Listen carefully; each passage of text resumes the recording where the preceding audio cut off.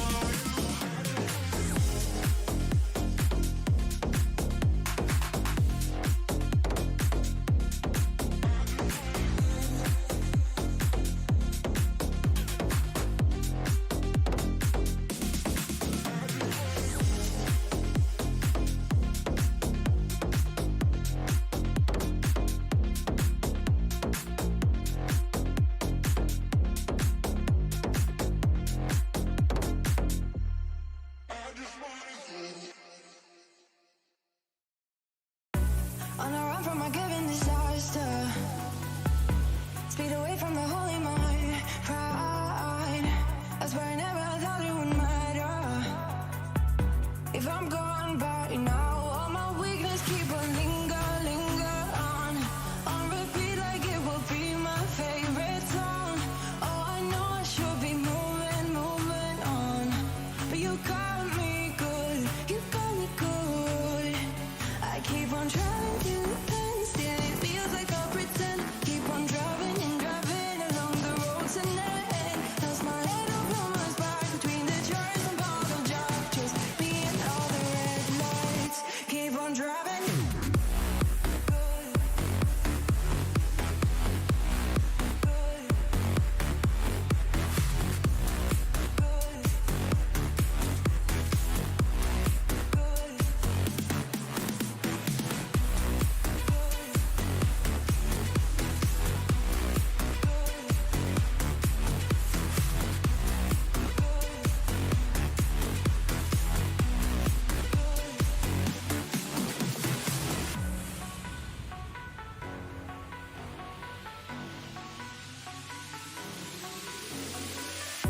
In the heat from a hot California, I forgot how you look like in rain.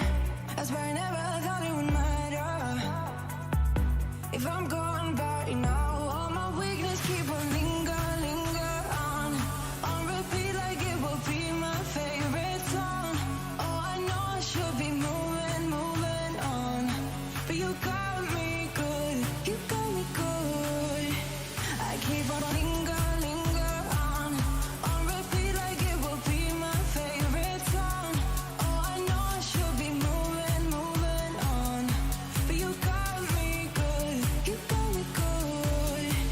I keep on trying to stand still, it feels like I'll pretend. Keep on driving along the road tonight. Lost my head over my back between the jars and bottle jars. Just me and all the red lights. Keep on driving.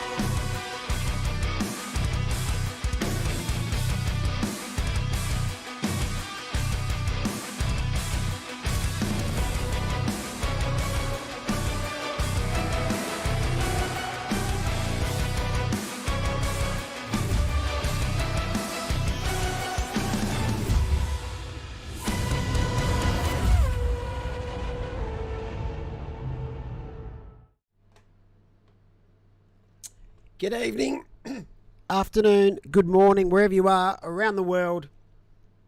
It is the Kyalami 9 Hour. It is the final round of our Endurance Series for 2022.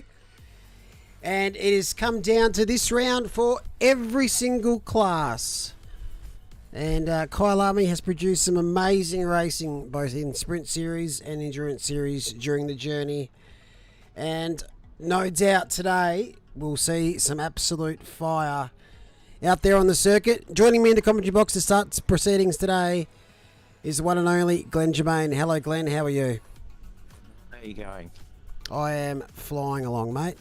Flying along. That's good to hear. There's some guys out there that are flying along too. They certainly are. Looks like we're going to have a nice dry start to Kyalami. The weather predictions for this round are very dry. I think there's like 1% chance of rain, but that doesn't mean that's the case on the server. It's still a roll of the dice. But all those feet pics that I've been sent in my DMs are probably going to fall on deaf ears. So apologies for that. Yeah, there's been a few of us that have been hoping that it stays dry, to be honest. Kyalami is tricky at the best of times, let alone when you throw some water into the mix. Oh, absolutely. I've seen some crazy racing here in the wet. I've seen some crazy racing here in the dry, to be honest, as well. But the grid is set for today. We've had 5 rounds, 4 rounds that actually went ahead thanks to server issue round 1, and we've seen 4 different winners, which is a great thing to see. A nice balanced spread field. Leading the way in the championship for the pros and the overall win, once I can just click on these buttons, is the Worn Tyre Tribe entry of IB Racing. They're currently on 474 points. They are just ahead of Steezy Autosports, who got a win last round, actually 2 rounds ago, and also had a podium last round. They're on 437. So it's wide open, because also in third place, a team that set 3 pole positions during the series is No Idea. And they're on 404 points, 70 points back. And they're yet to pick up a win. That is being quite surprising. They haven't quite got across the line over the duration of this series. And surely, Glenn, they're due for a win as they put it on pole for this round. Well, yeah, watching the guys in practice and in quali, they sure have the speed and the consistency to be able to pull off a win. But the fact that they have been consistent and without a win to be up in third position just shows how well they've actually done. And just behind them, I note that the Sonicus brothers, along with Mr. Johnson, are sitting at only about 14 points behind them. So it's mathematically possible for pretty much everyone down to the first 6 to grab the win of the championship here. Yes, you're right. Kovacs, who had that car change and deducted themselves 26.4 points. In saying that, also did No Idea did the same. They've deducted themselves 30 points, and they're still in the hunt. Another 2 teams worth shouting out as well is Mad Cow Racing. Where do they qualify? I think they're in 10th position. They've been super consistent, like massively super consistent. 368 points, still a mathematical chance to win. But as far as lap count goes, they've had more laps done than Kovacs Racing Purple and No Idea. So they've been super consistent. They haven't managed to crack the podium yet. Maybe today's the day, I don't know. And the same goes for Speedy Might Racing, who car 18 in the Audi. They're in the exact same boat as Mad Cow. They're 347. They're still a mathematical chance as well. And they've only done 1 lap less than Mad Cow. So it's great to see that all these teams up at that top pointy end have had a decent series right across the board. Absolutely. And when we start looking down the list to the Pro-Ams too, there's quite a bit of interest in that championship as well.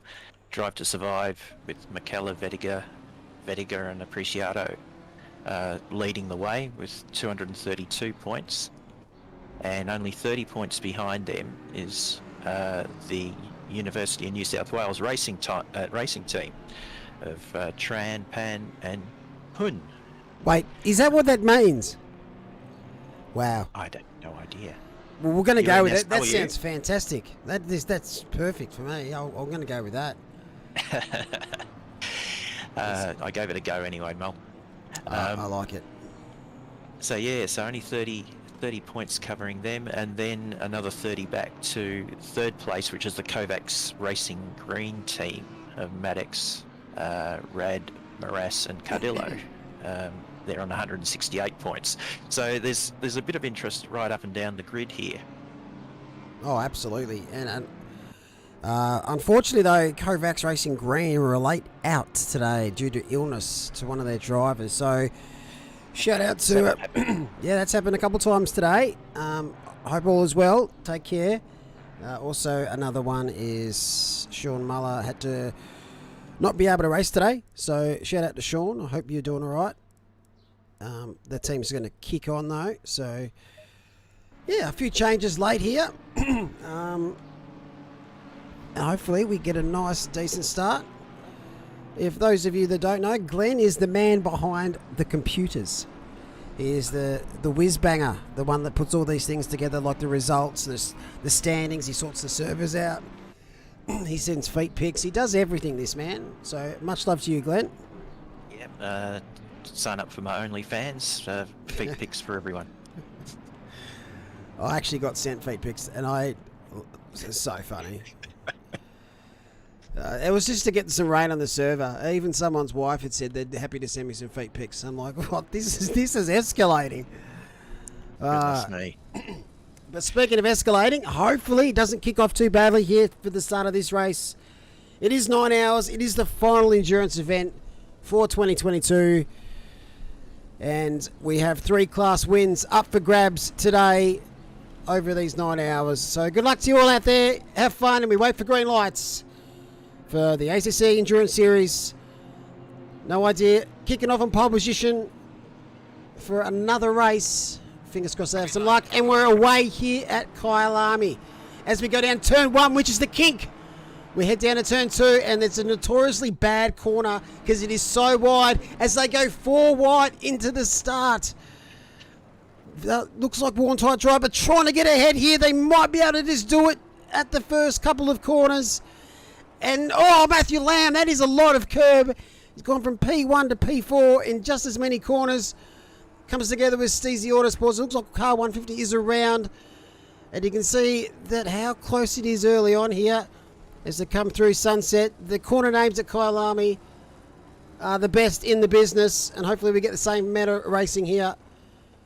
Worn Tight Tribe lead the way from Kovacs Racing Purple up from 4th.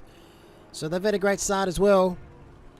But Matthew Lamb and the No Idea team just can't quite get those starts done right at the moment. But fingers crossed, it is a long race. That means absolutely diddly in comparison to what we're about to endure here for 9 hours. It's been a pretty good start though, Mel.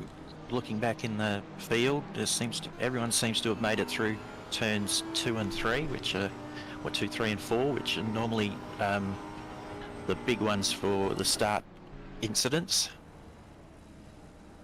Yeah, that where Matthew Lamb could have hit that apex, that little sausage, notoriously bad corner for starts of these races. And there's another one we just passed there, Cheetah. We're going to see that a few times today. We've actually had the camera on that in its own video in previous events here because it is a car killer. But lap 1 in the books, and it is fairly consistent, as I'm pretty sure Cheetah has just murdered 2 drivers based on that track map. So kicks off early, and we just look through the field. The 787, is that Underdogs? I'm fairly sure they qualified P4, P5 maybe. I swear I saw a Pro-Am team up there. Yeah, there's a couple of class little errors. That's because some drivers and teams haven't submitted the car JSON update when they've done the car changes. But that's all right. We'll soldier on. Who's your prediction today, Glenn? Who do you think? Which Which team's going to come out on top for the Going pros? for a hometown win with the Sonicus brothers. I know they don't live there now, but still Home. still home. And so I'm thinking that they're going to take the home track advantage here, and they've certainly got off to a great start.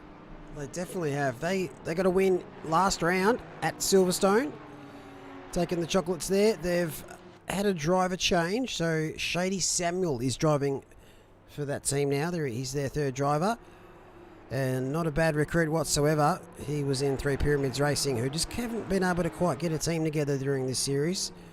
So a nice little recruit there for Kovacs Racing Purple. Weston and his teammate Daniel Hunter, they're in a good spot. They were a bit unlucky at Watkins Glen, but stiff competition today in the Audi around here. What else we got? Bricks Racing. They joined the series a little bit later, and they've been absolutely fantastic throughout, with probably my favourite livery out there, other than the milk ones. Yeah, the milk teams are fired up for today. There's always a bit of inter-team rivalry as well.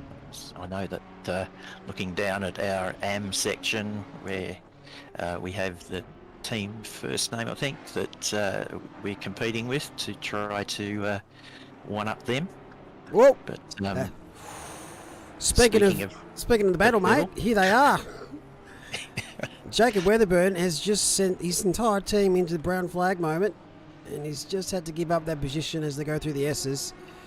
Good save, though, because that could have been disastrous there for the Farmers Union team. And it looks like he's going to look on the outside. It's going to cover off nicely there. It's Hignett. Car 600, missing Alex Bowen today. He's busy. But big shout out to Alex, absolute stellar human. Hope you're having a great day wherever you are, mate. The boy from Rapania, as they go down mine shafts side by side. That Honda's got some legs. And Hignett's just had to yield that pretty early. Yes, we don't want to do milk on milk action. We save that for Kovacs. They love a good old team on team action. Yeah, they do tend to get in each other's way a bit, don't they? Oh, you're not wrong. Not good for team harmony. There's a nice little battle back here. So we'll try and touch. Oh, it's a little bit of a send. Oh, that's a bit of a touch. And that is a fence. It's a wall. That is JLS. a bit clumsy by the Alliance team there. Just lost the car's rear a little bit. Tried to save it. Nothing malicious there. It's just one of those things. Hopefully JLS and that car's not too badly damaged. Yellow flag here at turn 1. It is that Alliance team again. Perhaps Nichols got a bit of damage, and he's come together with Michael Young from Sophie Kingslow. And there's another car around. Kovacs have just exploded. Probably no fault of their own. We'll show those in the replay soon. But yeah, not ideal. Back up the front, Alec Rudin is in the car here for IB Racing. And he's been absolutely stellar all year. One of my favourites is Ali. Hopefully we can get your last name showing on the Pro Series screen next time, mate. Yeah, I fixed that, Mel. Good old spacebar. It's just race lab things. Yep. So the front order hasn't really changed too much. I reckon they're settled in nicely now. Yeah, we got. Oh, who's that shooting off in the back? Oh. Talbot, I think he kept it out of the wall. He did. Which is no mean feat. Normally, once you're out there, the wall acts like a huge magnet. Yeah, it's not a fun little time to try and pull it up if you hit that sausage. Budding sausage, as we used to call it. See, 422 is another yellow flag, so they've got something wrong with their car because they've had 3 offs in a lap. So hopefully they can just settle down a little bit, maybe get in the pits early, get those nerves out of the way, fix the car. That's wide. Mr. McDonald.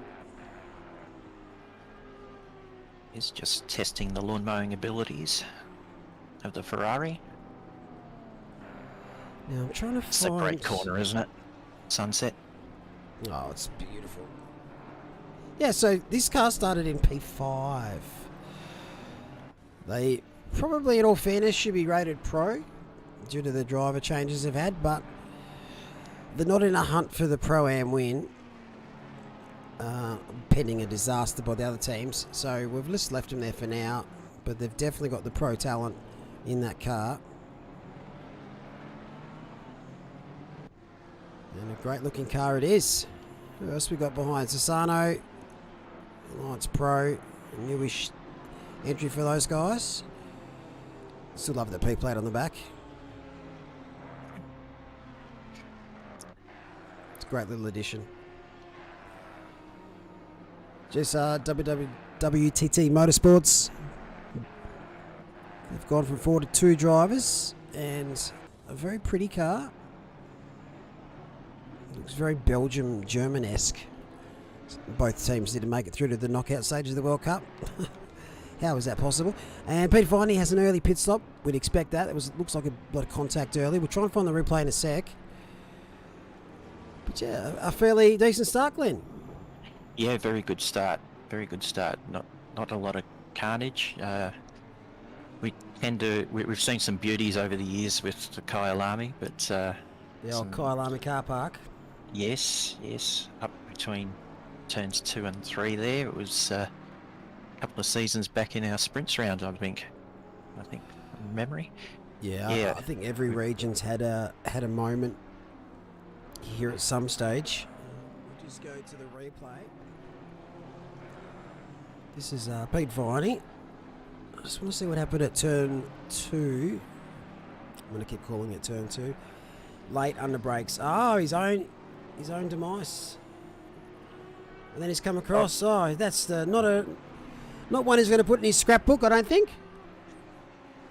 You could have done without that. Oh no, I don't want to show you, Glenn, but I think 700's at a moment. They're broken down. Lost our way. You definitely have. So that'll be a tech issue for Damiano.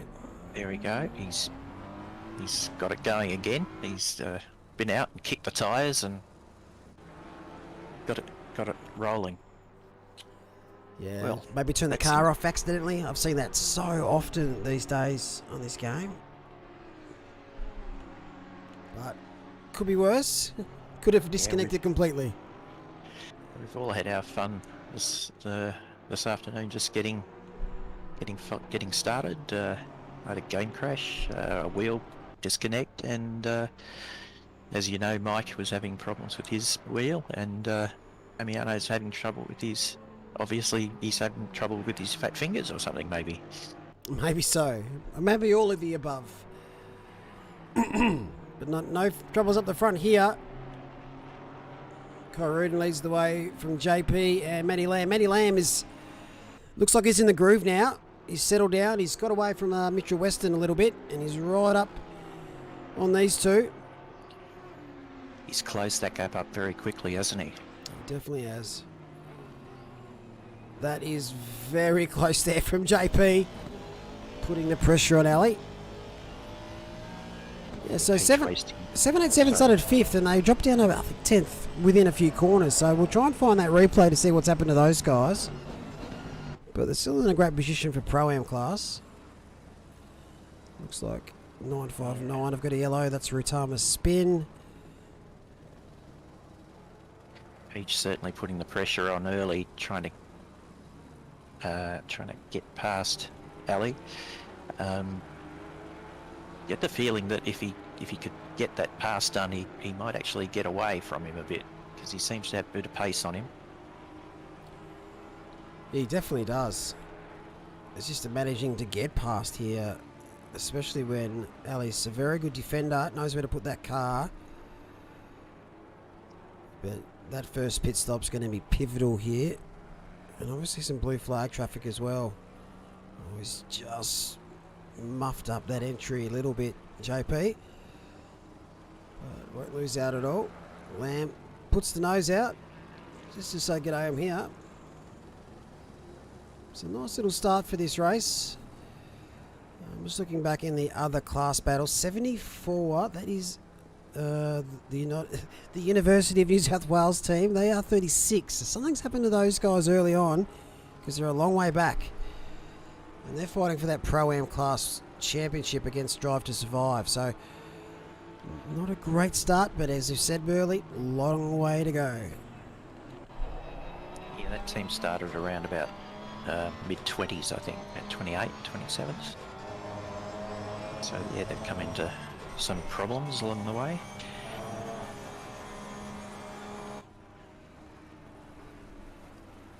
A few little battle packs forming up here.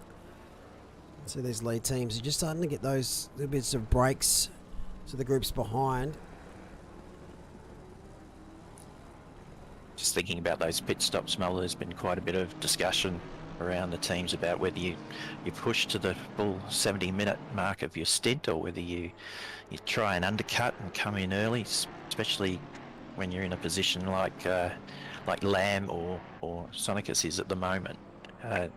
That undercut by a lap can sometimes just give you that jump. It's a tough one because you're so dependent on traffic. And the other thing is you don't want to start pulling the pin too early on your pit stops because you want to try to minimise them, and it is possible in this 9-hour race to grab yourself some extra time by reducing your pit stops by 1. You want to give yourself every opportunity to do that. Yep. Definitely so. Oh, that's a bit wide. And I'd like, and you want to give yourself some options later on in the race. If you go early for some stops in the early part of the race, you do limit the opportunities you have later on because you do to run longer. And yep. Just up ahead, that looks like Josh Breen and Flexus Mutz, the first of the blue flags, and does the right thing in these little Lexus there and gets out of the way early. He's going to have a terrible time for the next probably 5 minutes as the leaders are starting to fly through. You just want to try and find a little bit of a window. Maybe after car 600, they can sort of just tuck in, get in the groove. But either way, it's not a great place to be early on these races. No, definitely don't want to be seeing the blue flags waved at you after 3 or 4 laps. We'll see penalties being dished out there to car 42. 15 seconds there for Cesano. Big shout out to our steward team. MVPs as always, putting in their volunteer hours to steward these races. Fantastic effort. They don't get enough praise by everybody. So shout out to Matty Powell and Megan D, the race directors for today. And the rest of our steward team who's jumping in the booth, as that is one way to avoid blue flag issues, just to completely get yourself off track. Joshy Bree. Just jump in there. He's done that perfect. He's done nice that little perfectly. slot. Yep. Yep. Perfectly. Let's see where's 174? These are Pro-Am leaders at the moment. This is Jake McKellar in the car of Drive to Survive. They're currently 25th. But that'll be enough for the Pro-Am Championship. Just got to keep the head down, be consistent, stay out of trouble. Which is pretty much for all these endurance races. Yeah, they're pretty much holding station from where they started. They've lost a couple of positions, but nothing drastic, so they'll be pleased with that start. Quick shout out to Tim Brook. One of those drivers who sent me feed pics. I'm not naming names, but I've gone and done it.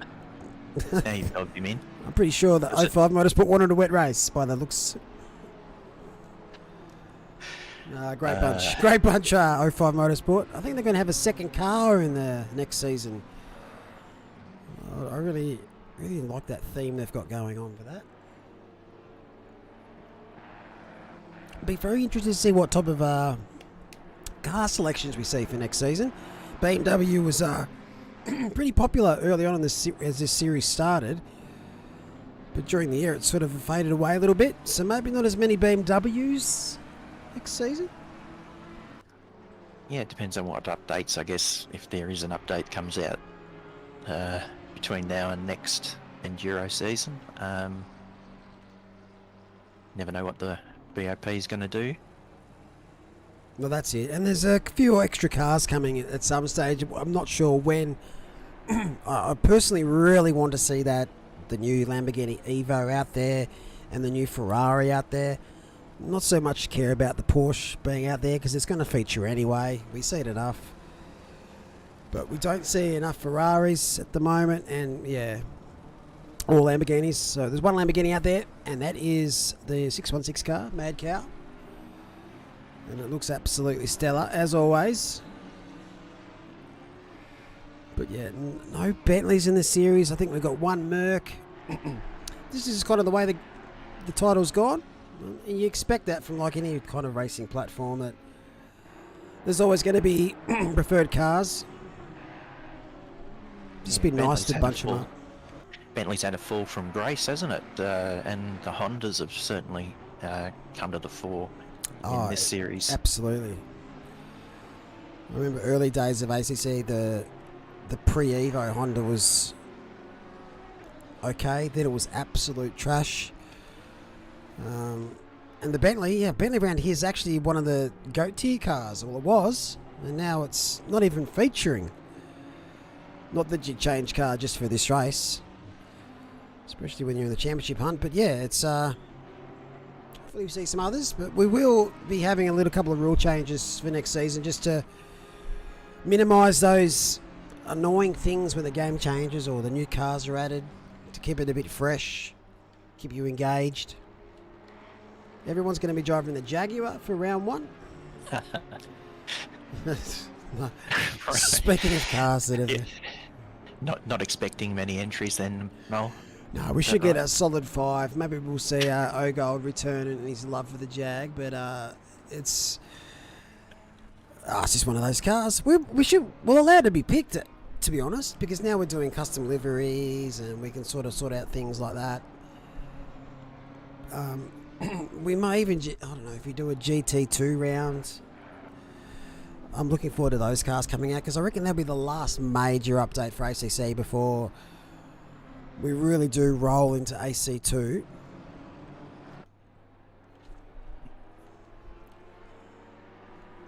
So, just looking at the front, that 11 laps in, and in a nice little groove, and no one's really gapped anyone. If you look at those deltas, the biggest one between the top 7 is 1.2 seconds. So those behind are also getting in the groove and are joining this battle.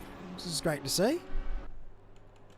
See Lamb and JP have swapped positions there in the last couple of laps. Oh, good spot. I reckon he's made a mistake.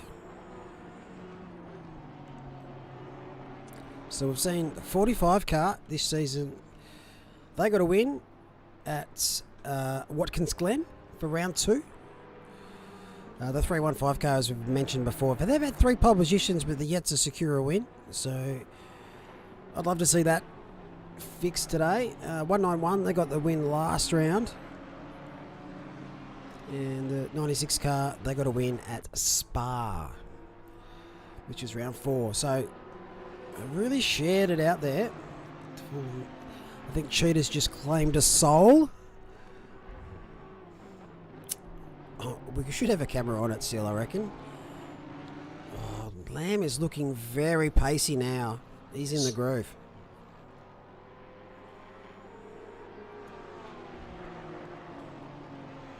Yeah, as you said, Molly was lucky not to yeet it straight across into the wall off that sausage curb on lap 1.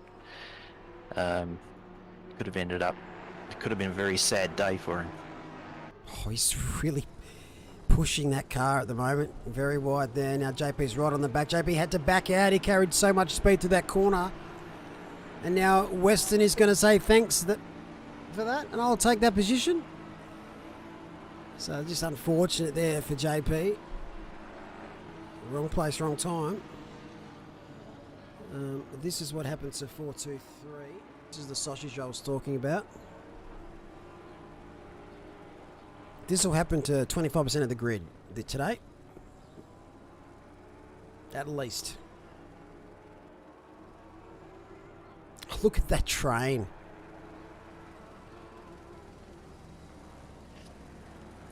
Love to see it. I was figuring out, Mole, last night, if you do 3 hours around here, that's about 100 laps. I've got, I reckon I've definitely got a 1 in 100 chance of clobbering that curb and putting it in the wall. How many stints are you in the car today? 3. 3. Yep. I have faith. I have faith you'll manage to avoid it. You might want to focus that camera on the. On your car, on that. sure. I've got a double, double stint a bit later.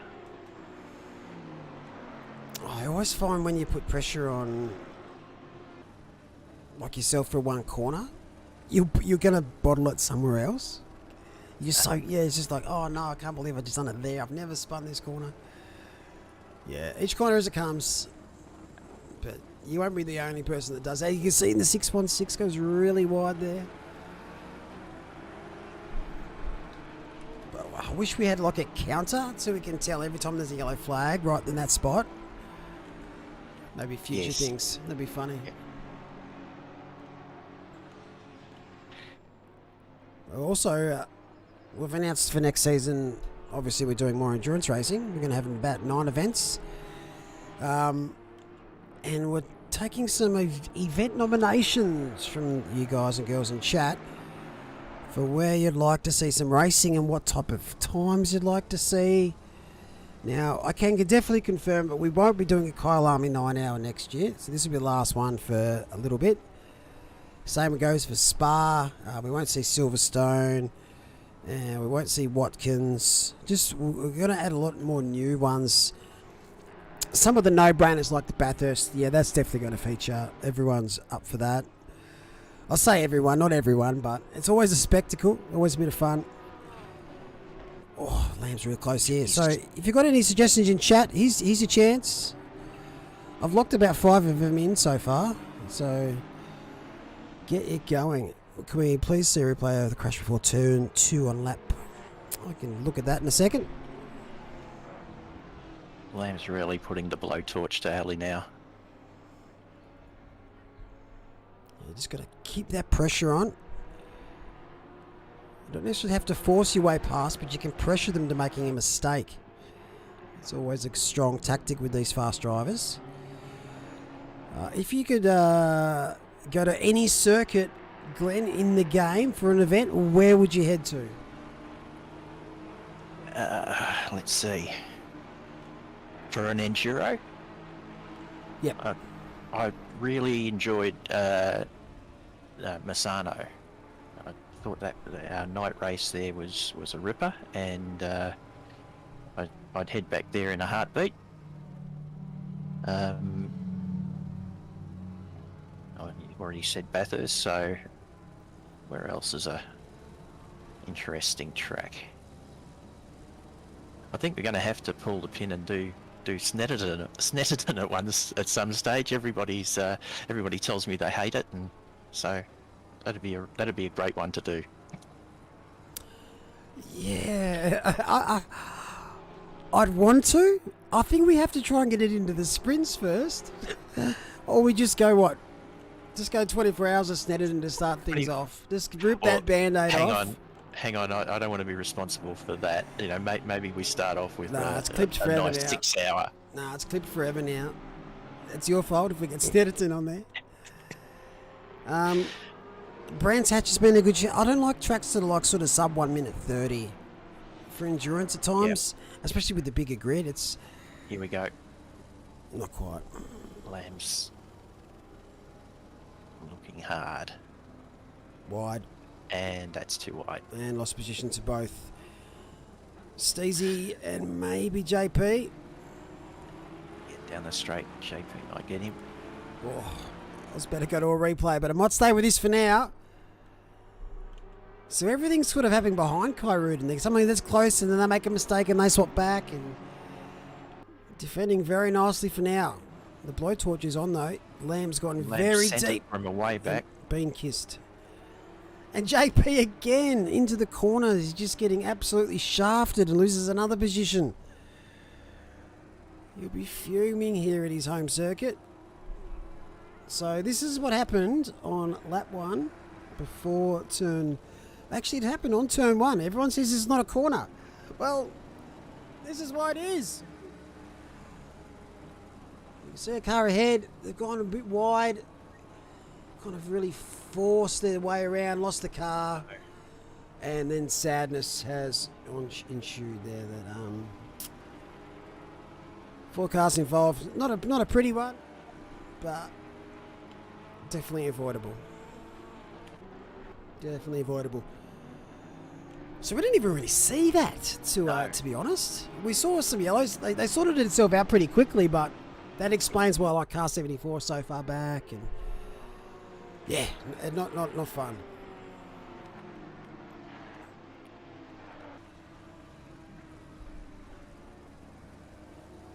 Stephen Ty and the Rockets Evolved VTEC edition. They're doing pretty nicely this series. Stephen Ty's had some great results personally. Round 1 of our Pro Series. Picked up P4 from memory.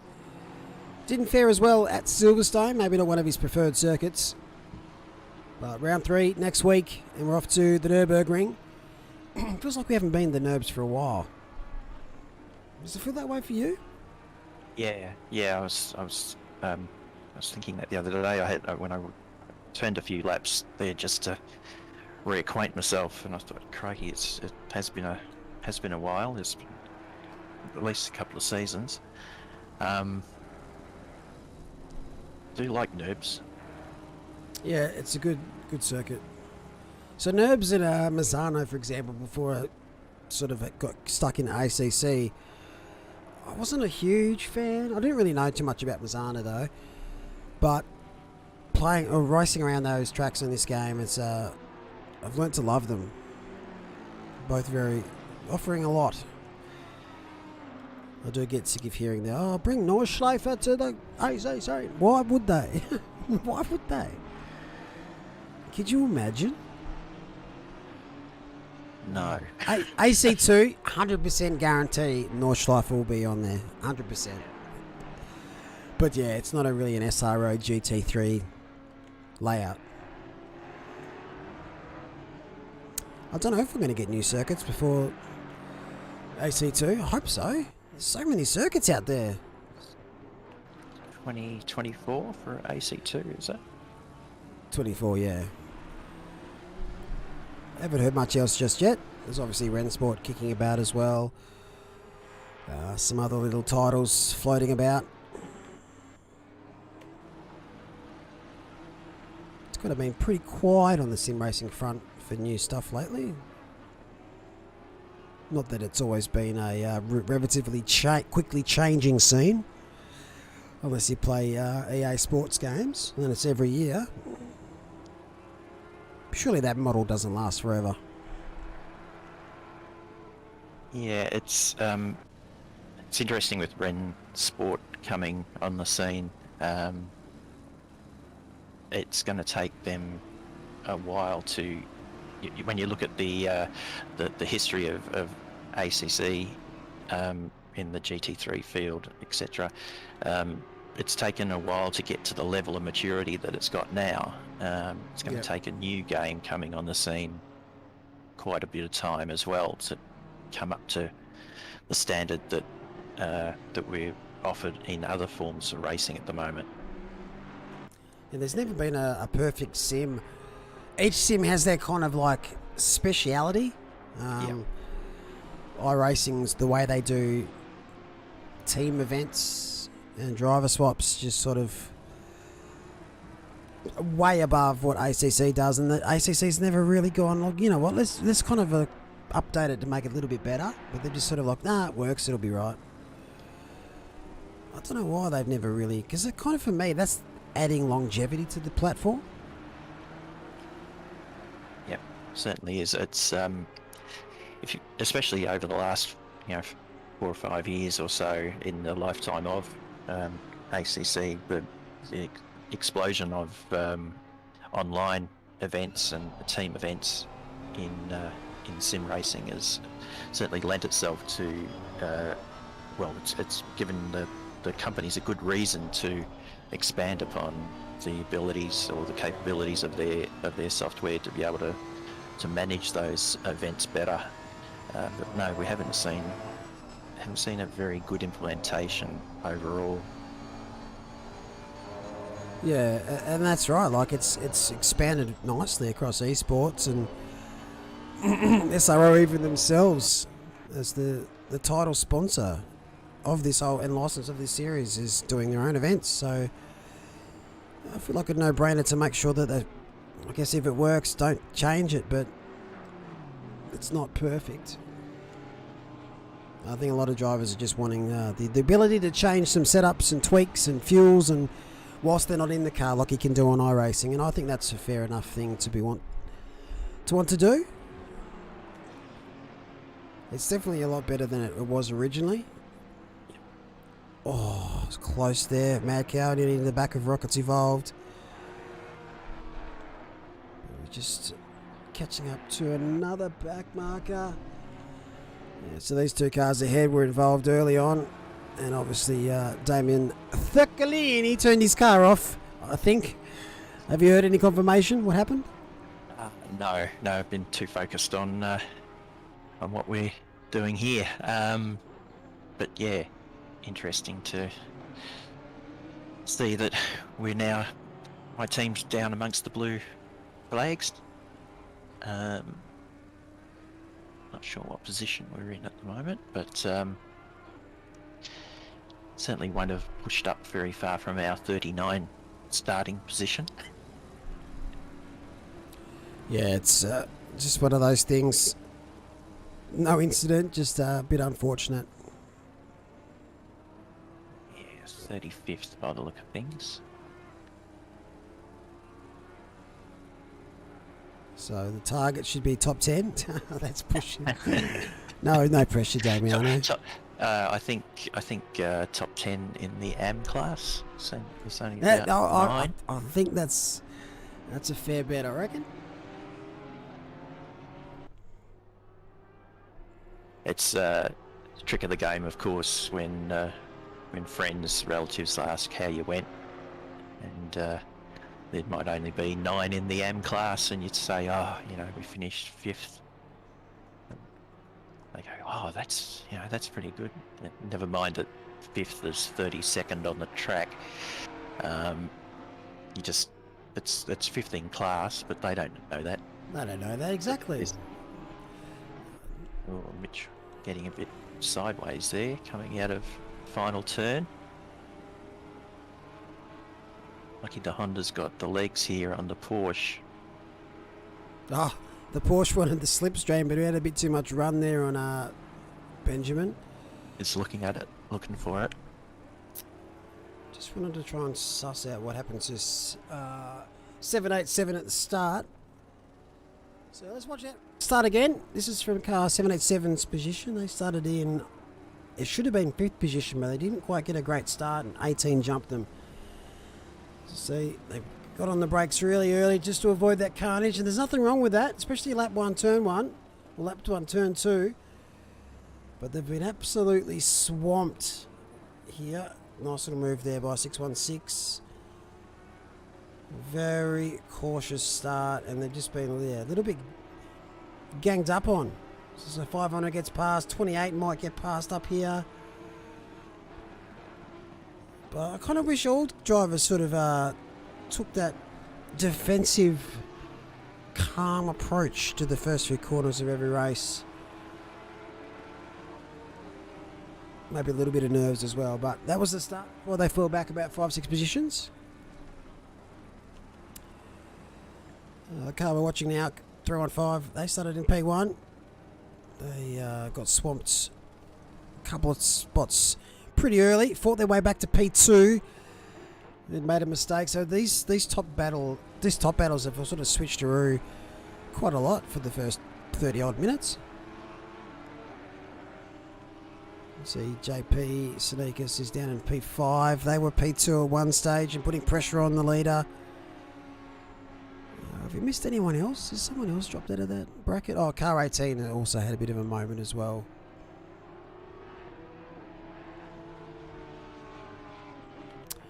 So as it stands for now, car 45 will be the Pro Series champion, endurance champion for this season. But Early call, Mel. early call, 8 hours 22 left. Very early. All I hope is that the results are done on track. I hope there's no disconnects or internet failures or device failures. It happens, but you just hope it doesn't change any results, because it's never fun. You hope it's self-inflicted. You've been in your car.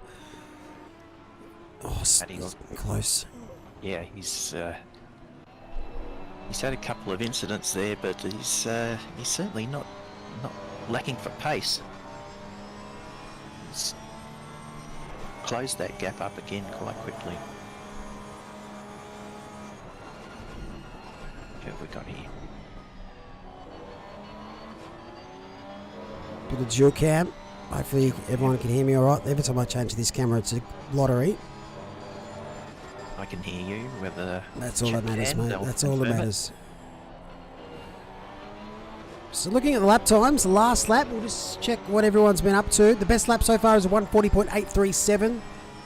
That is by the guy we're on board with, Matthew Lamb. Last laps, 41.9, 42 flat, 41.8 for the top three. Rapid early.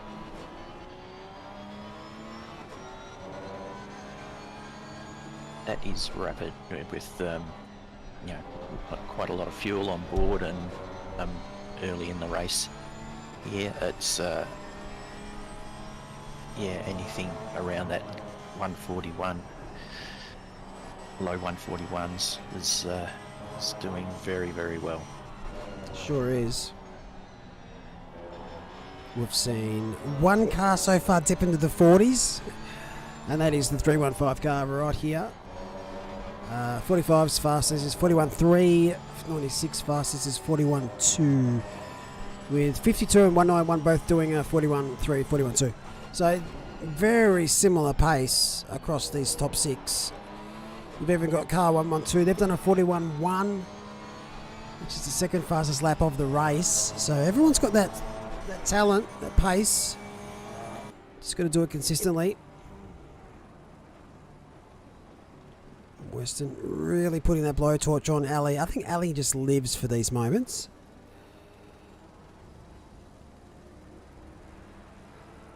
He's very, very smooth. He doesn't seem to get flustered at all, does he?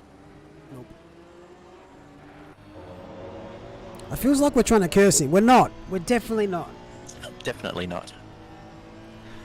But Weston is probably as close as he's been down to turn 2 for the entire race. Ali defends inside. It's the way to go, because you can get a bit later on the brakes and really cut off their exit, as he's done right there. So that's just good driving. Bit of a gap now to between 3 and 4th position as Lamb goes on the inside. Nice move. Is that barbecue, that corner? We'll say it is. Yeah, let's. Or is barbecue up here? That's Sunset. Is this barbecue? Someone in the chat will let me know. Nothing like a sunset barbecue. Looks like 52's picked up a 10-second penalty, as is car 90. I think. Oh, he's close now. Yeah. Defend inside. And he's going to go later on brakes and just cover off the apex again. He's done it nicely. But down mine shaft to the Crocodiles is a really good opportunity for an overtake. It's such a wide corner. There's a couple of different ways you can get around. If you've got the big brass coconuts, you can do it here, but it just wasn't close enough.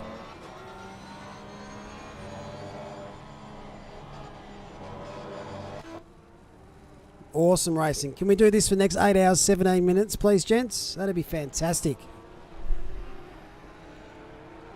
It looks like JP's could have just stuck in traffic. I'd say traffic. It is still someone competing for race position, but I know that they've got a lot more pace. They just need to get that clean air in front of them. Top 10 looking very good so far here.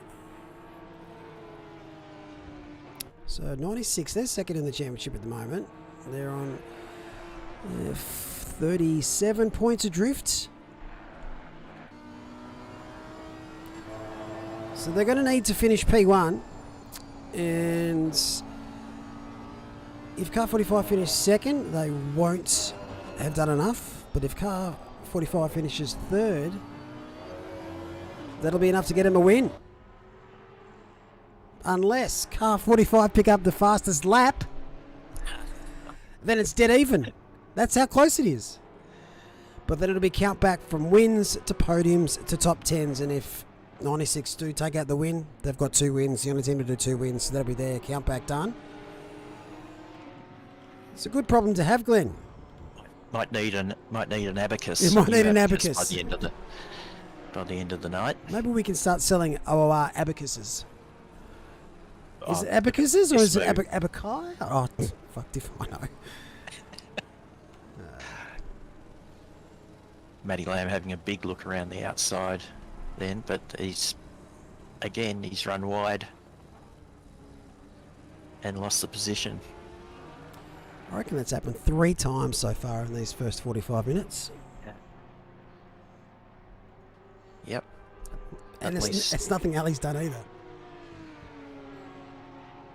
No, he's just kept tootling along in front. Making that Honda super wide. And frustrating the hell out of everyone behind him. Yep. The gap between third and fourth, that blew out to about 5 seconds at one stage, and I think that's just cutting down to 3.5. So it's still in a good window. It's not far back at all, really, if you think about it.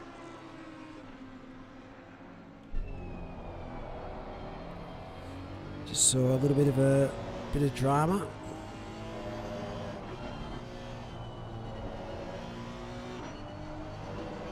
Oh, late on the brakes. Early. Yeah, a bit late there. And just as we were watching, I think JP made a mistake. Stephen Tyres got past. Maybe hometown nerves at the moment for the Sneakers brothers. I've given him a curse at the very start of the race, have I? I think Saying that he was my pick to win. Could have very well done so. Very early for a commentator's curse. Oh, it's never too early, mate. I've commentator cursed people in qualifying. It's a skill. Honed over many years, I'm sure. Yes.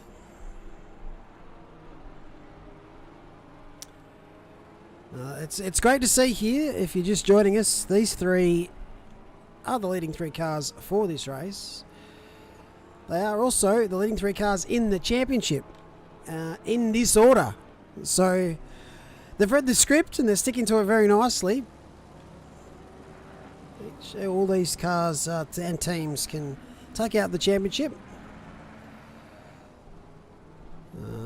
The 315 car, they only have really one bad race. They've had 3 podiums, which is 3/3, and they had I think it was like a P16 or something at Paul Ricard, so they weren't invited back to Paul Ricard. Oh, another deep... Late on the brakes there. Yes, Mitch was very late on the brakes in the 96 car there. He's allowed Lamb up the inside. Just see some blue flag traffic ahead. Lamb's going around the outside here. Weston's giving him that. It's just good racing. Got to know when to yield, when to take your moment. Oh, Lamb is really testing that Porsche's capabilities. Love it. You've got... It's one of those things too with the Porsche the way it is. you go out there onto the gravel too often, one of them's going to grab you and throw you into the wall, isn't it? So if you do that 5, 6, 7 times in the race, your skill is going to hold out for so long, and then luck's going to. Oh, it'll catch up with you. It'll catch up with you. Yep, for sure. Yeah, not many sim races have 9 lives, I'll tell you that. Some probably feel they don't have any luck whatsoever. The gap between 3rd and 4th, that's gone down to 2.5 seconds, 2.4 now, so they're closing in whilst these 3 battle, which is only going to help those like Stephen Ty, JP Sneakers, Pinata, Talbot, they're right there as well, so it's good. It bodes well for the rest of the race. The start of the race has been so close. Car 28, they're a pro class team, so I have to keep reminding everyone today that they're not in the pro am class battle, sorry. Currently leading by 787. Who did we say was battling in the AM class? Team last name who aren't competing today. I don't know why they've done that. Even I think CJ Racing have also pulled out today. Yep. So Kovacs Racing Red, they need how many points? 72. Oh, they need a lot of points, but it's not insurmountable.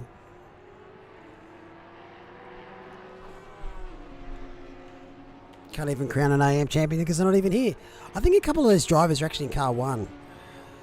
So if anything, they've kind of stuffed that up. They should have gone with team first. They should have gone and used the team last name car. We've done well at Milk, haven't we? Oh, professional.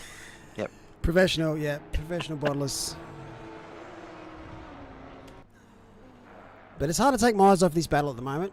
This is the top 3 at for the whole series. In the background is that gap closing up even more so. Oh, 6 extended, 7 tenths. So I reckon Stretched out again a little. Skylar's had a moment. But we're not far away from something happening up ahead here.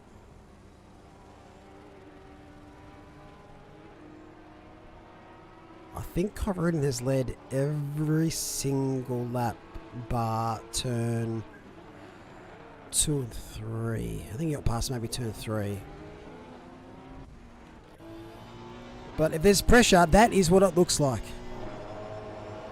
Lamb and Weston right behind, coming down Mineshaft into one of my favourite braking zones in ACC is through Crocodiles.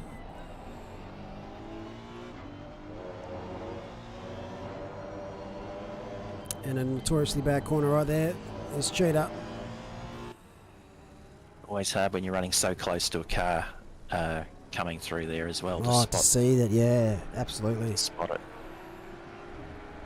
Because you don't want to get on the brakes too soon and upset the car behind you, and you don't want to really compromise the line and have a look because then it narrows the corner. Like it's very tricky.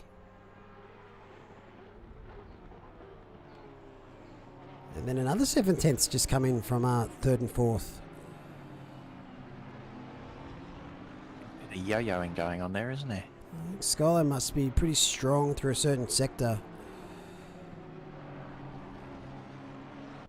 Because there's not too much compromising defending-wise from Kyrud, and they just can't quite get close enough for him to have to defend too hard. Caution's very strong down here. Oh, I say that. And Lamb's gone, you know what, I'm just going to send it now. I've had enough of this. It's my turn. And he gets it done before the S's. Very patient overtake there. 30 laps. And the race lead has changed. But Kyle Rudin can fight back pretty quickly.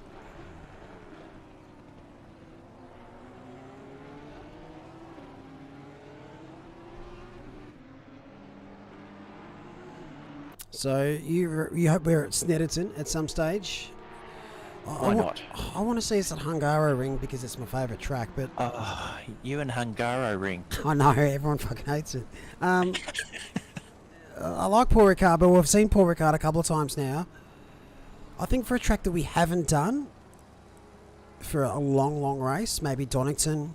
I'd actually like to see Zandvoort. I think Zandvoort might be better for long distance. Just something a bit different.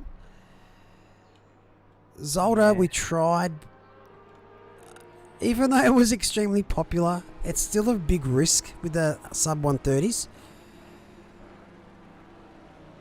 Oh, that's close. Zandvoort isn't that much longer, is it? It's only about 140. Yeah, 140's alright. It can be feel like a very long lap if you're not getting it right. Yeah. What else is Just there? looking at it from a blue flag perspective, I cringe at Zandvoort. Really? It's not. Yeah, just the amount of opportunities there is to let some of these quicker guys through. I think the main straight works well. That's it though, isn't it really? Oh, the back section after the sweeping right-hander, you got another couple of corners. The second corner after that, very wide. That's a good spot to get a move done. That little bit of section before the chicane's another spot you could probably get past. But it's kind of, if it's really no different to Bathurst. I know Bathurst has 2 straights, but the top of the mountain, you're not meant to get through there as a blue flag. And I think if you can negotiate that, you can probably negotiate Zandvoort. Or just don't get blue flagged. The simples. Yeah, Is drive that faster. easy? Is that easy, isn't it? Yep. No, we'll be definitely mixing it up. I don't even know what the most popular... I think it's a 10-hour is what's most heavily voted on, but it'll be a mixture of 8, 10s and 12s.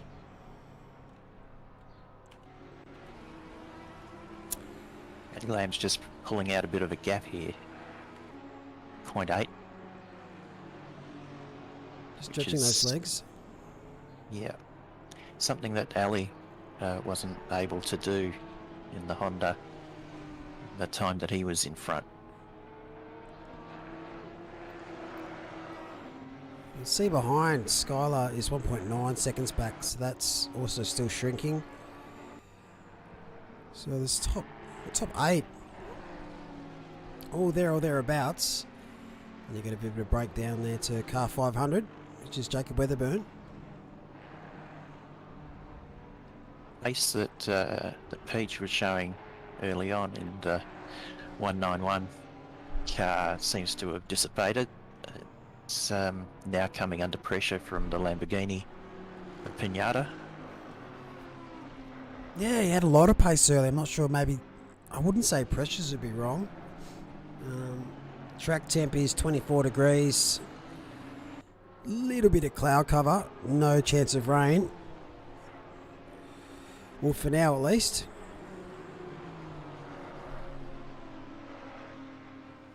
I think if we set the real temps, the actual circuits at, the cars would melt. It's generally it's a bit Darwin-esque, is it? Yeah, I think they might be getting near track temps if they race there today at about 40. That's not super fun time in ACC. So Yeah, whilst we try and make it a bit warmer than times. normal, we make it more warmer. It's a bit of a balancing act. Oh, Pinata's looking very racy as well for Macau.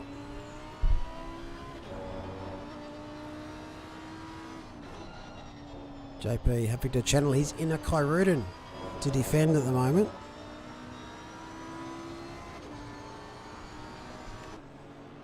So for 45 to take the championship, they need to finish P2 or higher, and they cannot be beaten if that's the case.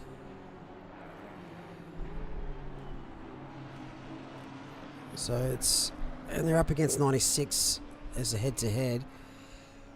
I don't want to be a betting man today, so I'm not going to say who I think might take this out. It's hard to go past the leaders in the championship, but it literally could be any of those top 4, I reckon.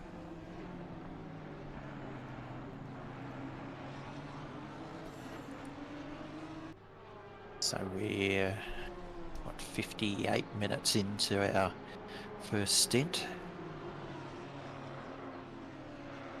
Probably see everybody or especially the leaders, will extend as long as they can. I would expect. Oh, Is that definitely. you're thinking, well, Yeah, if you got that track ahead, there's not too much blue flag traffic, and it's a bit of a longer lap at times. There's a lot of places to get past blue flags. They shouldn't be too much of a hindrance. It's just when they're in a congestion, that's where it sort of flares up a little bit. There's just singular cars to get past here. It's easy. So yeah, if I was Matty Lamb, I'd be just going as long as I can till my stint timer runs out. As long as the car's lapping well.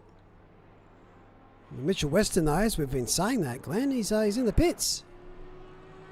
That looks like some damage. it does. That front doesn't look very healthy at all, does it? That is, how do we miss? He's not just come around off a cheater, has he? Oh, we'll suss it out. That it could be a huge moment in this race. Lamb's now pulled that gap out to just over 2 seconds. And the Ferrari of Skylar is 2.1 behind now, but with a 10-second penalty. What have you found? Well, my fears came true. It looks like Mitchy Weston is a bit too much of the outside. Got a bit unsettled. Fence and straight into the pits. Wow. Very good call. Did a little mono. Yeah. That is impressive. Wow. Never seen a car get up on two wheels like that before. It looks like Matty Lamb's come straight in to kind of cover off that. Probably not knowing maybe that he's hit the fence, or just to be safe. Because 96 is back out. There wasn't too much damage. But straight into traffic. And this is not blue flag traffic. This is for race position. So he's right behind Sean Bubb now. For Kovacs Racing Black. I don't think Bubnow's going to force the issue too much here. He's left that inside open. Sitting Braked a bit high. later. Kept his steering open. Yeah, it's very nice of him to do so. It's not his fight, not his battle.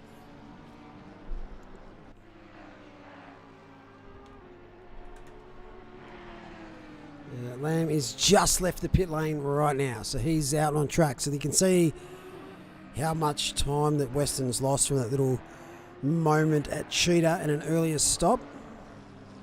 He's obviously had to fix some damage to that Audi.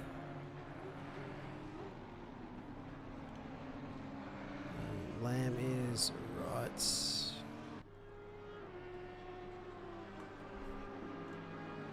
There, Britt's going in the car. So Britt's in the car now for no idea. He's also in a bit of traffic. But that's pretty much the case for these races.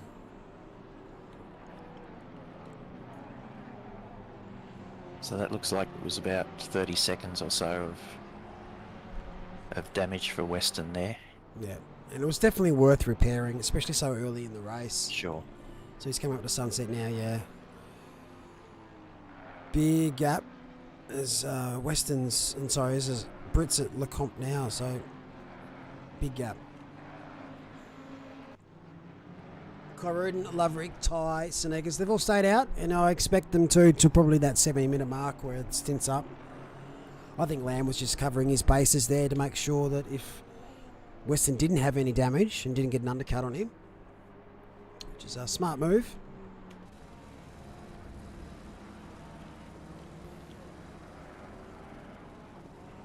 Jesse McLean, poor man's more famous nearly for a rejoin at Paul Ricard than a Bender, and that is saying something. What is with Paul Ricard? I don't know. Maybe it's just the confidence that the huge runoff areas give. You think you can... Yeah. Well, it's See more than Paul you can. Ricard and people with the last name of Mc something. It's a trend. If you go to Paul Ricard and your last name starts with Mc, you're probably going to rejoin pretty badly at some stage So I suggest getting it out of the way early, becoming some folklore and OOR, and then moving forward from that.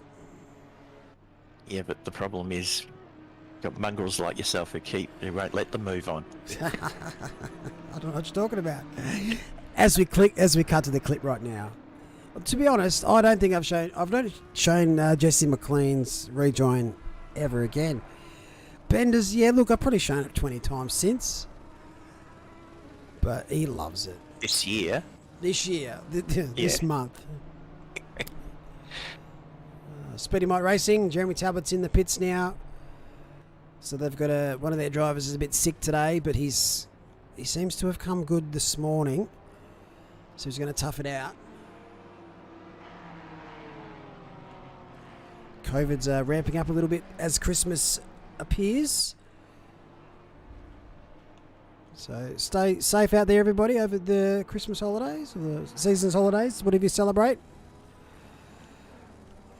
Don't put too much kilos on. I know I'm going to.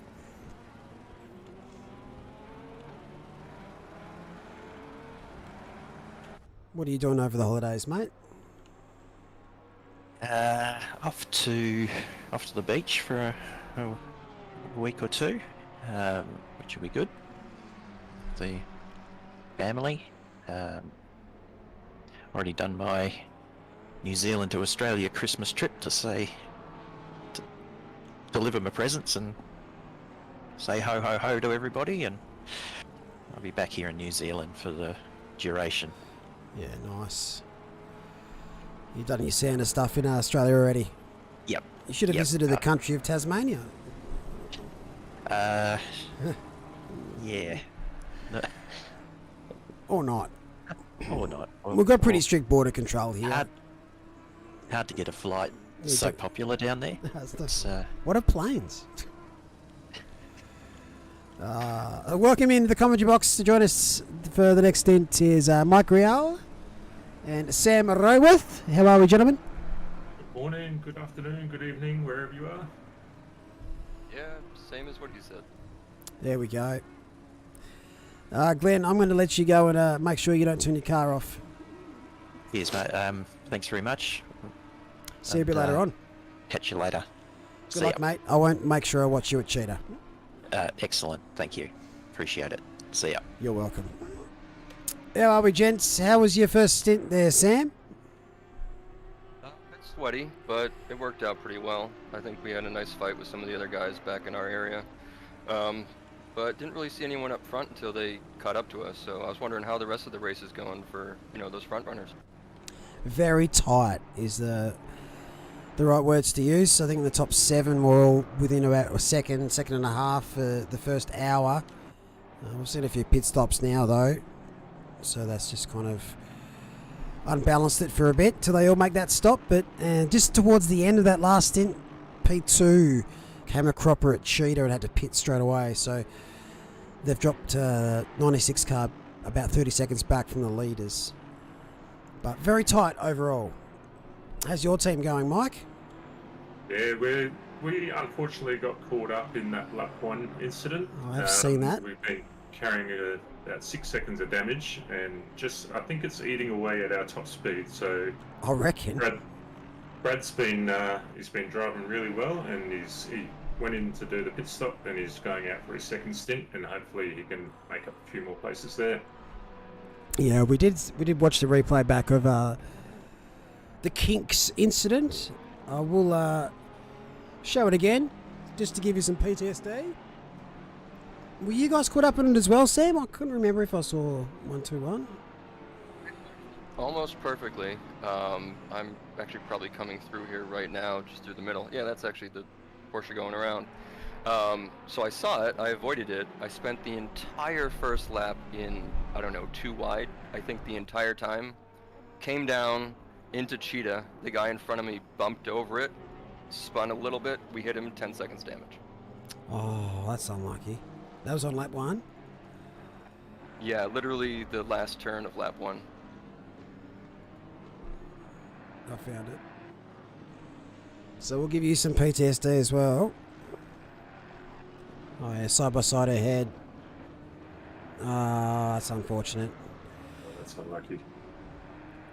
Cheetah's already claimed quite a few souls today.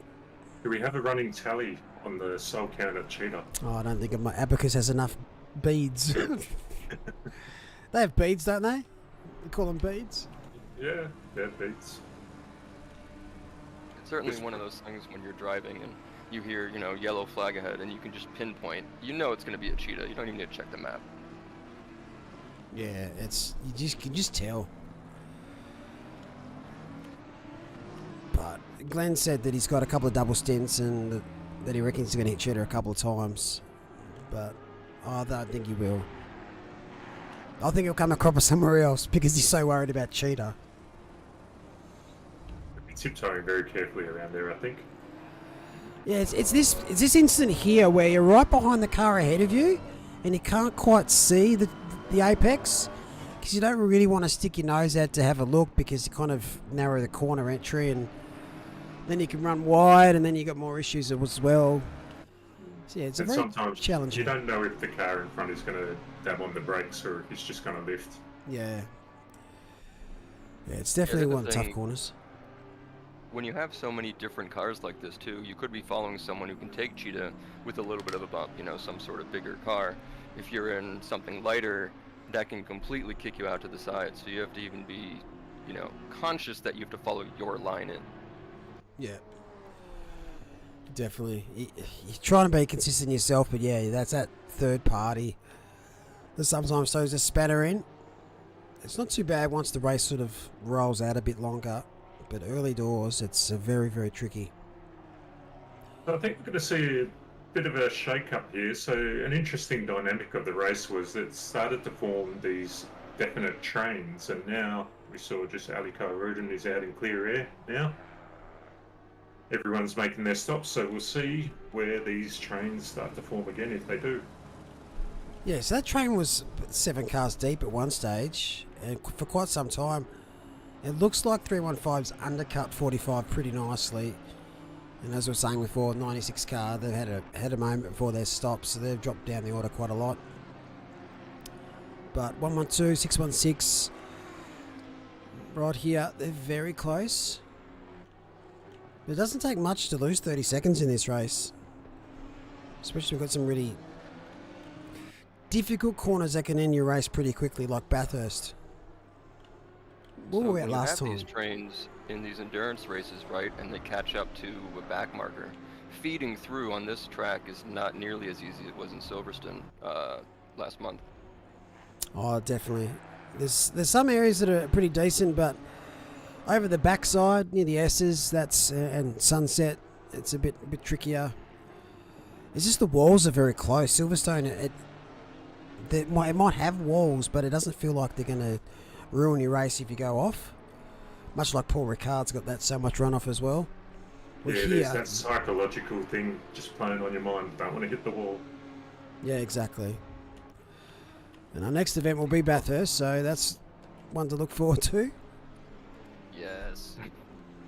I think it's also the elevation too, though. I mean, if you look at, you know, Kyalami with all these turns and elevation, there's a lot of sort of blind things coming up that make it a little bit harder to see the car. Yeah.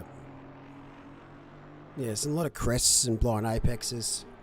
I think that's why I like Kyalami so much, because of those elevation changes, especially on the backside of the circuit, heading up to Le Cop and down Mineshaft. This is fantastic. Yeah, there's some great spots there, and they really push the limits of the driver rather than the car, because you can't use all of the brake on the car, especially coming up to that hairpin. The car sort of rises as you go over that crest there. What would be your favourite corner around Kyalami? As many souls as it claims, I think Cheetah is right up there. Yep, Cheetah. What about you, Sam? I actually like the mineshaft into the crocodile. Yeah. Just so fun. Yeah, I'd say Crocodiles is probably my favourite. It's pretty tricky as well under brakes.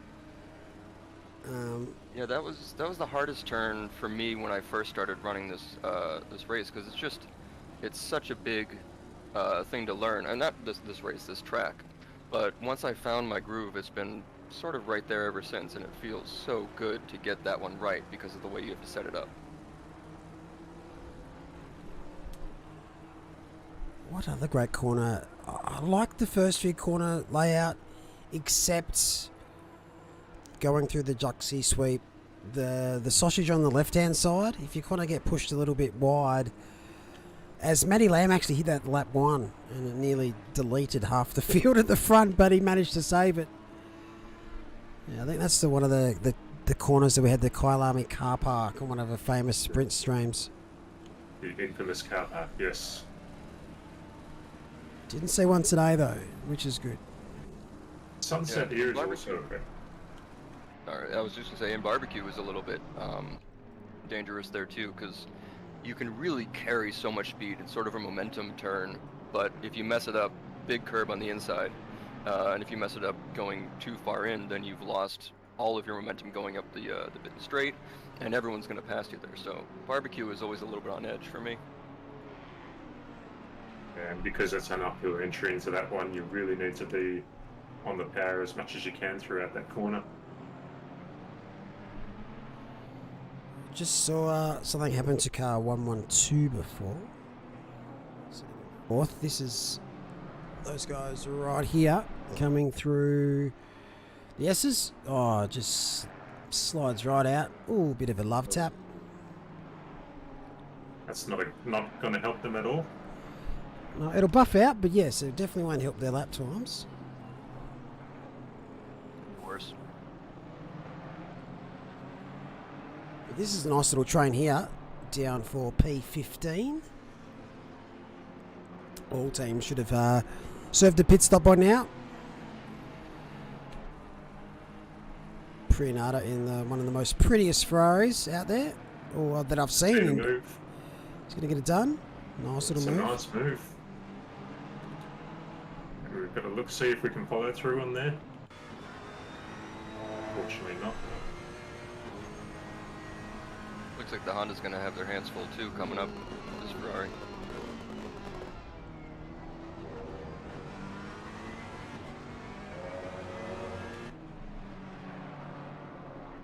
I don't know how you couldn't like Kyalami. I think it's a great racetrack.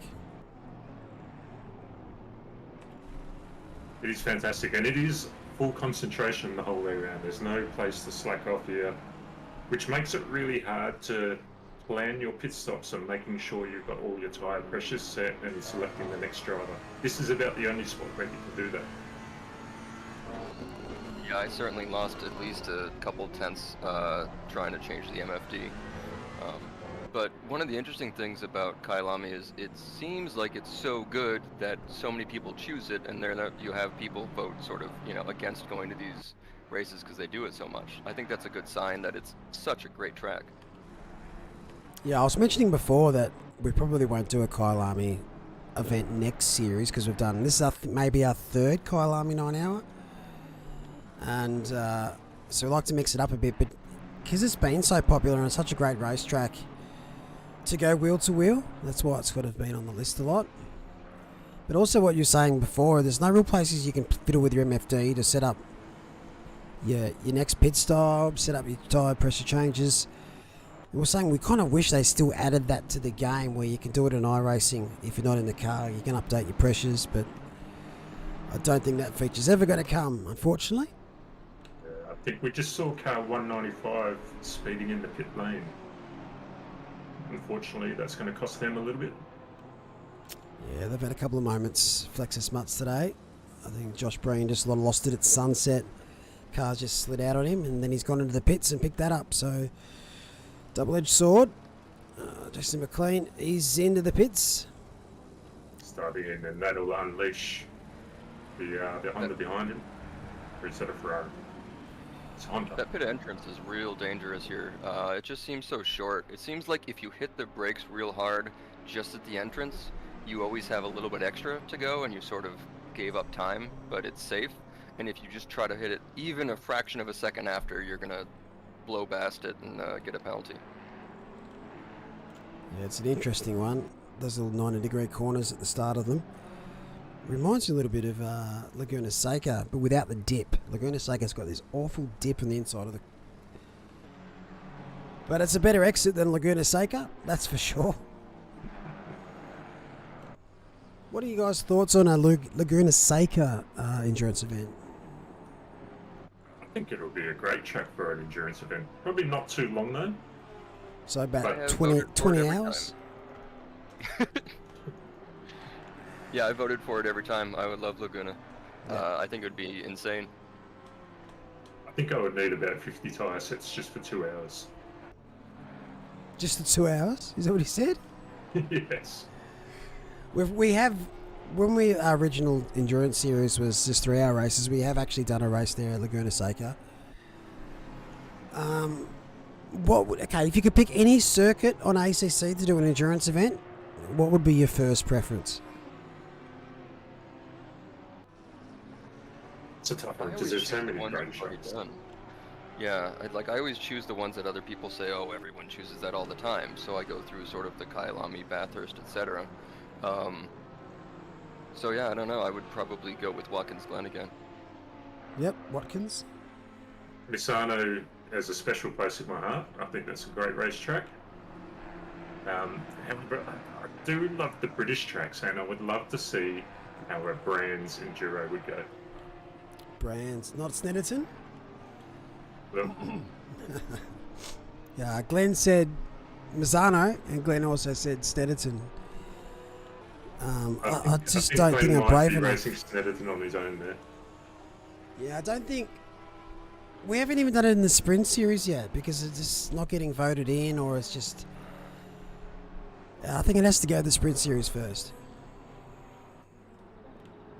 Well, my first Enduro was at Alton Park, and I loved it, but it was a GT4. Actually, I think it was mixed classes.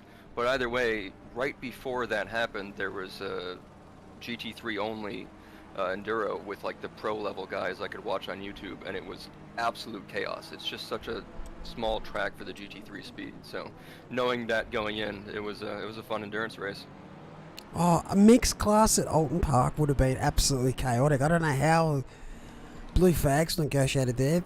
It is, as you said, it's very narrow, typical British track, but it's also very bumpy. I would personally love to see a GT3 event there. I think Donington Park would be just ahead of it first, though. Brands Hatch, I don't know. The lap time's a little bit too short. So yeah, I don't know how to go with a 48 car grid there. It'd definitely be entertaining. It would be mayhem. Yeah, mayhem's a word. Yeah, that is one of the things when you think about some of these tracks is, do you still run, 48 cars or however many we can fit? Because maybe it's the same level of intensity if you run less cars at a smaller track versus more cars at this track, but it's chaos running with all of them. Oh, it is. And it's hard to kind of like change to how many max you can have for these circuits based on how many people want to race. If we had enough to do a couple of splits, then we'd actually shorten the grids out a little bit and have tier 1, tier 2. So for tracks like Brands, you could run 40 teams. Like right now we're racing 39. And you can get away with a little bit more here at Kyalami, but yeah, tracks like Brands, you don't really want to run 48 or even think about it. Even Zolder, like we were going to do 48 at Zolder, and the start of that race was actually really good, but that could kick off pretty nasty as well.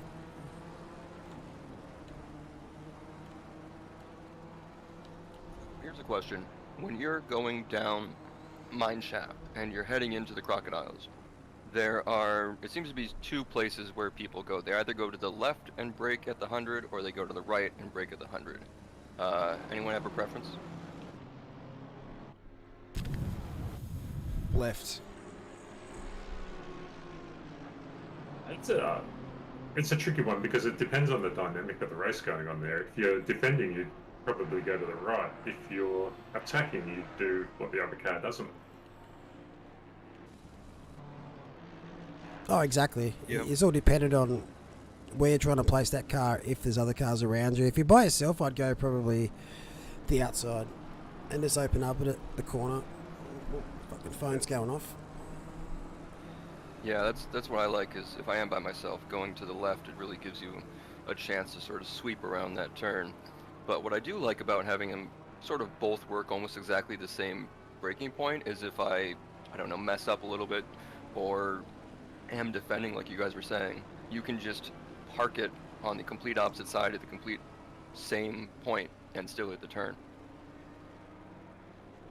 Yeah, it's such a great corner because it opens up so many different possibilities for racing there.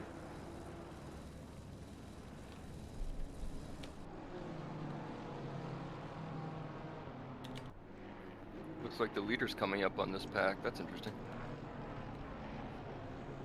Yeah, those gaps at the front. Oh, Oh dear. I was just spectating, Dylan. Oh dear, you reverse cursed him. You took the spotlight off him and then he crashed. Okay, you can't win as a commentator. So that saved that blue flag moment happening. Let's try and get a replay of it. Well, he's done pretty well there to get that back on track without getting in the way. That was definitely really good and safe. Almost looked like he would have done something a bit dangerous, but he stopped it. This little four-car train pulling there. Was he assisted or was it his own doing? Oh, he's already he lost the rears a little bit coming out of the corner, and then he just got finished off nice by car 20. So that's a tough one.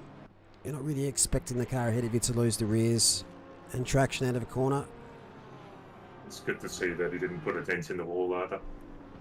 No, very nice of him. Looks like That's a great shot right there. Brad's made it past Appreciator there. He gets a bit wobbly on the exit there.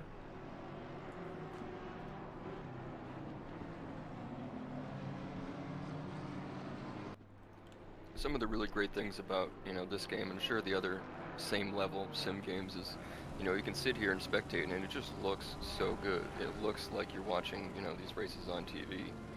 So even when you're not driving, it is immersive.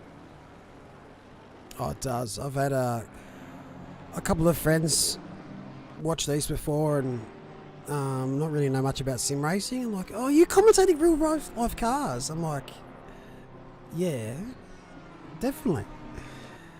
And like, no, it's a game. I'm like, well, what do you mean it's a game? It's not. It's sim racing. This is what I do. I've had like older generation, like a nan, not understand how it works. Like, yeah, it's pretty funny. You don't really think about it too much about people that aren't aware of what's going on. But it's definitely come a long way from the very first game that I played that was a racing game. I think I talked to Mike last night. Showing our age, good old Microprose F1. There were some good times back then. Yeah, what gets me is I took a long time away from video games. Not for any real reason, I guess, but I came back to sim racing I came back to video games like 2 years ago, and suddenly it was kind of this, which is just a very impressive jump from, I think, Forza 4. Oh, definitely. Forza's just one of those. I don't really like the title ones. I like the Horizon ones because they're just very chill. But it's different type of ballpark when it comes to handling and all that jazz. So you're doing a good job if you've come from Forza 4. It's amazing how they can replicate the real world physics using the engines that they have these days, like the Unreal Engine. Yeah. The Madness engine, the Madness 2 engine, I think it is, for the AMS2 title. It's going to be interesting when AC2 launch in 2024 and they're going back to their own developed engine, just going away from Unreal. I think Unreal works pretty well on AC. See? Yeah, it seems like a bold move. Hopefully it pans out well. I will say though, Unreal has just come so far. I think it was back in like 2008 or something. I was at a college program, and we were just programming like video game levels in some really cheap chintzy video game, but using unreal, and I just remember like, oh, this is really cool for now, and it's been what 15 years since then, and we're still using just a sort of upgraded platform of that. Yeah. Well, what are they up to now? Is it Unreal 5? I think this one is on Unreal 4, but I think Unreal 5 is out there in the wild.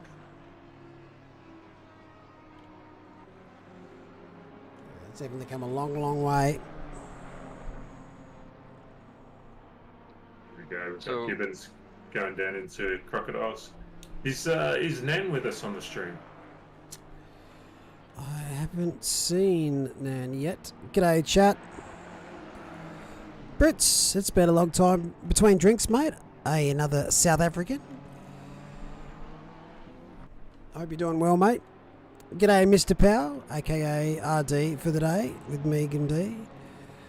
Well, that was a frustrating first stint, says Peach. Yes, mate, that looked very frustrating. Everywhere you kind of went, there was something in the way. It just kept going and going and going. But 7 hours 30, hopefully you can get some clean air and make some moves. G'day, Mr. Young. He's saying Kota. I'd love a Kota endurance race. That Laguna Seca enduro race was fun. It was actually. For some reason with Laguna, it's probably way more fun to drive at than it is to spectate and broadcast. I don't know if it's because of all the sand dirt in the area. It's just a funny track. I think the broadcast cameras as well don't do it justice. Yeah, I can see that. I know a lot of people that actually see it in person say it's a pretty good track to just sort of be in the infield for, but certainly on TV it's not exactly impressive. And that is going over a difficult curve right there. Just waiting for these two teams to come together. Hind v Gibbons, two of them are teams. Been a little bit of banter in our Discord regarding who's the better team. I stay out of it because it doesn't end well. But it's all fun and games until someone loses a wheel. Tarquin saying, frustrating turn 1 incident that gave us 30 seconds of damage. Was you the one that was involved with the 150 car, was it? Because I saw another incident after that. I was just praising Kovacs and all of a sudden it exploded. It does seem like Gibbons was catching Frizza, and then I don't know if he made a quick little mistake there, but Hind catches up, and then Hind makes a little mistake. It's this nice little sort of slinky back and forth where you have a little bit of time to rest, and suddenly you're under attack. Yeah, I think this Ferrari's really strong in some areas and not so much in others. It was doing that the same when it was about P4, P5. See, Weston and Lee are both picked up a 10-second penalty. That won't really change their position because the gap between 7th and 8th is too much.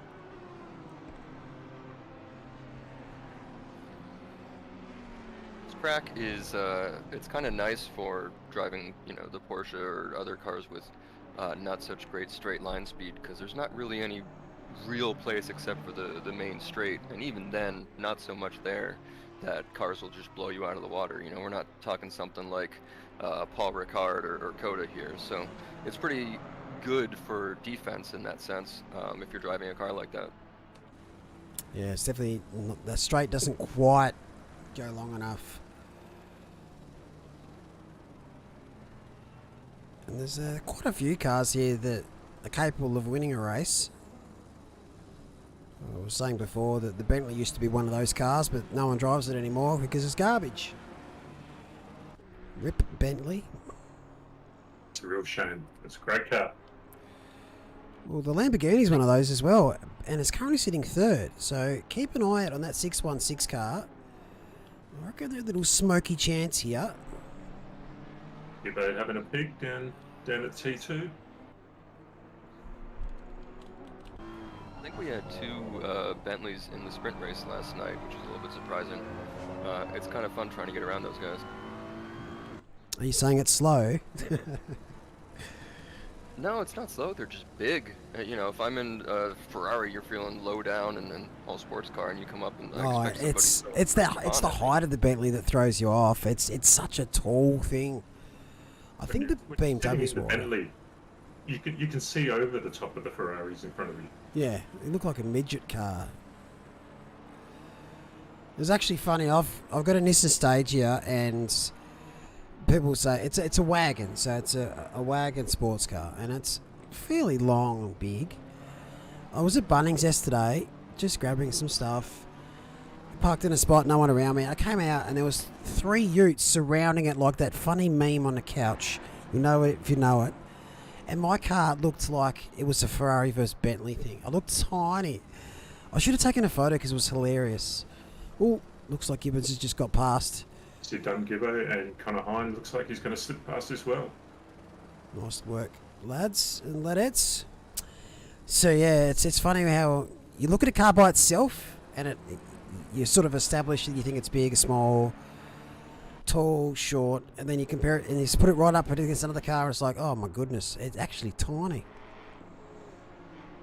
Because I don't think the Bentley's the widest car in the game. I think that's deceptive. It's just that it's really? actually, yeah, I think it just looks like a fridge because it's just freaking tall. But no, it's interesting. The other day, I was going into a hand car wash, you know, for nice cars or something like that, and I have a Miata that I drove in, which okay, it's always small, and I park next to trucks and stuff. But having a truck like a big American, you know, F-250 or something, actually inside something like a garage that has sort of lower roofs and everything, suddenly it feels garage sized. It's unbelievable. That's crazy. Yeah, the Miata would look very small to those guys. The old F-50 trucks and stuff. You could probably I think fit I can a look under Miata. it. You could probably fit it in the tray of one of those trucks. Probably side by side with another one. G'day, T-Mac. Race has been good so far, mate. Hope things are good with you. How's things going down your neck of the woods? We're just being on board with Chris Frizzy here for Bricks Racing. We're travelling along nicely. But looks like this battle sort of settled down a little bit now, and they've pushed on. Let's go down to Mark Bushell, who's putting the blowtorch here on George Sakanaeus. I don't know if that was correct, but I'm going to say this T's silent.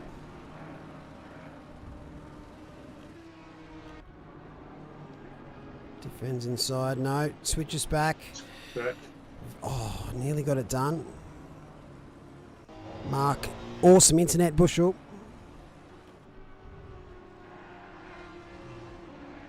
I love that watching, you know, sim racing like this can still make me hold my breath and sort of, you know, flinch when something's about to happen. Yeah, the old brown flag. Speaking of flags, there's a yellow back at top of the hill. Yeah, 66. Just trying to suss that out. That looks like a tech issue.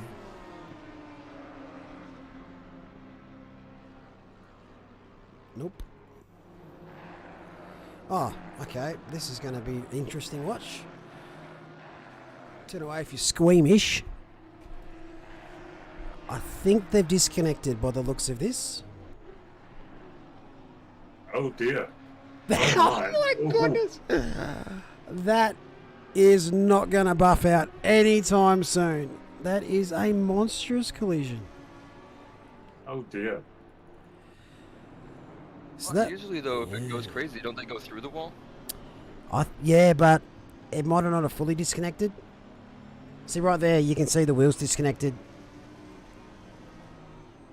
That may be just a hardware issue. Could be. It's trying to take off still. That is monstrous hit. Wheel disconnected with full throttle on.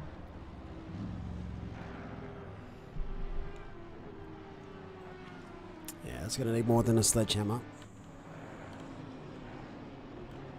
I do love seeing that, though, in the pits. Someone just comes up and kicks it or takes a sledgehammer. That's fine. Send it back out there.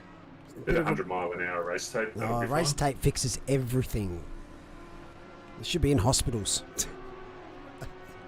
Yeah, I had race tape for What is it? 2 years on my track car, and I just left it there. And people come up and like, aren't you gonna fix that? Fix It's what? fixed. Fine.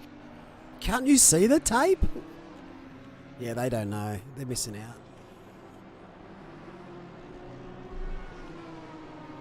So here's a question: would you rather be followed or be the one following? Because you watch, someone like Frizza who just dropped back 2 cars. Maybe he was having a little bit of trouble up front. Maybe he's a little bit nervous. Drop back behind those. You make a mistake, and suddenly you're able to follow them with exactly their same pace if you're just better at that. I think it depends on the situation of the track. If it's a tight track where it's hard to overtake, I definitely want to be in front. If it's a nice track for overtaking and maybe you're not quite familiar with it, to tuck in behind and just get dragged around and learn the lines. But I think overall, I'd want to be in front. What about you, Mike? Yeah, much the same. Obviously, I'm not a pro by any stretch of the imagination. Not like Mr. Bushel there. But yes, it's like sometimes I prefer, often I prefer to be behind and just fine tune the line and see where I could be making up time versus the car in front. But if I'm on my own, I usually crumble. Yeah. What about you, Sam? Yeah, What do you prefer? I sort of need a rabbit out front, which is what my teammate called it last Enduro. It just helps giving me someone to chase after and sort of a goal. Because if I'm just out there in my own, which tends to happen a lot in the sprint races where I'm way out back, it gets a little bit boring. It's kind of hard to keep going and remember to hit the brakes here and all that stuff. So following someone makes a lot of sense for me. And then when I'm being followed, I don't think I've raced enough close racing to be comfortable with that as well as some people, and that's when I make mistakes. I think it's also pretty who you're racing against. I've had a couple of races where you're going head to head with someone that you trust a lot on track, and that they're very good at defending, and they're also very good at picking their moments to try and pass you. I kind of enjoy having to defend. But yeah, some drivers are a little, I'd say, impatient in that respect, or a little bit lack experience to know when an appropriate time is to sort of stick the nose in. Well, I will say also, one of the things that comes up a lot in sprints, because, well, there's a lot of early crashes, is you have, pros or pro-ams coming up behind you in the back of the pack because they had some sort of incident. But it's not a blue flag, but it is someone much faster. And then, are you really defending? Do you want to make sure that you just let them by or something? That happens pretty often, and it's kind of scary when I trust them because they're probably much better, but do they trust me? Yeah, I think that's a good time for those drivers as well to show a little bit of patience, because you might not be quite familiar with allowing someone with that much extra pace pass safely. Yeah, and a lot of people try to get the blinkers on a little bit and don't really realise that maybe there's a guy doing a 1.5 second faster lap times than you, stuck behind you because he's made a mistake or he's been pushed off track. There's no real point defending heavily there.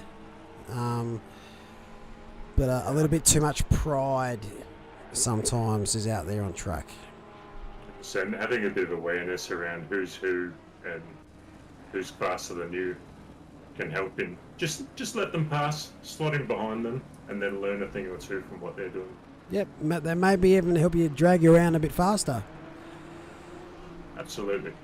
Because when those guys come up with a little bit of red mist because whatever incident they got into really ticked them off, then you can see where they just want to dive, get past you, and disappear into the sunset.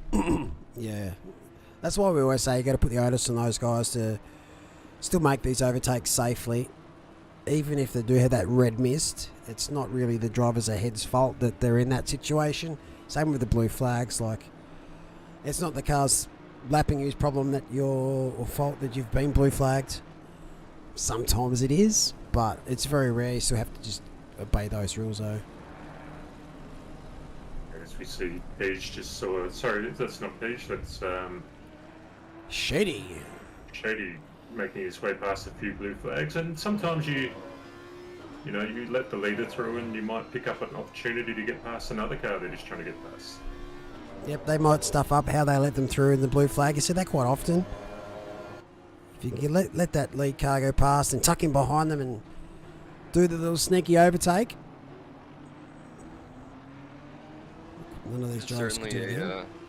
a skill that you really have to get good at is from either one side, knowing when the person is actually giving you time to pass them in their blue flag and taking that and trusting them, and from the other side, letting off enough to let them get down to that overtake position, but not suddenly losing 5 seconds on your lap.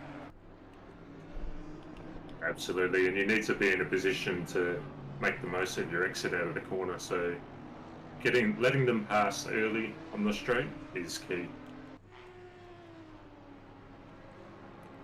Seems to be that there's a couple more cars getting their tail out a bit coming into Cheetah. I wonder if tires are getting a bit on the edge now, since we're about 16 minutes away from the end of this, well, probably the stint that everyone's on. Sure, saw Shady getting a little squirrely coming out of turn 2. This battle's heating up. Oh, this is spicy. This is spicy. This is for 16th. These two have been going at this for a while now. Well, yeah, this is the Ferrari that almost tried to go on the inside. Was it 2 laps ago we were watching, I think, going into either Crocodiles or Cheetah, and just barely let off.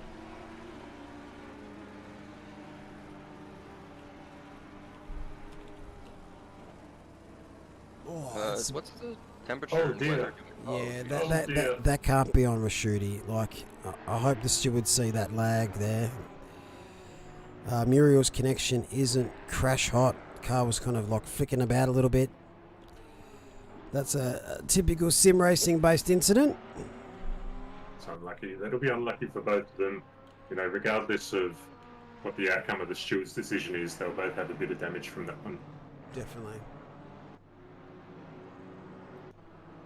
Yeah, that is one thing that's a bit tough with these international races, right?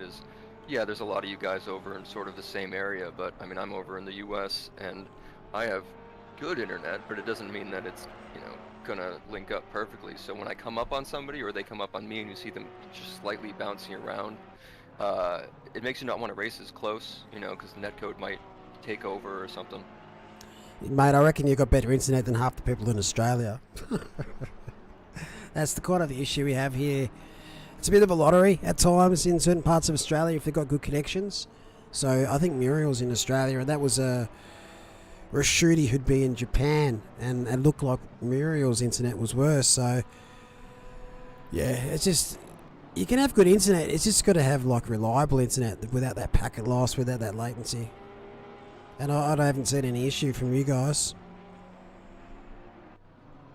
Like, if you look at the leaderboard there, Brad McDonald's is in Australia and he's pinging hard red. And then Tim Brooks in the States and he's pinging hard red. So yeah, it's just about what type of quality of connection you have rather than the ping too much, I reckon.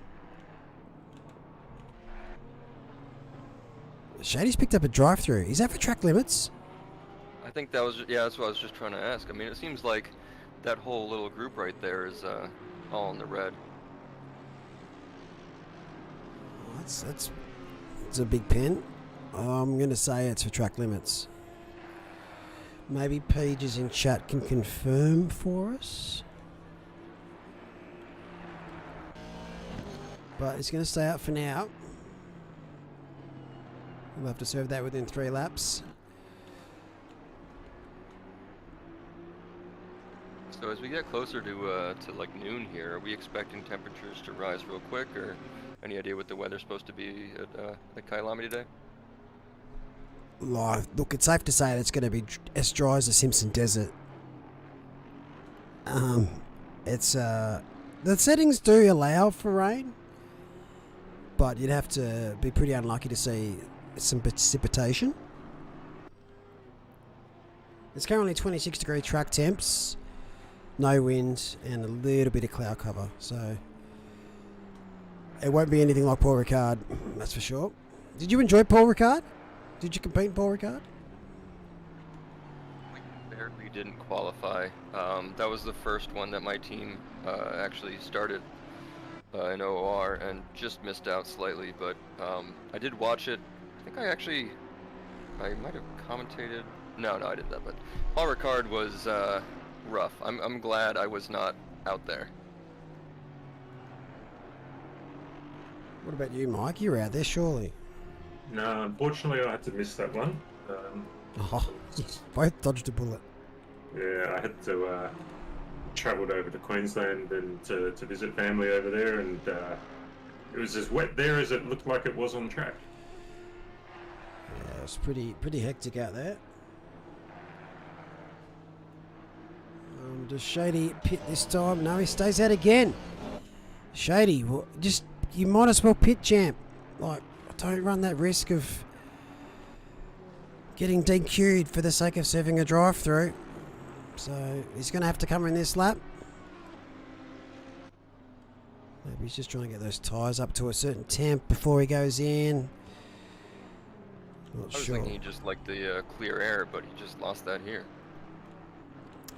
Yeah, it won't matter much anyway. He's only going to have a lap left of it. He could come out even a better spot.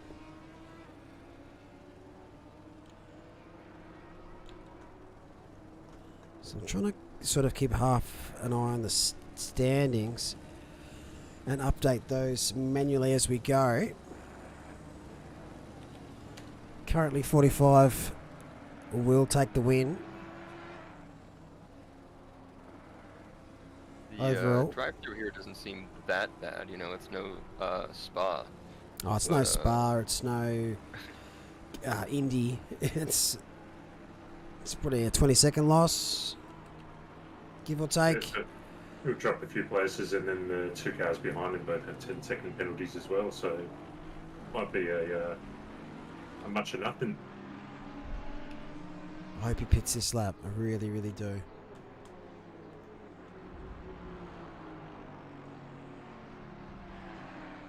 Yeah, that's it. Yeah. Heavy weapons. It's all about that.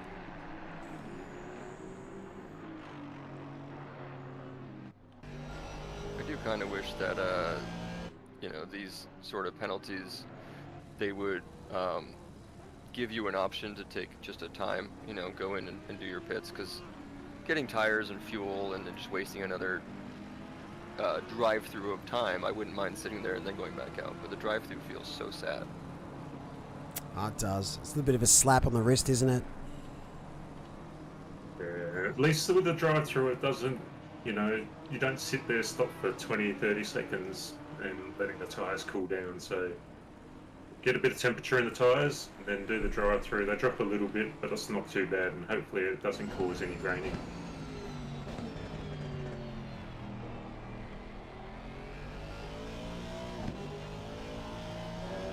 Yeah, that's true. And I also, you see, the worst thing you can do is they get a drive-through and then they speed in the pit lane trying to get out of there. Oh, that happens so often. You have no idea. The old double whammy.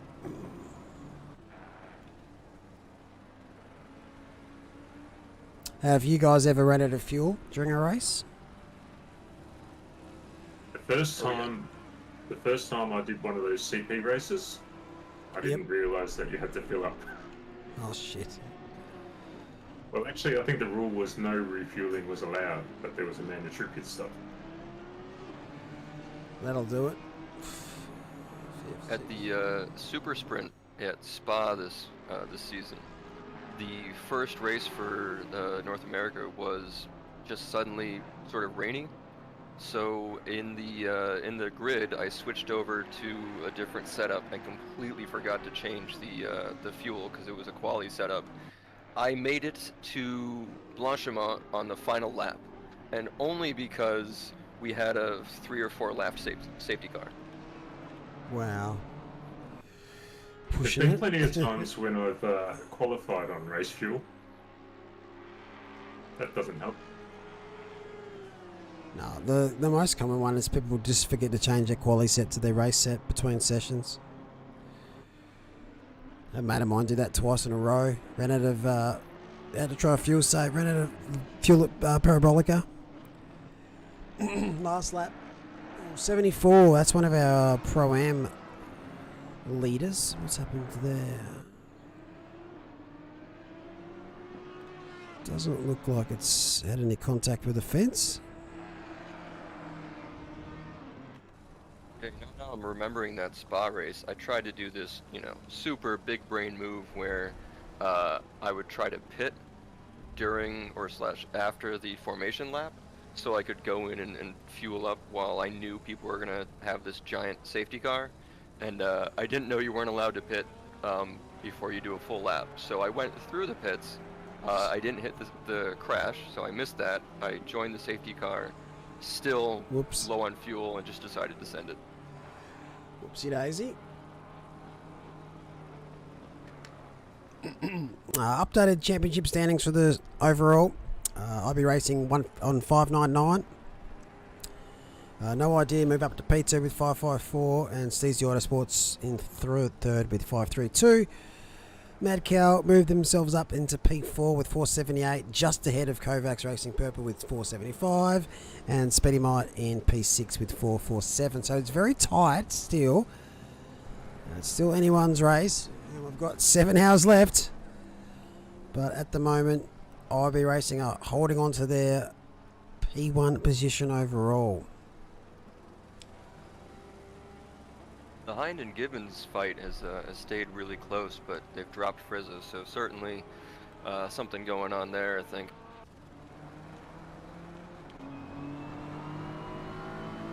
I would say tire degradation.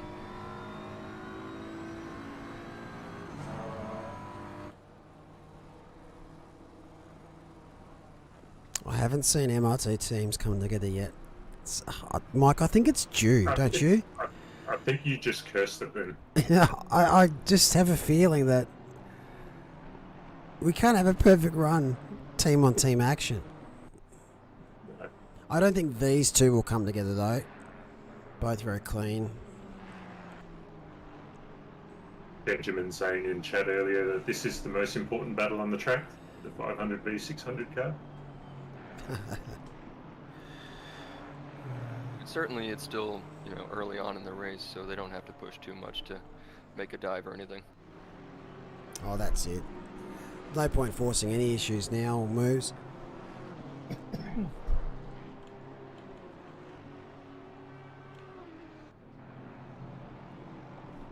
These two are both very wise in the car, I feel. Yeah, Connor and both Callum have had a bit of bad luck over the last few months, so no doubt they're just wanting to get some clean air, have a good clean stint here. The last outing in the Pro Series, they both had some great results, so they've shaken that monkey off their back, and hopefully they can continue that on today.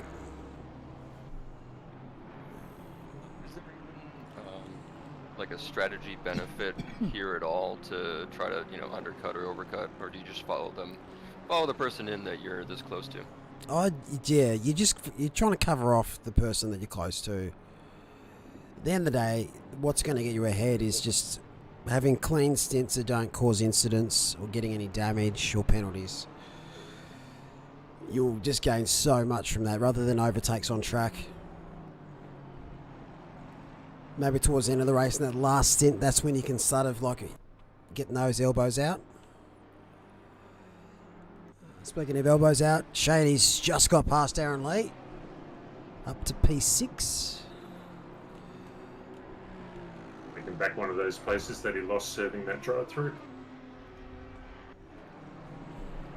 Looked a bit shaky going over there, though. I wonder if that's just the internet, but yeah, it looked like he had his tail out a bit. And that move puts Kovacs up to P4 in the championship.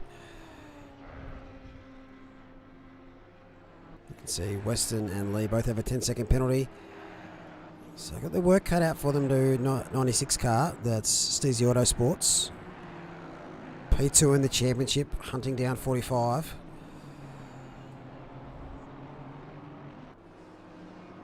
But these races in recent times have come down to the last stint.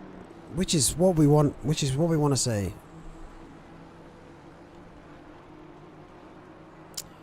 Close racing all the way through. It's fantastic to see. Joining us in the commentary booth, fresh from his night out, is Nick Amon. How are you, Nick? Are you there?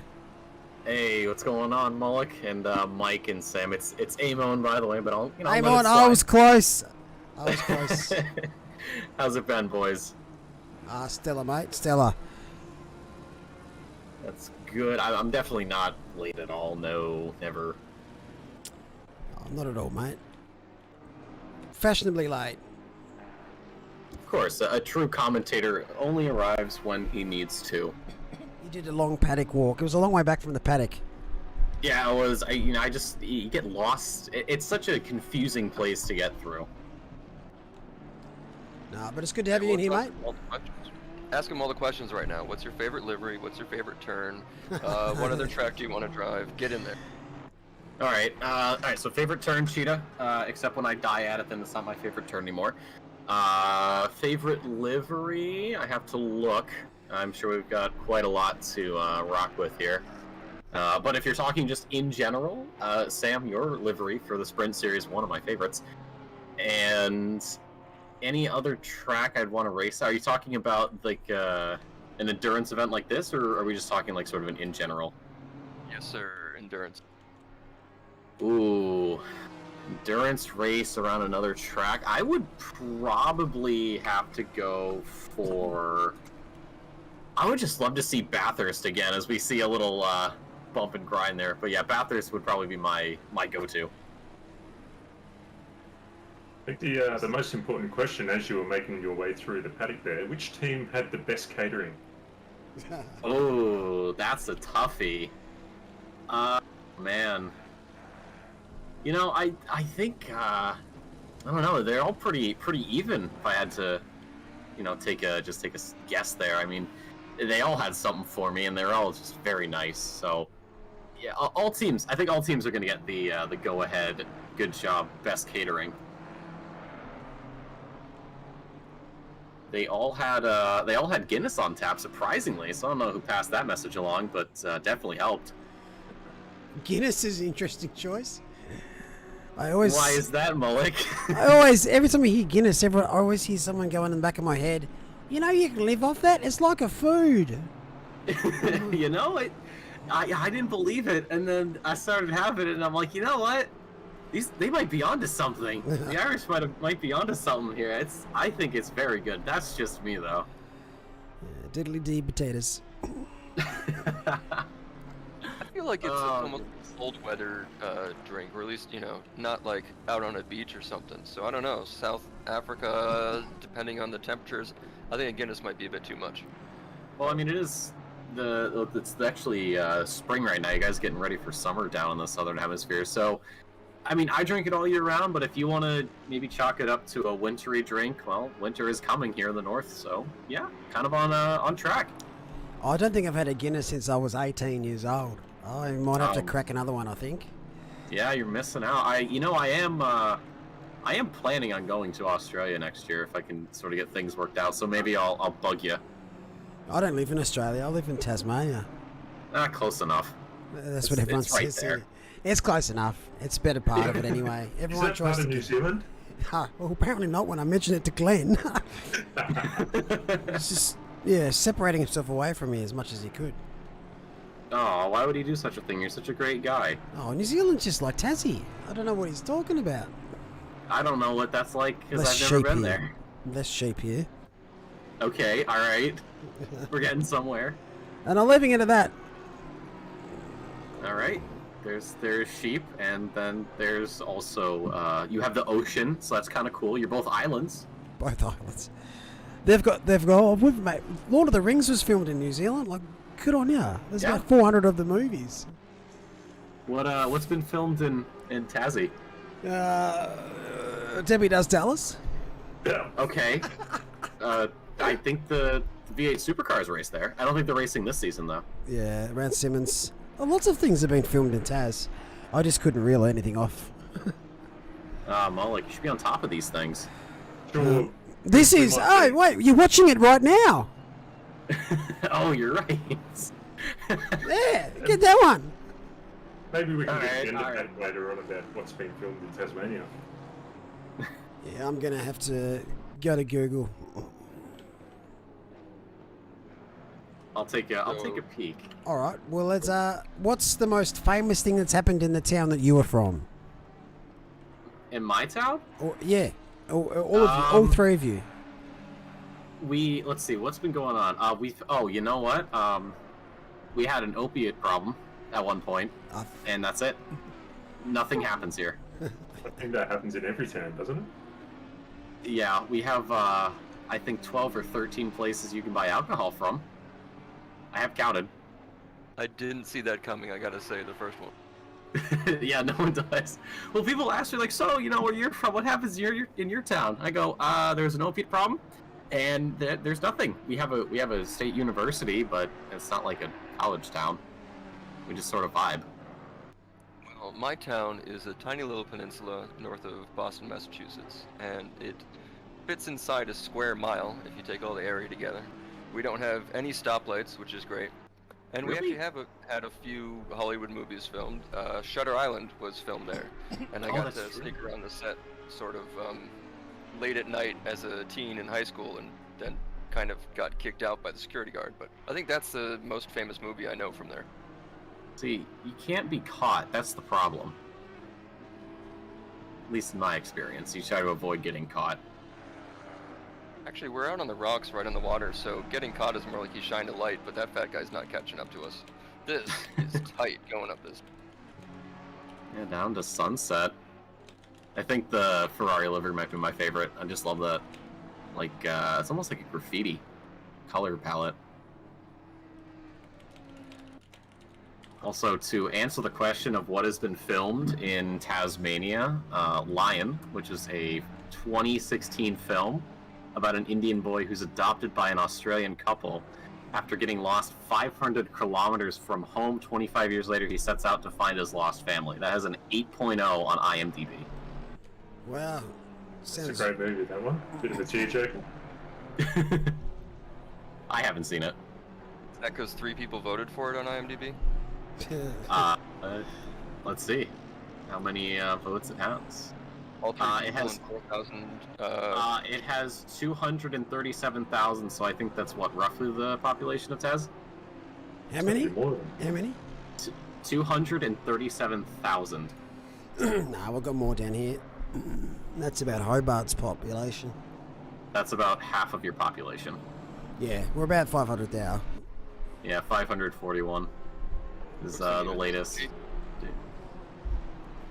So there you go. So everybody in Tasmania voted, and then the rest probably came from outside. Well, I've never heard of it, so I've done the wrong thing. Oh, goodness. Alright, team, I'm going to go off and sample some of the catering in the paddock and get ready for my stint. All right. Nice, mate. Take care, mate. Take care, see ya. And then We're there really were big 3. pack here. I'm just going to Yeah. go take a short break as well and get this some replays up. Of course. So, it's just the full American stream now. Oh, only the best here We're- in we're ready. the We're ready commentary for box. Well, I mean, yeah, Sam and I, we have some history in the booth together, of course, in the sprint series. Yeah, it's been a little bit sad this year with just one sprint group in North America, so we can't join you every night or every week with Kevin Parody. But it's been fun, and I watch the races after, and you always do a great job. What are you talking for, like 6 hours every day? No, it's more like 4-ish, maybe 3.5. It depends. Normally with the European sprint, I have Simon with me, but he wasn't there. In the last race, he was at some sim racing expo, probably telling everybody how great we are. Oh, Chris Frizza, actually. Did not see that name right away.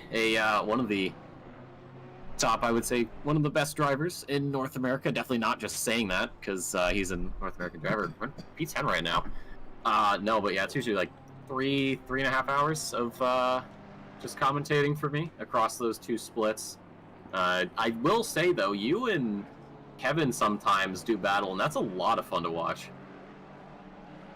Yeah, actually, with him out this last week, I was doing battle with one of my teammates here in the Enduro for the first couple laps at the mini Enduro at Silverstone, and it was really fun. And then he kind of scared the crap out of me, and I went off. But it was one of those good, back of the pack battles. But yeah, I've been watching Chris here a little bit, and he was up in, I want to say, P7 or so. And the Hind Gibbons fight has been going crazy, and they've slowly been moving forward. And he started moving back a bit. I was thinking it might be tire degradation. Yeah, usually that's what happens. You get into these duels that last forever. You're trying to push as much as you can, and then your tires just start falling away.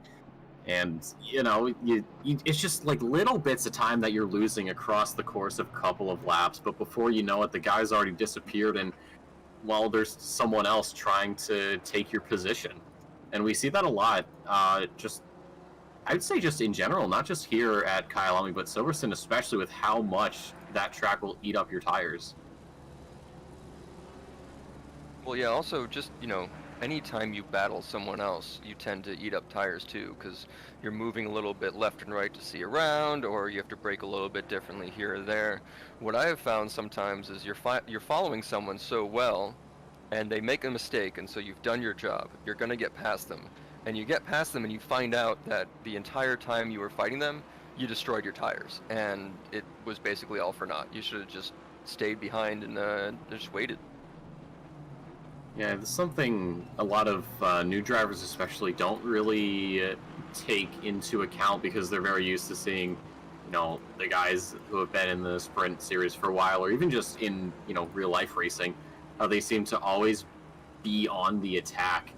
And, it is one of those things that does take a bit of time to actually recognize, because when you're looking at racing sort of just as is, you say, okay, well, it's, just cars driving around and this guy goes for a move there, but the amount of strategy that actually goes into it is quite deep when you really take the time to sit down and look at everything. One thing I really like about, and I was talking earlier on the stream about the immersion of sim racing and such, is that when I'm actually out on track in real life and driving, maybe 3/4 of these speeds, but you're just sitting in a car, and yeah, you're getting slung around. Oh, hey, look, it's my team letting some blue flags by. Very safe. Good job, guys. Anyways, but I mean, yeah, you're getting flung around because of the G-forces and such. But you're obviously not like running or jumping or whatever. It shouldn't be that bad, but you're using so much of your muscle tension and little movements and the focus that it actually ends up being like a physical sport. And that does translate over to sim racing, which is really interesting. I'm even less moving in this chair in sim racing, although I do lean for certain turns because it helps. But, it's just the focus you have, and even with a little bit of the force feedback, moving your arms, back and forth for hours on end, it does end up making you sweat and make you get a little workout. Yeah, it's the physical toll that racing can take. Of course, sim racing is nothing like the art of actual racing, all the G-forces you feel, like you said. But I've had people who got into sim racing, and they'll, like, oh, I'll do like a 2-hour race just on my own because that'll be fun. And then they do that 2-hour race and they go, man, I can't feel my arms. What is happening? And it's like, well, you're, slinging your car around lap after lap, and you're also having to deal with that force feedback. So, it's a mental stress, battling with somebody, and a physical stress. Like you said, you're moving around, trying to see around the other driver. So all these factors can really, have a bigger impact on just what's happening. Even over the course of maybe 10, 15 seconds of battling, you could have somebody spin out, someone could accidentally spin somebody out. There's a lot of things that can just go wrong if you're not careful. It's interesting. Looks like the 616 here is in first, but out of strategy because they're 30 seconds away from the guys behind them. So it looks like they're trying to go long maybe on the stint. Possibly. We'll keep an eye on that, of course. But one person we need to welcome on into the booth, Mr. Mike Crick. Mike, how you doing this afternoon? Yeah, it's the afternoon. How are we doing, guys? Oh, he's very quiet. At least on my end.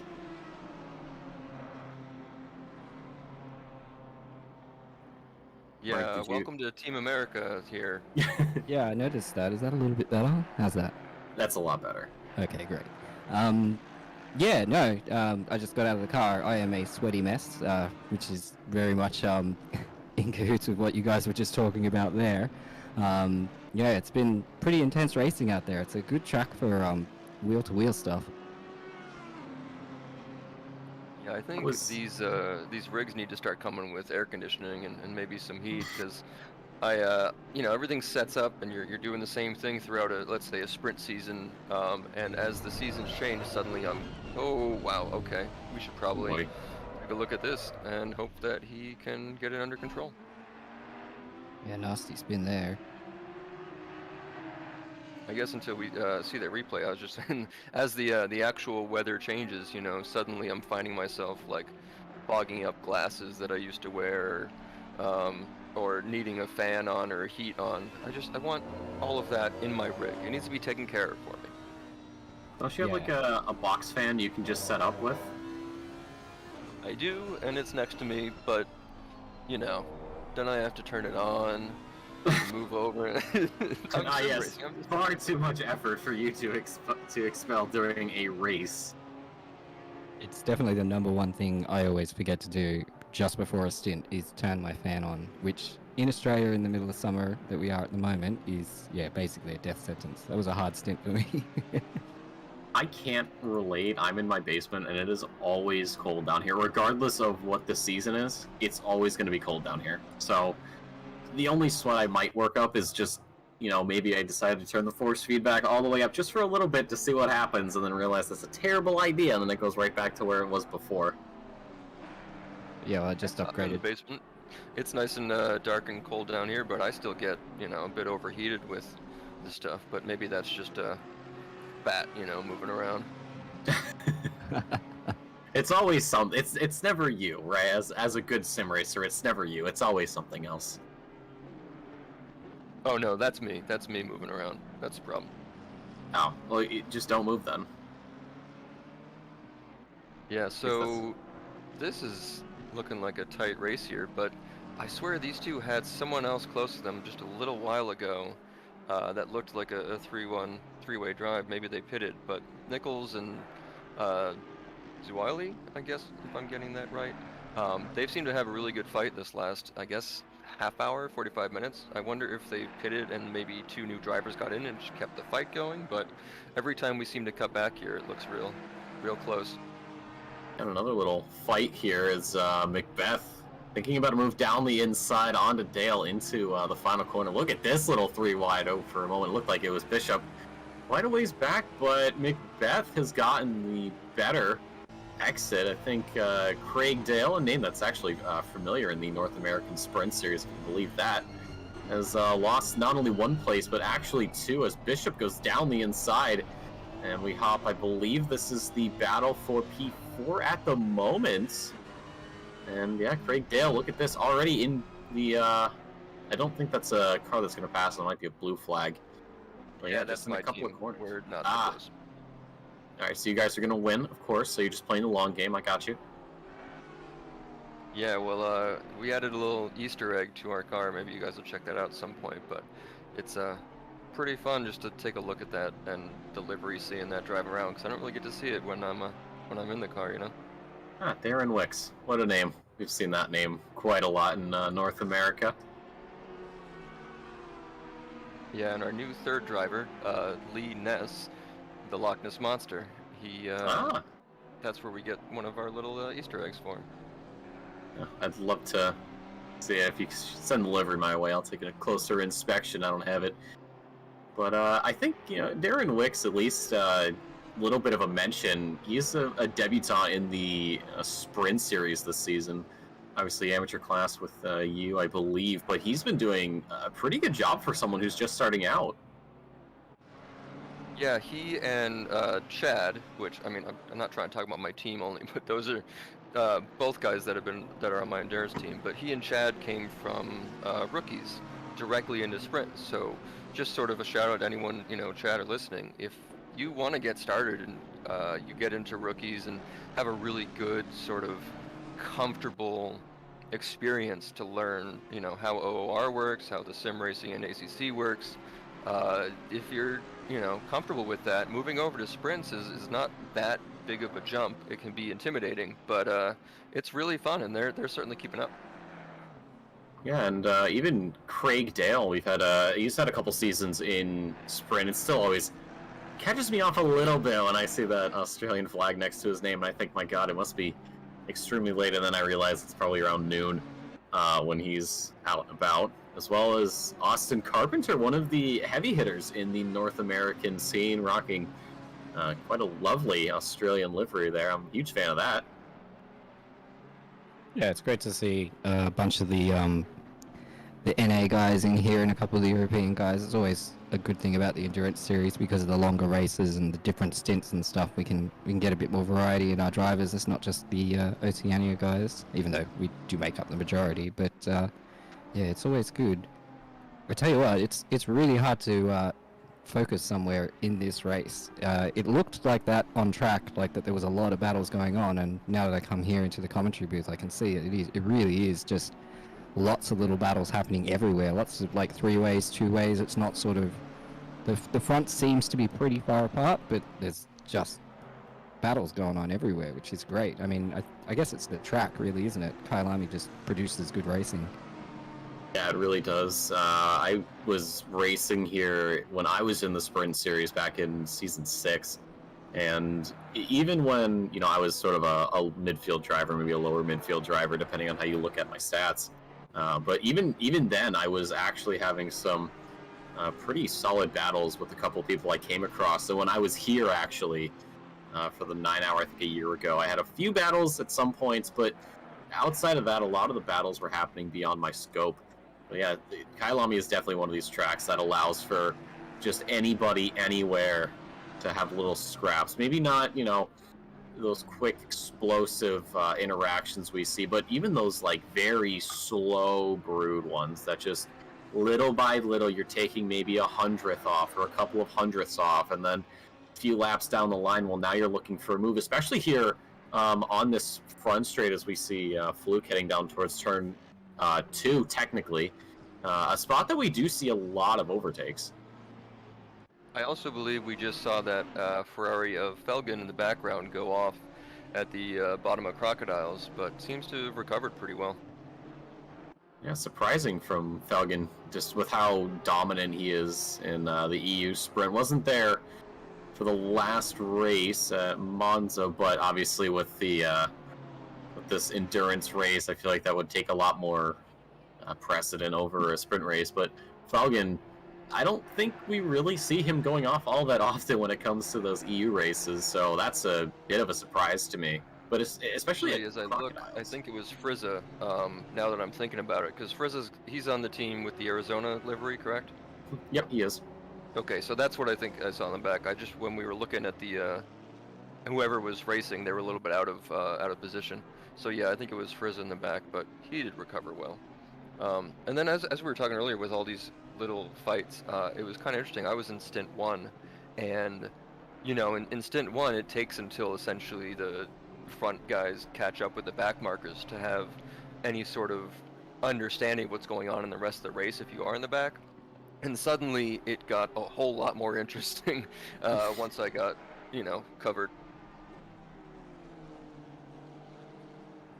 Yeah, there was one stage there at our first stint where we were getting overtaken. I think there was 8 drivers at once. We had to let through all on the main straight just because they were all so close together, and we obviously didn't want to get in their way. And yeah, that was pretty intense for our driver. The front straight, definitely. I feel like if you're going to get a blue flag anywhere, it's got to be there because there's not a lot of places that you can really allow for a clean blue flag overtake. Although. Right here at Mineshaft is definitely one of them, but it's mainly if you're going to be getting a blue flag, you want to get it on that front straight because it's so much easier to pull off to the side and not hold people up, especially like you said with 7-8 drivers that are all vying for a piece of position. Seems like the 919 had a bit of trouble back going into the S's, still moving slowly back there. Be interesting to get a replay of that. But yeah, we were talking about that earlier as far as letting blue flags go is, you definitely need to do it as safe as possible, especially when you have all the 3 or 4 of them coming through like we're saying. But you also want to just sort of game it so that whoever else you're fighting also has that same hit or even has a worse time letting them through. Yeah, that's a lot of kind of. I know people do complain about blue flags. I'm guilty of this, but the thing is, you can use them as a defensive tool. You see them as this roadblock of, oh, I'm going to be stuck behind this guy. I'm going to lose so much time. Person behind's going to overtake. But we don't see, or we don't really talk about how much. So what's going on here? Oh no, that's Bushel, I believe. Maybe still in the car. I'm not sure if they've done a driver swap. He was in the car previously, and that's a bit of sadness for that car. One of the Kovacs boys. I think just a little bit too inside on the curb might have unsettled the car. I'm not too certain. I'm not one to really ride the curbs here, even when I was in the Bentley for the last endurance here. You kind of only go so much on the curbs before you realize that they can and will kill you. It looks like chat has said that 616 has jumped approximately 5 cars in the pit race, which is interesting. I was talking about that earlier, if there's strategies through the pits that you can actually gain here, because it seemed sort of unlikely, but I also wonder if you are doing that well in your pits, going that fast, if there's a drive-through coming their way as they keep pushing the limit there. Yeah, well, there's a lot of time to be gained in the pits. It is a pretty short, simple pit lane here, so you don't lose tons of time going for the pits. So you can pretty easily gain it back and come back through the field that way. That's something I experienced, is when you end up in sort of a no man's land, and you're kind of lonely out there on track. I'll admit it. It's a little difficult, when you're just sort of lapping, and the only sort of car interaction you're getting is another blue flag tossed your way. But yeah, you do see a good amount of overtaking, at least through the pit lane, and then anytime you end up losing, like you said, you do make it back later on. But it's sort of, I feel like it's one of the things that people don't talk about with Kyalami. It's just how often you can overtake just because of your pit stop being just slightly better, if that makes any sense. No, yeah, that's kind of what I was alluding to before. It is, you can make up quite a bit of time, and in the 9-hour length as well, it's long enough that you can do, if you're pushing yourself to the full 70-minute stint times, you can do one less stop than someone who's perhaps pitting on the hour or something like that, and trying to do more driver changes. But that does bring the risk of those extra 10 minutes to add up at a track like Kyalami, because it's a pretty intense track to drive around for a long period of time compared to some of the other endurance races we've had. It's definitely probably the hardest one I've had encountered in terms of actual sweat and how much how hard you're pushing yourself to keep up, especially battling, like we're battling to get back in the lower 30th positions, but we were fighting with cars for position, and it really does take it out of you. So like exhaustion is a factor here at Kyalami, I think, a little bit more than it is at some other tracks. Yeah, and some of these describe it as you're so always on, right? Like you're never just sort of, oh, I'm gonna take a rest on this straight and fiddle with some buttons. You just kind of, if you do that, you've already missed the braking zone. Yeah, you've really just got that main straight. Everywhere else is pretty much full on the whole time. You're always concentrating, you're always moving. It's especially when you're trying to do your pit strategies, it's quite tricky.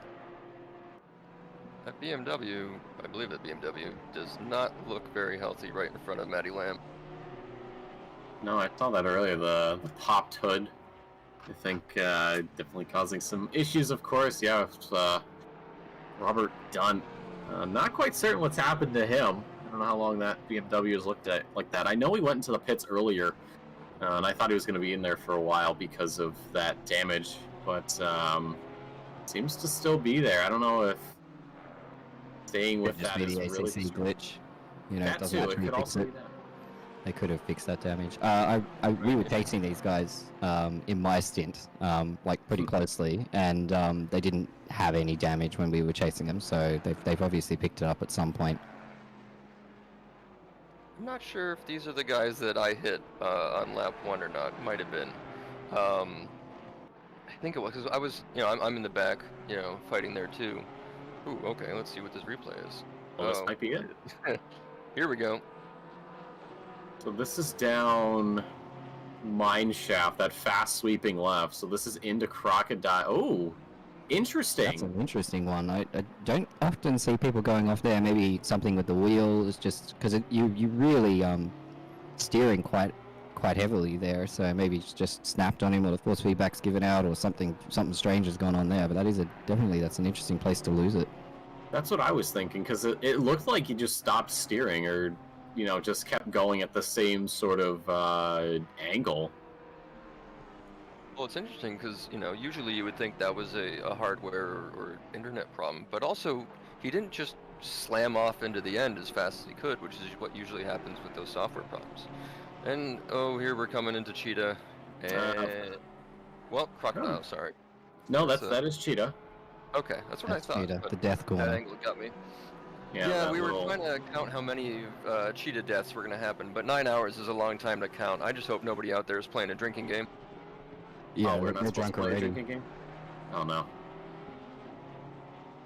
Oh, well, it'll hit me soon. Now, Cheetah is one of my, like I said earlier, it is one of my favorite corners here, just because of the absolute chaos and carnage that can befall somebody. And I think it's easier to actually hit that apex in the Bentley because you're situated on the on the right side. It's actually the only car in the field, as far as I'm aware of, across all of the different classifications we have in ACC, where that's out of every single corner that is you taking a right, that is the one where you want to be situated on the right side of the car, just because you can see that apex so much easier. Yeah, that's a good point. I hadn't considered that. So they're cheating is what you say. I mean, Well, it is the you Bentley. know. It needs a bit of a leg up whenever it can get it. It's Yeah, it really roughly the does. top Well, tier car anymore. Well, the thing is, the leg up you get here, or just any circuit, is how much you can ride the curbs compared to everybody else. I mean, it's not like, you can just sit on the curbs all day and the car is planted. It will unsettle if you get a little too, intimate with it. But that is where the Bentley does gain a lot of its advantages, is just because of how you can take some corners. Yeah, But I'm a bit there's of a probably a Bentley fan. reason it's not out in the in this race at all. Far too powerful. Yeah, it's too much for everybody. Yeah, I mean, how do you compete with the magnificence of that? I mean, come on. I mean, speaking of cars that nobody picks anymore, we've got the Lexus here, the mighty Lexus, doing well with the Flexus Mutts team here. It's such an amazing car to listen to. Like, I'm just gonna shut up so we can hear it.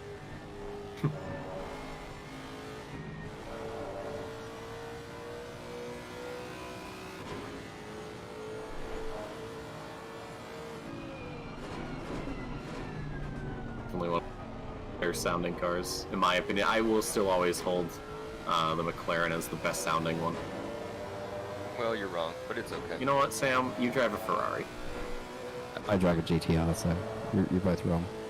Alright. Well, I drive the guess Honda when right you're now. in the game, maybe it's different. Yeah, I was thinking more, real life GT cars, because seeing the Lexus GT3 drive around has the weirdest, deep, like amazing sound, but you just don't think of Lexus when you hear that sound. I think of more like a Mercedes AMG or even a Corvette, but it is so deep.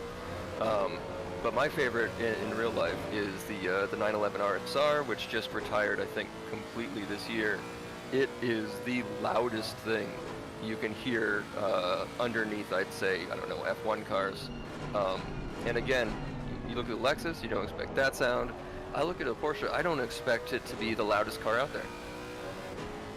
Yeah, but they want you to know that it's there. I mean, it's one of the most, I would say, recognizable cars when it comes to GT racing, especially with the 24 hours of Nürburgring. I mean, how many of those events have been won by the Porsche? Not enough. Exactly, and it's got to be loud. It's got to be obnoxious. It's got to be in your face, because at that event, at least, that's home turf. That's home territory. But yeah, it's just, you can hear it coming from like a mile away. It's ridiculous, but it's not a bad thing at all. I mean, the Aston V12 kind of wants us to all shut up about what car sounds the best, because I think the V12 does probably sound the best. Oh, it sounds amazing. I love the big, like trumpet, if you want to call it that, the trombone of a exhaust. So do you guys get to any real-life races? You get down to, I don't know, Bathurst or any of the supercar racing down there? Yeah, I try and go to them. Because of where I am, City Motorsport Park is probably the main place I go to most often. That's quite close to me. But I go to Bathurst every now and then, but that's a little bit more of a hike for me. But I don't get out to as much real-life motorsport as I probably would like. It is pretty pricey to get to them. That's fair. Yeah, I'd like to go. Probably next year. I looked at they actually released the schedule, I think, ooh, that was close. I think they released the schedule, I think, like earlier this week, and I took a peek, and I was like, well, see what I like. There's some tracks that I love watching. There's some that I, sort of indifferent about, and yeah, I looked at it and I thought, you know what, maybe I hit up Townsville, because that's always a fun race to watch. Yeah, it's a really good track. I want to drag you along to Lime Rock Park, the IMSA race next year. You're welcome to come with me and my friends. We go every year, and next year we are also. I'm hoping that was just the internet, because that looked real scary. Yeah, it looked like a glitch. Yeah. Yeah, I think you're good. But we're going to the Watkins Glen race, which if you know that anything about IMSA, Lime Rock Park is tiny, and they don't have the prototypes and the hypercar classes. So going to Watkins Glen will be the first time I get to see the new hypercar classes, and that's really, really exciting for me. When are those races? Because Lime Rock is in July. Watkins is June, I want to say. Oh man, I just realized I'm not doing anything, so I might as well. I mean, what's stopping me, honestly? I live, let's see, I think it's... I'm gonna check and see how long... I mean, I don't mind driving the distance. I mean, I'm from the family where we went to Michigan for vacation every year. It was like a 15-hour drive in total, and I had no problem with that. Granted, I was sleeping for most of it, but that's besides the point. Yeah, nothing beats a good road trip. Drive. But what I want to do, next time I get the chance, I'd like to go drive Watkins, because I've only done local tracks around like New England and Lime Rock Park. But I want to go drive that and see if I'm sim racing that track, as I only have done on that track. That's one of the few that's actually in sim racing that I can go out and try to feel that difference, try to see how similar it is. Can I just pick it up right away? That's what I'm really excited about. Oh, it's only a 6-hour drive. That's not bad. Might as well. It's like 300 miles. I can get to that in one tank, actually. Perfect. Well, I know what I'm doing. But yeah, I gotta go must there have and better practice fuel economy than mine. My condolences. Yeah, I think I gotta go drive on the real track to practice for the next time we run a Watkins Glen 9-hour or 12-hour or something, right? Exactly. That's one of the tracks I do want to race on, like my top 3. It's up there as the tracks I would love to race at. If there's a team out there that trusts me enough with their car.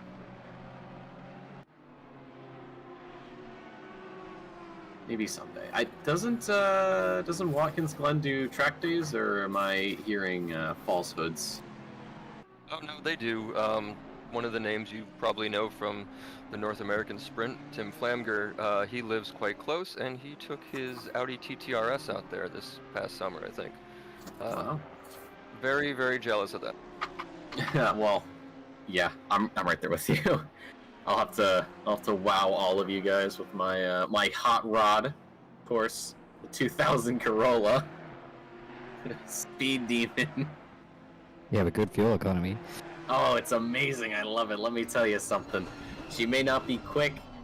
She may not get off the line that fast, but point A to point B, and I can go quite a distance, and that's all that matters.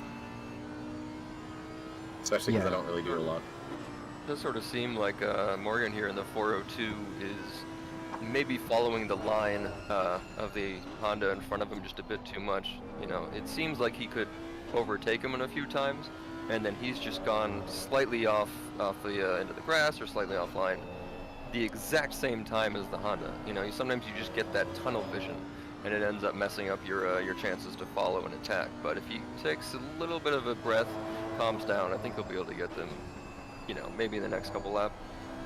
That's actually a very good point that I don't think we see a lot of in the sprint series, and I would even put rookies in there as well, is when you're in these endurance races and you find a car that you're just sitting behind, you're not really gaining, you're not really losing, you do get into that sort of complacency, and you start copying their lines because your brain just goes into autopilot. Your brain knows what you have to do. You know, absolutely. It's not like there's a question of, oh, you know, what am I doing? Am I supposed to be doing this? Am I supposed to be doing that? It just goes from the programming of here are my lines, here are my break points, here are my turn-in points, to, well, I'm just going to do what the guy in front of me's doing. And you don't really realize it until, like you said, Sam, you go off into the grass at the same time and you think, well, wait a second, I've been taking this corner before, I've never had this issue, what is going on? Yeah, you get that target fixation where you just somebody's had a disaster there. That is... No 5 car, I believe. Yeah, Zach Malloy facing not the wrong way, but a little slow there. Out of the final corner, not quite certain what happened. I don't know, maybe... I don't even know. Maybe, it might have been just... you want to be on the right, as far right as you can for the final turn, and that would be my guess, or maybe got bit by Cheetah a little bit and tried to recover and ended up with a less than stellar corner, but is able to carry on for the time being. A little bit of damage, but nothing that'll keep that BMW from moving on up. And chat, right now leading is the Porsche driven by Matthew Lamb. Yeah, I've been leading it pretty very confidently since the start. Matty Lamb, he's absolutely like a chance to follow him for a little bit. He's just screaming through this track. He seems very comfortable and at home here. He's just in like another postcode. I mean, what's the advantage right now? About 30 seconds somewhere in there? I hope that's somehow a pit stop difference, but it's probably not, knowing him. He's definitely intimidating when he comes up behind, and because I'm running in the Porsche also, I need to learn what he can do, but he disappears too quickly. Have you tried asking him to slow down? I don't think he can. Yeah, I was gonna say. You could do like Morse code or something with like the lights. I know they flash, but like maybe you have like a button set, like you have a little switch and you just start blinking out like SOS. See if that does anything. Yellow, let's see, going down into crocodiles, and white car going around Cheetah. I wonder if that was anything bad, but it seems like they've continued on, so maybe nothing. Yeah, maybe just a slight nip on the inside. I mean, that's enough to throw your car off, but you have the gravel there to slow you down. This might be the replay, actually. So we'll see. So this is out of Crocodile into Cheetah. Yeah, just a little bit on the inside. And, ooh, pretty decent whack there. It's kind of a lucky spin, though. Yeah, it is. You're facing back out onto track. You don't have to, strain your neck to see who's coming, or at the very least, you have the track map open. But yeah, it's little touches like that. He was facing directly into pit lane also, so if it's a big enough crash, I mean, that's the perfect situation. Yeah, so one good thing about that corner, it's right near pit lane, so if you do mess it up, you can just drive straight into the pit lane if you completely hammer it into the wall there. Right, Cheetah feels so bad. Yeah, exactly. It's on purpose. I've seen people get like very to the right at this corner here, really trying to push it. They get on the grass and they spin it, and it's just after the pit lane. and it's heavy damage, so they have to spend that whole lap just going. It seems like you're just on like a little Sunday stroll with how slow you're going compared to everybody else. So yeah, spinning out at Cheetah, that's something good. You know, you can just, like you said, get into the pit lane.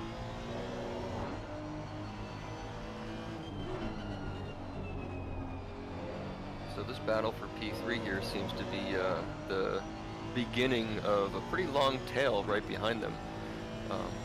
It's kind of nice seeing that all bunched up. You know, we talked about earlier, there's these sort of groups, but that looks like a bigger group bunching up right now. I wonder if it is because this is a tight fight, slowing them down in front. Well, it looks like it's about to ease off a little bit as he's made a very confident pass there, straight down the inside. Seems to be holding onto it pretty well too. Yeah, Fluke just leaving the door open. Herbert, absolutely, you know, just sees the opening. If gap, then car, and well, sent it beautifully. Textbook dive on the inside. Fluke didn't even try to defend that one. He just sort of let it happen, it looked like. Perhaps playing a bit of a longer game here. I don't know what the lap times have looked like, but maybe realizing that holding him up is not the way to go and just letting him by. I don't know where fourth place is. Sean Jacobs actually coming down mine shaft right now. Behind them, the battle for P13 between North America's own Chris Frizza and Joshua Morgan for 2T Racing. It's a little bit sketchy there for a second. Frizza able to maintain this lead for the time being, and ahead of them is Hafik Moyen, excuse me. But Morgan, I wouldn't be surprised if Morgan goes for a move down the down to turn 2. Especially with how long the straight is and how much of a slipstream you can get. As he pulls out to the side, there's a good bit of speed difference, but that's almost gone immediately. The Ferrari definitely quick, but it's the four rings that have the advantage. Some Sonic racing there, and there you go. Clean overtake from Morgan, great job, and Frizza falls to 14th. Yeah, I think Frizza's been out there quite a while at this point, and I imagine he's double stinting, but maybe I've just been seeing things. Either way, I am gonna head out, you guys. I have to get in the car in a couple minutes, so it was great talking to you. Good luck with your race, you know, Mike, as you get back out there, and maybe I'll talk to you again later. Yeah, good luck to you too, Sam. Good luck out there, Sam. Thanks for joining us.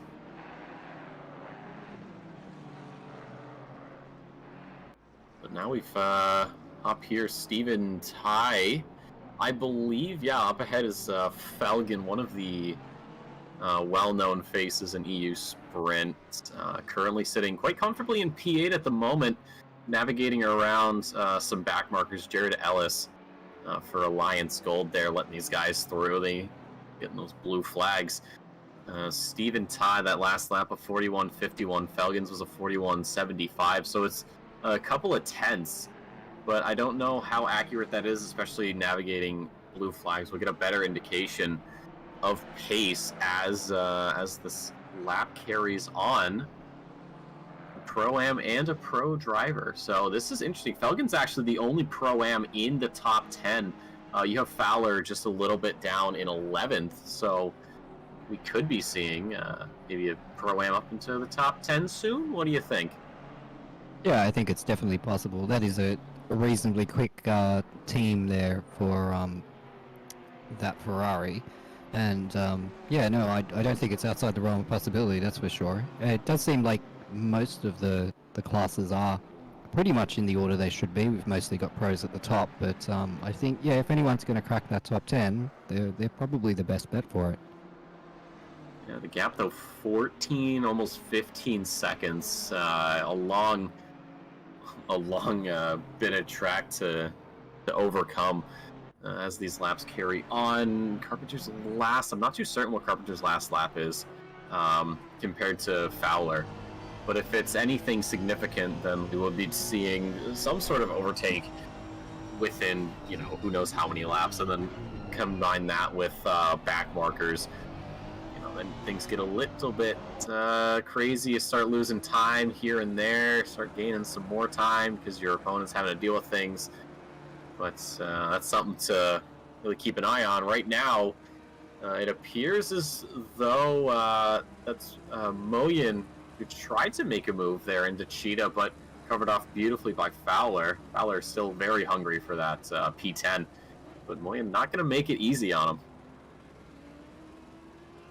No, definitely not. Both driving very well there.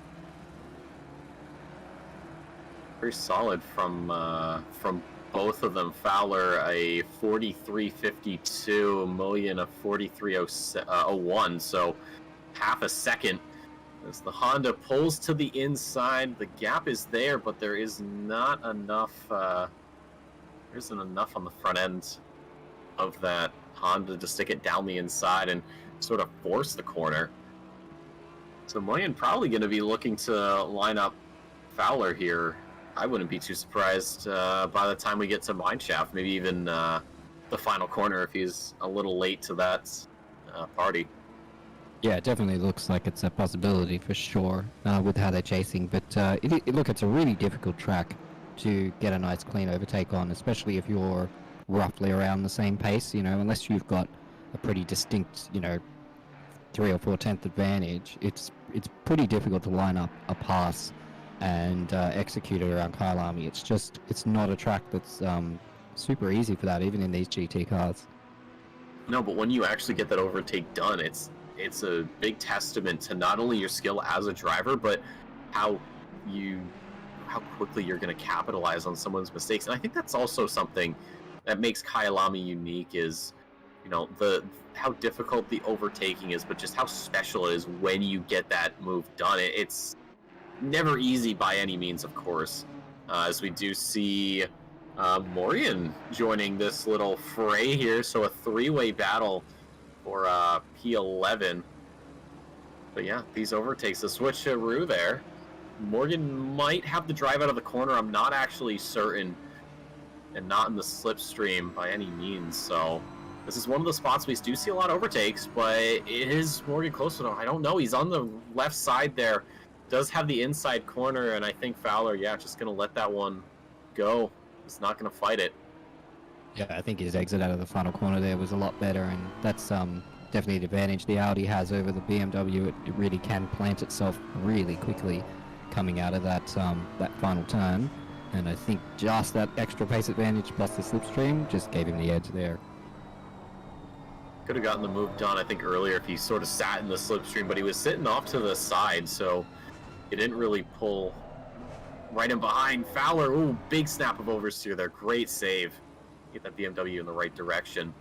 But if Morgan was in the slipstream earlier, he would have probably gotten the overtake done before that second turn.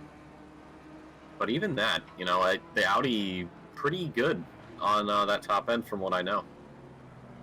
Yeah, it's one of the quicker cars down the straight, mostly because it can, again, it's more to do with its acceleration rather than its outright top speed, because most of the cars are pretty well balanced top speed wise, except for the Porsche. So yeah, that little extra bit of torque it's got down low really helps it accelerate and push out of exits of turns. And if you can line up the straight properly, it's a hard car to beat. It's very similar to the GTR in that way. That's what makes the GTR such a quick one in the straight line as well. It's got that low down torque. Yeah, and you saw that actually the last couple corners. I believe it was Crocodile.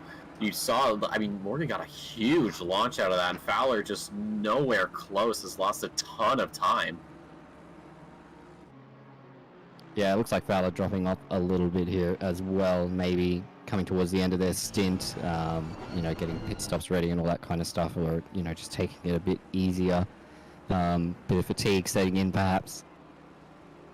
Weatherburn, a beautiful last-second dive there. Frizza probably wasn't expecting it. It looked like Weatherburn might have outbroke himself, but got that Honda under control and does take control of 14th. Frizza starting to fall off almost immediately. It's worth pointing out too. I think it's a good mix of cars we've got there in that top 10. It's the BOP here at Kyalami is obviously reasonably well balanced, because we do have a good variety of different manufacturers and makes up there, which is good to see. Yeah, we've got out of the top 10, we have 3 of the German manufacturers. We've got Porsche, we've got Audi, we've got BMW, we have things like the McLaren and Aston Martin, you have the Honda, 2 Hondas actually, Thai and Herbert, and then you have Fluke and Felgen, 2 Italian manufacturers in the top 10. And then from there seems to be sort of a little groups of it, drivers in the same sort of cars who are just getting together and forming their own little groups. We have Lewis here down the inside at Sunset, trying to make the move stick. It doesn't work, and I believe that's Chalmers behind as well, getting a taste of the action here. Does throw it down the inside, just forces Lewis a little bit wide. Could be looking for a second overtake down into the S's here. And does get a pretty decent exit as we head on up towards the top of the hill before we head down into Mineshaft. The inside line, though, Chalmers does have. He can sort of block off the apex and force Papaya, I'm just going to call him car number 1 around the outside. But yeah, look at that. 2 overtakes for Chalmers in a couple of corners.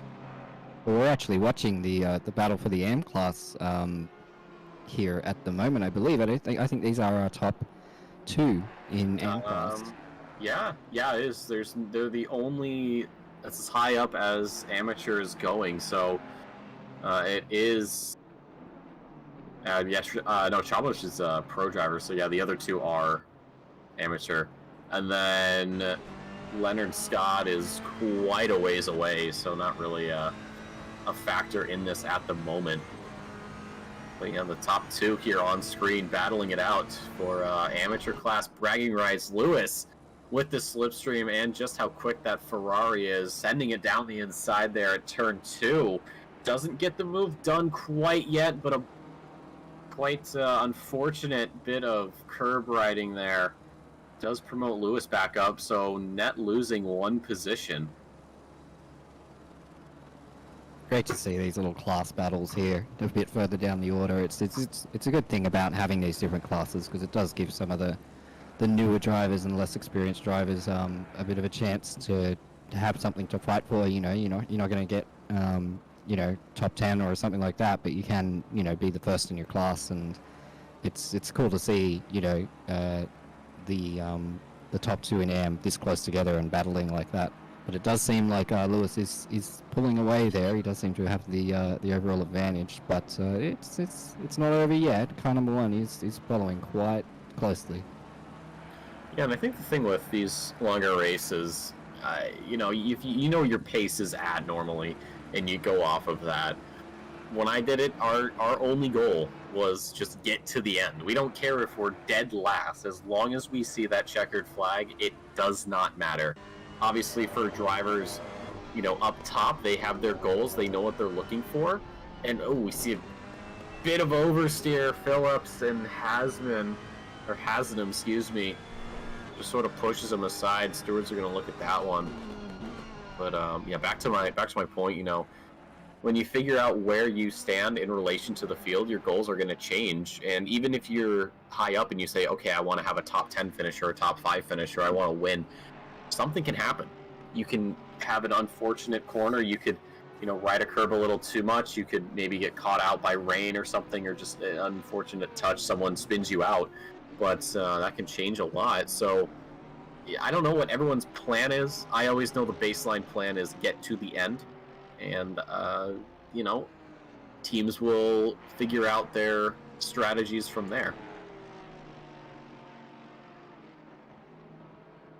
Yeah, I mean, that's really it. I think for most people, outside of the top 10 drivers, as we go to a replay, we're going to see a little bit of that tap. Let's just see. Okay, so he's lost it there. Okay. All right. No contact. Yeah, no contact at all there. So just the Ferrari doing a little bit of a Ferrari dance on that turn, and just lost that position, unfortunately. Recovered it well, though. Oh, absolutely. Yeah, it was a great job of keeping that thing from spinning out into a wall. It looked like he just got a little bit too much onto that inside curb, and that's what started the sort of fishtailing we saw. Incredible car control to keep that thing from sliding out. And looks like he got back onto the track as someone else had arrived. I don't know if that was incident or maybe a quick evade to the side, but incredible stuff.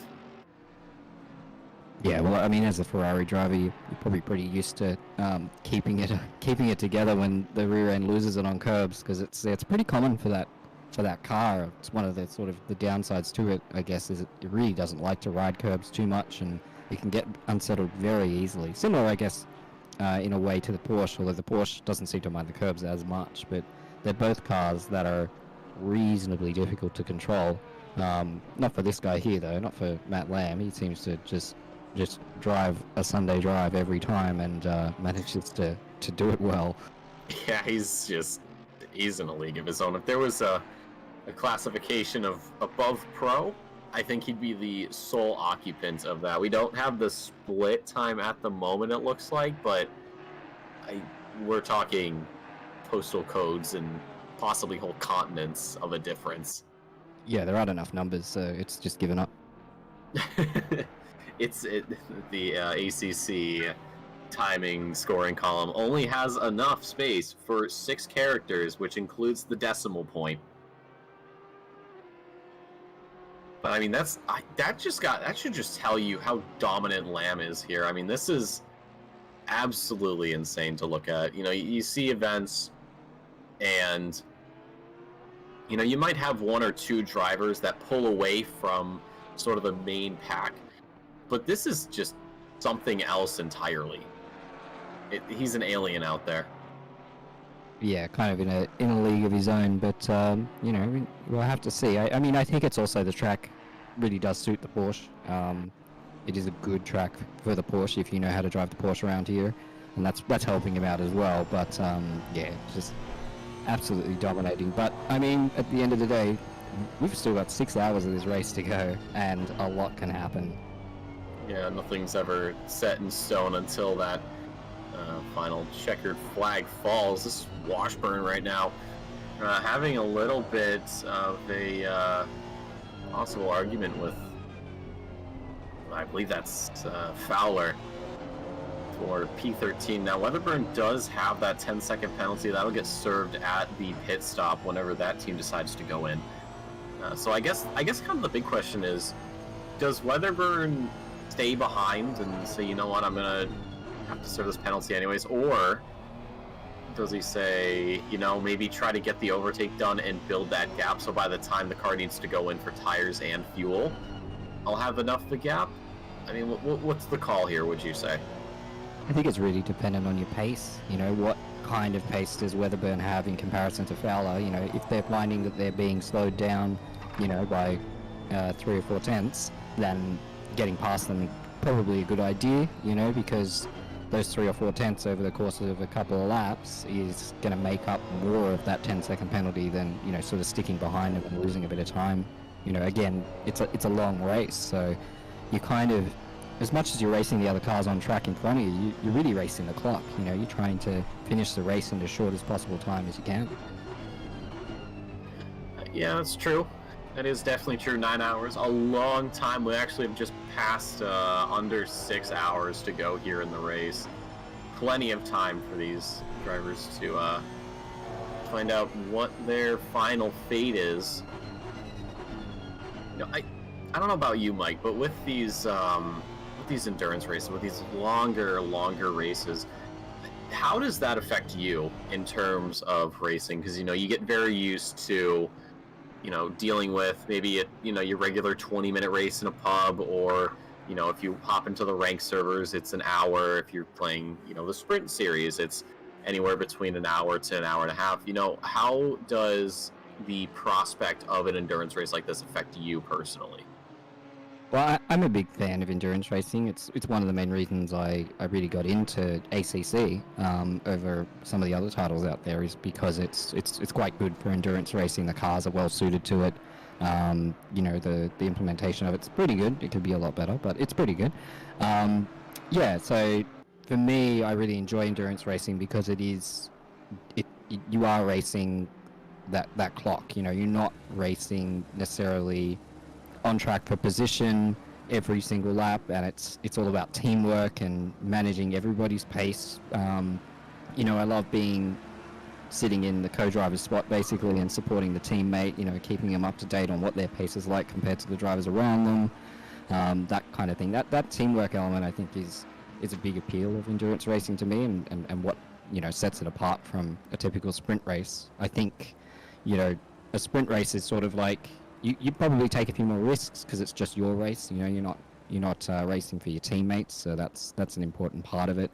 And there's also just more potential for you know, accidents to happen ahead of you or behind you or even to your own car. You know, so I don't know. I think it's a little bit of that chaos and a little bit of that uncertainty with endurance races. You know, like where the current positions as they are right now. Oh, as we see, that's Zach Graham going off. Did he get a tap from behind there? I'm not sure. Oh, good turnaround though. Chucked it in rejoin. reverse. Oh, geez, that looked very, very scary for a second. I thought we would have had another car spinning out. We'll probably get a replay of that in due time. But yeah, I mean, that's the appeal of, for me, over sprint racing or something like that is working together as a team. You know, the length of it, managing all your tires and all your strategy and stuff. I mean, I think that's the basic appeal of it to me, and I definitely prefer it, I think, to sprint racing, because it is just it's a different type of competition. You know, it's not just about who's the absolute fastest. There's so many other elements in there that I don't know, it just makes it more interesting. That's true. The consistency is a big draw for me. So this is going to be the replay from earlier. So this is out of Sunset, and it looks like Breakpoint He may just have left it up. Yeah, I think he did. He was very, very late on the brakes there. Might have been distracted by something and went off. So yeah, it looks like maybe a bit of a lock. Yeah, he almost followed into the Honda ahead, and maybe the Honda broke a little bit earlier than he was expecting, or something like that. Because it looks like the car ahead kind of threw him off. Maybe a case of that target fixation we were talking about earlier, where you're sort of too focused on what the car ahead of you is doing, and you're not focused enough on your own braking markers and all that kind of thing. Yeah, and even in shorter races, drivers sort of forget that, you know, you're in different cars, your brake points are going to be different. You know, someone could say brake 100, or not 100, maybe we'll say turn 1 here. Some drivers might be able to brake at the 50 meter board, turn 2, excuse me, not turn 1. You know, some drivers have to do like 75, some have to do 80, and that can cause a couple of issues, especially if you're following extremely close. I've been a victim of this, where, you know, you sort of just absentmindedly forget that someone behind you is in a different car, and they go into the back of you, you get spun out, you maybe, you know, give them the universal sign of disapproval, and then go from there. But these drivers seem to be handling that pretty well, keeping things nice and neat and tidy despite the possible lockup we saw earlier. Yeah, we haven't seen too many, you know, major incidents. There's a couple of stuff there looked like they happened on lap 1, but I didn't get to see it from the broadcast perspective. But, you know, there does seem to have been pretty good, pretty clean racing overall, as we see, I mean, very close there to the Honda, but not quite making an overtake. Yeah, Vediger tried it. He had his break point pretty similar there to Macbeth. So, good job keeping that neat and tidy. And as I say, that runs a little bit wide onto the grass. Not too much time loss. The McLaren here, at least down through Sunset, I feel like is one of its strong suits. That and the exit of Mineshaft, just because of all the downforce you have. But yeah, I feel like, I not feel like, but it is, Kyalami is one of those circuits where I don't think there really is any sort of best car. Obviously, of course, we have Lamb up front in the Porsche, but I feel like there's sort of something for everybody, it seems, and Macbeth right now really having to deal with Vediger, who hasn't given up this position at all. There's a little bit of a bump Macbeth pulls on through. Vediger behind. We'll see if there's a lot of arrow wash through the bottom of Mineshaft. It doesn't look like it. Macbeth thought was going to go defensive on the line. Yeah, he's just doing a really good job of keeping this McLaren behind him. Everything Joshua Vediger's throwing right now is not sticking through Cheetah as well. As we head on to the front straight, it'll be another chance for that slipstream to take effect. Actually, a shorter line. Macbeth runs it out wide, but that advantage remains. The question, though, how long is this Honda going to stay in front? Not getting a great advantage there on the slipstream, so probably not running too much wing, but he's going to dive. He's going to use the downforce to try go through the outside. He got right up there, but didn't quite make the move stick. But maybe just trying to make him a little bit nervous there as well, just to keep reminding him that he's there. I mean, that's a big part of it too. You know, that pressure you apply to another driver, especially if you're around that same pace, it can really throw him and can really force a mistake. I think you're right on that McLaren though. Look at how well that car is able to come through Sunset as he goes around, trying to switch back, bumping. These guys are coming really close together. Now going Someone's into got to the back out. Nobody's backing out. This is especially through the chicane there. That is amazing.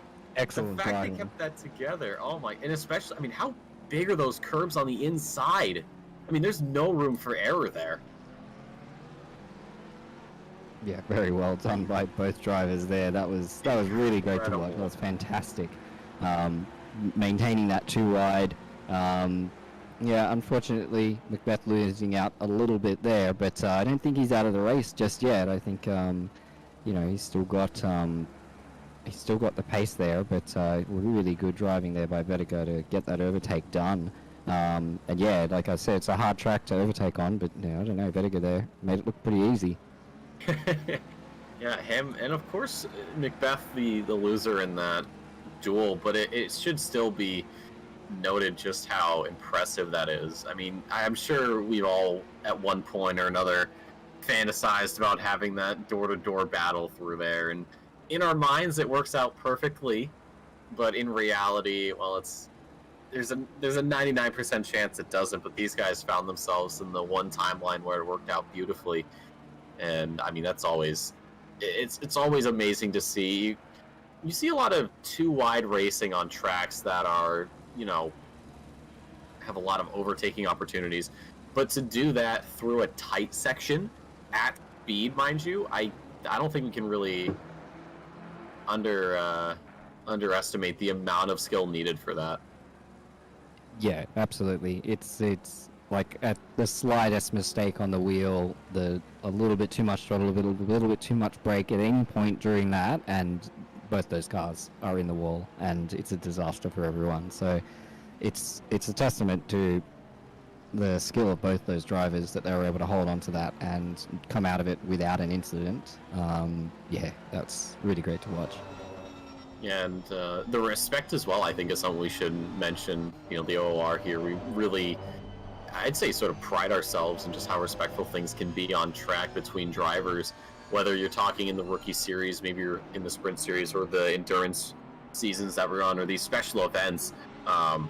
It is by far, I think, one of my favorite things about this community. You know, no matter how hard we race, no matter how much faster someone is than somebody else, there is always going to be respect given, and especially in these battles, we do see it as well. Ty and Hind, and I think just up ahead is Felgen, so battle for P7 possibly, a three-way fight brewing. It's died down, but I wouldn't be surprised if they're all over each other in a few laps time.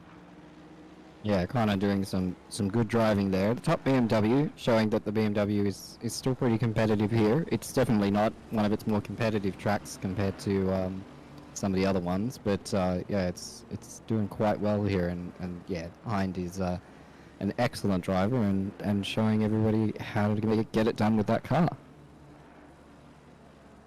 Yeah, I know a lot of games you talk about tier lists, you know, what's the best character, what's the best weapon, what's the best, you know, strategy. And we do have a tier list here in ACC. I know there's cars that are sort of always on top. Ferrari, the McLaren are usually the two big offenders of being the car that everybody drives when they want to be good.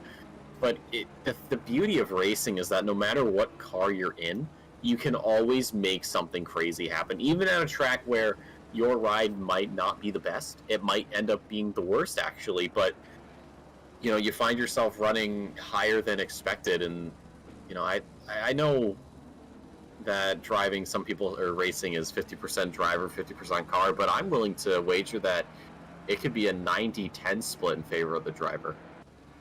I mean, I wouldn't argue much against that. I'd say maybe 80-20. Okay. The car does make a difference, but at the same time, I think you're right. Look, I mean, I'm driving the same car as Hind is there, the same BMW. We're even on the same team, so it's clear, that we're down in 33rd or something like that, and it's all the way up there in the top 10. The car isn't everything. It is definitely a big component of it is who is behind the wheel. I mean, even looking at the top of the field there with Matty Lamb in first position in the Porsche. Porsche is a very difficult car to drive fast. It's really quick if you can master it, but you can't just jump in a Porsche and expect to win races at Kyalami, even though it's a track it's got a lot of strength at. You've really got to take that driver skill in there. I might change it. I might go 85-15. Yeah, it's Okay, definitely all right, hey is, man, yeah. that's your call. The extra 5%, can have an effect on things, as we are aware. But yeah, no, they're not the Honda. Excuse me, the Porsche. The funny thing is, when I started playing ACC, I hopped in the Porsche right away because I was like, well, it's a Porsche. I've heard it's good, and I hopped in. And that was the one thing I didn't really expect, is how often I was going to be dying on track, and it was a lot. It takes a lot to tame her, but I eventually got better, relatively speaking. And at that point, I was like, no, I'm going to use the McLaren because I've been told that it's also good. It was a bit more stable. Yeah, I mean, different drivers are going to have different preferences as well. There's the car you enjoy driving, and there's the car you enjoy driving that's also quick. Like, I mean, I'm a GTR kind of person. I drive the GTR as my main car, and it's pretty much the worst car at almost every track. But I enjoy driving it so much, and I'm better at driving it than I am in some of the other cars, just because I drive it so often. So it's a big factor of, how you like to drive, what you like to do with the car, and how you like to push it. I mean, there's always going to be, tracks where certain cars are going to be stronger, but it's still up to how confident you are with it, and, how much you can unlock, how much of the setup you can tweak. And yeah, I mean, choice of car, it's important, but I think, yeah, driver skill, it's always going to be the main thing that determines who's at the top of the field. Yeah, I mean, we see it in Formula One. You have some good cars, but questionable drivers, and then you have drivers that are very good that are able to take a car that might not be overall competitive with the top of the field, but then they, the driver steps in, and all of a sudden they are just putting in laps. So I think no matter what discipline of motorsport you're looking at, you are always going to find those instances of a driver putting a car or maybe a bike or something where it normally isn't. Yeah, I mean, you put Latifi in the Red Bull of Max Verstappen, and he's still not going to be winning championships. Well, yeah, he's the GOAT. It's the GOAT Tifi. I'm a Williams fan, and I don't get. I'm not going to say that. That's fair. I'll be a Williams fan because Logan Sargent's going to be on the team, and got to support my own blood. Got to support my Americans. So I think I'll have to split my attention between McLaren and Williams, and probably Haas too. Oh yeah, you got to support Haas, but yeah, look, I've been a Williams fan for many decades, and so I'm pretty comfortable with disappointment. So anything that happens this year, if we can get some more top heavy. Yeah, I'm never looking forward really to seeing what Sargent does. I am too. I'm very, very excited because I don't think we've had an American in Formula One for I think maybe 40 years. So it's nice. Actually, it might be a little closer to 50. Either way, it's exciting to see. I was very happy to have that news roll across my Twitter feed. That's for sure.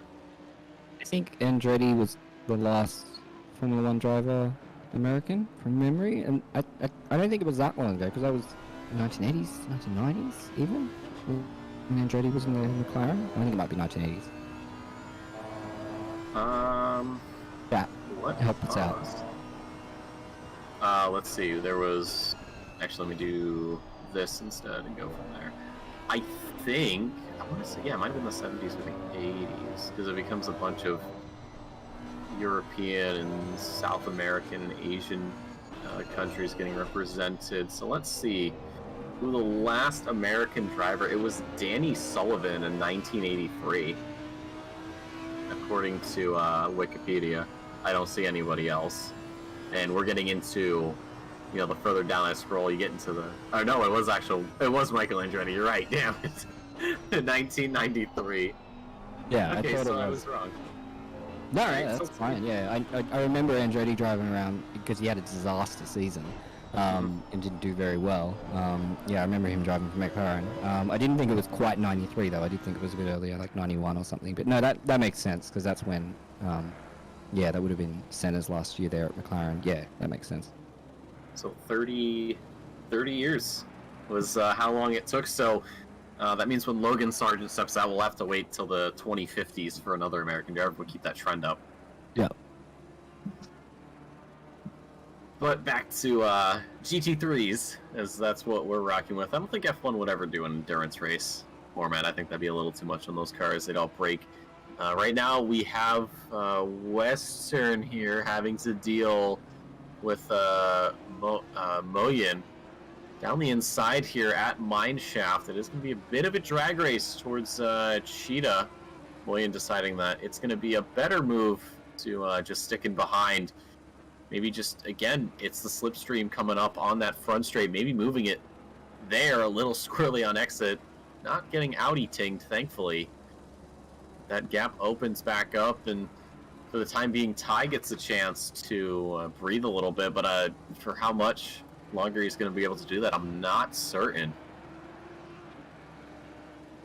Yeah, Weston's no slouch, so he's not going to let him go too easily. But yeah, chasing up here, very good driver in that Audi too. He's been doing well in almost the entire Endurance Series as well. Be getting some good positions. Had a bit of bad luck last time out, but seems to be doing okay this time.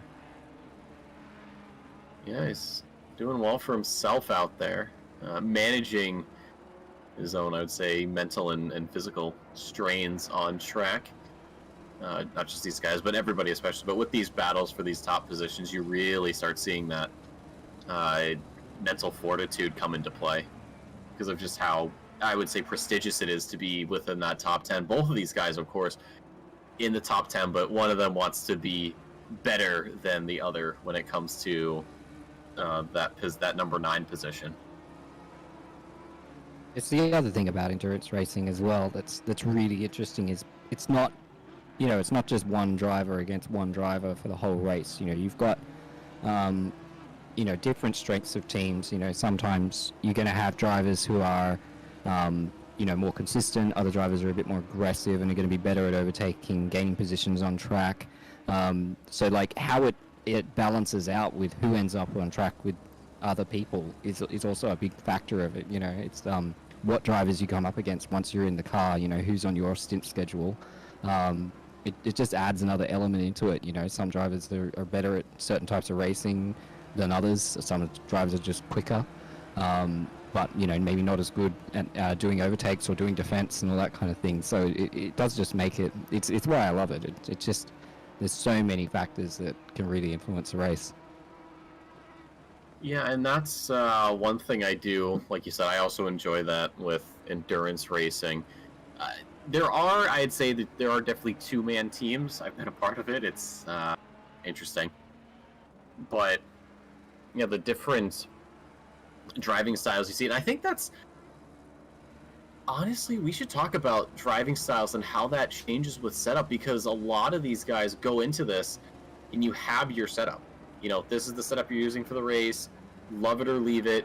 You don't have a choice. So, I feel like a driver's performance can be affected quite greatly depending on their car setup and what the team decides. 100%. Some people are going to like it. I like the car to be reasonably loose. Not too understeery, which is tricky in the BMW. But I like the car to be a bit loose and have a bit of a softer front end, than other people might. And it's always that balance when you're setting up the car. You've got to set up the car in a way that is going to be good for you, but also good for your teammates. How can we extract the most speed and the most consistency for an entire team, whether that's 2 drivers, 3 drivers, 4 drivers?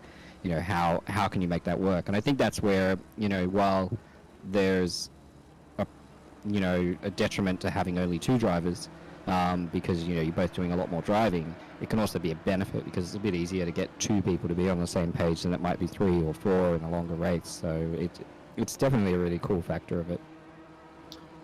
Yeah, it is. It's a lot of tweaking because you don't want any one driver to feel left out. The setup they have might be too aggressive or too safe for them, and then that you say, well, then what's the point, really? I mean, you have to, why am I here if the setup is not something I can drive at all? And you say, okay, well, your sin's coming up. Good luck. And that's never really good in my experience as a motivational tidbit. Yeah, well, that's just about finding the right team and finding the right people to race with, I guess. Getting people who can all drive to that same ability, and maybe push the car in the same way. Even just tire management is different between drivers. We as part of our team, we all have different pressure preferences. Mine tend to be at this track, actually mine tend to be a bit higher because I'm a bit quicker than the other guys here, but it's all about how you manage those tires. And different drivers are going to be running the front end maybe a bit heavier, in terms of their braking or pushing out of corners, and they might wear their tires a bit easier, so you need to adjust those kind of things. It's all just, I don't know, I think it's just it's a negotiation at the end of the day, isn't it? As we see Western finally making a bit of a move here, pulling up on Hind and overtaking there. Nice clean overtake there, using that that speed advantage that Audi has out of that exit, and yeah, just made that look easy. You talked about that earlier, just the exit you get with the Audi. Great stuff. One thing I think that's also interesting with the setups is depending on the wheel you have, you can actually do quite a lot. I know something like the T150 or the G29, you don't have a lot of options, but if you're like me and you're running a Fanatec wheel, you have all sorts of buttons. So even with the same setup, you can say, hey, I want a little bit more brake here, I want a little bit more ABS there. Small mini adjustments, of course, to make your ride a bit easier. But majority of the teams, I'm not certain. Maybe just sticking with one setup and letting everybody practice with that before the race, try and squeeze as much performance out of the machine as they can. We right on board here, George Fowler, P12, has behind. Oh, we've got a big pack forming here. I'm not certain if this is a pack that's going to be throwing some gloves at each other. Let's see. 26, 27, 28. Okay, so we have one car getting through via blue flags, and then it's Real Zacharias and Chalmers, 27 or 26, 27, 28, and then behind them is actually Senekis. So big possibilities as we do see the battle for 21 Vetiger, and I believe that can't be Brooke behind, can it? No, it isn't. It's a back marker. I've been fooled once again. Yeah, I think a couple of drivers have been making some pit stops, so I think the order's gotten all jumbled up again, and we've got more blue flags and things getting in the way. But that, again, that's just the other factor of endurance racing, isn't it? Just managing the other drivers around you having their own battles, having their own races, and making sure that you don't all collect each other. No, and in the background it was Turcolini that almost collected Ellis there. So we head down Mineshaft. Vediger is ahead of him, has gotten around the blue flags, but the battle for 34th carries on as Terracini sending it down the inside of Crocodile, but it's going to be too wide in the back through Cheetah. Both of those drivers just there, top of your screen, managing to keep things neat and tidy, and it's actually Jared Ellis that comes out on top. Is he going to get the exit? It looks like he does. So that battle done and dusted. Tim Brook in 18th right now is having to do a little bit of maneuvering, it looks like, through some back markers. Yeah, Pete Chalmers behind.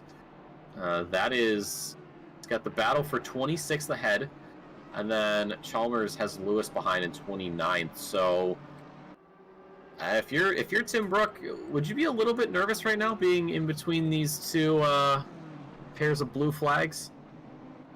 Yeah, it's a tough situation to be in, isn't it? Because you're kind of, you got to manage your own pace and make sure you don't slow yourself down too much, but you also want to get in other people's way, and you want to make sure that you're not impeding someone else. But it's always a tough situation. I mean, just look at the track map. I mean, there's barely any clear space on there. The only clear space we see is actually that front straight. There's a huge margin between drivers. The leader at the moment looking like someone who's got to navigate these blue flags. But we head down the front straight. Things are relatively calming between these 5 drivers.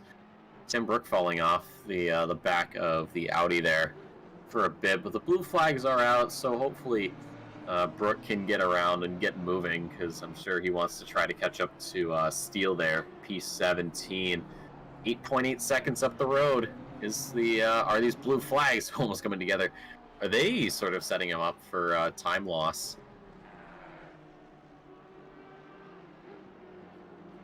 Great stuff though, real on the inside through Sunset, but it is Sakianis there.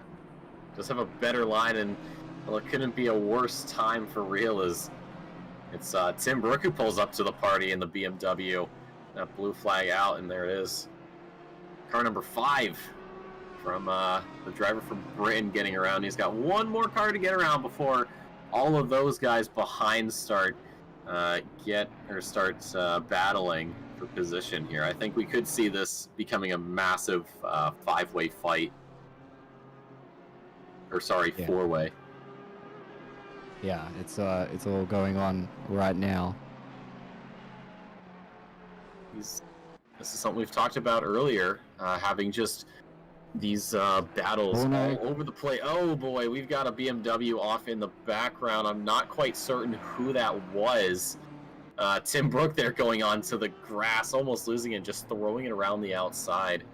That BMW, I believe, was Real. So, Real, I'm assuming. Yeah, that front of the hood's popped up. Not what he wants. Hopefully, we'll get a replay of that soon enough. But what we are going to get soon enough is the one and only George Fowler. Welcome to the booth. Hello all. Apologies for my tardiness. Had a bit of adjustment. Yeah, we admiring some of your work on the stream anyway. Oh, didn't know about that. I lost a bit of consistency. Got caught up in a bit of traffic, and yeah. But nonetheless, it was good fun. That's what we're here for. And with that, I'm going to have to go prepare for my next stint. So I'll leave you guys to it. Thanks for the call, Nick. And yeah, I'll catch you guys around. Absolutely, Mike. Good luck out there, man. Thanks, Mike. Thank you.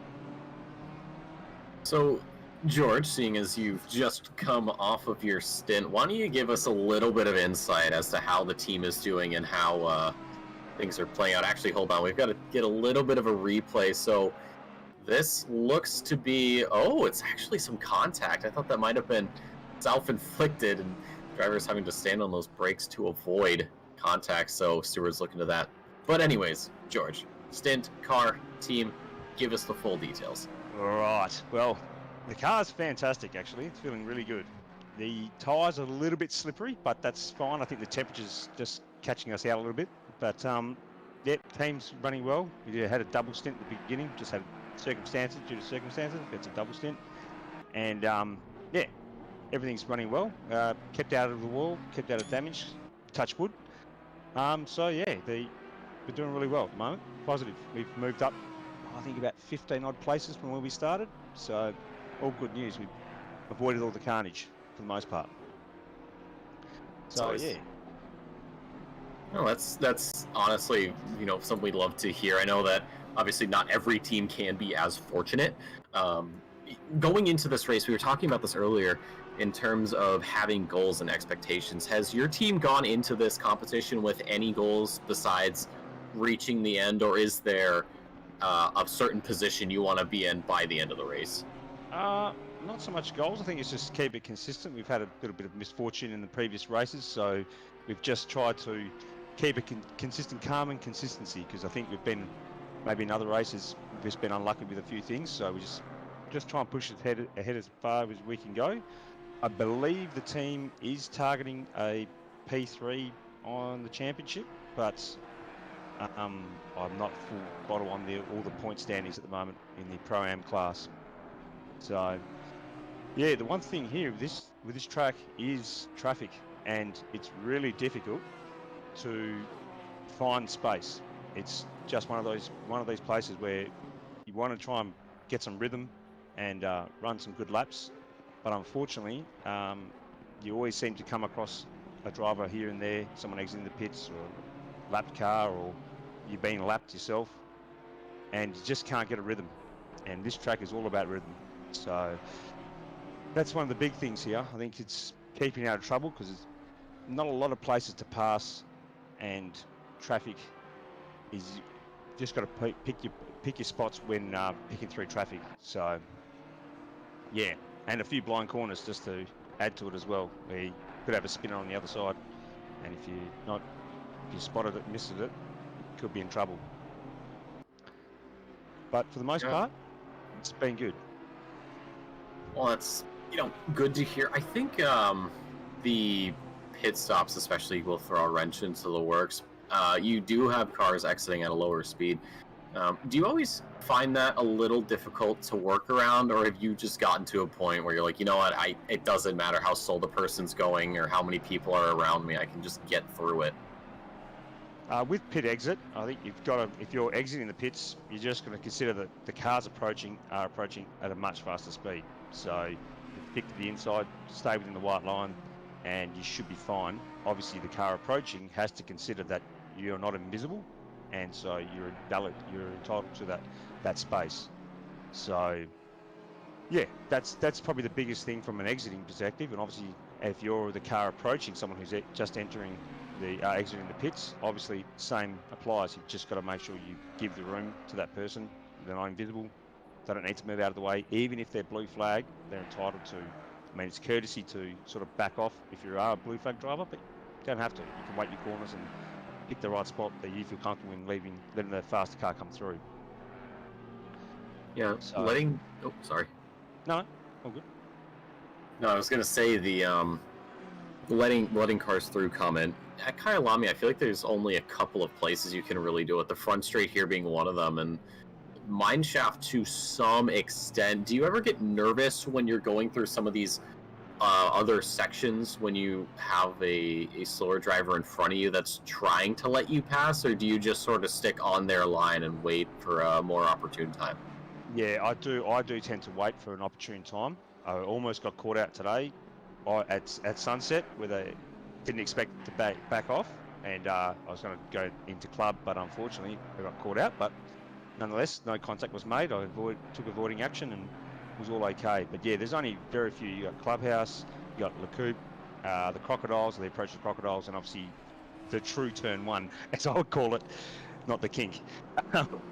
They're probably the three opportunities where you can make a clean pass, unless the car is literally on the side of the road. Then you obviously can pass them anywhere. But where you can pass cleanly as a lapping driver, then yes, they're the spots really. And obviously, from a person being lapped, you've got to consider that that's the places they want to go in and pass you. So, yes. But another thing that's also you got to consider this track is pit entry. Coming off Cheetah, you get that. You just got to be careful that you don't run too wide and onto the sand, because it tends to spit you back onto the track. So that's also one, especially if you're going towards pit entry, an easy mistake can happen, and you can run deep. So if you're going a downhill braking section. So we did have somebody earlier spin out at Cheetah. Did not have a lot of contact, thankfully. Just a little tap on the front bumper, but it was quite literally right in front of the pit lane entrance, about as far forward as you can get without having to turn around. And we see it a lot in racing here at Kyalami, not just with the endurance, but with just general races, where you have someone that gets a little ambitious into the corner and they either miss the apex. Oh, yeah, a little problem there for the Aston Martin. That is Jesse McLean. Not with the best run there. Driver's thankfully getting through. But anyways, through Cheetah, either you miss the apex entirely and you go wide and you start bouncing around, you're trying to save it, or worst case scenario, of course, you clip the inside, and I don't know about you, but she has no mercy on you. She will chew you up and spit you out. But it's one of those corners where you think it's easy, but it's a downhill, like you said, and it's also a blind corner. And sometimes you lose that little bit of focus just for a millisecond, and you have forgotten how narrow the track can feel when you're going at speed. yeah, I believe there's a saying, death at Cheetah, because that's quite true. That if you clip that inside curb, it results generally in an explosion of death. So yeah, it tends to fire you out in that sand, or worse, you spin around and be collected by the car coming on. So yeah, it is a blind corner, so it is always that danger. So you just got to clinch and hope every time and pray that when you go past that apex, you don't clip it, and there's no one parked on the other side. Yeah, have your teammates looking out there, of course. I know some teams will sort of spectate their driver, turn on the free cam and turn off the follow, and just sort of park that camera right above Cheetah and just let them know, hey, you've got a guy spun out here, you've got a guy spun out there, there's this going on.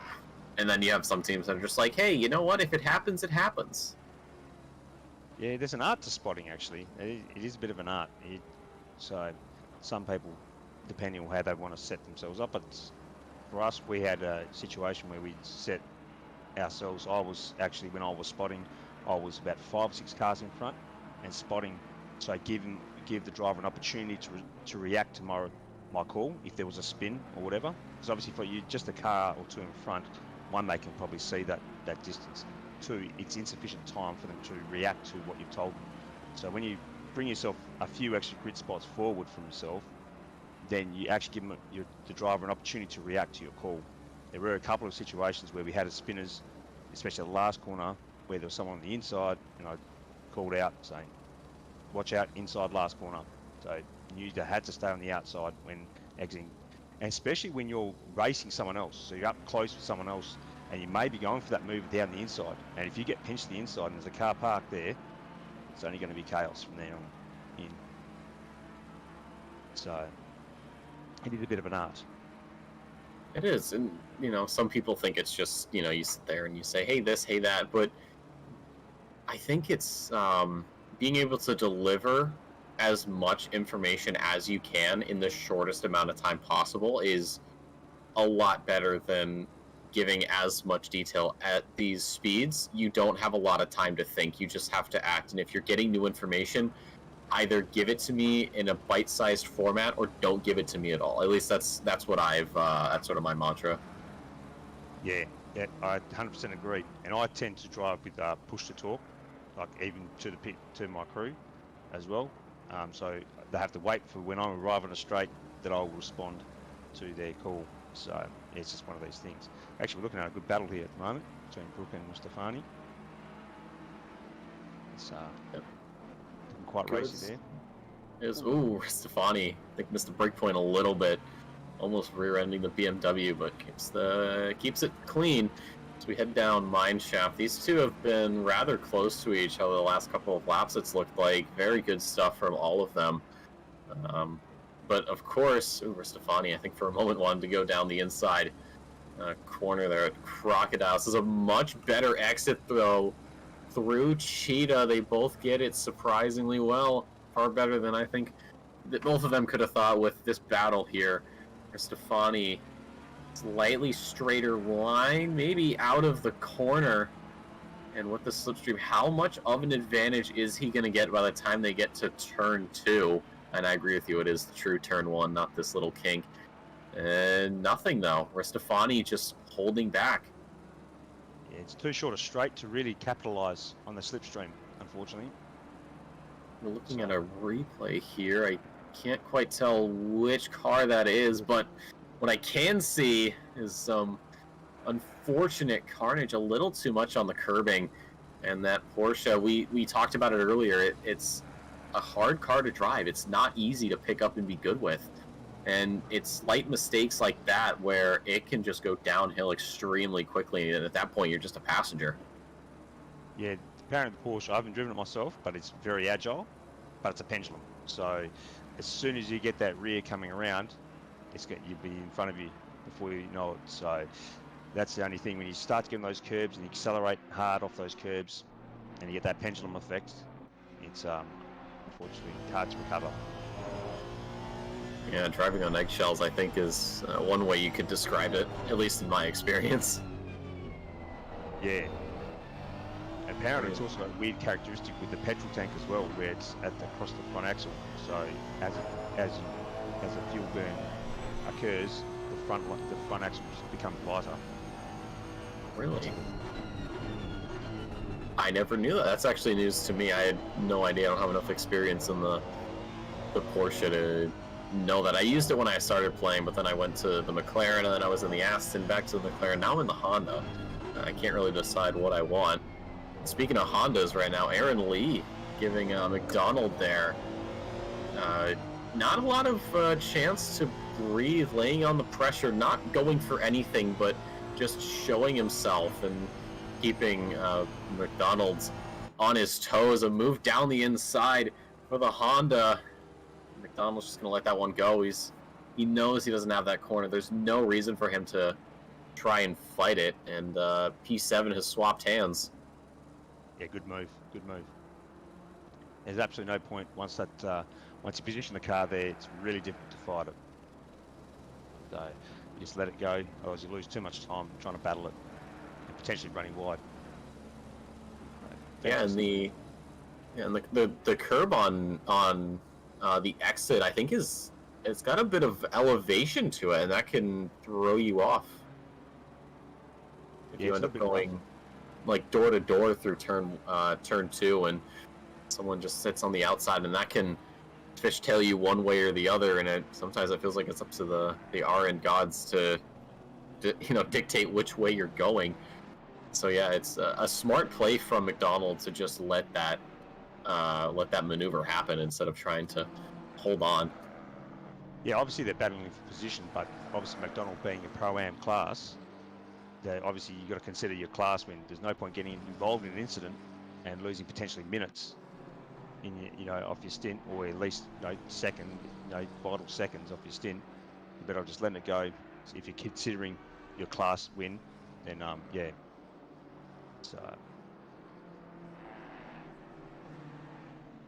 with the endurance, with these longer races, it is important to kind of distance yourself from the mindset of, I have to get this move done now. If I don't get this move done, what's the point? Because in the in pub lobbies, or in the rookie series, or in the sprint series, especially with some shorter races, like when we do the super sprints, we have a 20-minute and then a 40-minute. In fact, we're actually going to be racing here at Kyalami at season's end. Just a little bit of a fun fact for you, but no, with these longer races, it's very important to get yourself into that mindset of, I don't need to go for this move right now, especially when you look at the clock. There's a little over 5 hours to go here. We don't see a lot of these crazy moves, a lot of last-second desperation plays until the last hour. That's when the first few start trickling in, and then as you get closer and closer to the checkered flag, that's when you start seeing pretty much everybody making those last-second money gambles on moves. But right now, the drivers here, especially Gafour and Bartlett, I think are kind of just going to cruise along with each other. Yeah, for sure. That's exactly right. You got to consider that. That's a big thing in the endurance, is to be patient. Aggression sometimes doesn't pay off. So it is definitely one of those things that you need to just learn to stay in your lane and just be consistent for your team. Yeah, the opportunities will definitely show themselves as the race develops. And that's something you don't really see a lot of with other racing disciplines. You look at Formula One, you have your set number of laps. You look at something like NASCAR. I would actually say NASCAR or IndyCar would be at least when they're at the ovals, I think is pretty close to what we're getting right now in terms of just sitting back and waiting. Yeah, and obviously when we get towards those hour 8, 7, 8, 9, that's when fatigue starts to kick in, and you might ill decisions may be made. So it's the key to sort of just be consistent, keep a cool head, rotate your drivers as much as physically possible, and keep it as fresh as you can. So your focus, you maintain that focus, especially in that last hour. It's hard to focus. You might be wanting to hold a position, or got someone coming up behind you, and it's really tricky. Doesn't take much. Sorry, I didn't mean to cut you off. No, the fatigue thing. I feel like for our drivers in Australia, New Zealand, down there, usually in the AP regions, you have to understand this race started at 1 p.m. Australian Eastern Daylight Time, and it's going to conclude at 10 p.m. And these guys have already gone through their day. It is a Saturday, of course, but the time that you have between waking up and race start, it will differ, of course. I think the drivers who are doing that first stint will always be up a little bit earlier. But for those in Europe or in North America, there's a bit of an advantage because of the time zones. You can kind of mess with your sleep schedule a little bit and not have it be too much of a problem, because when I did this, we started at 10 o'clock and I didn't get done till 7:30, and I had slept before then. I took a couple naps throughout the day. But with the AP drivers here, they're going through their day, and this is all they're doing. They wake up, they practice, they race, they take a break, get some food, stretch their legs, come back, race again, and stay until the finish. So to those AP drivers out there, huge shout outs to you, because your day has consisted of driving and racing, and for everyone else in the region, your day somewhat, but you're not going to be as affected as much as these poor souls are towards the race end. Yeah, we also have the time difference as well, because we got the west coast is different time, so it's 3-hour differential from the west to the east coast, and we even have people from New Zealand racing as well, which I believe is a further 2 hours earlier. So there's a variety of drivers in here at the moment, from all different locations. I was going to ask you, Nick, what do you do for race preparation for an enduro? What would you do? What's the day leading into the race? The day leading, all right, I'll even take you a day back. I'm not going to go that day. I'm going to go the day before. So I've only had the pleasure of doing, actually no, okay. I've only done one endurance race. That was the 9 hours of Kyalami, I think the last time we did it. I was supposed to be in the 8 hours of Imola, which was not the race before that, but the race, the second, or the race for the one prior. Does that make sense? That makes sense. Yeah. You're a smart guy. So the prep I did for that was, the day before, I stayed up extra late. I really tried to mess with my schedule a little bit, so that way I would wake up later, and thus I would be able to, you know, get myself sort of in the time zone for AED, but not quite. So that first day is kind of spent just tweaking a couple things. And then what will end up happening is I'll try to go to bed at a reasonable hour the night before, and then I'll just sleep constantly throughout the day of the race.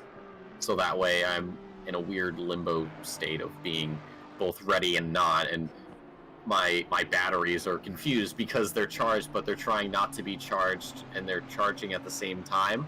And then once I'm up, and I'm like, all right, listen, you know, the race is in, say, 2.5 hours.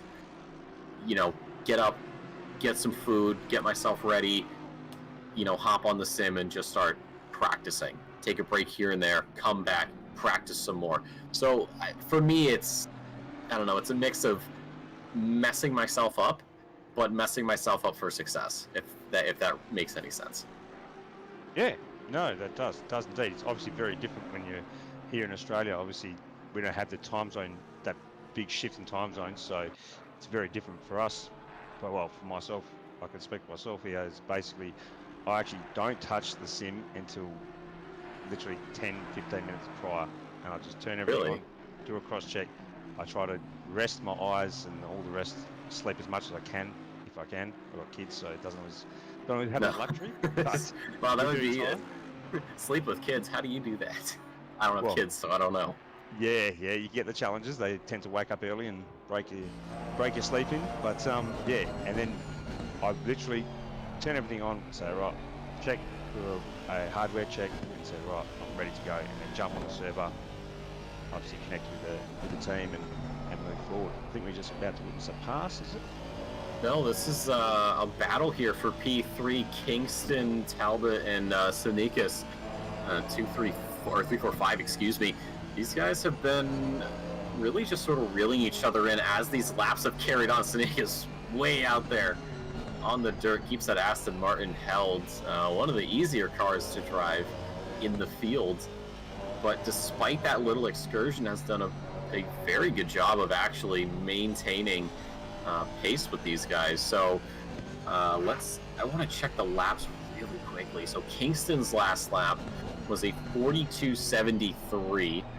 Talbot had a 43.0 and a 42.9 for Sonikas. So Kingston will try to pull away, even if it is a little bit each lap. Talbot is sort of on the back foot here. He's the slowest of these three, and Sonikas is only about a 10th. So even with the slipstream, this could get very interesting very quickly. I don't think we'll see some 2-wide, 3-wide racing. However, I wouldn't be too surprised if we saw maybe a desperate lunge down into turn 2 at the end of the straight here. Yeah, or a mistake, pushing for a mistake. But now they're just sort of breaking apart with a bit of rest here, so whichever comes first. Yeah. Sonikas, though, thought about a move down the inside and decided that wasn't in the cards. Talbot goes a little defensive down into that second corner, and that does give Kingston a chance to pull away a little bit. Fastest of the three, of course, so he'll be more than happy. Last lap for Kingston, a 42.7, a 42.8 for Talbot, a 42.6 for Sonikas. So we're going to have quite a battle on our hands in due time, I think. Yeah, I think this one will last a while, for sure. They're very close pace. Very close. Yeah, and it looks like even when Kingston gets an advantage, there's just one corner that comes up that the Lambo just can't really handle, as well as the Audi or the Aston, and that puts these two drivers back up into contention.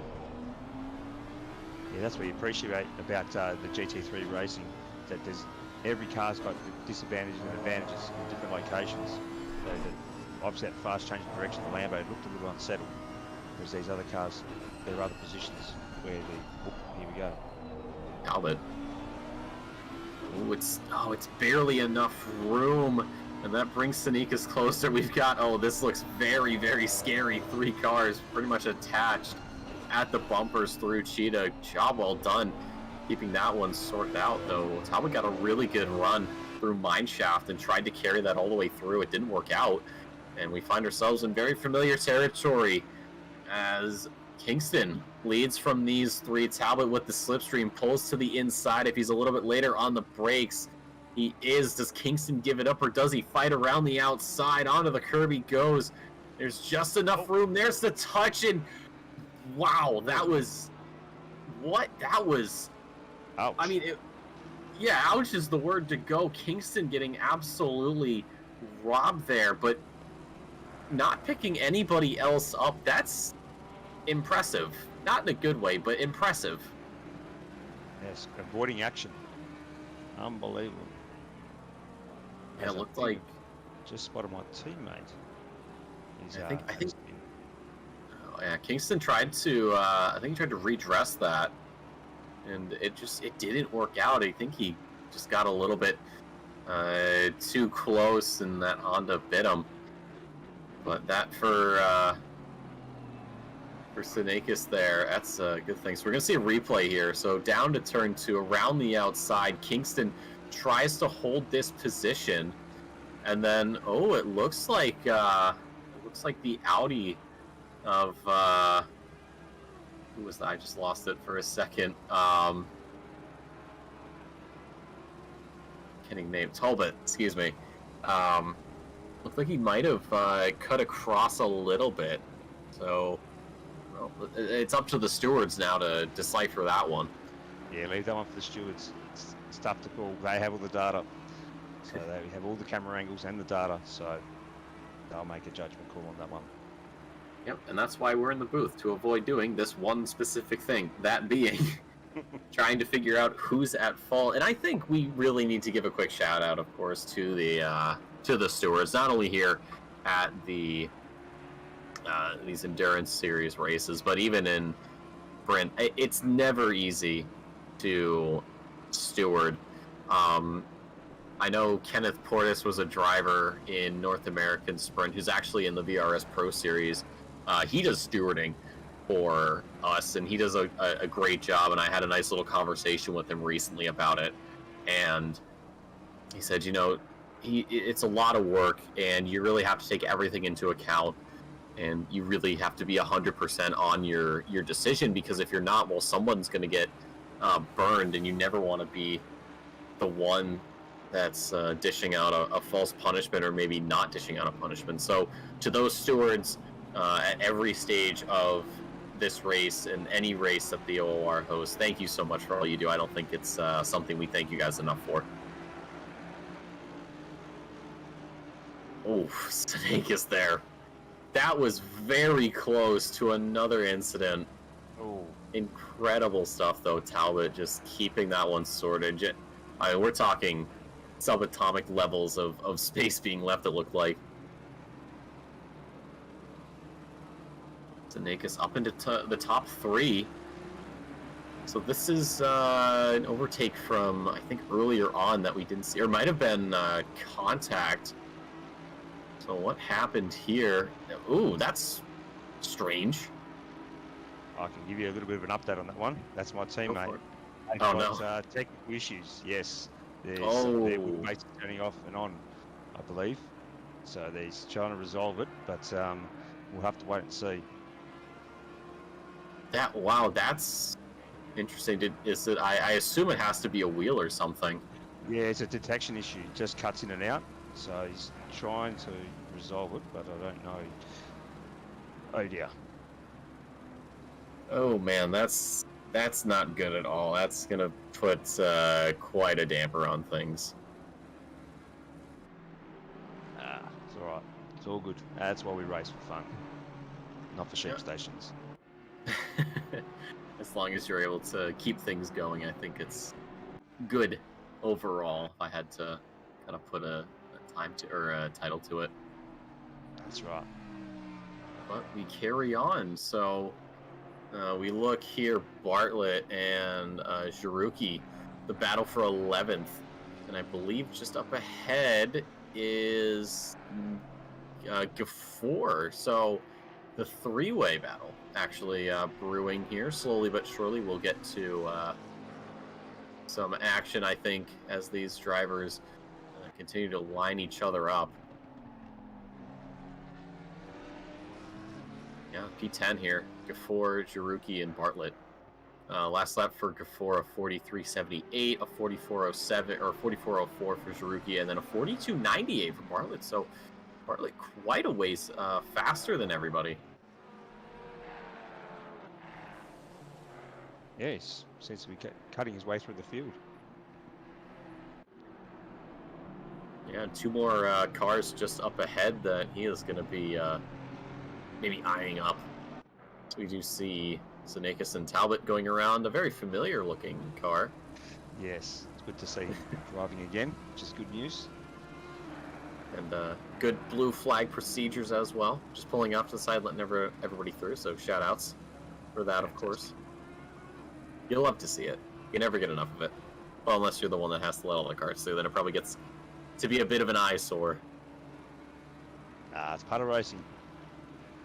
Can't all be the aliens at the front.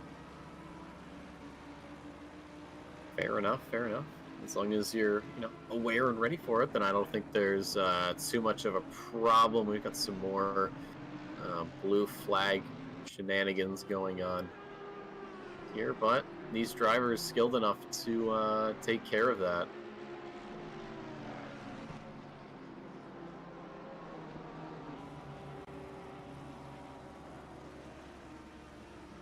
And we've had things I think for right now are calming down. I think we've seen a healthy amount of battles, and these drivers saying, all right, we've had our fun, time to take a step back and recollect ourselves and get back on the offensive as soon as we can.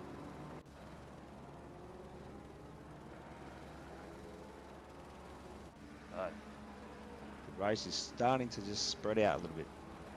So there's little grouping of cars together, little mini battles around the place here, as we see the battle P11 at the moment. Just a nice ebb and flow, I would say, when it comes to endurance racing. Is you do have periods of action, you do have periods of very close, very aggressive, very exciting racing, and then it says, all right, hey, time to back up, and then the cycle sort of starts anew. And that's we get so used to seeing all the action all the time that we kind of forget, hey, there are times where it's okay to just take a step back and relax. Yeah, just follow the car in front, and just as long as they're maintaining a reasonable pace, then that's it, just settle in. I mean, it's weird. There's a weird phenomenon that happened at Silverstone where there were big groups of cars together, and then you had lots of space in between at periods of the race, whereas here in Kyalami there seems to be mini groups everywhere of cars, so it is quite interesting to see. I think that's because it's hard to pass here, that you tend to have this little bit of break up when someone slips through. It's sort of they hold up the next person, and sort of just seems to happen like that organically. Something that we do have to keep an eye on. There's a lot that'll happen. There's still just a little under 5 hours to go here, so anything can happen. Nothing's set in stone, not by a long shot, that's for sure. No, not at all. Ooh. This could be a three-way. This could be a three-way battle here. It's looking like it. Bartlett, Jiruki, and Gafour. We've had these guys just racing with each other, keeping it close for the last few laps. And then just beyond them, actually, is one of ours very own Jamie Conboy. Maybe looking to pick up some scraps there if these three get a little too crazy with each other, but he's still quite a ways out, so I don't think he's too much of a threat for any of these drivers to worry about. Looking at last lap times, Gafour and Jiruki, a 44.1 for each of them, and then Bartlett with that 43.4. I mean, that is such a massive time change between those first two cars and Bartlett. I mean, I think he should be a lot closer by now. Yeah, it is interesting. I wonder if these two had come together to some degree, or slowed each other up, trying to pass each other. But they're slowing each other down, you would think Bartlett would have already maybe made a pass or two by then, but he's the furthest in this pack comparatively between Jaruki and before. They're very close, relatively speaking, and then Bartlett has just fallen back a bit. So I'm not quite certain what's going on there with the McLaren, especially with how quick that lap time is.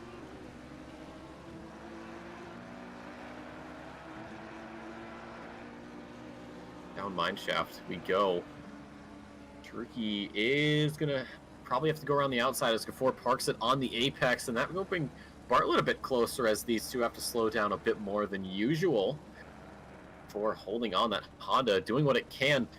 This is a spot in the top 10 for the time being, but will it be so later on in the race? Only time will tell. Bartlett missing his brake point a little bit. On the front straight we go. We'll go through the not quite turn 1, and down to turn 2. Now the slipstream is actually quite a lot stronger. Very close there for Jaruki, almost rear-ending in the inside line. I don't know if there's going to be much of a fight here to maintain position. No, it doesn't. Bartlett losing the back end. Wow, he was really pushing. He was, and that lets Convoy and Steele through. So these two not having to work for their positions. Bartlett, all that effort he's put in to catch up to the two cars ahead has immediately been washed away in one corner. Absolutely hate to see it, but I mean that's just what can happen. You get a little too ambitious and something steps out and you're along for the ride.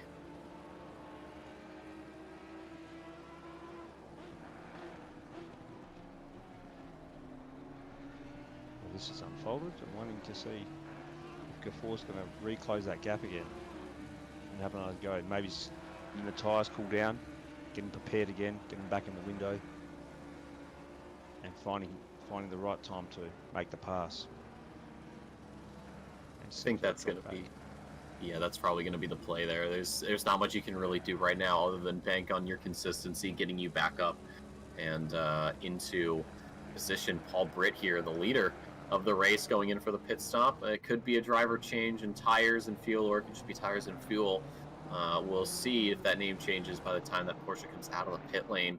Regan Smith here, or Regan Smith, that's not the right driver. Pardon me. Regan Herbert for P2, and I believe that is a back marker just beyond. Yes, it is. Where is Sinakis? He's quite a ways back.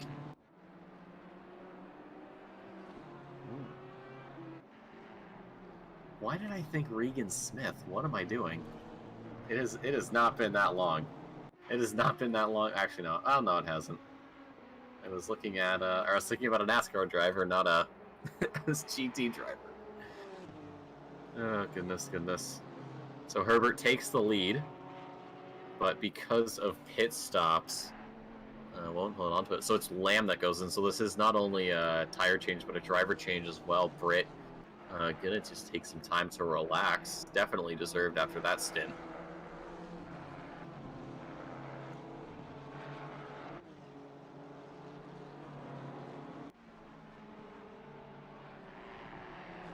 Again, it's back into that flow of just taking things slow. Not a lot of battles. People just banging out these laps slowly but surely. And it is something we you got to get used to here with these endurance events.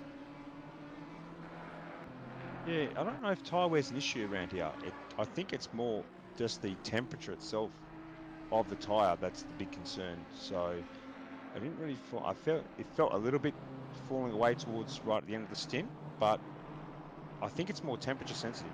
If you get the tyres too hot, the car just tends to glide around and you struggle to find grip, and then it's just a knock-on effect. It just becomes worse and worse. But if you keep them in that temperature window, it's okay, and I think then it maintains the actual tyre wear situation as well. That is very, very true. I didn't actually think about that until you said it, so thank you for that one. Yeah, because some tracks, tyre wear is an issue. Yeah, you run out of tyre basically towards the end of your stint. Whereas here, well, definitely on our with our car, we're not having that issue with tyre wear itself. It's just the tyre temps, just managing that tyre temp to make sure it doesn't get too hot. We've got the ducts right open just to try and cool those tyres off. So that's probably the big thing here. And I don't know what the temperature is at the moment on track, but I'm sure I'll find out shortly. Temperature on track is 30, so that's 90 something. I don't know. I don't use metric. Ah, right. I'm an American. I don't need to use it. No, that's fair enough. It's fair enough. I use our God blessed American imperial units, the way the founding fathers intended. And isn't there 2 imperial sets of units? You got the British imperial and the American imperial. I don't know. All I know is that ours is correct, and I will fight anyone that disagrees. I love it. It's fantastic. What do we've got here? We've got Gafor losing some time to Convoy here. Possibly trying to con the fellow Honda driver out of a position last lap for the 652 as a 43.6. For the 500, it's actually over 500th, or 500 on the decimal faster, a 43.0. So that is actually almost 6/10 dead. So down into sunset we go. Gafor does remain ahead. Convoy is really starting to get a little bit aggressive here. He knows he's got the pace, but the question is, where does he go for this move? Not close enough to be side by side, and you see Steele there just behind them, looking to pick up anything he can. Convoy slotting back into place. Maybe going for something mineshaft cheetah, or not cheetah, excuse me, crocodile, possibly, and Steele trying to take advantage of it. He's really just everything he can to pull in closer, but these Hondas are making it impossible. And just up ahead, I believe that was Jiruki we saw. Yeah, it is. So there's some gap there to work with. But I would not be too stunned if Convoy went for a move at the start-finish. I mean, look at how close he is. I mean, he's like right on the bumper, right? He should absolutely consider going for a move, and Steele might as well. I think if Convoy gets through, then it might open it up for Steele. So if he hangs him out to dry, then I think Steele will get through as well. And this, it's just not close enough. I don't think he's close enough. No, everyone's in sort of a no man's land right now. Nobody's picking up any sort of slipstream. The gap from Gafor to Convoy is about the same as Convoy to Steele. So nobody benefiting, despite how close they were. It's surprising. It looks like everybody just didn't get the best exit. The last lap times, there's a 10th between Gafor and Convoy going to the 652, and then it's Steele that has quite the advantage of 43.5 for him. So it looks like we may... Ooh, boy, that's very close. Convoy might try to send it around the outside here. There's a bump there. That's going to push him offline. And John Steele, what did I say? He's sitting in the back, and he's going to wait for something to get dropped into his hands, and that's exactly what it is. He pulls ahead and is going to be eyeing up Gafor as he gets a pretty good exit there out of the little chicane around the outside. Is he going to make it stick? The touch there, a little bit of a switchback. I don't know how clean that was, but it's door to door down mine shaft we go. They're hunting for diamonds, it might seem, or maybe they find some redstone when they get to the bottom. Look at how close they are. A nice little touch there is going to send Gafor quite a ways out wide, but is able to hold on, and they are going to start playing a little bit of bumper cars. And it is going to be Convoy that slips on through, and Steele, despite all that, does get the job done. As our cameraman, R.I.P. Can we get an F in chat for the 50 board? How sad. Booted to another country, it seems like. But man, what a scrap we had there. Some paint trading going on. I wonder how that's gonna get dealt with. Yes, that was a very good battle, and JC capitalized. Yeah, absolutely. he hung back, let the two battle off, and then he snuck past everyone. Herbert in the lead at the moment. Yeah, that's the big thing with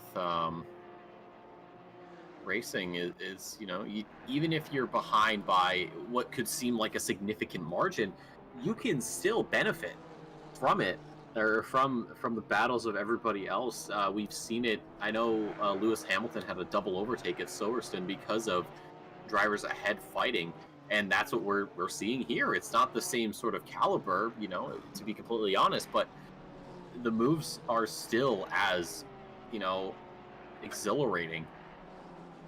Yeah, no, it's fantastic. It was fantastic. So we're watching Herbert here at the moment. I'm not too sure where they are with regards to pit stops in comparison to Lamb, but they're in the lead at the moment, which they were leading at the beginning of the race. So amazing stuff here, how close this battle is at the lead. Yeah, Lamb was in the pit lane, and that did give Herbert a chance to overtake, but Herbert still has to go into the pit lane. Lamb's done a fantastic job despite that driver swap of, you know, just getting back into the swing of things. Has about a actually, Lamb has almost a full second on Herbert's last lap. That's very, very surprising. We do hop back up further. Jamie Convoy has pulled up to the rear bumper of John Steele, so could we potentially see another change for position? Did Jamie get past Steele before? I think temporarily. Actually, yeah, he did. He was ahead at one point, so I'm wondering what happened a bit off screen. Maybe a little wide at a corner, ran it out, and Steele took advantage of that. Yeah, it looks like it. Convoy's last lap, a 44.2, a 42.8 for Steele. So yeah, that must have been some off-camera excursion that we didn't catch. Yeah, it's pretty easy. And, you know, one thing that we've got to consider here is drive-throughs for track limits. There are a couple of brutal locations here through the S's, the exit of the S's, and even at Crocodiles as well. There's the track warning, and even the last turn as well. If you run too wide there, you can pick up a track cut warning. And I'm sure a lot of these drivers will be on one or two of these warnings right now, and they'll be, you know, just backing off just that little bit to make sure they don't get done. We get a replay. This is Convoy here. Overhead shot. Look at it. Steele gets such a massive amount of exit speed through there and just fires it down the inside. Beautiful overtake. Great stuff.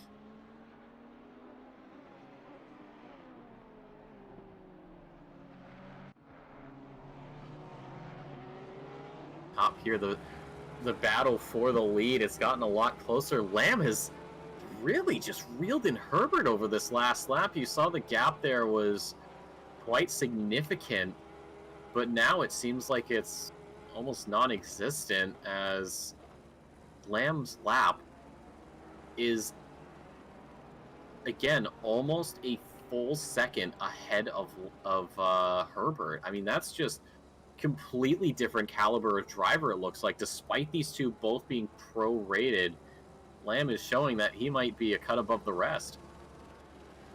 Amazing. That's fantastic pace.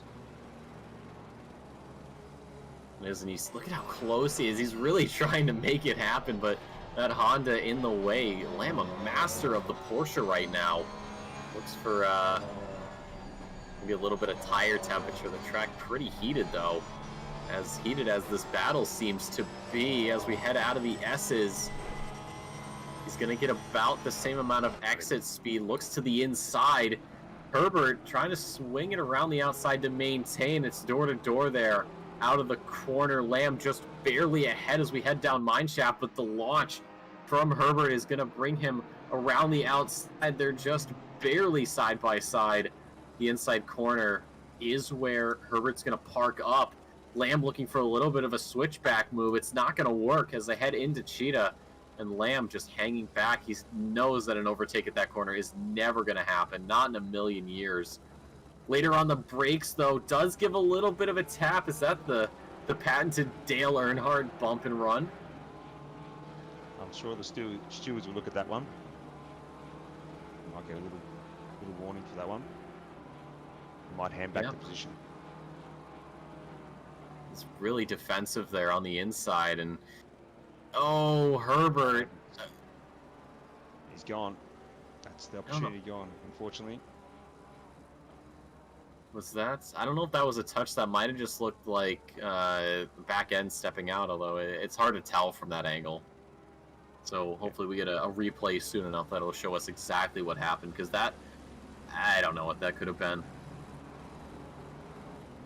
I wonder if the differences in stints between Herbert and Lamb, whether the Porsche is on a completely different strategy, whether they're stopping on the hour or whether they're running longer in comparison to the Honda.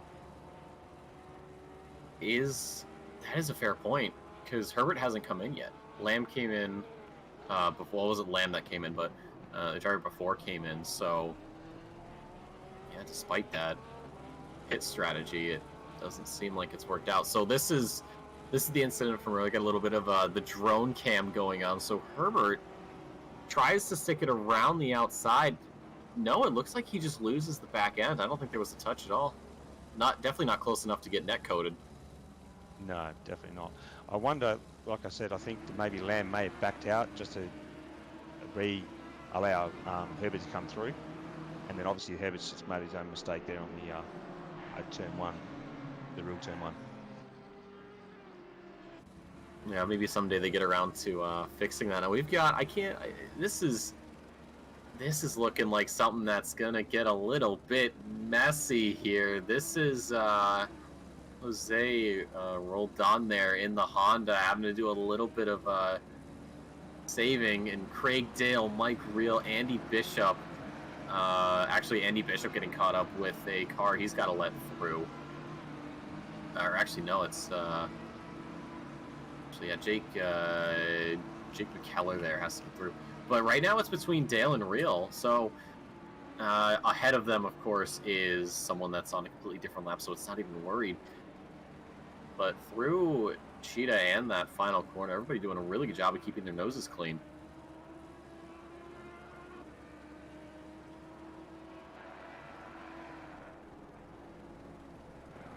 This will be our spotlight battle for the time being.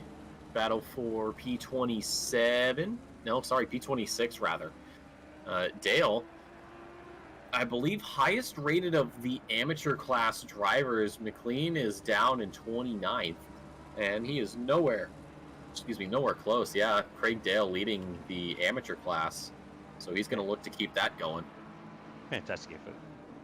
Absolutely, of course, and doing a very good job of holding up Riel there in the Pro-Am category. Perhaps Craig Dale on for promotion. Maybe in the middle of the race, they just, the next pit stop, they just slap a black square onto the Ferrari. Ah, there you go. Just a minor add-on. You don't even have time to rip the old one off. You just throw it on over. Or maybe they do something like, those the temporary tattoos, you put like the wet sponge and you just sort of hold it. Maybe that's what they do. Yeah, you can get those magnet ones. You just stick them on the side. Oh, those are cool. the big like motorsport racing, the black tape that can probably hold down like anything in the world. I don't know. We'll see. We'll see what the pit lane stewards feel. Craig Dale, though, despite a bit of a shaky turn in through Cheetah, does hold it together. As Riel's got to let McKellar on through. McKellar in 20th right now. So Riel 7 positions back, getting blue flag. Things are going to get a little tricky. And behind them is actually the driver in second place, Senakis, who is getting around the McLaren of McKellar. So McKellar's got to do all that work again to catch back up, and Senakis now has to deal with these two. You're Craig Dale, obviously. You're hoping that Senakis can pull up to the BMW and then sit there for a while and give you time to pull away. And then ideally, things work out, you let that faster driver through, say on the front straight, and you don't lose all that much time. Yeah, that's the spot to do it for sure. Something you got to appreciate as well with OOR is obviously we've got the rookie program right through to obviously your sprint series and obviously endurance series, but all skill sets are presented here today. So we've got the AM classes. Generally, most of those come from our rookie series into the endurance series after the fact, and obviously the sprint series as well. And something you got to appreciate, not all leagues have this sort of accommodation where they can allow for all these classes to race all together in one and have such respect in driving together. So it's shout out to all the admins and people that run the rookie series, who are the fresh blood that come into the league and allow everyone to fine tune their skills, because it's very different racing on your own, hot lapping, or even racing against the AI. And then when it comes to human minds work very differently, and some moves you can generally pull off against the computer you can't necessarily do against a human being. So that's something that you have to refine your craft there in the rookie series, and it's amazing. It's amazing. Look what we have here today. I mean, I think there's around 150 drivers in today's race, so it's just an amazing appearance. Yeah, that's one thing I've talked about on these sprint series races is, you know, there are people who are watching, or people who are going to watch this, and they are new to sim racing. Maybe they're new to the OOR. They just want to have maybe a little community they can rally themselves around. If you are thinking about, you know, getting into a more organized form of racing, not only here in ACC, but even in iRacing, I think we have Formula One especially. You know, I say just go for it. You know, the best teacher is experience, and like you said earlier, George, with the AI, you can only do so much. When you actually get into races, you know, there are things that might work in a public lobby setting. You know, the one time, because you're only racing with, you know, those drivers one time, maybe a second if you get lucky. But when you're in, you know, an organized league like the rookie series, you're able to hone your skills, and you're racing with the same drivers week after week. So you start to pick up on patterns, and then you can carry that over into, say, the sprint series or the endurance series, or you can even take that back into pubs. And you can actually, I've seen drivers who join and they pick up the ability to figure organization. I started off in rookies, I went to sprint and said, all right, I'm done racing, I want to talk. And you do a fantastic job of that, that's for sure. Hush, I do what I do because I can. One thing that you do is you become situational aware. So that's one thing you learn. So you go through that rookie series and you maybe close the door on someone and you have to make contact, and you know next time not to do that again. And then when you bring that to the public lobbies, sometimes you get someone who just wants firing one down the inside, and you actually take that avoiding action, allow them to run along, and then you continue through. And that's all picked up through through the rookie series, where you hone those skills, become situation aware of what's happening around you. You're looking 3 or 4 cars in front of you, so if there's an incident, you're quickly able to avoid it. And yeah, and then it's fantastic. You then carry those skills for life. And not only that, I mean, we not only just have the ACC, but you got the F1 22 that we run as well, and AMS 2 as well, that's run on Monday nights. And so if you're not inclined towards ACC, there are other platforms we have there that are running as well on a weekly basis. So you got plenty of options.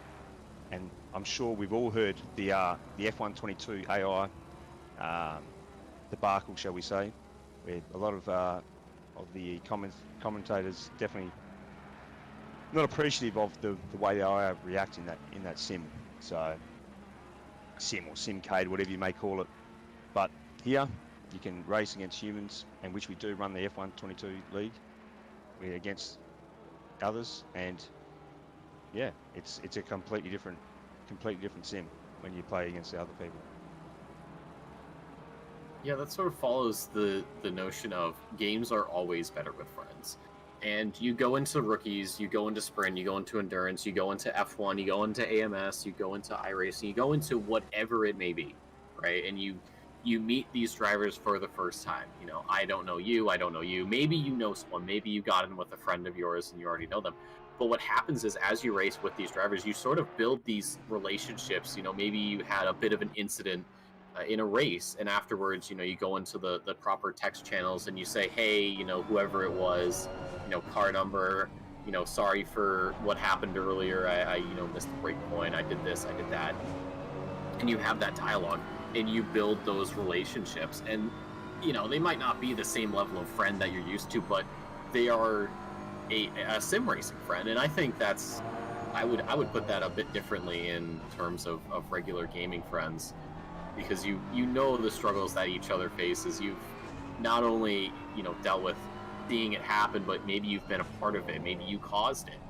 And that's a really strong part of this community is, you know, the community. I know that seems very cliche to say, but OOR, we're a very tight-knit group of people. You know, we have this common interest and we want it to be the best that it can be, and you know, we treat each other with the respect that we expect to get, and you build sort of these really good connections with people. Some of the best people I've met are through the OOR. Oh, 100% agree. I mean, and the networking you have there, just, you know, you all got common interests in sim racing, and being accountable is not a bad thing. That's reality. That's what it is all about. Everyone, you turn up each week. So what happened last week, you can't just go changing your name and you're someone else the next week, like you may find in a public lobby. Whereas with a league, you face week to week, and sometimes you need to put your hand up and say, yep, I apologise, I made the mistake, and I take full accountability for it. And people then see you as an honest person, and then it's not just, oh, public lobby, you know, it's T1 Monza and everyone's just going to crash. It does happen, but you know, at the end of the day, because everyone, you can speak to each other through the Discord and through the many mechanisms we have, it allows you to show that you are respectful, and it was just an accident, not a deliberate ploy or anything of that nature. And that's the beauty of a league, because it is a community and everyone shares their thoughts. Everyone's been there, done that. As you were saying before, you know, we've all made those mistakes, and it is what it is, and everyone's there to support you. They go, no, it's all good, it's all good. We move forward, all is well, and you learn. And I know with the rookies, I believe there's new programs starting up now where they're going to be replaying incidents and saying, look, this is something to learn from. Not necessarily pointing the fingers at anyone, just saying these are things to learn when you go into a race or in a certain situation. You can't just do certain things, and it's fantastic.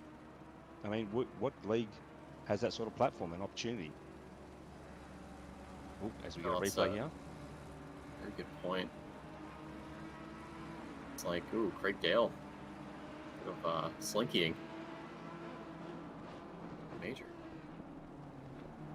But to bounce off of your point there about the stewarding and saying, hey, here's how your mistake went, you know, in the rookies, the thing I've noticed about the rookie series is compared to sprint, it's a lot safer.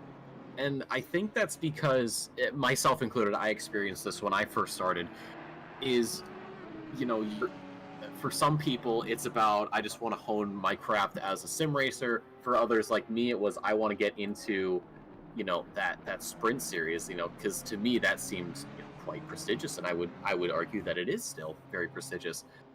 And you look at it and you say, okay, I'm being watched. There are people who are better than me, just not only on track, but like overall watching the race that are better than me. They're going to be able to spot things that I'm not aware of. And some, myself included, think that one mistake is going to be like the biggest dressing down you'll ever get in your life. It's not, of course. It's a very, you know, calm, respectful, hey, here's what you did wrong, let's talk about it. And, you know, that does have an effect. And, you know, despite rookie lobbies being full of what you could call, you know, new players, it's still a great experience. You know, it's something that it feels like a pub. That first race always feels like a pub, but after the second and third, you start getting used to how people drive, and you go, "Oh, this is how the game is meant to be played. This is amazing. I want more of this." You know, and then maybe you suggest the game to someone else. You say, "Hey, I know you're having troubles with these races. Why not join the OOR and you can experience what I'm experiencing?"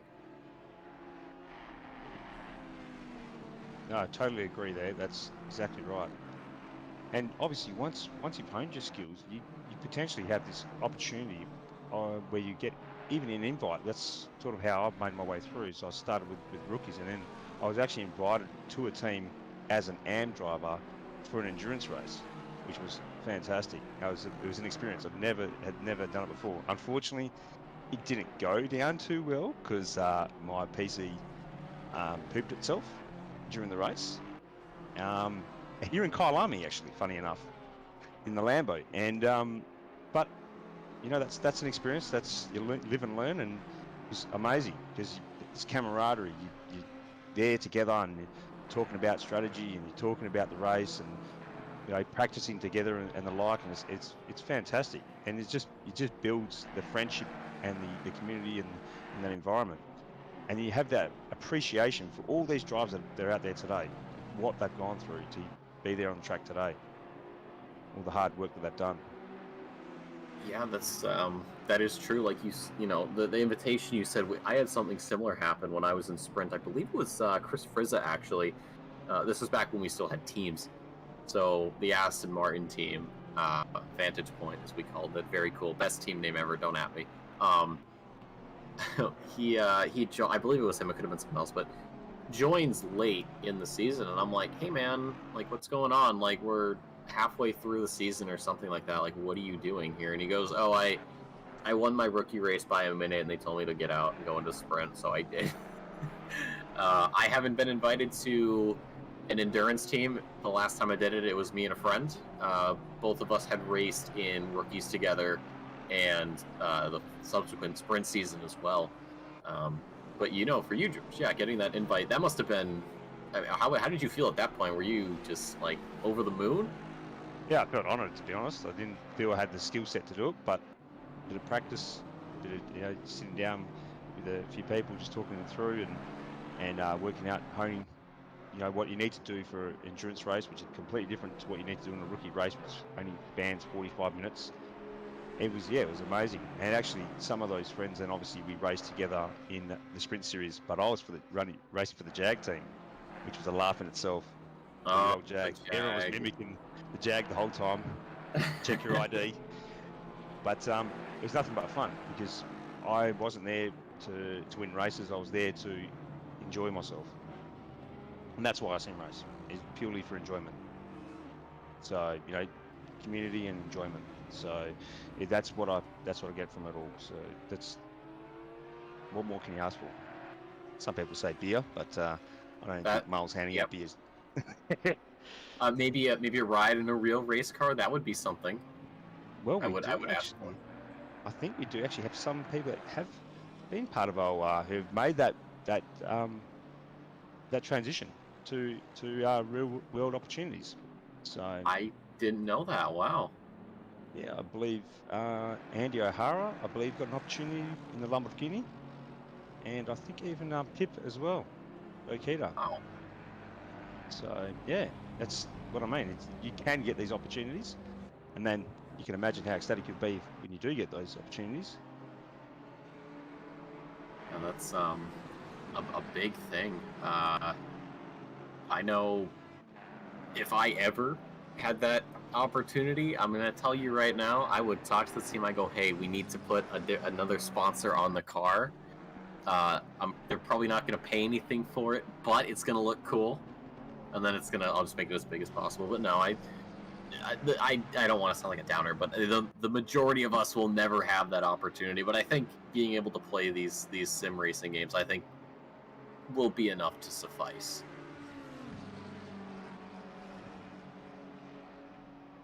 But who knows? Life is a strange thing. Anything can happen. And what's currently happening on track right now is Austin Carpenter trying to hunt down Moyen. for P14 Moyen with 10 seconds added on to the pit stop, the next one that he does. And then just behind is Richuzi, I believe that's how it's pronounced. I could be wrong. My pronunciations are sometimes a bit all over the place. But yeah, we have more of these battles starting to form. We see it. Oh yeah, Rich Udi. And the Ferrari, it looks like Moyen's out of town. So Carpenter is the prime target here for the Italian behind. Of course, driving in Ferrari, what else would you expect? But yeah, again, this ebb and flow. You have battles and then times of tranquility and then back to chaos. And that's what we're seeing here.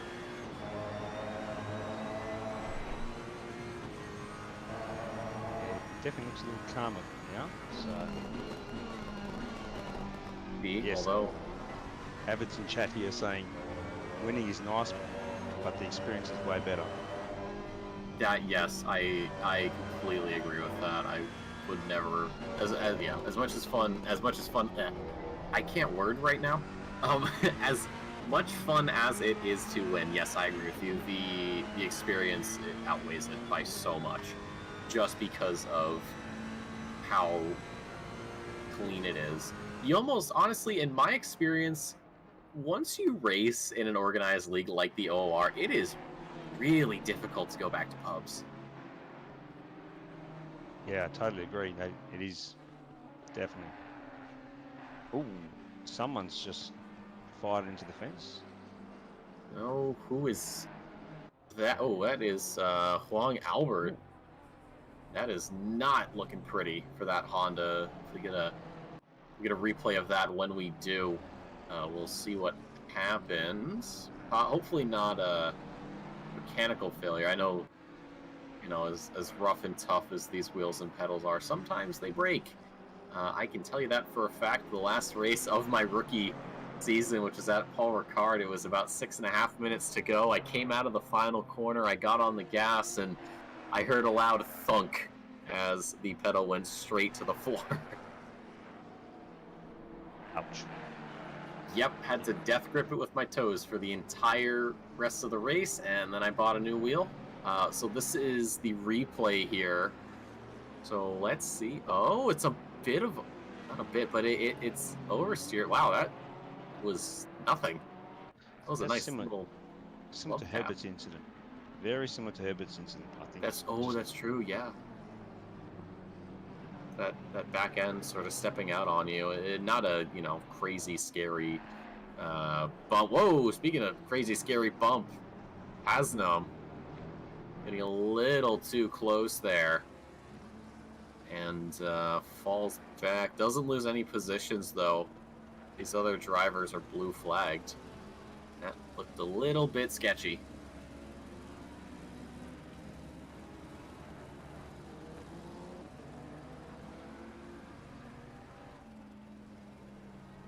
Hasn't not letting that phase him at all, and he's right back on the charge. It's like it's nothing even happened. It's like he just messed up a corner a little bit, and is going to get right back and trying to take Gibbons there for P12. We have two Pro-Am drivers in the top 10. That is Morgan and Felgen. So we get a replay of the Honda apparently deciding that the laws of physics do not apply.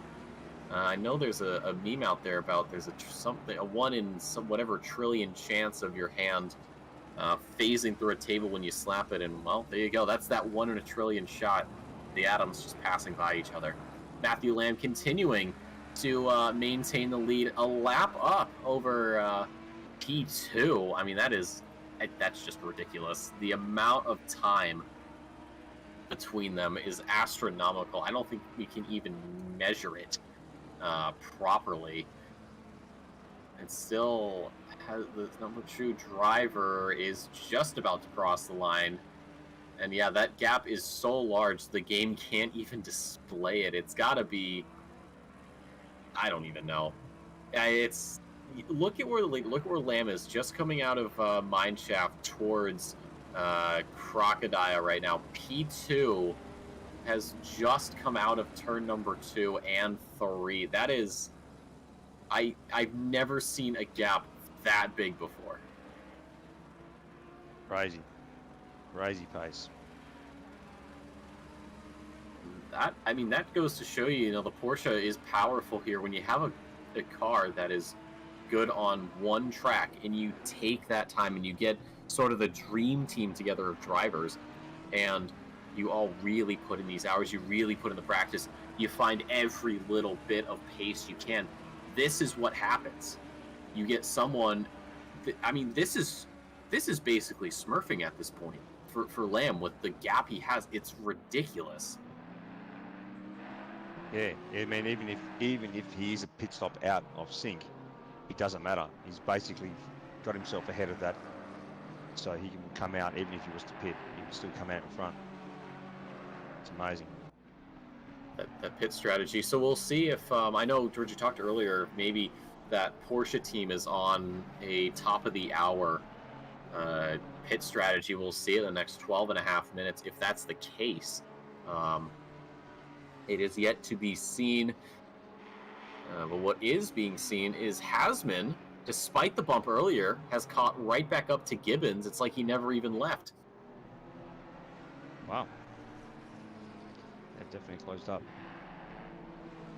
And that's something we can also talk about, is regardless of where we're looking at on the grid, the pace of these drivers to recover from something like that and get right back into the fray is just, I can't even put into words how impressive and terrifying that is.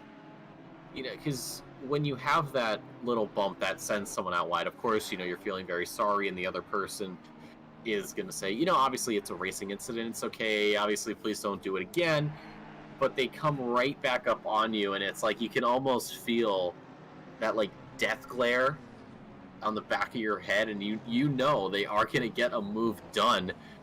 And it's just a matter of when and where. Hasman, I think, for a moment, or Hassan, excuse me, I gotta get my letters swapped around. I think he thought about a move around or down the inside there, the top of my shaft, but decided better of it, maintaining very close Gibbons on the inside through Crocodile, and then goes right back onto the line right before the corner. Has them heavy on the brakes through Cheetah. This is just a terrifying place to go through. Hasnam, I think, he's going to be going for a move here towards the end of the front straight. You have to consider that if you're going to be losing time defending the whole, lap after lap, and you're losing half a second off your optimal lap time, sometimes you're just better off letting the faster driver through, and you make it up later on. Because defending, we're not in the last hour, so realistically you've got another 4 hours of racing to go, and eventually they're going to get through, and you've just basically wasted X amount of seconds defending the whole time, lap after lap. Now, I'm not too sure. These two, they look quite close in pace. The Hasman just seems to have the edge. I think it's got maybe a tenth or two. Gibbons, only has, on that last lap, mind you, on the last lap, he only has a 6/100th of a second advantage. What looked like, you said, maybe a tenth is not quite the case. It's close, but there is still a lot of work to be done. Right, so I've got to call my stint. I believe Sam has come to join us in the box, so I'll say bye for now, and I'll catch you later on. Of course, thank you, George. Good luck out there, and hopefully see you back here again. If we don't, hey, glad to have you as always. Thanks. Yeah, Thanks, good guys. luck out there. Cheers. Cheers, man. So, Sam, coming fresh out of the driver's seat, what has it been like for you and your team? Oh, I screwed the entire team up. Our race is pretty much done at this point. So, I decided to, on purpose, teach any endurance rookies out there what it's like when you try to take the #1 breaks through 4.5 hours of driving. You put brake pad 1. Yeah. Brake pad, Yeah. why? Who hurt I don't know. you? We're new. We forgot. So. All right. I had red brake pads maybe 10 minutes into my stint, which was at hour 6, I think. And I got to 45 minutes through the stint before, and I biased everything forward, but eventually I couldn't hold on and I shunted and I went in, and we had 20 seconds of damage and 45 seconds to replace the brakes.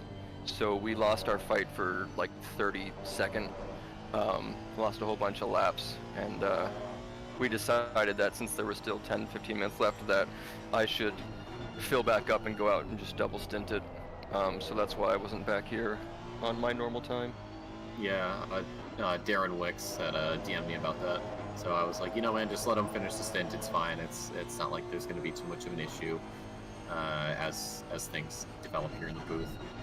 So I gotta ask, where are you guys sitting now? Because I don't see you. I gotta find you. We should be 35th, I believe. 36th, I think, is your point. You have Ness in the driver's seat, it looks like. Yeah, sorry, 36. So we were fighting for 32nd, like pretty much all of the first 4 hours, I want to say. Maybe 3.5 since I got in there and at the brake issue. And then the time it took us in the pits, I think we dropped laps on 32, 33, and 34. So our only fight now, I think, is for 35th, and I caught him and was getting really close, and that car and our car have been neck and neck anytime we've been healthy, but I think he had some damage at one point too. So it's been a fun fight back there. It's definitely not a waste of time. You know, it is close with someone else, which makes it fun. Lap after lap, I've got a rabbit to go chase after. It's just sort of inexperience, you know, that ended up costing me this one. But that's racing. It is, and a staple of endurance racing, of course, is, like you said, you know, at the back, you're still having battles. It doesn't matter where you seem to go. Especially here at Kyalami, you have people just vying for positions all over the place, regardless of what point we're at in this race. And, you know, again, even at the back, there is always going to be something. And we also see that in the sprint series. I know we've had some moments with you on camera dueling with another driver, a couple other drivers. So it's actually interesting. Somebody in the chat, I believe, because I watched it back, mentioned that our stint tends to be pretty quick. And, you know, it makes sense because when I watch a lot of the AP and the EU races, there's at least 3 or 4 more people back at my pace. So it does feel a little bit like, you know, I'm left in the dust, and sometimes I'm able to battle with 1 or 2 people back there. But that doesn't seem to be like, you know, the end result. It's just that apparently everyone in the North American stint are the fastest people. Who knows? But it doesn't mean you don't learn from it, you know, and it's not someone to chase after and everything. So it's still absolutely worth being there. Well, you guys still have a little over 4 hours to go before the race is officially ended. So still plenty of time to pick things back up. And Mitchell Warren right now behind Stacy, the battle for P4, getting a little bit spicy here as we head down the front straight. Last lap for Stacy, a 42.25, Western a 41.66. So 0.6 is the difference right now. We saw earlier George and I were discussing a battle between Gibbons and Hasnam, and we saw a pretty big advantage, but it wasn't a lot from the timing line. But this is quite a lot closer. Western could be going for a move here. I don't think down into Sunset, maybe before the S's, but it's going to be pretty darn difficult to do. Stacy has been on top of this Audi all race, it seems like. I gotta say, I'm impressed that the Western didn't actually do that dive. I really thought he was... I honestly thought he had it and he could have gone for it, but backing out was definitely the safe way to go. It looks like he tried, he thought about it into the S's, decided better. And it is going to be Stacy that's going to force the number 96 a long way around the outside. Western doing a phenomenal job of keeping up right now with the fellow Audi. A little switchback there as we head down Mineshaft, slotting back in. You can see just how close he is to the number 18 into Crocodiles. The break is about the same. It is going to be Stacy holding on, but Cheetah is coming up. And then the final corner before the front straight, the Audis here, out of some of these slower corners, have a very solid foothold on the track and can just power on out. So when you have two drivers in the same car, it does come down to who is the better of the two. Onto the front straight we go. Stacy leading ahead of Western for that fourth position. Stacy a 10th up on Western, so despite that 6/10 that the number 96 ended up with at the end of the previous lap has been pretty much null and void. But then again, that was because of some possible moves that Western thought better of. Definitely the smarter choice to make. So this is going to be somewhere I think we sit for quite a while. Yeah, something to keep in mind when you're actually driving out there is you watch the person behind you's lap times and you think, oh, well, they're catching up. And if they are, consistently doing that, then of course. But if they're staying with you and then one lap time looks significantly better than the other ones have, a lot of times it's just at the end you've missed the last turn a little bit, or they got a great launch out of the last turn. But it doesn't mean that they're actually, going to catch you. So if you're watching this race, these two are very evenly matched, and that 6/10 could have just been making one turn, better that the next guy was able to defend against, and therefore it's not actually a 6/10 difference in their, overall pace. We got a Porsche off the road there. I don't think that's Lamb. I believe that's probably might be. Is that your Porsche? I'm gonna take a look. Hold on. Yes, it is. It was your Porsche. But one thing we do have to do here very quickly, and I mean respectfully, welcoming into the booth Mike Real or Real. I'm not quite certain what it is, but Mike, welcome to the booth. Good afternoon, good evening, good night, wherever you are. Thank you. Oh dear, looks like he just lost the rear end there and it's gone around a little bit and tagged that other car going through. Howdy, lucky to get out of that one with a full set of tires. So Mike, you've just come off of a stint. How has it been for you and your team?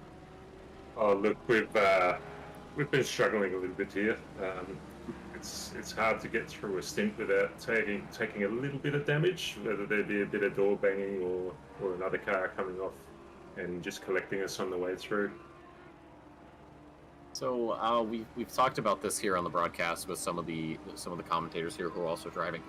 What is your team's goal for this race?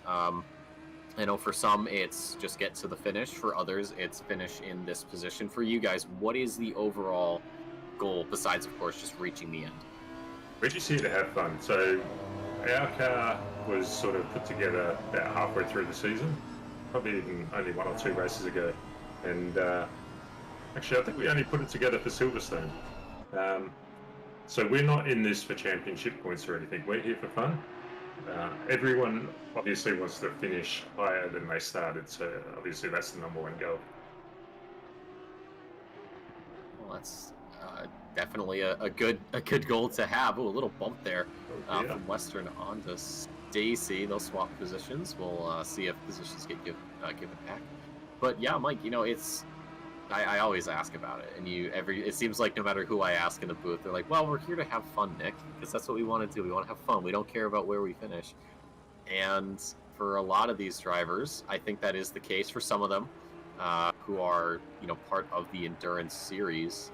This is going to be a crucial race for them. We get a replay here between Western and Stacy. So Stacy actually gets a little bit of a bite there from Cheetah, and then just Western coming in doesn't expect that lower speed, and unfortunately goes into the back there. So it didn't look malicious, it just seemed driver error into maybe a racing incident, but that's for the stewards to dictate. Yeah, it's very easy to misjudge the entry coming down into that final corner. As you probably saw a few laps ago, there was a bit of a three-way nose to tail there.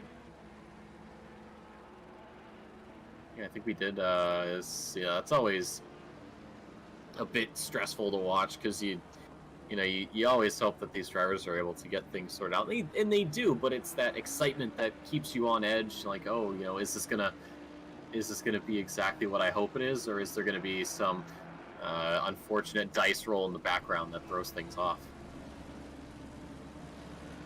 I mean, that's one of the fun things about endurance racing over, say, sprints and such. Is like, it's just so much more infinite on what can happen, right? Sometimes just being safe and even being a second off can put you 5 or 6 places in front of people who had bad crashes. Or sometimes you can be leading the race for the entire time and just one little mistake by some blue flag passing, or maybe you just get a bit tired after 8-9 hours of driving, and there it goes. So it's so much more on the line, and it's also just so much more time to experience that. Yeah, absolutely. And you can play the long game with a lot of these things, just staying on the back of the car in front, not really trying to dive bomb them or anything like that. Just staying there, occupying their mirrors, you occupy their mind, and then just wait for them to make a mistake. Yeah, that's something racing I always say is, 10% driving, 90% psychological warfare. Just filling up that rear view mirror and never leaving their sight can have quite a big effect on them. And you miss a break point here, you miss a turning point there, maybe a rare occasion of completely botching a gear shift, and you can get around quite easily. Yeah, one of the things you have to be really careful for, these two right here, I think, if I'm correct, they've been pretty much that close for 4 or 5 hours, because I know Gibbons was fighting with some Ferrari, or maybe that was Raschuti back there. But if you're just doing this, within a second, lap after lap after lap after lap, that is a really great way to stick with someone until you get into traffic. As soon as you get into traffic, then you can play that sort of, I'm going to let them pass on this straight, but it's going to screw the guy behind me. He has to let them pass, around this turn, or vice versa. And that's when we start having issues, because these guys are in a certain place, right? P12 and 13. They may not know the back markers they're coming up on, or even the sort of middle markers they're coming up on, how far into the stint they are, how their tires are and everything. You've got no idea to race at this point, at this length, unless your team is, engineers for you.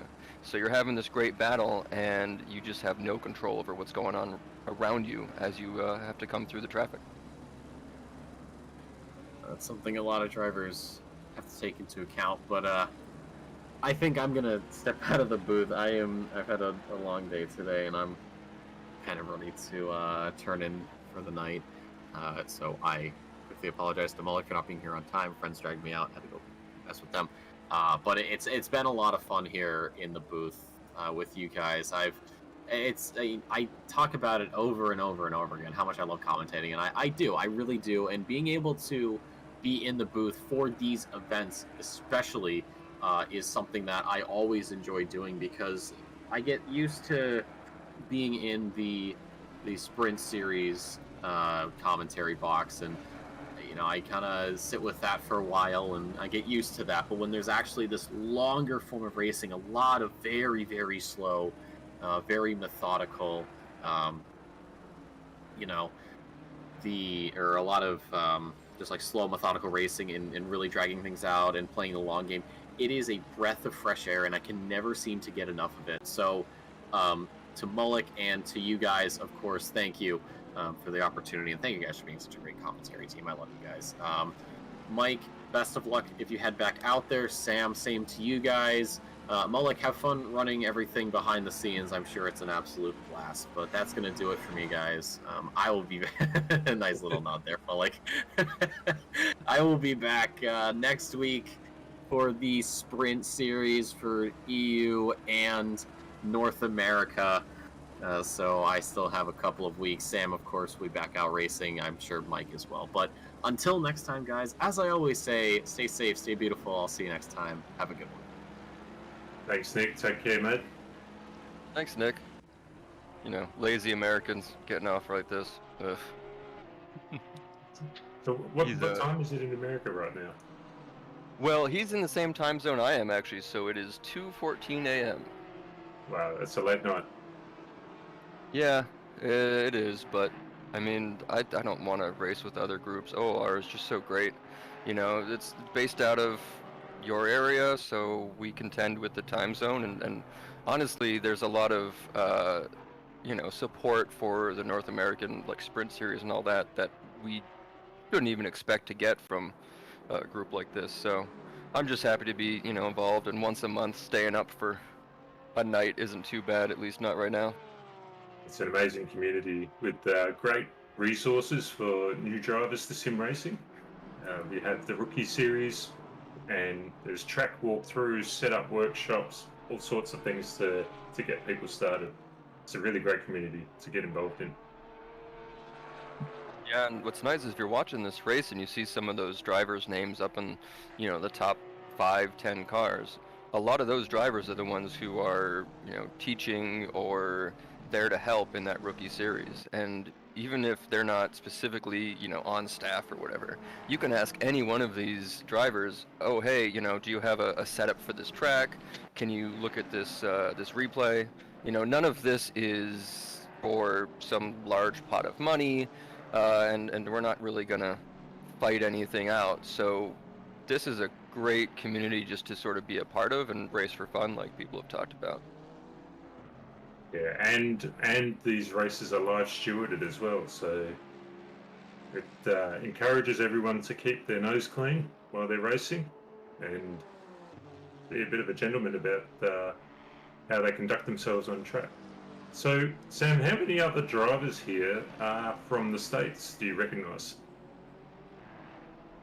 I believe there are maybe 3 or 4 of us total, because one team has 2 of them, which is Skylar Loverink and who else is on his team? I know Chris Frizza is on his team, but I don't know if Chris is U.S. based. Either way, I know they have 2 U.S. drivers, and then I have 2 Canadian drivers on my team. So they're North America, but not actually, U.S. based. I think when you look at the whole list, there's maybe, I would say, 7 or 8 total that are sort of my side of the planet here. Yeah, wow. So somewhere about 2 a.m. in the morning, there's still 4 hours to go. So these guys will be driving right through to 6 a.m. in the morning. How much do you think that time, that fatigue is going to be setting in? Oh, it certainly it can get you. I guess, it really depends on what people do sort of in their daily lives and their jobs. But, since I'm on the East Coast, I am driving I'm here till 6 a.m. But some of my teammates on the West Coast, they at least have a little bit of a better time. So they may not deal with the fatigue as much. But I would be lying if a teammate of mine hasn't fallen asleep in the past. Or that asleep at the wheel, or waiting for their stint? Just waiting for the stint. I ended up taking a extra stint over, which wasn't really a big deal because, well, I'm crazy and have weird sleep schedules. There's Asano making a move up here.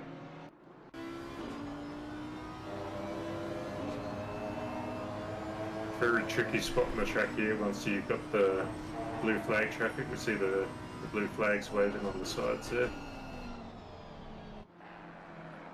Yeah, last time I was in the booth, one of the nice things that we had mentioned a bunch of times is, this is a endurance race where a lot of times you see these huge, gaps where everyone just sort of settles in and you sort of just turn lap after lap. But if you look at the track map, there are significant groups of little trains all within, a few tenths of each other. And maybe they're back markers, maybe they're not, but it keeps it really interesting, keeps you on your toes, and for a track like Kyalami, it's even that much more difficult.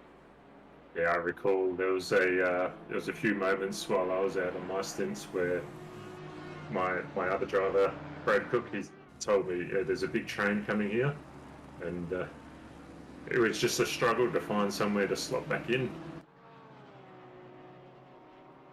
Yeah, that's one of those really tough things to do while you're driving, is to sort of be your own engineer, right? You have your co-drivers who can tell you things, but it doesn't change the fact that we're not really, professional race car drivers. When you're doing something like this, oh wow, that's a nice group back there, 2x2 going straight, and probably up through sunset 2x2. Oh wow, So- that was a very second-hand looking Audi we were looking at before. Yeah, I mean, it looks like some of the back markers are there, so the 2x2 isn't really a fight going on. It's just moving through traffic like we were talking about. And we'll get a second look at this one here. I think we're looking at Connor Hind. Oh, and he's just caught at the curb and gone a little bit wide. Yeah, unlucky. But yeah, so I mean, if you're in this fight, let's just look at this, right? You're within a couple tenths at most of the guy in front of you for lap after lap, and you have to decide when to let somebody through on which turn, or if they actually are closing on you at the speed it seems like they're closing on you, or vice versa. If you're actually closing on them, did they move over to let you by, or did they move over because they're being oh wow, that's a dive. Oh. And that was not going to end well. I wonder if they just missed the breaking point there. I think there might have been a sniff of an opportunity while the blue flag was in the way there, but it has not paid off.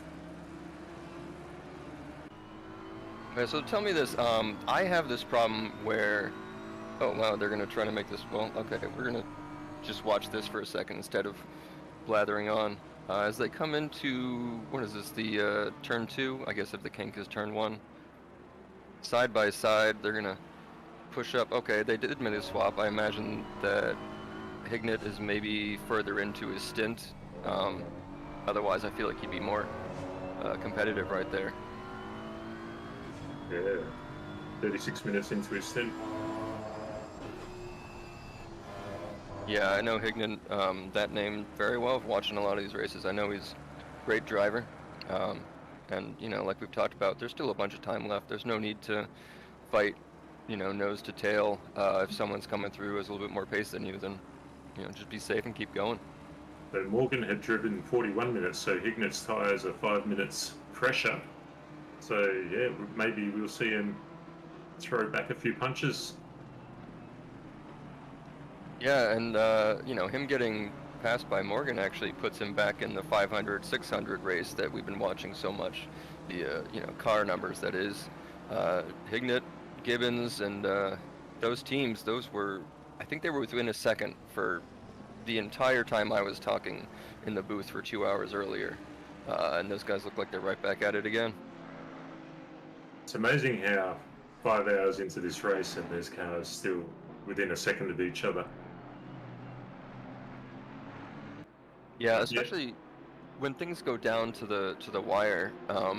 You almost expect it in real life racing because there's just so many times where like a yellow safety or whatever ends up bunching up the pack near the end, and it makes it really exciting racing, and that tends to happen. But that doesn't exist here. We don't. I mean, we could have a safety car. This group does do things at that level, but it's probably not going to happen. And yet we're still going to have down to the wire placements on the last lap, and I love it.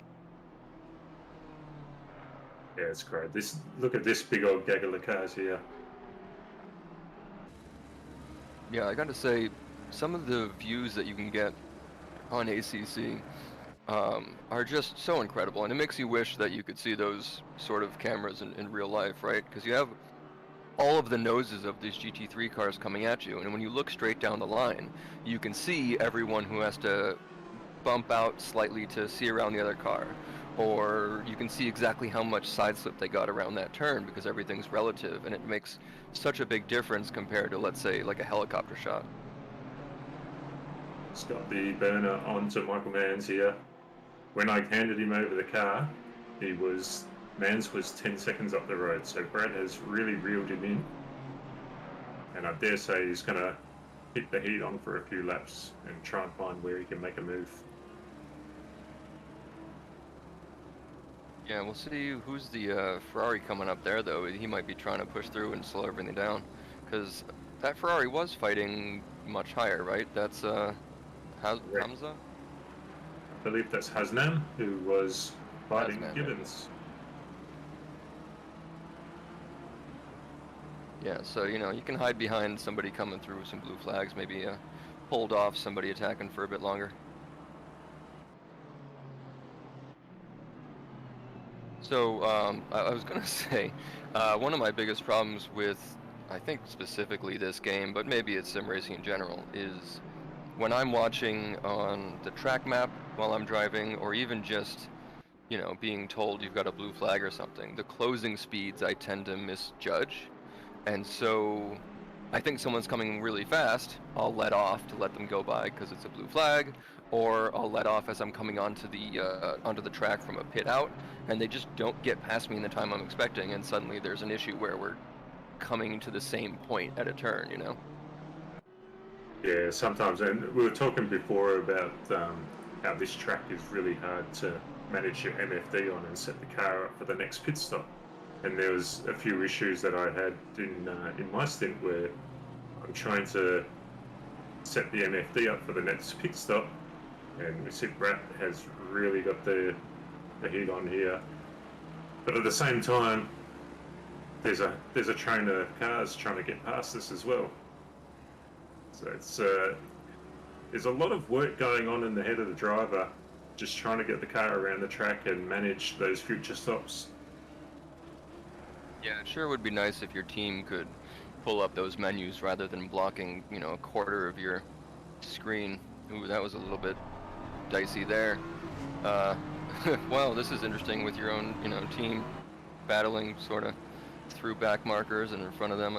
So the question, right? You're in an AM team. You guys are doing great at that position, but do you defend the position with your life, seeing someone like a pro-am or even a pro come up behind you, maybe they're out of position or something, or do you take sort of a back seat because there's still a bunch more time?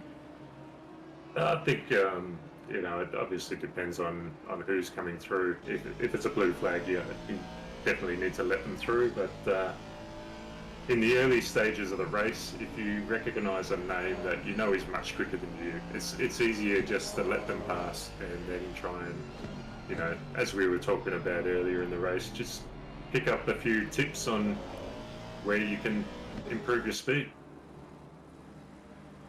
Yeah, looks like the name of the game is defense right now. Might have defended a bit hard, maybe gone wide and dealt with their last warning there. Looks like there's a drive-through now on that car, unfortunately. He's used up all of his tickets.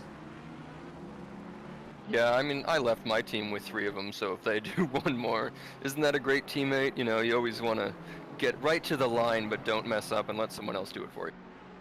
Yeah, and I dare say there's probably a few other teams around that are pushing the limits of their ticket book.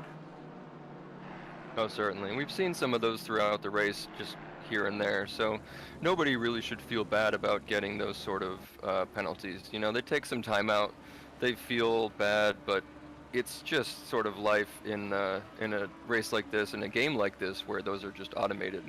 And certainly it happens enough time in real life with live stewarding too, but it's just not something to worry too much about in an endurance race like this. You really can't be perfect inside the lines for hours and hours of racing. Yeah, that's right. We're following Stacey here, following closely behind Pinata. And this is the battle for P5. These guys are close.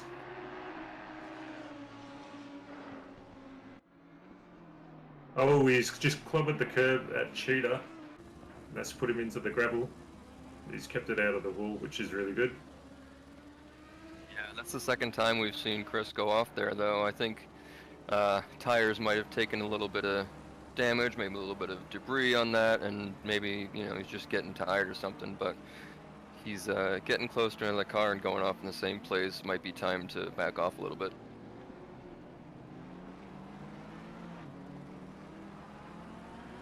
The guy has Nan making his way past Hignett here. Yeah, so And let's they say- Ignit drop him back.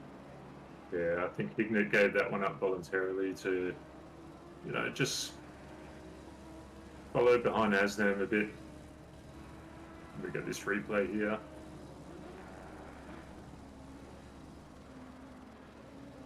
Oh, he's just lost the rear and has managed to keep it out of the wall. Well done. As far as unforced errors go, that's not too bad. And in a sprint race, maybe that loses you a couple places and it's the end of the game. But that's a pretty nice one. I'll take that every day in an endurance race here. Yeah, that's right. Especially, halfway through or late in the race, you might have a big enough gap where you can bring it back onto the track and only lose one place, or sometimes not even lose a place. Yeah, I mean, I had a big shot. I don't know if you were in yet, but I was talking about my team accidentally started with brake pads 1. We're inexperienced, it's mostly my fault. And they just died going into the middle of hour 4 or 3, whatever it was, hour 4.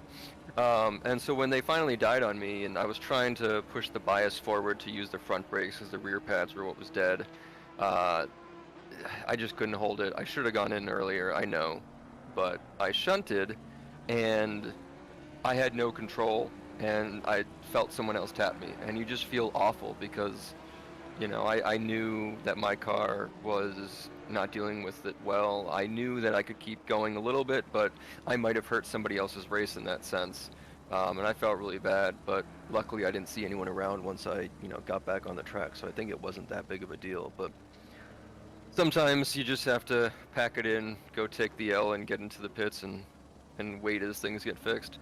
Yeah, Gibbons has rapidly caught up on Morgan here. This is the battle for P10. And Skylar Leverink and Falcon up front, those two are very, very good in their Ferraris, and that's probably going to be a very interesting fight for, I can't see how close they are in the line right now, but if these two catch up, that's going to be a tight battle for the mid-pack here. I think getting into just the top 10 is probably a good result for a pro-am team, when you look at how many pro teams are. So, we're looking here at Felgen and Morgan and Hasnam. They've been great. Their team's been great. If those guys can all get in the top 10, that's a really, really good finish. So put yourself in Morgan's seat at the moment. Do you defend with your life, or do you just try and get in consistent laps and not try and worry too much about Gibbons?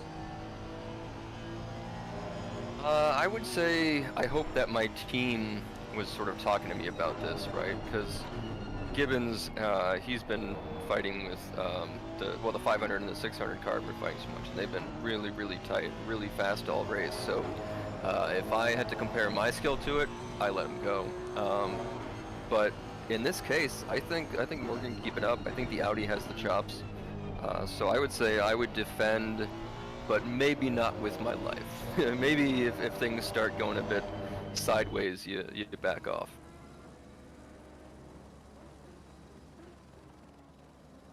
That is something that I've done every once in a while is, if someone's coming up behind you and you're having a battle for lap after lap, if I make a mistake and I start sliding off and I can catch it, I personally am not fighting so hard that I just want to come back on and beat them. I feel bad because they, slowed down or had to avoid something that I was not in control for. So usually, if I am still in front of them once I've done something like that, I'll let off and let them pass, get in behind, and get back to, having a battle. But I think that's what I would have done in that situation is, just keep going. If you make a mistake, then you've lost the fight, get back in it, keep going for the war. So I know, catching up to Apreciado here, who just went a bit wide in that hairpin. Yeah, the thing is, if he defends too hard, if Morgan defends too hard, he brings Hasnam into that fight as well. Yeah, exactly. And we got a slow car coming up. I guess at Cheetah. Maybe they just pitted, but there we go. They were slow all the way down into Crocodiles though, so I wonder what might have happened with those, with that car. But yeah, you're definitely right. You know, I talk about it a lot where basically battles, fights, what have you, they are always slower than just driving out in clean air, you know, assuming a similar skill. And that's one of the strategies for GT racing is, you know, if you can let people in front of you fight, you can catch up. Or if someone is trying to fight you, you might be able to let them past and then slipstream with them, and then you two can maybe catch the next pack. It's all something to keep in your mind.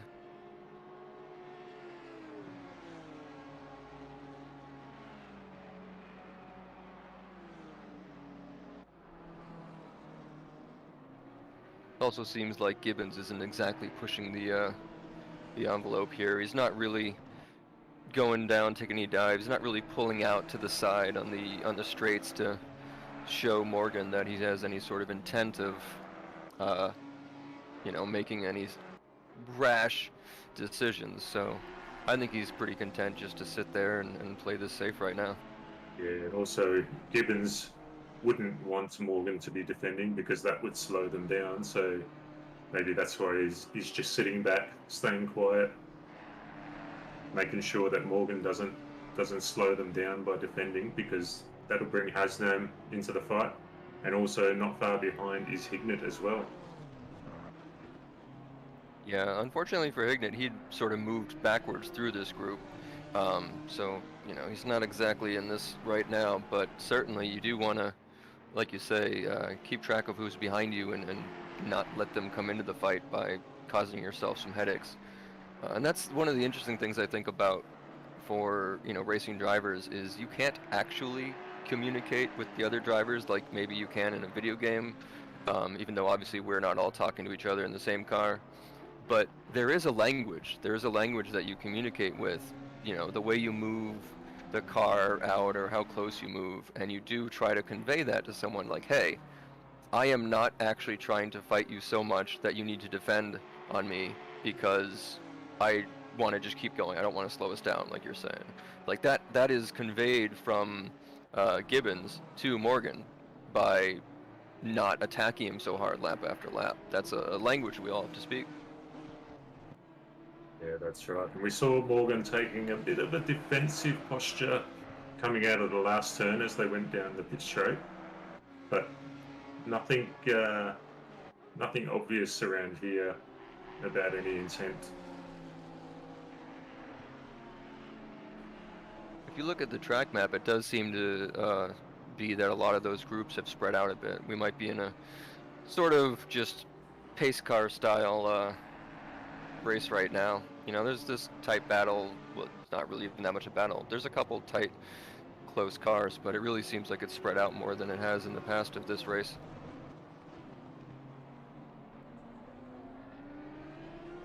These two guys are keeping it very tidy indeed. The gap is less than half of a second, just over half a second now.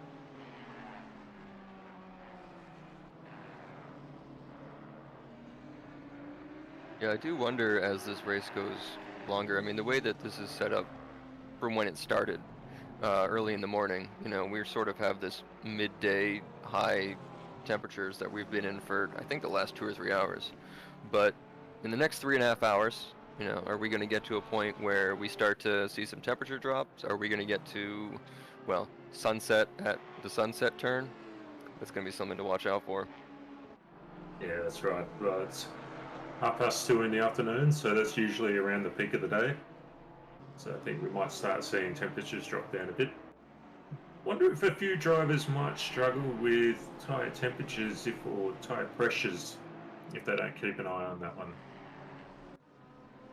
Yeah, one of the nice things about, you know, if you have the one stint, 1 hour sort of plan, you know, with a number of people to do that, rather than, let's say, just trying to go long 75 minutes or something like that, you can really adjust to those temperature changes sort of as they come. And it ends up not being too much of an issue because they won't change that much faster and, you know, inside of the hour.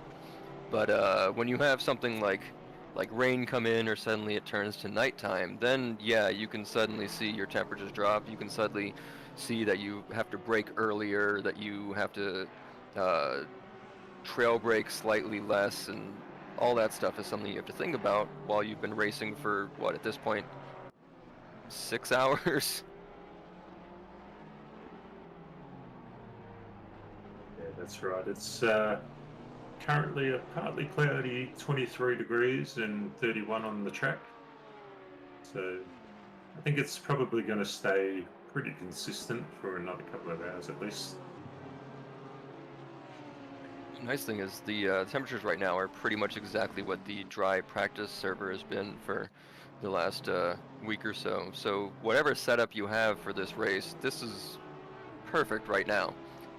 Sometimes that can come into an issue where, you know, you've practiced all week long for a 22, 30 or what have you mix, and then it starts off at 19, 19. You've suddenly got to press a whole bunch of buttons and change pressures here and there. And as I've heard in the past, ACC quickly becomes a tire pressure simulator.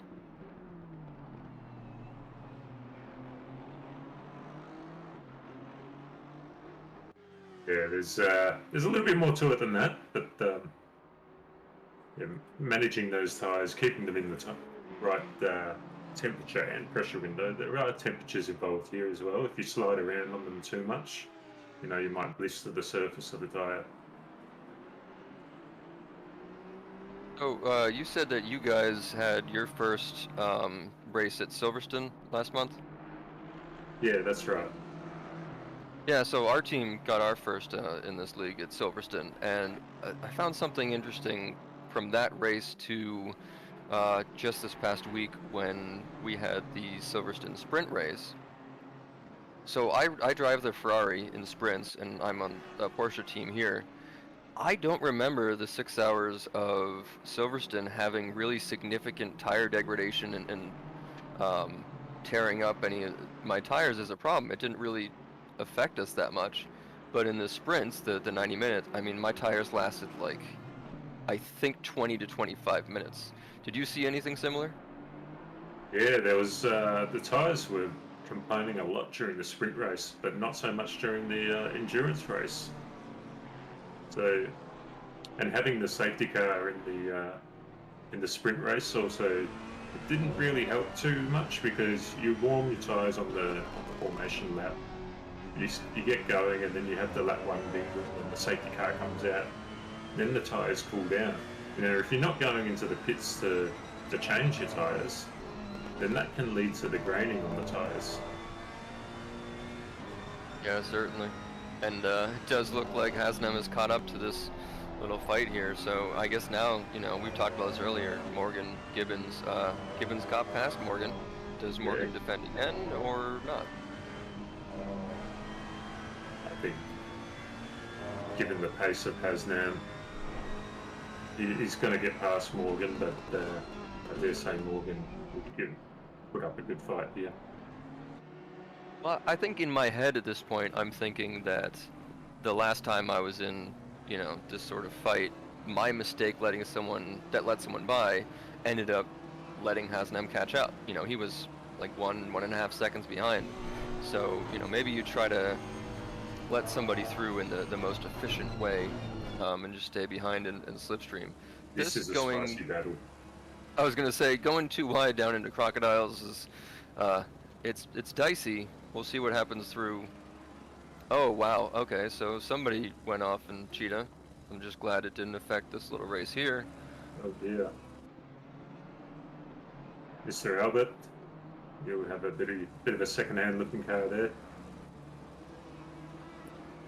Yeah, I mean, if you're having this great battle for P7 right here, or I guess for P6, and they just go through this side by side and all the way back up into Sunset, all the way back up the hill right And now. the outside. Just that's great driving right there, and to not collide in a game like this too, right there is such skill. And they are still side by side, going down to Sunset. Stevie Ty, is he going to hang it around the outside here? He's holding on. They're both holding on. No one's giving an inch. And I think Ty will get this as he has the inside line for the next corner. And he's got a little bit wide there. That's let Jacobs come back through. This is outstanding. Yeah, this is really impressive. It seems like getting that little bit forward, though, he's probably stopped the traffic right now. When he's got, what, maybe a car length on him and you start going down the straights, this Audi can really sort of get away. Yeah, the Audi is very strong here. We follow them down into the mine shaft. And into Crocodiles. Down to first gear. Pick up the throttle. Try not to let it run too wide. Don't want to use up any more tickets at this stage in the race. Bit of a lift through Cheetah. Tiny little touch on the sausage curb there. Jacob's a little bit wide going through the last corner there. Stephen Ty will be pushing him all the way down this straight. Yeah, and Jacobs did take a defensive line through Crocodiles, so he might have carried a bit too much speed and maybe caused him to mess up that last turn there. Alright, has the inside line this time. And I think that is made that his now.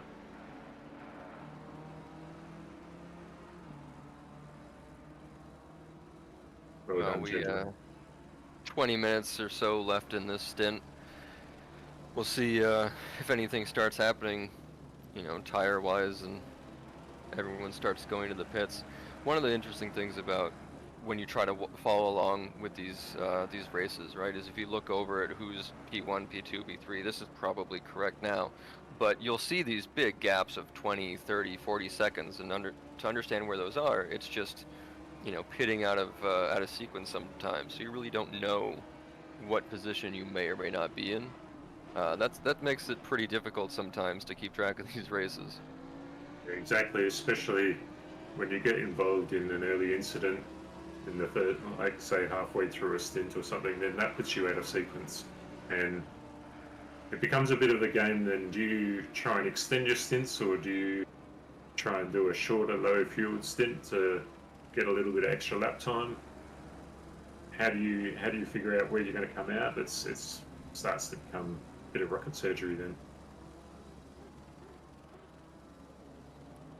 One thing that I think I heard someone mention was that by this time, all of the non-permanent brake markers have been destroyed by this time. So you better find your way to, you know, figure out some other landmarks, or at least train yourself to do so at any turn that was what you were depending on. And it certainly seems like you can see some cardboard littered around the track there. Yeah, absolutely. I know the 50-meter board going into Clubhouse is no longer there. Yeah, I think that was the first one that somebody had mentioned. Hasnam's coming up on, is that Morgan? Yep, this is Morgan. Oh, they're still fighting. Okay, I thought Morgan was dropping back a little bit. Yeah, this is the same fight we were looking at earlier. Wow, that's a good job keeping him at bay.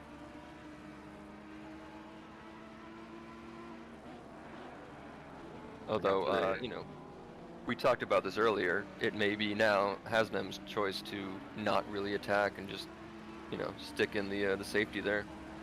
Ooh, got a yellow flag at the, what is that, the sunset area? Yeah, Clubhouse there.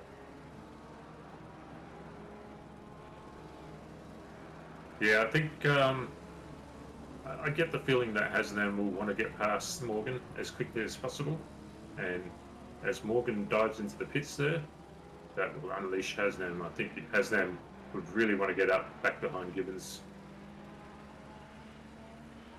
Yeah, and we were just talking about this. If they are on a different pit cycle or strategy, you know, this might be either stretching it, because they might have been on the same pit cycle, and now he's got some free air to try to, I guess, overcut. Or they could just be, you know, he could have another 20-30 minutes in his stint. A little bit difficult to figure that out, but it's nice to see Hasnam catching back up to Gibbons and continuing their fight. He's 2 seconds behind Gibbons at the moment, so we'll see how this one progresses.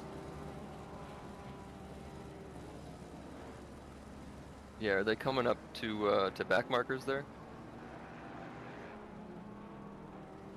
Yeah, I think I see a few blue flags just being retracted as Hasnam's coming around the track. Oh yeah, I think I can see car number 676 is a car or two in front of us here, and they're not that far back, so these are blue flags, but probably similar skill levels, which makes it that much more difficult. Yeah, that's right. It gets pretty tough when you're either catching someone or someone is catching you who are around the same speed, and you're trying to pick a good spot on the track to let them pass. Yeah, and what's worse for both parties is if you're catching two people who are fighting for actual place, or if you're fighting with someone for place and you're both trying to get by, it really ends up having people take a couple dicey moves sometimes to defend maybe where they shouldn't. But that looks like a good job letting that through. Yeah, he's just negotiating a bit of back markers there. Looks like the hood might be a little bit damaged there, or maybe I was just seeing something on the side.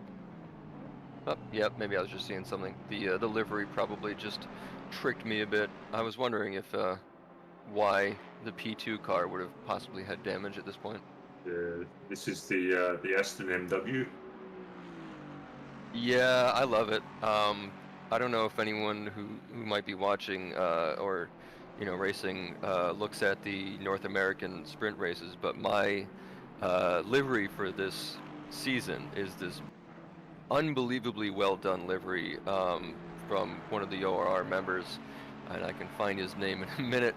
But I'm driving the Ferrari, and he has put a perfect Ford GT livery on the Ferrari, which is unbelievably blasphemous. And it happened just about the same time that these guys came out with the M livery for the Aston. So, like minds. Yeah, we're watching Jose Paulo Roldan catch up to Ricciardo here. This car has been pretty rapid today. I think we saw it earlier moving up a few places.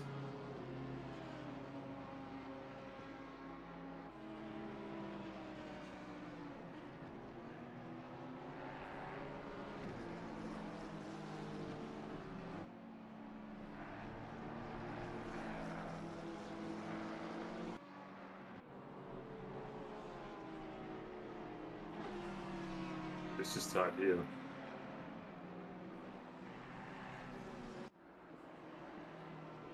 This is for P14 between Phipps and is it Bushel?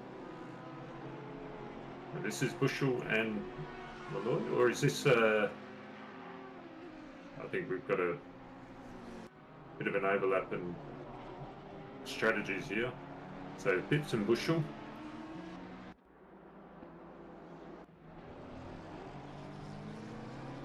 Oh, that's Roldan. Yeah, Roldan making that move on the Preciado. This is going to be close. This is going to carry on. It's going to carry all the way down through Crocodiles. Yeah, it's scary to watch when someone's moving side to side a little bit like that. Yeah, Preciado just taps out a little bit early there to fight another day. He's gonna snap it. He's gonna keep snapping at the heels of Roldan here. Oh, there's someone a bit off and causes the person right behind you to freak out. The little chain reactions like that can really ruin your day. Yeah, a bit of a domino effect.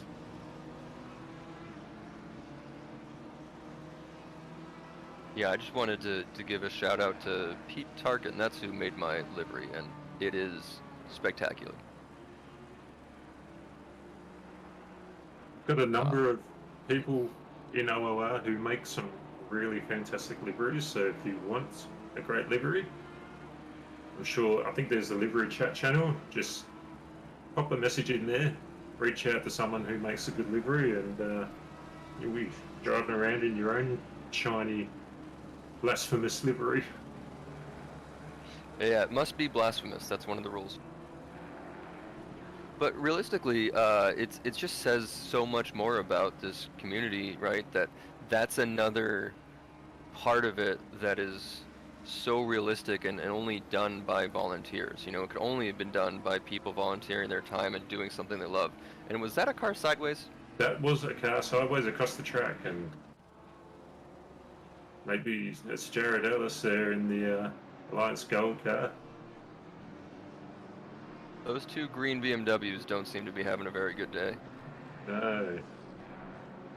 Driving a BMW around here, I think anyone driving a BMW is not having a good day. Yeah, that's sort of been my rabbit, has been one of the BMWs, and get really, really close in a lot of the turns with the Porsche, because of course the BMW can't turn nearly as well, and then you get on a straight, and there it goes. So we're on Hasnam here. Hasnam up close behind Gibbons now. Ooh, and coming through the guy that just spun. Yeah, negotiating a bit of traffic. What does Gibbons do here? Here we got the instant replay. We'll see what happens.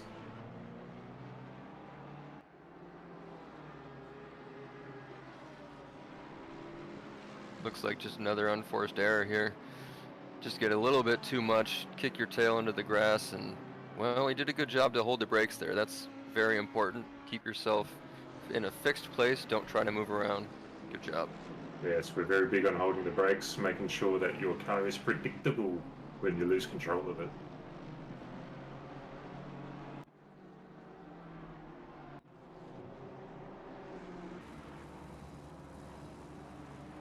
We're back at it. Oh yeah, that's Samuels, isn't it? So Phipps was, I guess they're in P14. It seems like they gained a few places, maybe because some people have pitted. So we're getting to that time where more and more cars might be pitting. We'll see a shakeup of the placements of these cars.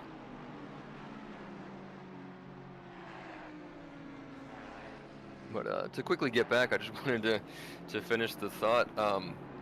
Liveries, if you look at these, I mean, yeah, some of them are really great, well-designed liveries, but one of the kind of cool things to look at is the sponsors, the ones that are shared, and, you know, the rules and guidelines they have for that just lend itself to, you know, a really well-organized community, where you look at all these cars, and they may all look different, but they also all are part of the same, you know, class or racing league. It really just adds to all the other sort of more realistic, immersive features with this, and I really love that about this this community. Yeah, absolutely. Great community, great events that are run. You know, we get these great broadcasts as well. So thank you very much, Mal, for doing these.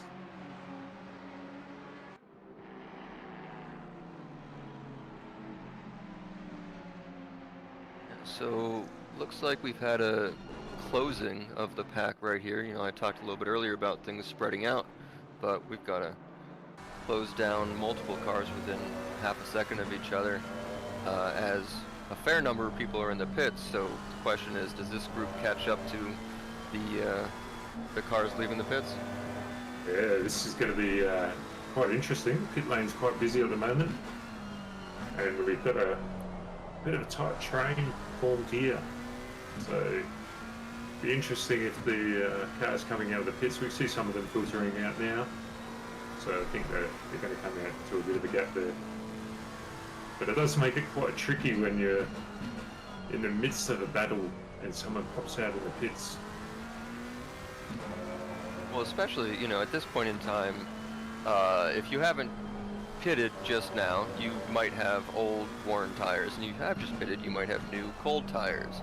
And for 6 hours into an endurance race to have the entire pack back up when everybody's got, well, not sticky tires for one reason or the other, that's a recipe for disaster. But it looks like everyone's made it through and kept things safe, so this pack keeps going, and it's going to be fun to follow.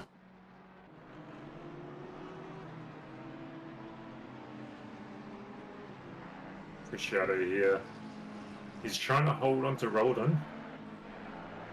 He obviously made the pass a bit earlier, using a bit of grass there. Yeah, it looks like the Ferrari behind sort of got a little bit tunnel vision there, following on the line that they shouldn't follow, getting off into the grass a bit too.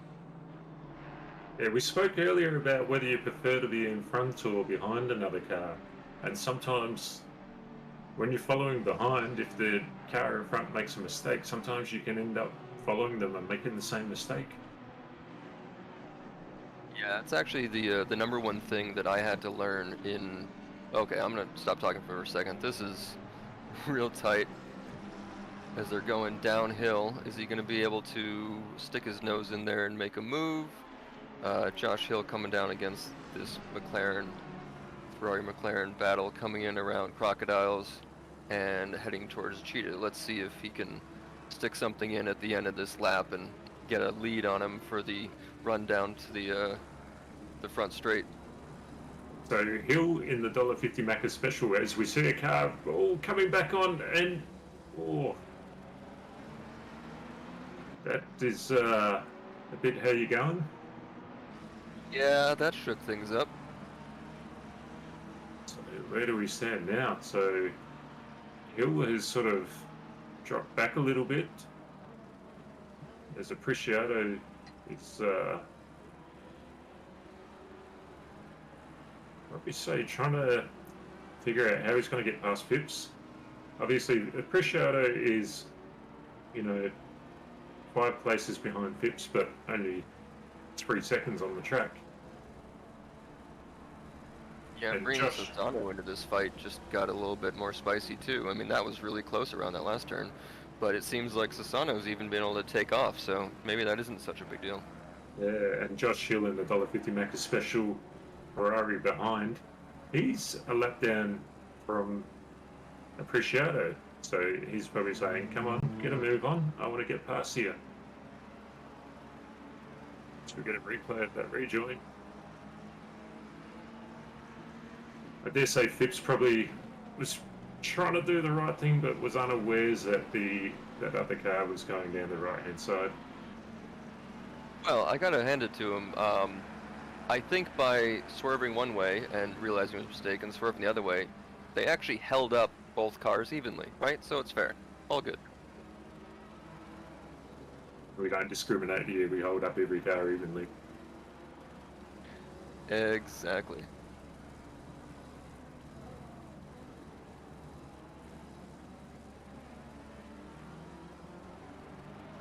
So Hill wants to get past here. He says, I think I'm faster than you. Get a move on.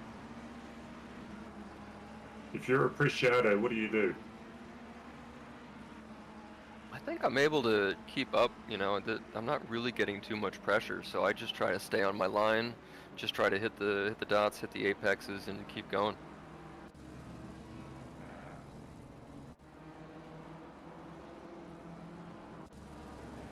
Sometimes that's really just the best strategy, is to try to ignore the car coming up behind you or anyone else moving around. If you know that you can stay in that same time, the same lap time, the same sort of consistency.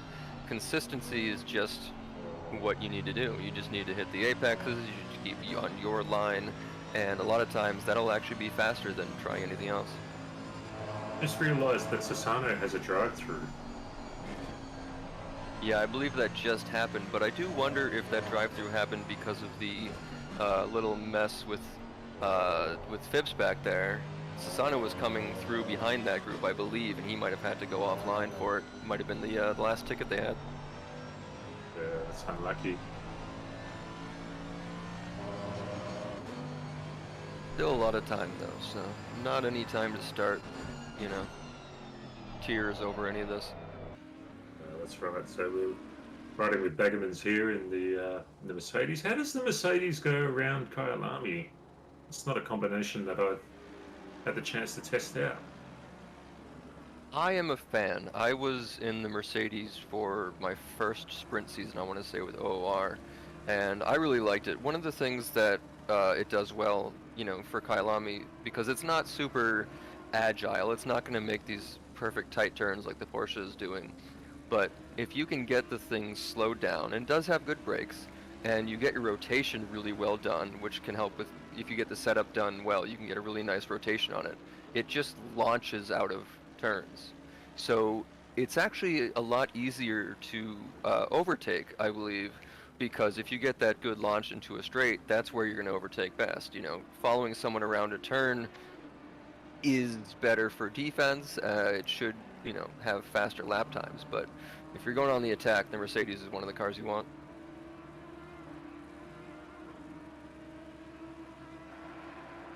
It's also just, you know, the sound of it's pretty nice to be in. Yeah, it's a great car, and it has some interesting innovations in it, like the anti-dive suspension.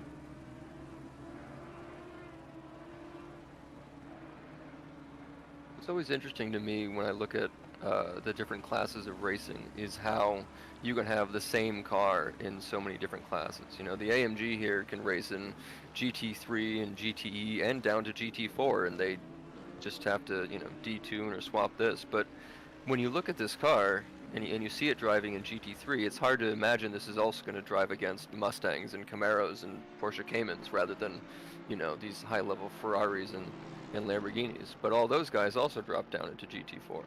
So it's just nice to see, you know, also the cars that you love, but they're able to be so, what would the word I use? I guess, varying? There's so much Versatile. variety that they have. Yeah, the versatile, that's where, there's a V word, it came.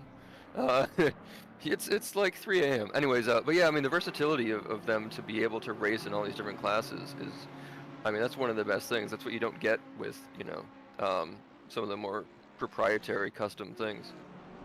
Sassano has just served his drive-through and is coming out ahead of Baggermans.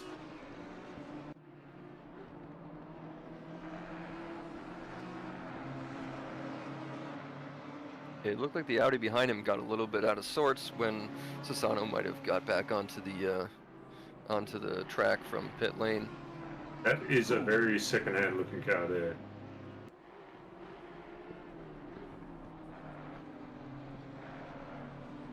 Ryan Yeah, I hope they Carlson, can make it back. wonder if he is getting the meatball flags. The steering Well, it doesn't look too bad. Yeah, I was gonna say it doesn't look awful, and there's not too much left of this lap to make it back to the pits, so it's not the worst case scenario when you have that sort of crash just going into turn one.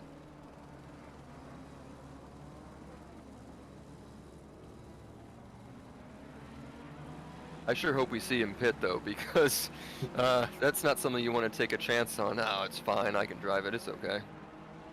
Bit of race tape, should be fine. Got Brad McDonald in the underdogs here, and we get an instant replay of what happened here. So this is Sunset. Oh, he's just run wide. And stood on the brakes. That's a good man. Yeah, that's an unlucky tail slapper there, though. If it kept going straight, he wouldn't have had it, what looked like 100 miles an hour into that wall. Yeah, it looked like he just... There's a bump just on the outside of the corner there where the surface drops from bitumen to grass maybe, and that's what's unsettled him. I always find that amazing about, I mean, not just racing in general, but the fact that, you know, in real life racing, you have to find where those bumps and cracks are, but they're able to, and maybe it changes because they've, you know, paved something here or there, but to have that level of detail in a game like this is unbelievable. I mean, I've gone to some of these tracks and seen, you know, some of the little bumps, and some of them are more significant than others, but they are mapped. They are, you know, laser accurate to the grid. Yeah, especially some of the British tracks that we all know and love, like such as Alton Park. Quite a bumpy track. That's going a bit wide there. Hopefully they have a couple more warnings to give.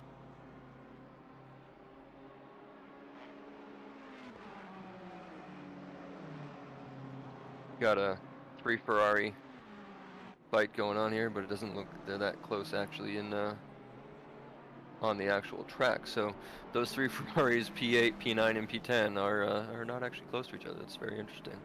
That means either, like we talked about, the pit strategies being a bit spread out, or we're starting to get back into these gaps again.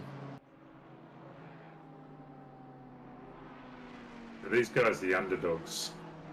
We've got Josh Breen, Sam Downey, Mr. Felgen, and I see they've got Brad McDonald in the car for this round, but his name's not on the leaderboard sheet, so I think Brad might be sort of standing in here. But these guys are doing a fantastic job. So these are the lead Pro-Am car, and they're up in P8s. It's a great example of, you know, just keeping your nose clean and staying out of trouble. Like, you don't have to be the fastest one around, but if you're doing well, you know, you can do well. Yeah, there's a couple of drivers around here that I might put quotes around their class, but they're certainly doing well.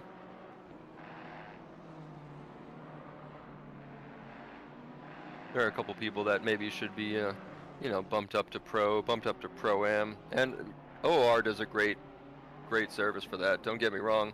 I'm not saying that people are sandbagging or anything like that. It's just people have mentioned a lot that sim racers are, you know, quick to misjudge themselves and say, oh no, I'm not very good. I just got lucky here, there, and others. And it comes off as, you know, a joke to sort of say, no, keep me in the lower class so I can win. But it is really just, you know, not having an ego. Yeah, absolutely. And, you know, if you're in the wrong class, you end up sticking out like a sore thumb anyway.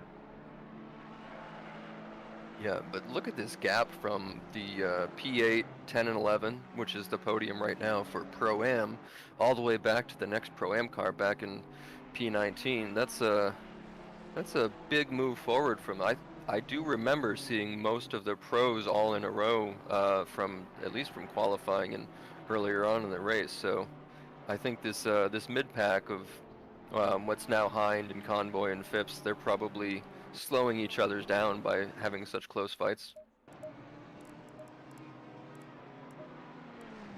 There we go. So we've got the leaderboard here. So it's Brett McDonald and Mr. Felgen in the lead Ferrari there. We've got Ristafani, Hasnam, Brianata, and Malik in P2. Turkey, Morgan, and Taylor in the Audi in P3. This is a nice battle there. And in the AM class, we've got Dale and Lewis in the lead Ferrari.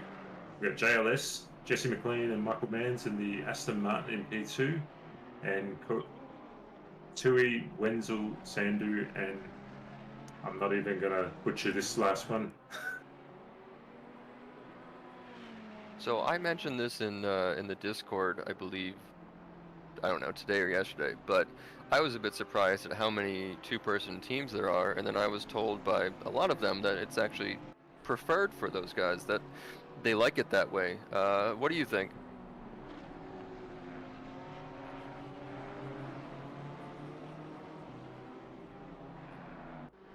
Yeah, actually sometimes it can be a bit easier doing a two-man. It's definitely, I'm finding it a lot busier.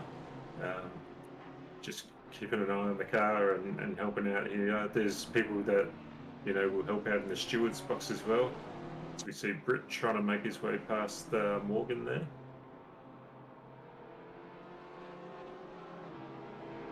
Gibbons is right behind, so that Morgan Gibbons fight is still going. That's Convoy in the car now.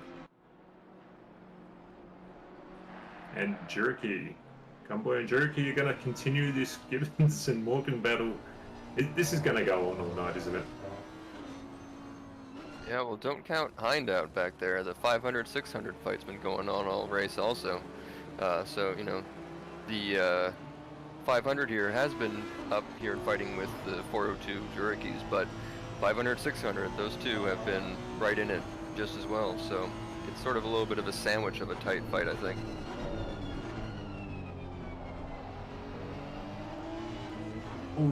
Oh, is he going to get past here? He's really putting the pressure on. He's coming out swinging.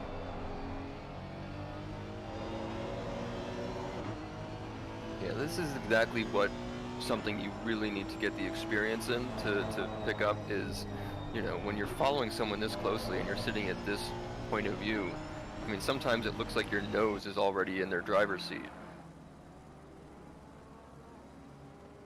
So you just have to know exactly where, the nose of your car is, and when you're braking and turning, when they brake and turn. It's just such a dance that two very skilled people can pull off within, inches or millimeters. But it's very intimidating to get in and see this and try to do that from a beginner standpoint.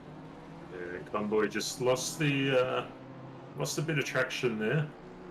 Had a little bit of a slide, and that's opened the gap up a little bit. It's also brought Hind in a little bit closer.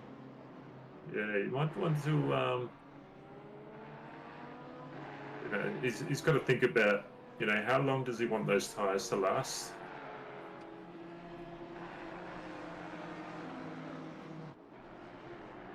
Yeah, we're probably not too far into the life of those tires right now, so this is one of those situations where you got to think to yourself, am I gonna fight real hard, or should I try to conserve everything? Especially if you are in this fight for position, which P11, P12, and P13 are, which is a little bit special, having all three in position at this point in the game. If you're in that fight, then maybe if you conserve your tires and conserve your fuel, you can do another lap or two after the other guys around you go in for the pits. Might end up being the strategy to win. Yeah, having those options is definitely an advantage. And this group is also going to be brought up pretty close to the P10 Ferrari with that 10-second penalty. I mean, if this 17-second gap can drop down a little bit, whenever that Ferrari pits, they're going to be brought right back into this fight. And I think I was saying earlier, getting in the top 10 is sometimes just the best result you could really hope for. And, you want to get in the podium, you want to win, but top 10 is a big deal, especially for these Pro-Ams. So if you can bring that fight down to 4 cars for the top 10 going into the last 2 hours of this race, that's going to be very fun to watch. He's just gone a little bit wide and has kept it together there. But yeah, absolutely. I think Cherokee and Convoy, they should be thinking about, Ristofani's got that 10-second penalty. We don't want to tire ourselves out battling each other when there's another opportunity up the road there later on. Yeah, and we just saw Ristofani go off a bit, so that 17-second gap back to Cherokee is probably not going to stay there if they're driving a little bit ragged.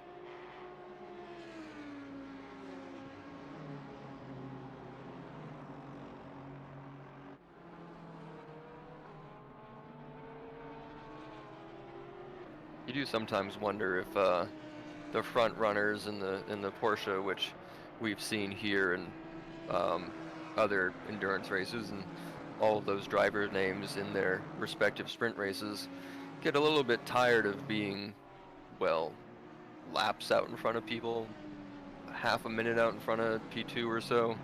You end up just sort of having a track day, Yeah, that's right. But man, their level of just consistent, extremely fast laps for that amount of time is, that's the goal. That's what we can all learn from, which is one of the other great things about when you're racing this number of people, this different variety of skill. You can save these replays, or you can look at the YouTube or whatever and go back and learn from these great drivers and really try to match it and learn for the next thing, because this game does allow you to look in that replay and look from their point of view and their steering wheel. So it's not, it's not impossible to do research and figure out for yourself how to make huge gains in your track time. Absolutely. So you get the telemetry from the steering inputs and the throttle and the brake inputs as well. So that's something that we can all use to watch some of those super fast drivers and find out what are they doing that I can do to try and get faster.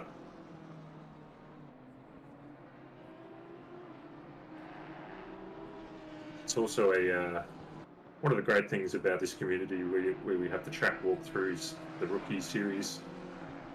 We often get sprint drivers turning up to those to find out, you know, how can they be a bit quicker around those tracks. Where our lovely track walkthrough guides will teach us, you know, where's the optimum braking point? What are you looking for? When should you turn in? How much speed should you carry through the corner? You know, sometimes they point out the nasty bumps that can unsettle the car and send you into a bit of a slide.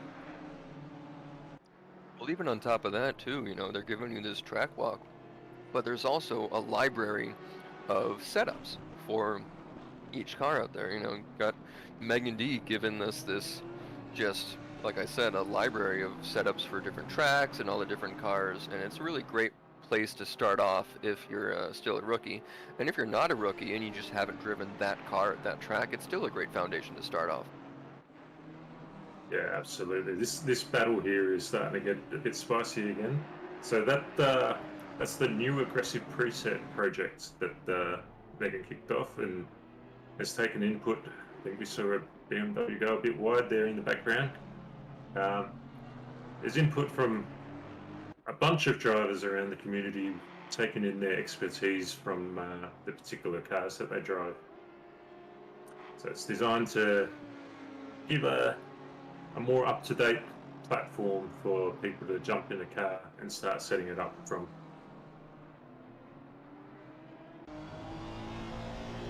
Yeah, if you think about, you know, some of the other communities or even just any YouTubers you might have watched that are, you know, big sim racers, a lot of those seem to have some sort of barrier of entry to get to the really nice setups, or you know, to get help because they're just that competitive, or maybe they have some sort of paywall or something. But you know, that's just not the case here. This is just people who love doing this, and they're still just as competitive, you know, and you know, we're gonna have these great endurance races and the championship still matters, but that's not gonna stop them from also sharing what they know. Absolutely, and we do have the Patreon subscription as well. If you want to support the community, you can subscribe to Patreon, and a few dollars a week goes towards helping to maintain the costs of running this service. So the costs of, you know, running the servers that we race on, you know, maintaining the Discord, etc., etc. Yeah, I mean, certainly, you know, we talk about how this, you know, whole community and all of these communities are staffed by volunteers just taking their own time to help with a hobby that they love. But that doesn't change that, you know, the servers and websites and even just different consumables, it costs money, and we don't need to, you know, sell thousands of dollars of merch or whatever to get this. But yeah, everyone just chipping in a little bit, just sharing with the community really helps. And that is catching a lot of opposite lock for that slide. Really looked like Convoy was gonna take it right behind up on this into, I believe is that Sunset or is that Clubhouse? It looked like Clubhouse. He was gonna be right up on the tail, but I think that opposite lock and that slide around that turn just ruined his fight there. It shows he's really pushing it there to stay on the back of Cherokee. Yeah, I do love watching the hand movement on the steering wheels or the yokes when people are correcting things like that. It's just something you don't see in everyday, you know, driving, everyday life, where you think you're going around a turn and you just sort of hold it at a certain angle and the car just goes in that. But on the limit, on the edge, in the cars like this, and it translates exactly to our force feedback wheels, you can see those hands are constantly sort of fighting to maintain this balance of you know, crashing and speed. And when you're able to catch something like that, that's all the more impressive. Yeah, especially with the, I think it was the version 1.8 update that came out that improved the tyre model or changed the tyre model. And that it almost completely transformed the handling of this game, where previously, if you started to lose the car in a slide or whatnot, it was generally game over. You just put your foot on the brake and shut it down. But nowadays, it seems that you can lose a bit of traction and you can control the slide a little bit and try and gather it back up and keep it pointing in the right direction. Yeah, you might sacrifice some tire life, but it's way better to sacrifice some tire life than to lose a whole bunch of places, hit the wall. It's been a really nice change. Clark here is catching up to the back of Baggermans.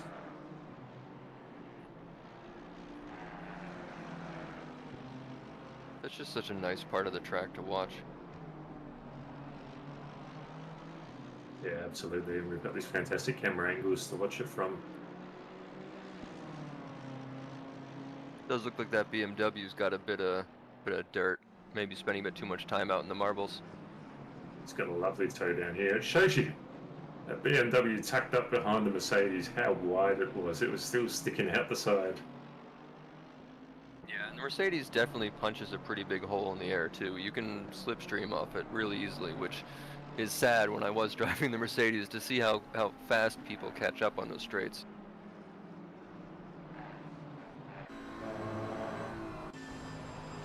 So interestingly, in chat we have our account telling us all about the different ways this championship can turn out. So we've got a couple cars up in the top 5 that can all win the championship if one does this, one does the other. So feel free to read those and keep an eye on those cars throughout the race. Something to note though is that there is something like 25 seconds between each of the first 3 cars. So something pretty significant might have to happen for any of those big P7, P3 type finishes that are mentioned there. It does seem to favor the, what was that, the 45 car? Maybe the 96? Oh yeah, it does seem to favor the 45 car. They need to finish second, and they can't be beaten. So, where they are right now, and 30 seconds back from P1, it's pretty safe for the championship for that Honda.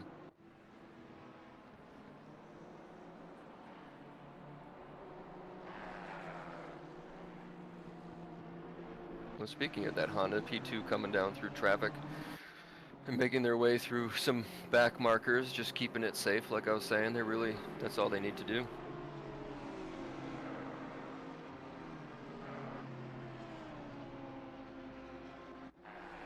These two are going to keep going all the way around, all evening.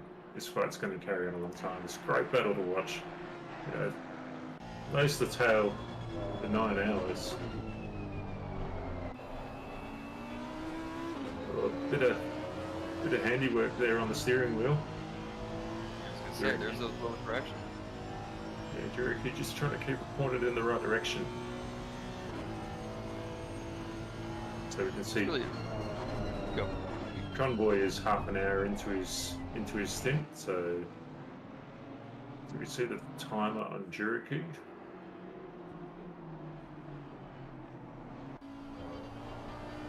He's 38 minutes into his stint. So Convoy, yeah, so he's got 10-minute pressure tyres. So I'm sure he would be wanting to use that advantage to get past here. Oh, it's very close there. I was gonna say, yeah, he's really pushing it right here, but not diving. So still staying safe, still making sure to survive for the next couple hours, but certainly keeping on his tail. Yeah, just keeping the pressure on, waiting for a mistake to try and capitalize on that.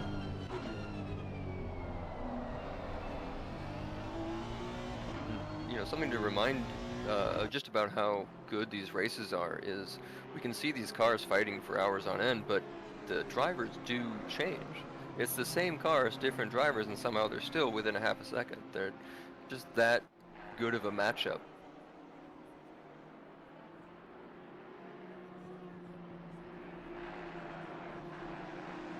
To 221 laps so far. 380 minutes of driving.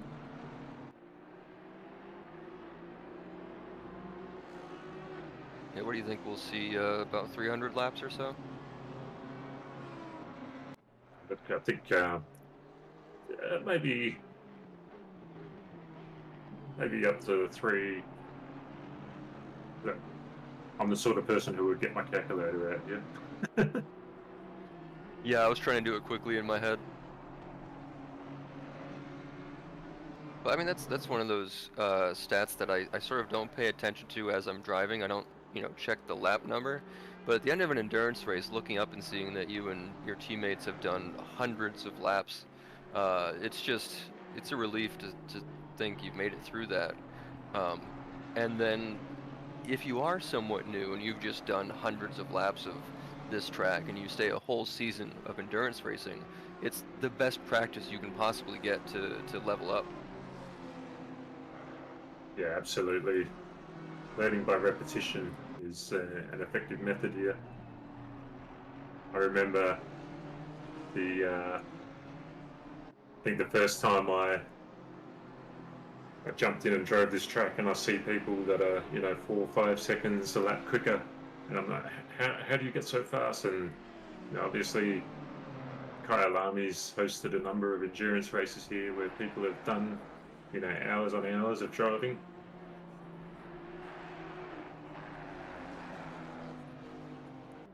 Yeah, it's one of the things that I've had to sort of come to grips with is the seconds that you can find in places that don't really just jump out to you. You really have to have someone sort of tell you, or you have to just find them yourself. But there are massive amounts of time that can be made up or lost in a lot of these little tricky sections, especially at Kyalami. It's very, very easy to go from a 1 minute 40 lap to a 1 minute 43. Yeah, absolutely. Convoy still has the blowtorch on Jericho here. It's a little bit like further back this time. Jerky's got a 5-second penalty, so if they're on the same pit cycle, that's going to put Convoy ahead. Doesn't really need to fight too much more after that. And Ristofani in front, he's got that 10 seconds still, so let's see. Well, the gap to Ristofani has grown a lot, so that's not really going to put Ristofani back near Jericho, but it sure looks like Convoy's got this made now. Yeah, I think that, he's got to keep it on the track there. I think that gap, when we looked at it a little while back, it was only around 17 seconds, so it's opened up quite a lot there. Yeah, it just goes to show, battles slow you down.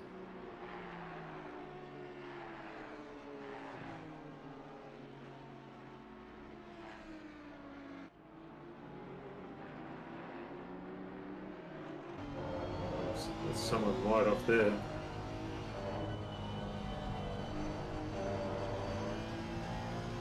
Number 66 under. Making way for Convoy to come around the last corner and start another lap. The gap to Jericho's opened up 1.1 seconds, so he's gonna want to keep it clean to bring that down. Yeah, they just ran into a little bit of traffic, so he's probably going to drop that back in when he gets caught up to the Aston in front, assuming he does.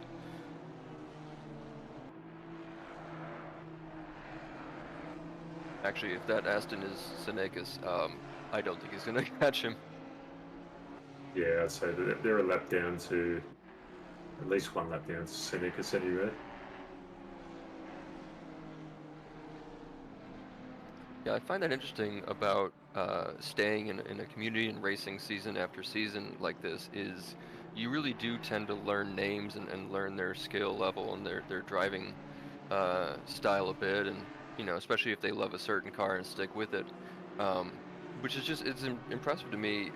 Back on the whole immersion conversation, because when I watch as a fan of motorsports and I learned this guy's name, I like that driver and I know sort of what he can do with this thing. It's the same thing here with people all the way across the world sitting in another chair with a wheel in front of them, but I know that person, Matty Lamb in a Porsche, he's super fast and I see him in every one of these races.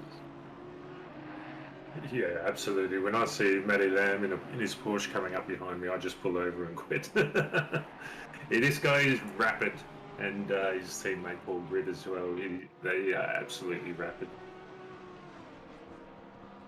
But yeah, Yeah. to your point, there's you jump in, you do a few races, and you find that you have a similar skill level to a few other drivers, and you constantly find yourself in battles across different tracks and different cars, and it's a great community to be involved in. Yeah, and certainly, if you come after a race and everyone's in the Discord for another couple minutes, you'll see a lot of apologies for, if someone made a little mistake, which is always good to see the apology, but you also just see a lot of, wow, that was a great race, we just spent an hour within half a second of each other, just fighting the entire time. That was great fun, rather than something like, oh, you held me up, or you were driving unfairly or something. That's right. It's great to see the positive attitudes in the community and everyone rallying around. When someone asks for help, how do I do this a bit better, or what could I have done better here? It's always some positive, constructive criticism to be had. See Ristafani getting past there. Did he get past? No, he didn't. His Baggermans is on a different lap. Oh, that makes sense. Okay.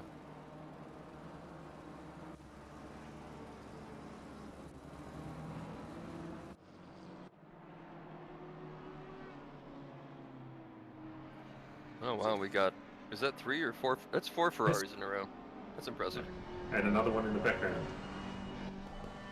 with 5 Ferraris. And only 2 of them are actually next to each other in the race, or at least that we can see on the leaderboard right now. Oh, okay, wow, there's 3 and, oh wow, okay. That's fun. We welcome you to the new Ferrari Challenge race. There are only Ferraris here at Kyalami. Don't drive anything else, just drive a Ferrari. I think I was just being pointed out that there was a mistake. I think that he's actually a McLaren that was in the background. And badge your Ferrari as a McLaren. I mean, hey, I've got a Ferrari badged as a Ford, it's basically what you should do. That would be a livery I'd love to see, a Ferrari in the Italian colours, draped all over a McLaren. Yeah, well, people are gonna steal my Ford Rari idea.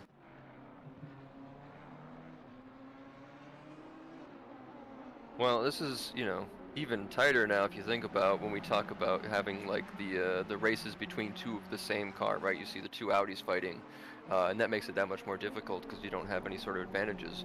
What do you do when you're in a pack of 4 of the same car? Yeah, this is great.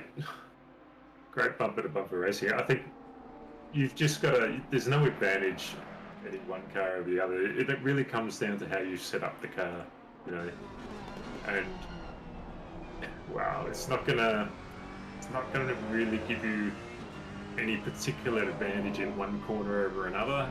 I mean, it may do, but it's going to be, overall lap time then. Yeah, if anything, it does give you a little bit of an advantage too, because you do know that that car is what your car can do. So if you're following, I mean, we're in, Hill's car following 3 other Ferraris, fairly certain you can follow their lines and then accelerate when they're accelerating and brake when they brake. Your setup can make some differences that affect that, but this is a good position just to sit back here and learn from and possibly get a better line right out of, let's see, around Cheetah. Someone goes off the front. Oh, this is getting messy. They're going to make it through final turn, though. Is he going to get a run down the straight? No, looks like they're ducking behind. But he might get the slipstream, might end up peeking his nose back out, going into the tight turn up here. As the defensive line gets taken on the inside. And, oh, someone else has entered the fray. I guess the Ferraris just cycled all in a nice little pack here. And we've now shuffled everything up. Wonder what that'll do to the fight with different skill levels. So Hill has got past Dale there. So that was the main battle that was happening on in that group there. It looks like Dale was just dropping back to give way to a few blue flags.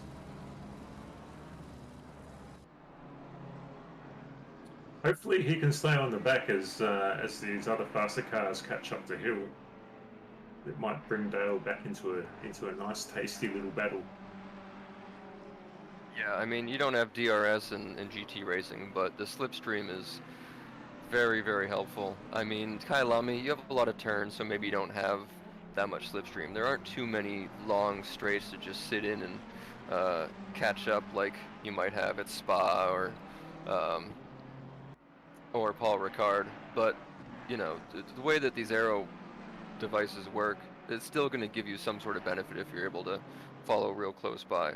The one thing you do have to be careful of, though, is if you are following and you are just outside to, let's say, the left or right going around turns because you're trying to avoid, that will put you into some dirty air and can cause you to lose a little bit of grip, possibly causing a spin. So there's a fine line between slipstream gaining you advantage and dirty air giving you a little bit of danger.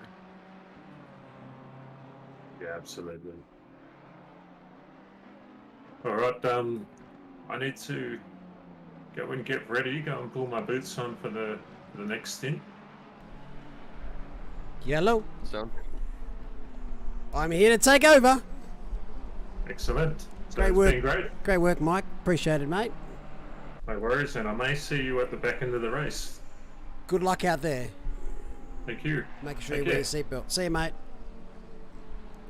When's your next stint, Sam? hard to know. I double stinted mid-race because we had the wrong brake pads on. So I don't know if I am going to get back in the car or not, but we'll see what my team says. No worries at all. You can go chill out if you want. You've done a great stint in the booth. MVP. That'd be great. Yeah, I'd love to get back and help the team and go be a spotter for them. But this has just been such a great experience. This race, all the other endurance races. You do so much for us. Really, thank you so much. Appreciate it, Sam. Appreciate you being around here. You must be super tired now. I did have a Red Bull about an hour ago, so I'll be good through. That'll keep you going for a midday. couple more hours. Yep. And yeah, just keep watching this great fight. Oh, you can go chill out with your team now. Put your feet up, go be a spotter and smash another Red Bull.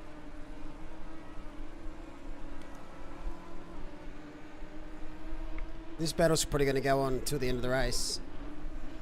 Convoy versus Jarecki. And Sam's gone. Sweet. Absolute awesome work in the booth there, gentlemen. Just ahead, 91's had a moment. Oh, a big moment. That's JLS. That's before Cheetah. I'll try and suss out what happened here. Daniel Hunter coming through, blue flags. It's been pretty good blue flag wise across this race. One of those tracks where it's a little bit easier to negotiate and plan those moves and allowing them to pass. Right, where is JLS and what has transpired there?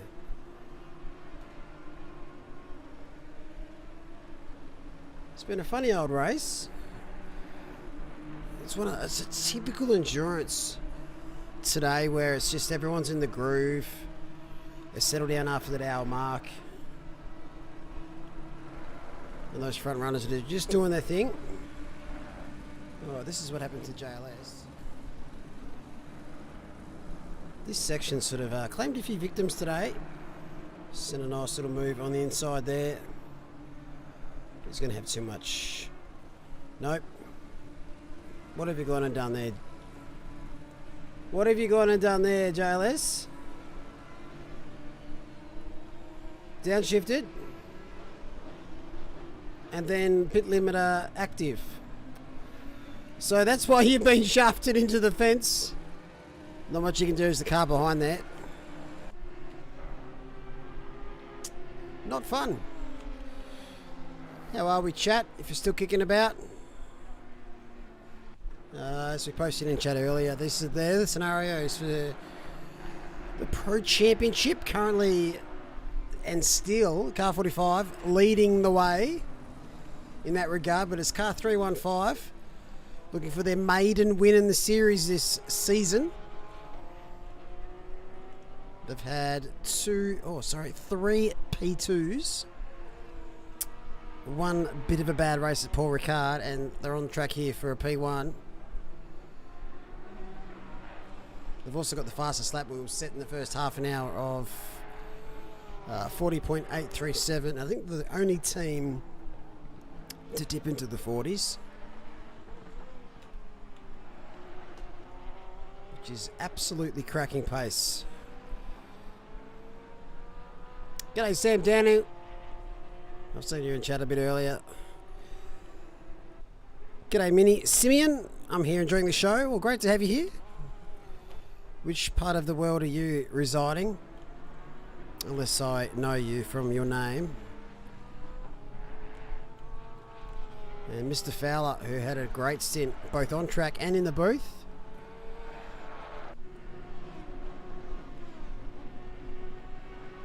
Oz are good, so you don't have to go to bed yet.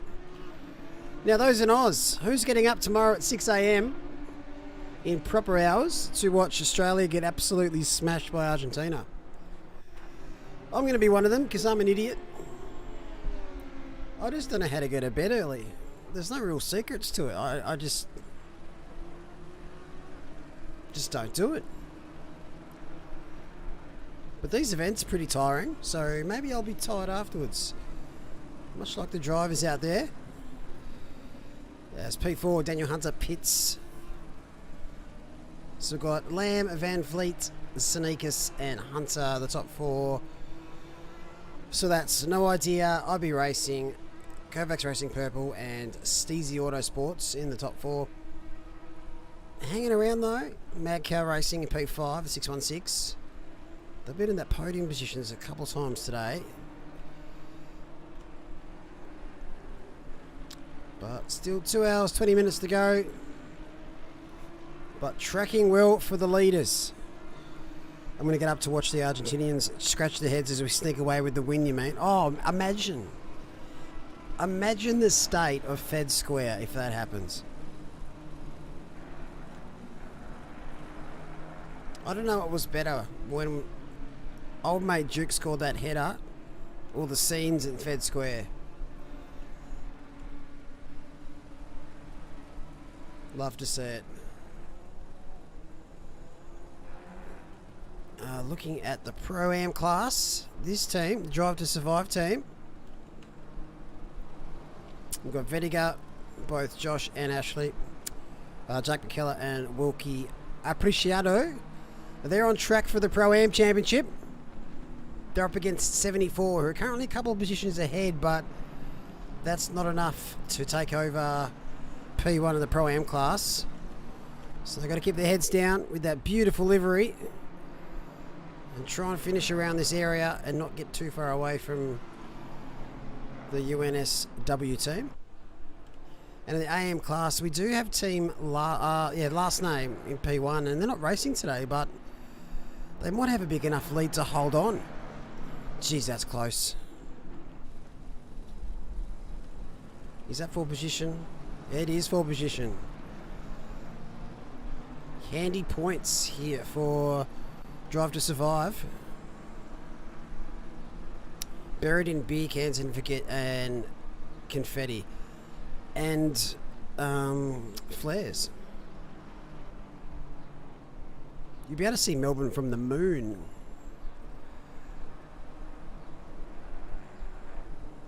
But it's great to see in this race, after nearly 7 hours, we've still got these battles of wheel to wheel on the same lap. You can see there the 233 laps done by the leaders. There's still a few teams on the lead lap. That's standard for every single endurance race. We've been blessed this season to have a couple of races come down to the last few laps, which doesn't always happen in these long events. But we've had that a few times.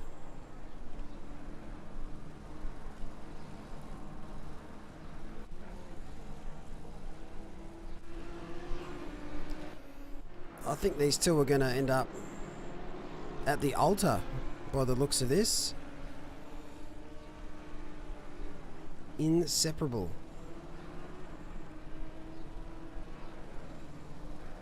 That's good clean racing. Currently sitting in P11, P12. Adam Jurecki of 2T Racing does have a 5-second penalty, which isn't a huge big deal in the scheme of 9 hours, but in the terms of this battle, it's definitely going to stop them in the pits. So if we look at the driven time, it's 51 minutes here for Conboy, 1 hour for Adam. So within the next 10 minutes, we should definitely see these two pit. Can they squeeze themselves into that top 10? Up ahead though, the 28 car, the MPRGP, they are pro class, so that's just a clerical error. We've had to let that intern go. But they're sitting in P10 in the pro class overall. We're just seeing some more pit stops coming through now, so maybe another pit after this and that's it, if the teams time it nicely. Shout out to all the 2 driver teams. That is a great effort, and there's a lot to this this event. It's probably one of the events that I've seen more people pull out with illness. So all of you that are unwell, I hope you feel better soon. It's not great to even do a 30-minute race when you're not feeling well, let alone a 9-hour endurance. Last lap forward, fighting back up to P23, closing on 22nd. That's a great effort there by Kovacs Blue. That is this car right here. A lap one to forget. But head down, bum up. You never know what you can achieve. Top 20 on the cards here for Kovacs Racing Blue, which will see them finish the season off nicely. They're currently sitting in P13 in the championship on 242 points, which includes a few points I've given them for 25th, but they're now 23rd, so I'll bump those up, which ties them for about 12th, which is a cracking effort.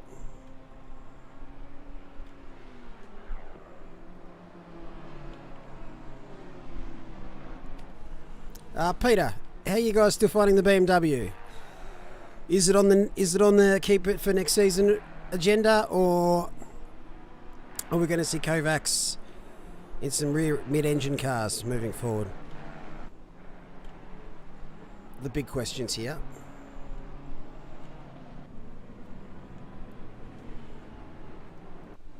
Mind you, I'd still like seeing front engine cars out there because they're sort of falling away a little bit. If it wasn't for the BMW, it should be a sad state of affairs out there. Burn it. That's your answer. That's a big F off. Bishop right on the back of IT extraordinaire Glenn Germain, putting that blowtorch on the BMW, much like Peter Viney wants to, but for different reasons. I have a wheel. Well, yes, you do. It might have already started a fire. It's probably got nothing left. It might fizzle out when you try. What type of wheelbase do you have, Stu? Because that's the frustratingest thing you can do in sim racing is rock up and then it just turns to shit.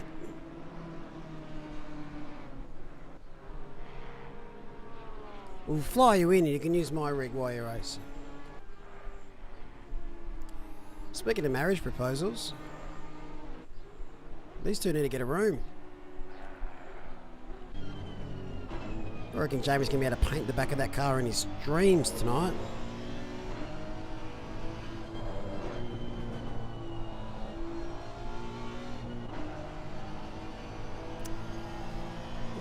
CSLDD Macca. Had it for a while. This product's not under warranty or anything like that. I've got a Logitech G27 kicking about if you want to suffer even more.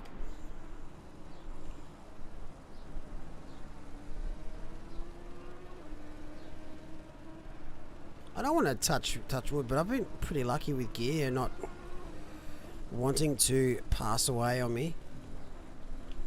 But I did feel the Logitech G920 suffer a little bit towards the end of its life.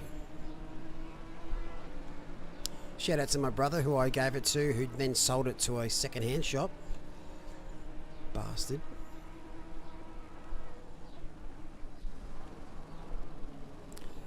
Alright, let's just cycle through some of the teams here as we tick down the 2-hour mark. No idea. Been absolutely sensational this season. Very rapid through qualifying. They've had 3 pole positions for the series. They had P1 at Zolder. They had P1 at Watkins Glen. Silverstone, they may have snagged it provisionally, but they got penalised for changing cars, so they moved down the order. And they had P1 here for Kyalami. They had 3 P2s, so 3 podiums. I finished second at Watkins Glen, Spa and Silverstone. Paul Ricard they'll forget about. But overall, they've been so close to snagging a win here in this series. And they're on track here. 2 hours, 11 minutes to go to get that win on the board and in the books. Which would be a nice way for Lamb, Britt, Kitching to finish off the season. I think even Bruno Gallo did a race with no idea. They've also had one fastest lap, which was last race at Silverstone.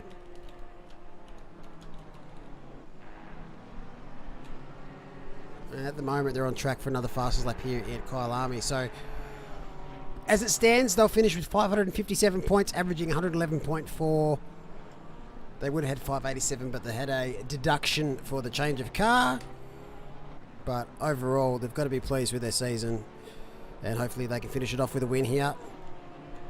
Let's move down to P2 at the moment.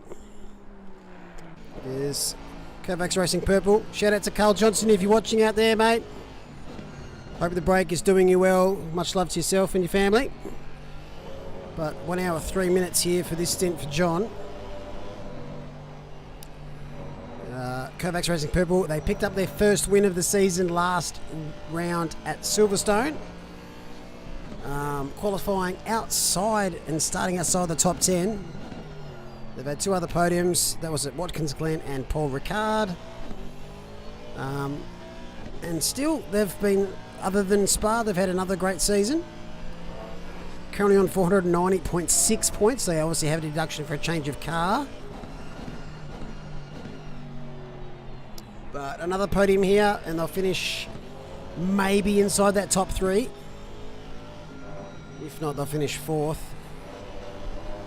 And we've got Shady Samuel in the car for Kovacs Racing Purple as they pit. So both JP and John are from South Africa, so this is their home race. Stint 1 was very frustrating for these guys. They were caught in a bit of traffic, and everywhere they went, someone went there as well.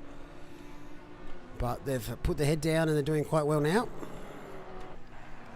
This is our current World Championships leaders. Warren Type IB Racing. This is Mitch Hobbs in the car. He's making his first race for the season for these guys. Got 4 drivers today. Now, this team, IB Racing, never got a pole position, but they qualified second 4 times in a row. So Paul Ricard, Spa, Silverstone, Kyalami qualified P2. Stuck with the Honda all season. And they did pick up a win at Watkins Glen and had another podium at Spa. On track here for their 3rd podium of the season and the championship win. They're on 599 points. They pick up the fastest lap. They'll tick over the 600 mark. But yeah, averaging 119.8 points a race. We don't include Zolder in that because Hackergate. But sensational season, and it'll be a well-earned P1 in the championship if they do pick it up. Over to the 96 car.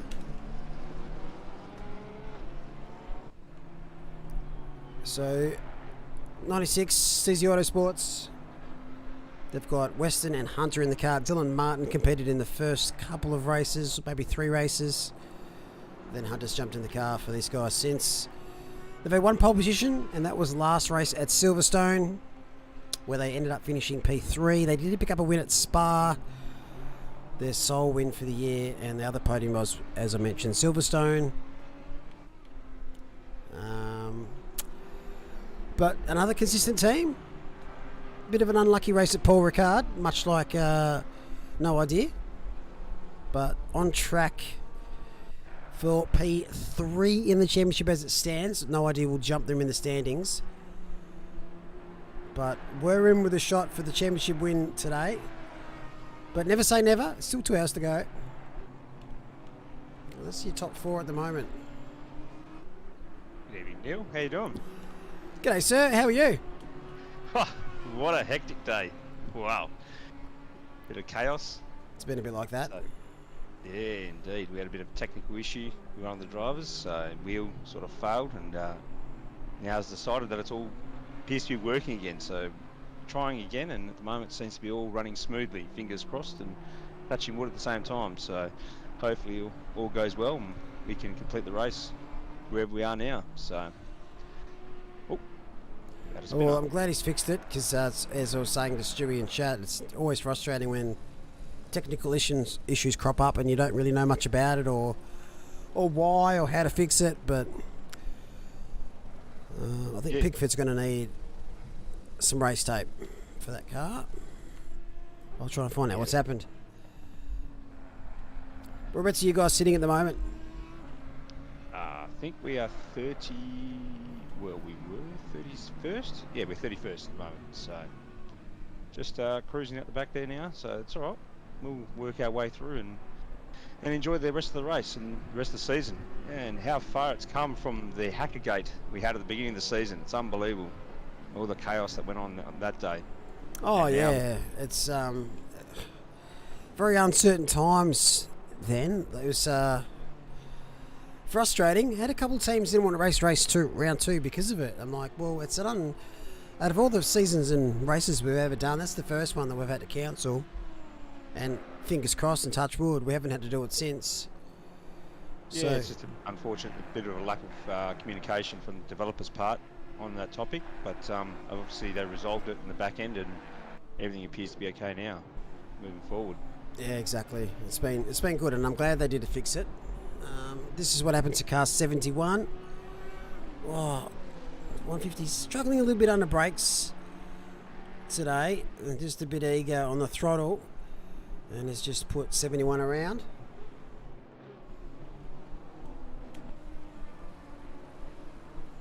But not much else to report, really. I think the battle between 500 and I think it was 28. No, it wasn't. It was 402. So they've pitted, changed the driver, and they've come out in P11. 500 was only half a second behind, and they didn't have a penalty. So have they made a mistake on their way to the pits or out of the pits? Because they've been jumped significantly. Yeah, unless they've got up in traffic when they came out of pits, potentially. Potentially, I don't know when it'd hold them up that much. Yeah, they're a long way back, and there's only been one lap, so I reckon there was a mistake somewhere. I will try and find it though. Amazing performance by Lamb and Britt. Amazing. Car 315, absolutely dominating today. Yeah, they're having a field day. I was just mentioning before, they've had 3 P2s this season. They haven't picked up a win yet, but doing everything they can. And this is Mitch Hobbs, P2. They've just been lapped. If that doesn't tell you how well the 315 car going, I don't know what will. So I'm going to curse them. The commentator's curse. Mate, he could bin it now and put it into the shed for a half an hour, and I think they'd still pick up the win at this rate. Not trying to curse him, Matt. But the stint, yeah, it's a bit out of stint sorts here, so it's 45 minutes in. He'll pit within the next 20 minutes. So one more stop left for those guys after the next one. Yeah, that's the one thing we picked up before. When I was on with Nick, we believe that they're on an alternate strategy to everyone else. They appear to be on a slightly shorter stints, so they got the extra pit stop. But when you're a lap ahead, it doesn't really matter. So they obviously found a combination that works for them, maybe fuel loads or whatever it may be, or tyres that that works. They kept it in a window. They just got that alternate pace. Yep. Just gonna head down, bum up. G'day, Tom Maloney. Welcome. Evening, everyone. How are we? Fantastic that you're here now, mate. Beautiful. Good to hear.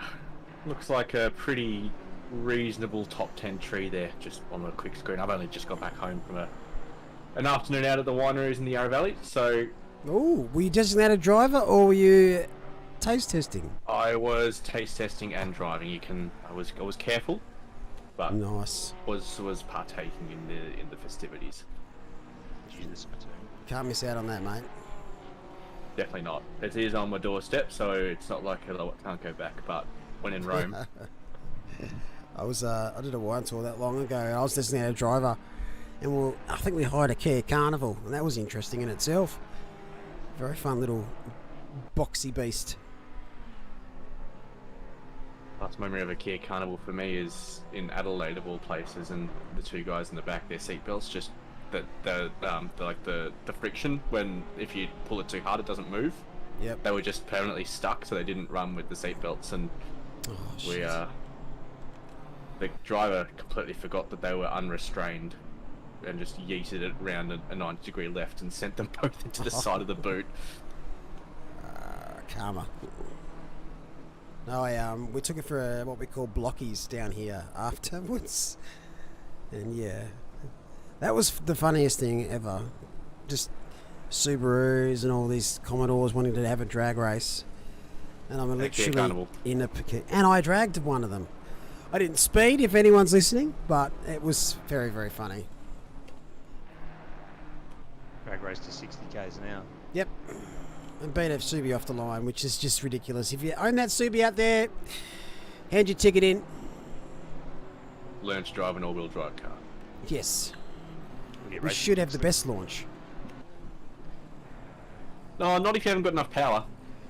They just bog down because they've got so much traction. And if you've got good tyres and a rubbish engine... Oh yeah, rubbish engine, you're losing it anyway. Yeah, you won't go anywhere. This guy should, based on his his wing. G'day, Matty Powell. How you guys going in the steward office? Hasn't been too eventful, I can imagine. That'll knock back a few brewskis. Yeah, we had about 40 teams, so it wasn't as hectic number-wise as other events. But there's always something to look at. Always something to look at. I might leave you two to it for a little bit. And I'll keep working on these cams. I might go grab a wine for Tom. Enjoy, mate. Bottle of cool climate Shiraz might go nicely tonight. It's pretty warm here in Melbourne. Don't know about you in Tassie, but... Oh, it is warm. Yeah, that's good. I'll be back. We'll catch you later, Mr. Alexander, as we follow Gibbo, who's gotten past Ben Hignett. After, I think, a bit of a pit stop shuffle.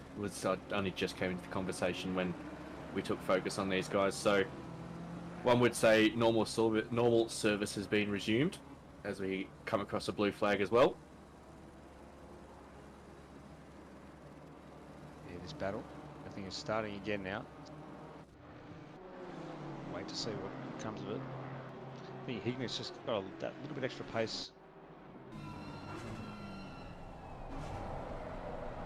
And that middle sector is really a momentum one. If you get sort of balked or anything like that, you just lose so much time through the hole because there's so much rhythm that you need through the S's and get up into the hairpin at the top of the circuit. Yeah, this is a tricky circuit.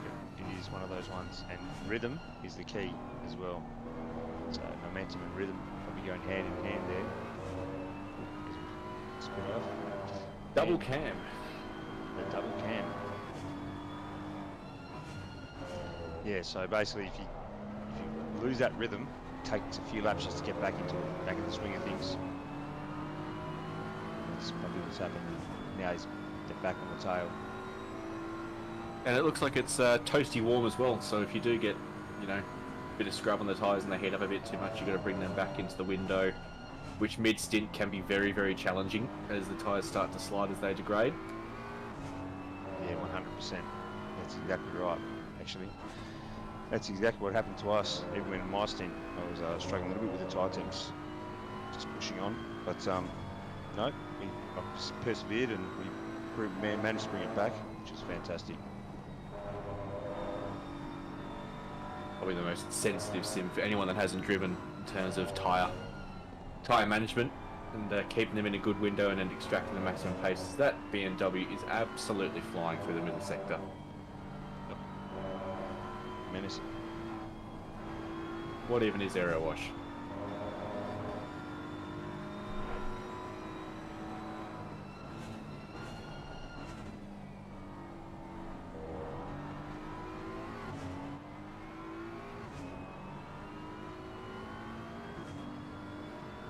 Sort of shows how much that Honda's struggling, because that blue flag they got past is not, they haven't left it behind, as you sometimes see with blue flag. He's still right on the tail of them.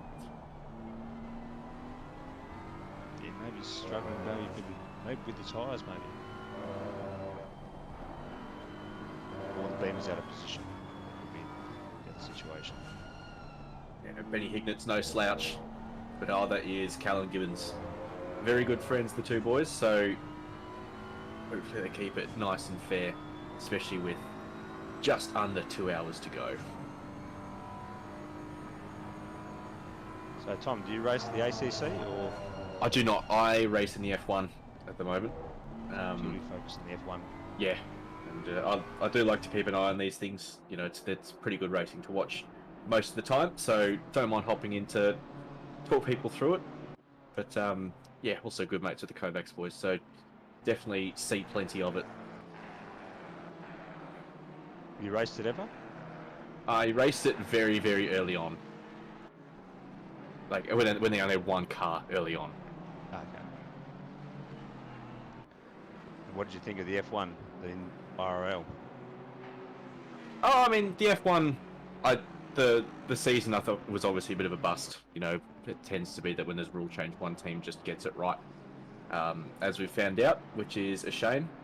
And I think as well, unfortunately, the game as well is a little bit of a bust. It's just not quite as polished physics-wise, feature-wise, bug-wise, whatever sort of metric you want as last year. But it still scratches a specific itch. I don't know if you've played it, George, but it scratches an itch. So it's there and it's enjoyable in its time.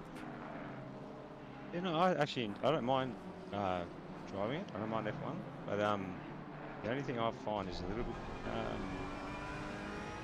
tricky is the broadcast cameras. And there's odd glitches with the broadcast. It's surprising with how famous that F1 is in real life that they haven't got the broadcast side of things really buttoned down. It's really surprising considering you want to promote a product and there's a bug with it. Yeah, it's strange. For such an esports sort of promoted product, we watched Michael Young and Ferrari round the outside of the hairpin on Taufik Moyin, but he's still there. So we'll go side by side down here into the end of the back straight. Michael Young with the inside, and I think he's got that move done. So nice bit of racing for 7 hours into a race. Sealed the deal. That inside. Oh yeah, the broadcast bugs in F1 are just shocking. As I said, they're present in the esports build which they promote pretty heavily on the back of the real series. So that is mighty disappointing to see. Yeah, and I assume that would have significant funding as well from EA and obviously originally Codemasters. So it is surprising that they haven't resolved them. But I reckon it's because it competes with real life. I reckon there's a fear. Yeah, I mean that the rev bug, which I think is the main one, that audio bug, where the revs just sort of do weird things and don't match any sort of real life, whatever the driver's actually doing in the car. That's been there for 3 or 4 games now. So, and that's the case with a lot of the bugs. There's not even a replay function for the live broadcast, which is a little bit disappointing. But as I said, it scratches a specific itch, and OOR do a pretty good job of bringing us that every Sunday night. Yeah, I like the overlays. The overlays are nice. They're ones that are built into the sim. They're definitely nice. And even I like their predictions where the tyre, where they predict the strategies. That's a really nice feature. It's just unfortunate they find the last 1%ers that are just not ironed out. But yeah, no, I don't mind driving the sim. It's quite nice to drive. A little bit different, obviously, with so much downforce, and and all the weight towards the rear of the vehicle. It's very different from ACC to drive. You're going to jump into the series next season. I saw you sort of piquing interest as a reserve as this season comes to a close. Yeah, it's just the time slot, unfortunately. Being in WA, just unfortunate. Yeah, it's rough. Times just throws, especially when it goes to daylight savings, there's that 3-hour difference that just throws everything out. So, unfortunately, it doesn't work out at the moment. I'll see how we go maybe in the future, see if I can tweak something in my life to make it happen. But yeah, no, definitely got an interest in it. I actually enjoy watching F1 in real life, so I tend to follow that quite religiously. But so that's sort of obviously adage sort of comes from that. But finding the balance in life to try and get the sim racing in as well, it's always a bit tough.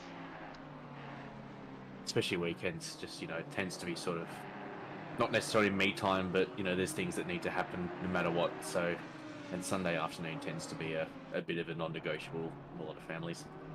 Yeah, spot on.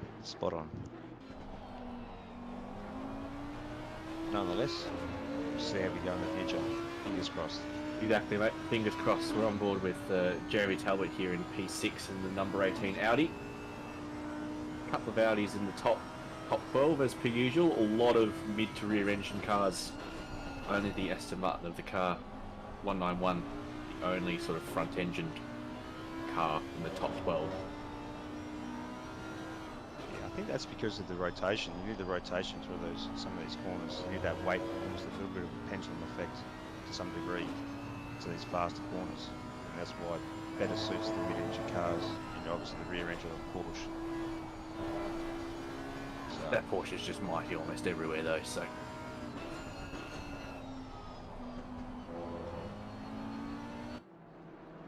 Very good, John. Front rear cars matter. Make that the next cause that we race for here at OOR. rear cars matter. Love it.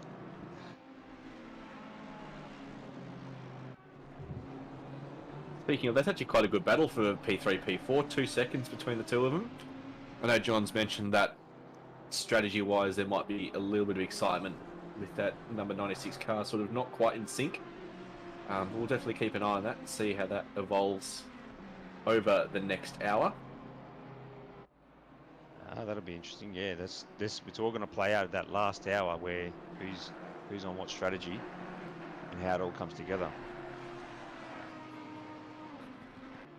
Like I said, not much to worry about between P1, P2, and P2, P3 is still about 25 seconds, so not too much excitement there, but as we get further down that top 5, there's a couple of cars close together.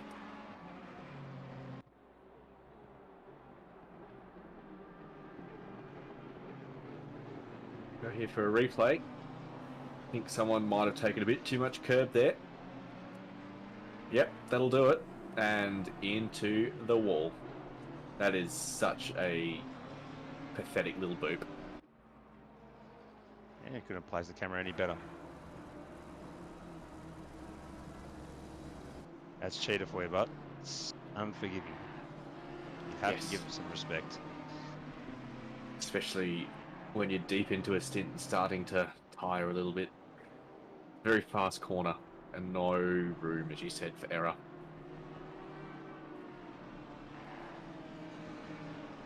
This is one of the closest battles on the track at the moment. Just wait and see what comes of it. 6/10 of a second at the moment. Audi chasing down the Lambo. Do you have any idea what the sort of where each car would be better than each other across this circuit? Where can we expect to see that Audi really pile onto the back of that Lambo, or vice versa, and the Lambo really pull away from the Audi? Actually, I wouldn't know. I haven't driven it in the recent patches, so I haven't driven the new Audi as well, so I wouldn't actually know. I know the Lambo it's actually okay all round. It just suffers a little bit on the tyre wear situation, so later in the stint is a bit gets a bit angry on the tyres. And sometimes on the change of direction it can be a little funny. Most of the time it's okay. I'm not too sure if the Audi still carries its trait with the curbs, where you can't ride the curbs. But fortunately, I haven't driven the new Audi, so I can't actually speak for it. Well, hopefully someone in the chat can help us out there as we follow along with Daniel Bushell and the other Audi, one of the other Audis racing along in P21, who's got a bit of a gap around both sides, but that is a pretty spectacular livery, even on the Ferrari chasing. It is quite a nice livery.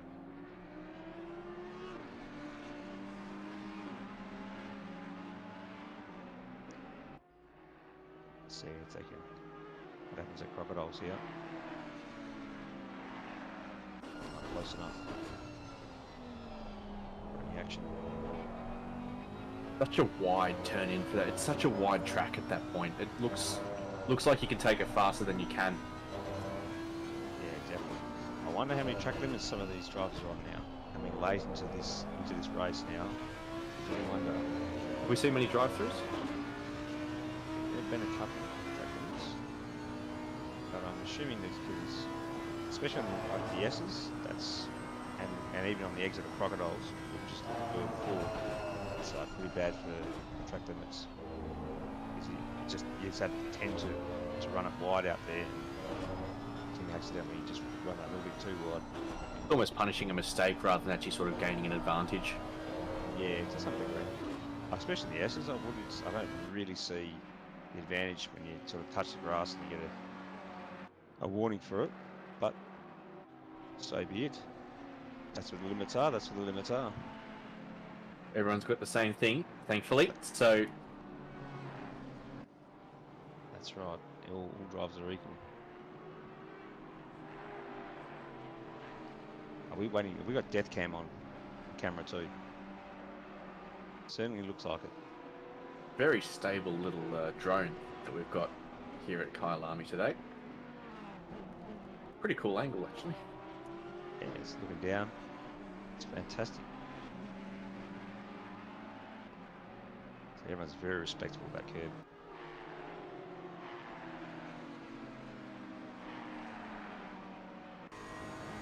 You're going to get a nice wide curve there. Playing it safe.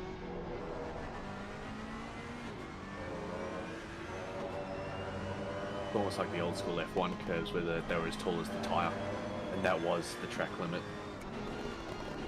Yeah, well, that's where you find it out. Definitely if it's you got a barrier, we'll hit the Monaco track limits of the barriers.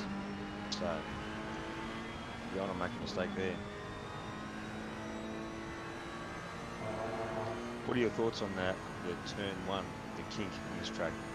That's not a turn. No, It's like most of the Saudi Arabia F1 track. It says there's 27 corners or something like that, but there's really 14 or 15. Kinks aren't corners. If you don't have to worry about it in the wet, don't worry about it. It's not a corner. Is the Monaco straight that I would deem straight from the last right-hander? Is that deemed a straight? Or is that a corner? Because it does bend. It does sort of turn. I think it's a straight. Yeah, I reckon that's tighter radius. I'm going to go and find out.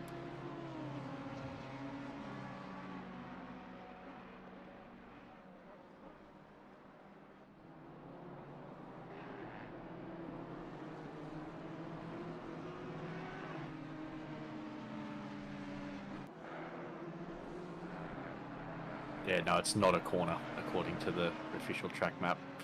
But that little the last corner, obviously Anthony Noakes, where that off camber, real painful at the end of the track, and that little sort of where it ducks back left, that's a corner. Yeah. Okay. Right. Yes. Okay. Yeah. So when it is, all right. That's weird, isn't it? Because that's even quite light. But you know that in the wet, you have to be cautious through that little kink there. So. I mean, you're not full throttle until 5th gear. The drone goes for a bit of a ride. Look at that. 9 out of Kyalami. Almost like it's a real event.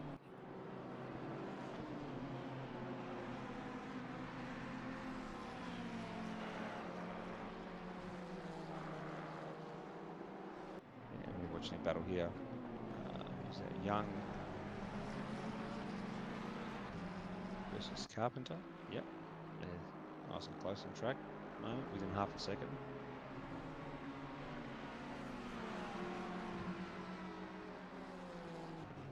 McLaren versus Ferrari, like the late 2000s.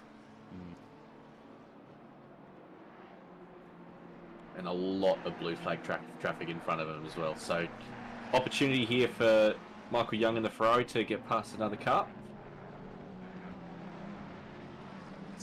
He's got a much better exit at the last corner than that McLaren. Didn't take that curb, and that's allowed him to get on the throttle that a little bit earlier. Just capitalise on that all the way down the straight.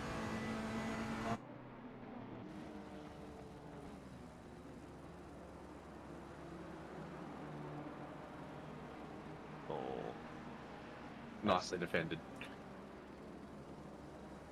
Park the car right in the right spot on the inside. You take the long way, sir. He almost did. We'll give him credit for that. He almost took the long way around, but that McLaren just sort of squatted and got out of the corner just fine. But he's made a bit of a mess of Sunset.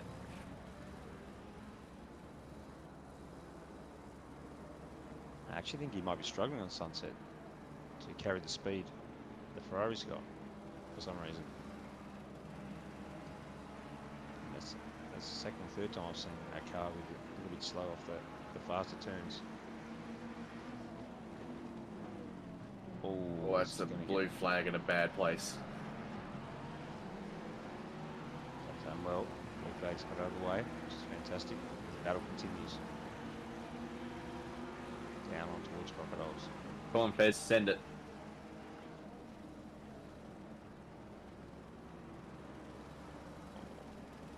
McLaren goes deep, so we're going to go side by side. Not a cheater. Trust me. That's better. Good racing. That's my teammate Pitts. It's not a you need to hop out of here and get into the car, is it? Oh, surely. No. I'm in the next to be doing a short stints, so. Yeah, we had a bit of chaos with a few technical issues, so. Apparently it was a USB port that caused all the issues. So they've changed port, and now it seems to be operating as intended. They're finicky little suckers, aren't they, USB ports? Yeah, I actually had one on my old computer where it was, I think is the wiring inside it that sort of was either touching two wires touching together or something, and you just plug it in. It was on occasion you just drop and lose connection. I had a motherboard on a computer a little while ago where there were a couple of USB ports on the back that were power only, so to charge your phone and do things like that. Oh yeah. But they weren't marked, so it was plug it in, and your phone would respond because it's plugged in and getting power, but you've got no idea if there's actually a data connection. Yeah. Until you try and actually do something, which is pretty exciting.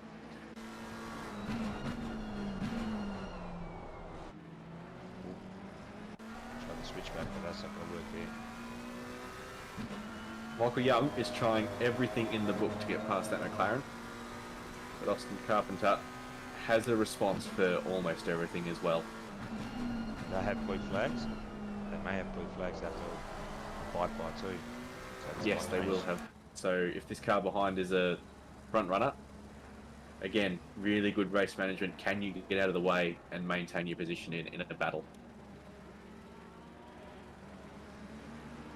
No, it's Tawfiq Moyen catching up. So Michael passed Tawfiq a couple of laps ago, about half an hour now, and he's managed to catch up to this battle because they're slowing themselves down a little bit as Austin goes defensive once again. Michael goes very deep under brakes. He's going to try and cut back, but that chicane just after turn 2 doesn't really allow for that, and we settle down again for another lap.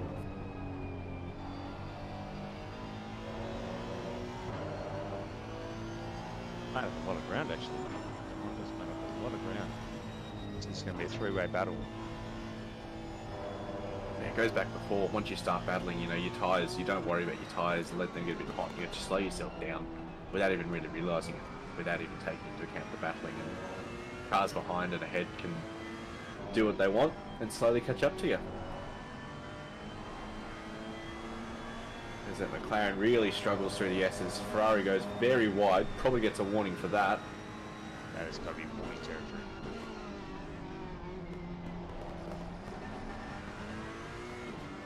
Must have had one in his pocket for sure.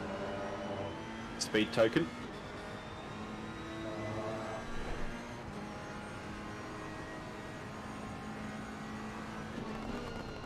Looks like that McLaren's really well sorted in the slower corners. And then vice versa, Ferrari. Which is surprising because generally the McLaren's not aerodynamics, but it is quite surprising. Very defensive. Compromising the exit. Here we go. Something's going to happen here, I reckon. The outside line again.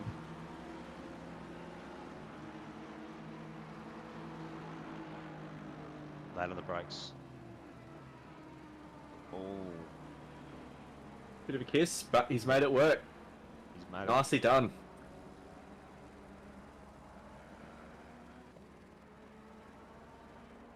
Now that McLaren needs to defend from the Honda of Tawfiq Moyen behind, while they've got Jean-Pierre Sonicus in the position 3, the sole front engine car in the top 10, coming up behind to lap them.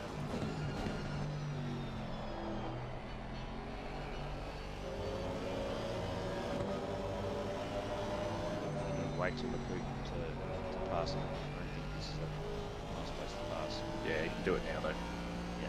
Well done, Tawfiq. Good job.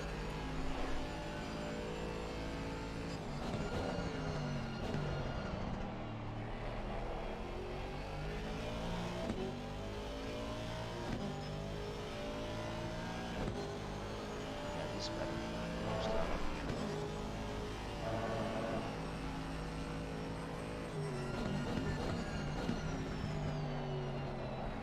Definitely key for that 191 car, because the 96 car, who was mentioned in the chat before, was on a bit of a different strategy. Still only 2.5 seconds behind, which is, you know, that's stopping your pit box a little bit rubbish to make up that gap. That's nothing. So key for these guys to get past these blue flags as cleanly as possible. And for the moment, they might have been slowed up a little bit, but it hasn't been terrible for them.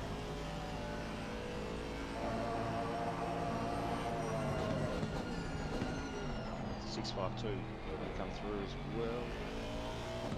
No, just close the door in time. Car can close the door well.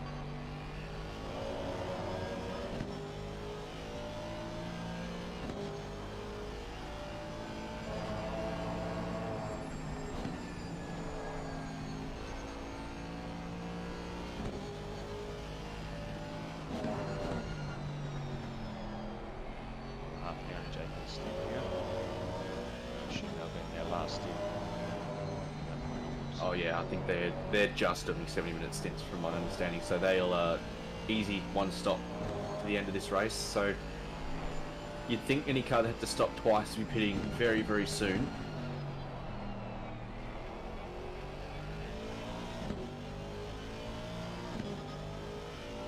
So who's in the car for you now, George? How's are they in the car for the rest of the race, or? No, I'll be taking the last stint. I believe Beautiful. Benny's just jumped in the car, so he's got his hands full now, working his magic. And Don's just done his last stint, so yeah, we'll just work, just enjoy ourselves to the end of this race. Enjoy the 9 hours of fun. Flags. Yeah, blue flag. So this is Mitch Weston in the 96 Audi. So he's trying to keep up with the 191 Aston. Got some blue flags to contend with as sneaks down the inside of Taufik. Works not too badly for him. Gets a tow down the entire main straight. Unsure if that would be a warning there. It was very wide on the exit of the first real corner.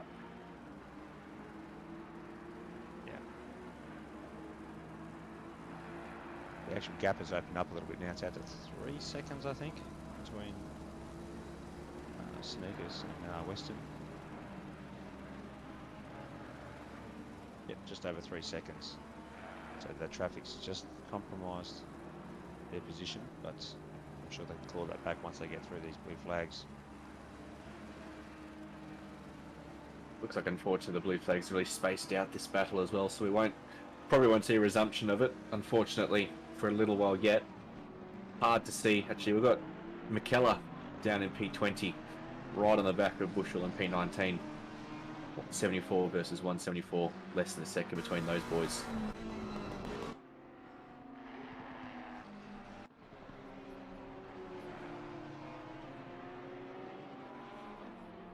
No, my eyes were deceiving me. Apologies, cameraman.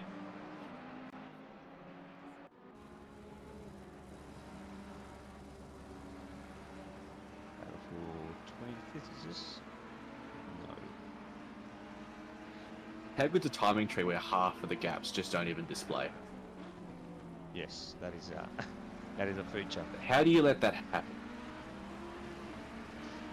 I don't know, but I don't think they're committing to any more development on the sim, unfortunately. So they're probably not going to fix that bug. At least most of the broadcast features work, but that is one. The timing tree is definitely one that has suffered.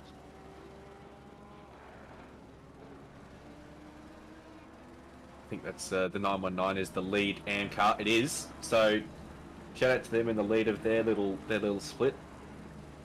Follow again. Moyen right on the back of Carpenter.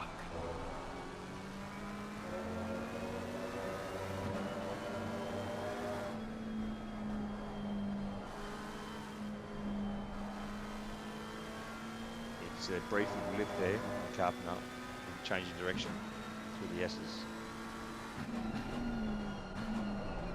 Don't think it's meant to. You don't think that's necessary? Should be flat.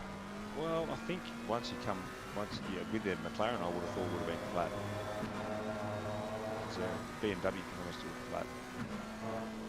So I think he's compromising himself. But maybe like we were talking about before, the setup is probably more to around the slow speed corners, getting traction off them.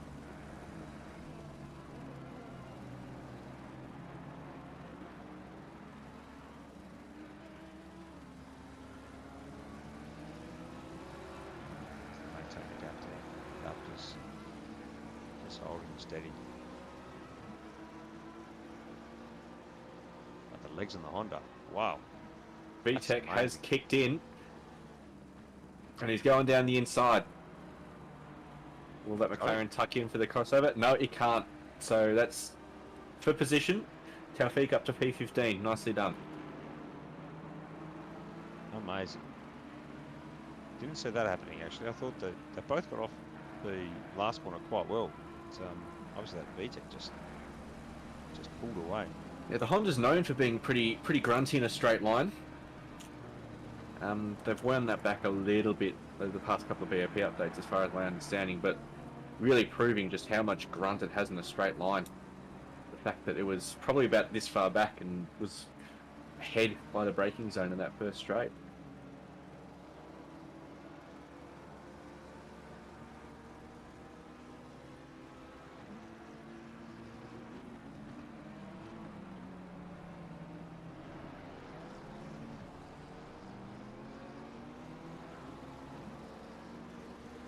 if we want to battle, P25 and P26 is the. Unfortunately, Alex is 10 seconds, so it's a battle in name only, but it's probably the closest little fight on track at the moment.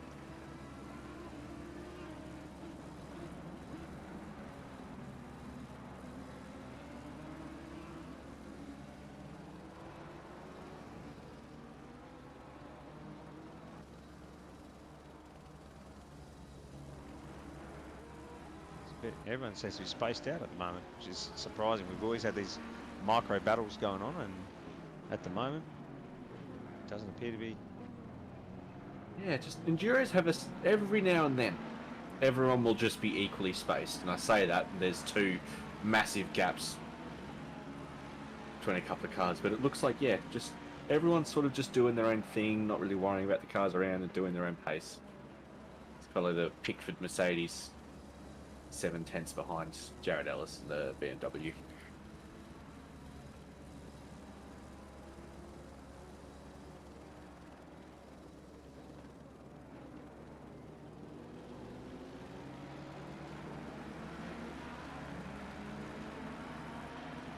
No real effort to make contact with the apex at the last corner there, so he's lost a bit of time there. So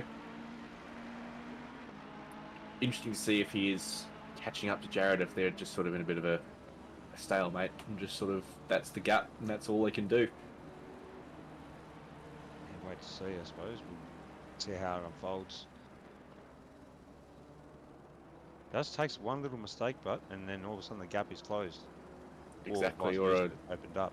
a well-timed blue flag is, I think, is that Ferrari on blue flags? I think it might be because it's flashing its lights. Yes. Not optimal. I think there might be another one coming up in the back at Michael as well. So tough time to be him, but now he can follow them through and see if he can use that to get past Jared when they make their appearance in the back of him. If he can stick with them, then he should be able to possibly just, while he's led them through, sneak through. Easier said than done. I was finding with my stint that even if you had it half a second faster, even slightly more, it's very hard to pass. You either got the speed in the right spots so you can actually pass, or unfortunately, unless you're like a second faster than the car in front, it's pretty tricky to pass people on this track. You find it hard to follow here? Following's not so bad, except for the braking. A couple of the braking markers, you can be blinded, so you have to sort of just position the car a little bit offset to sort of see those braking markers. But in general, it's not so bad. But yeah, I think in particular this one coming up, Cheetah. If you miss your braking markers, you go off wide, which I experienced today. Yeah, I was following someone too close. I just missed that spot where you just need to just lift off and get the car to turn in. Oh, well, rite of passage. Everyone's going to do it. We've got a yellow flag. It's just cleared itself up. The car number 1 at the entry to pit lane. Interesting to see what's happened there. He's probably, as you've just mentioned, taken a chunk too much curb into Crocodile and made a date with the barrier that he can't get out of.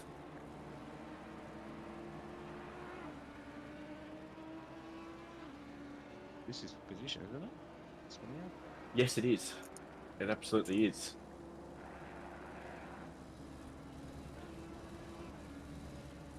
Following Matt Glow in the almost the spoon livery Honda, car number 69. Tucked up right behind Jeremy Walter in the number 5 BMW. With also, I don't know if that car behind is for position as well. I don't think it is. I think that's lap traffic or lapping traffic. The BMW, that's lap traffic. They're sort of out of position.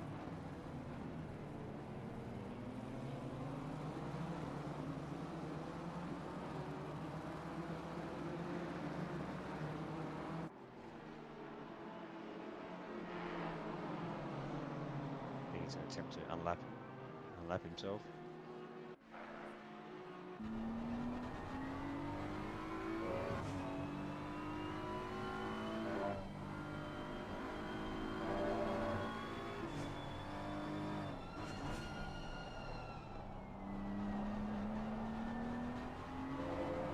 Yeah, you look up that tree, and apart from this battle, everything's sort of, 6 seconds, 5 seconds, 8 seconds, 9 seconds, 4 laps. That's not helpful at all. But just, there's no real close battles apart from this one, unfortunately. Yeah. Oh, that doesn't look healthy. No, that's a very sad looking BMW. Surprised the bonnet doesn't open up. Very cool engine on a hot day. That's right. Free air. Testing alternative air intakes. This Honda's quite racing at the moment. And, seemingly piling on the pressure on car 5, Walter. 5 with the rain light flashing on the back of his BMW as well, to try and put Matt off his game.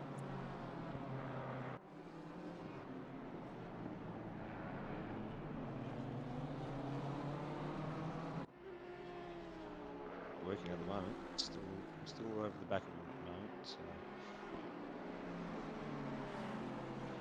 Bit of replay of probably what happened to the car 700. I suspect interference, just based on this replay. Oh no. No, completely missed his braking. Oh, I wonder if he's clipped the grass there, just as he's going to brake. He's just got one wheel on it, and it doesn't take much. The car just wants to keep going wide. That outside tyre just wants to keep pushing wide. Yeah, hard luck, car 700. Definitely, probably a fatigue thing, I'd say. 80 minutes to go.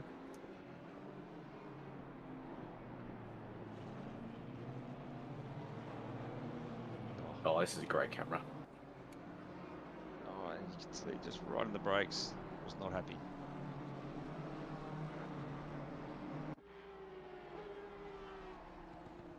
And it's too early to try and pit for that damage. You won't be able to make the last stint on the timer as well. So I suspect that they're going to probably hang around for another 10 or so minutes.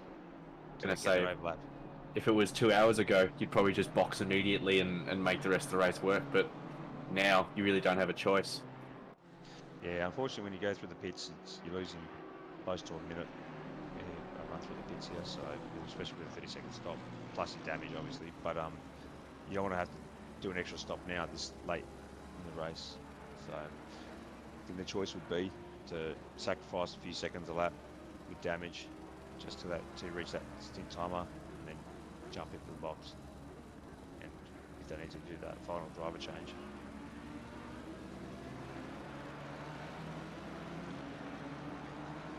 While we're focusing on those battles in the mid-pack, the lead car has pitted, and Paul Britt's now in control. He's still got a lap over Mitch Hobbs in P2. Jean-Pierre Sonic is P3, 20-odd seconds off the back of Mitchell Weston, 3 and a bit seconds still off the South African. And we'll follow here Connor Kingston, the sole Lamborghini in the top 23. Well, in a bit of his own world, apart from some mighty lap traffic. Confirms my suspicions. He's got one extra stop. The Porsche's got an extra stop, but when you're a lap ahead, it doesn't really matter. So they are on an alternate strategy. Obviously with that extra stop.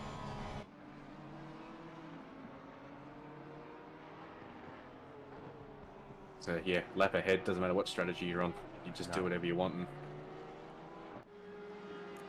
you can forget to change tyres and still be fine. Yeah, that's right. Stop for a wine tour. A few tastings and then you get back in the car, you'll be right. Not so much an expert on South African wine. I don't know if the area Kyalami is in is a particularly known wine producing region. There's one specific grape that they are pretty familiar with, the Pinot Target, which we just don't really have that much of in Australia.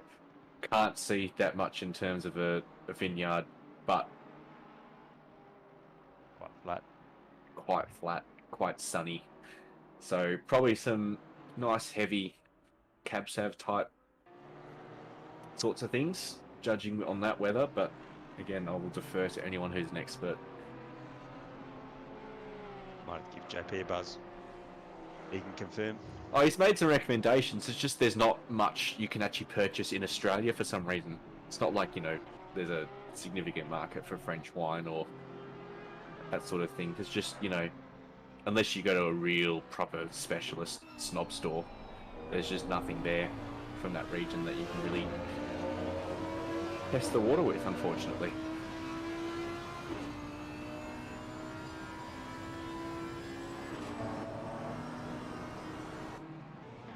Around 2 minutes. So they've got their own ultimate strategy as well. And, Round 3. Sorry. so they'll have to pit very, very soon because you can do 70 minutes in a stint, right? Yep. And then that would be you would just make it depending on sort of where you were circulating relative to the leader. They're going to be extremely tight on that timer, I guarantee you. You don't want to miss that, because if you go that extra lap and you have an off or something like that and you lose 10 or 15 seconds, then You're in a lot of trouble. a lot of trouble. Now, it doesn't count the time while you're in pits, so you do gain a little bit there with the pit stop itself, but still, they're going to be right up on the cusp of that timer to make it.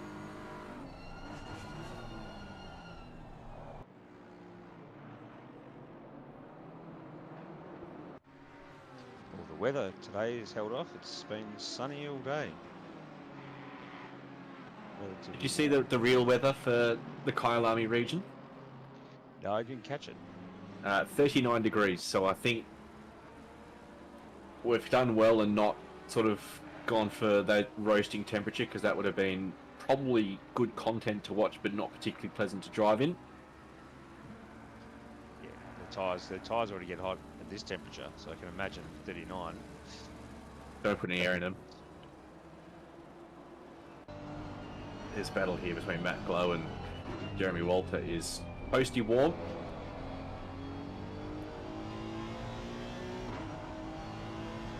Doesn't get that great an exit out of the chicane there, so has to settle in behind for another good look at the rear end of that BMW, the best end of that BMW. Oh, we can look at the fake BMW. The sneakers. Oh yes. Very cheeky attempt to get around the car change penalty. Of course, the timing board doesn't lie. Oh, it can. Some of those gaps are rubbish. I don't think Moyen's 5 laps ahead of Bartlett. That's true, but I'm referring to the car. Yes, no, that's a data point. Mitch Weston is starting to catch up to the South African brothers, who are also catching up to Mitch Hobbs. So interesting to see if that was some traffic for the 191 or if they've just sort of started to die off at the end of their stint. JP with still a fair amount of driving time to go, so they'll be completely comfortable in terms of their stint times as Mitch Weston does come into the pits, gets that pit speed limiter on, I think, at the right time. Don't know which of those lines is the right one, but he'll come in to serve his stop. I don't think they're going to make it. That's 4 minutes. Yeah, no, they're going to have to do a splash and dash, I think. That's really unfortunate. They mustn't have had the fuel to do the full 70. That's why I'm supposed to work.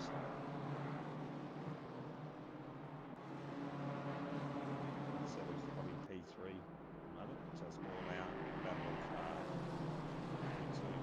How far behind was P5?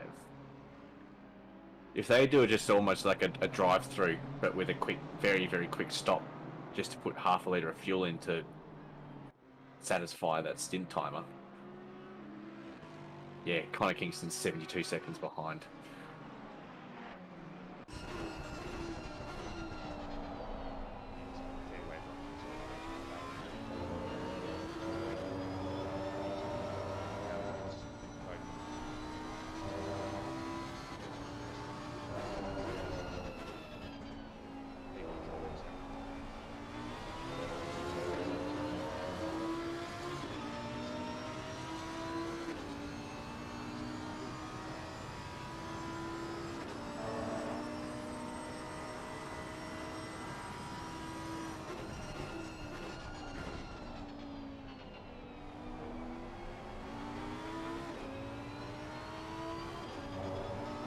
car 600 with a drive-through for track limits. Oh, hopefully that will be the last of those ones for the race. Well, I think it resets your warning count, so you go back to 4 warnings from memory. So Exactly, you get 3 speed tokens for the rest of the races. I hope this isn't blue flags, because if it is, probably need to be doing a better at that job of that Ferrari. Yes, it is blue flags. So Connor Kingston getting held up. Something shocking here in a bunch of traffic.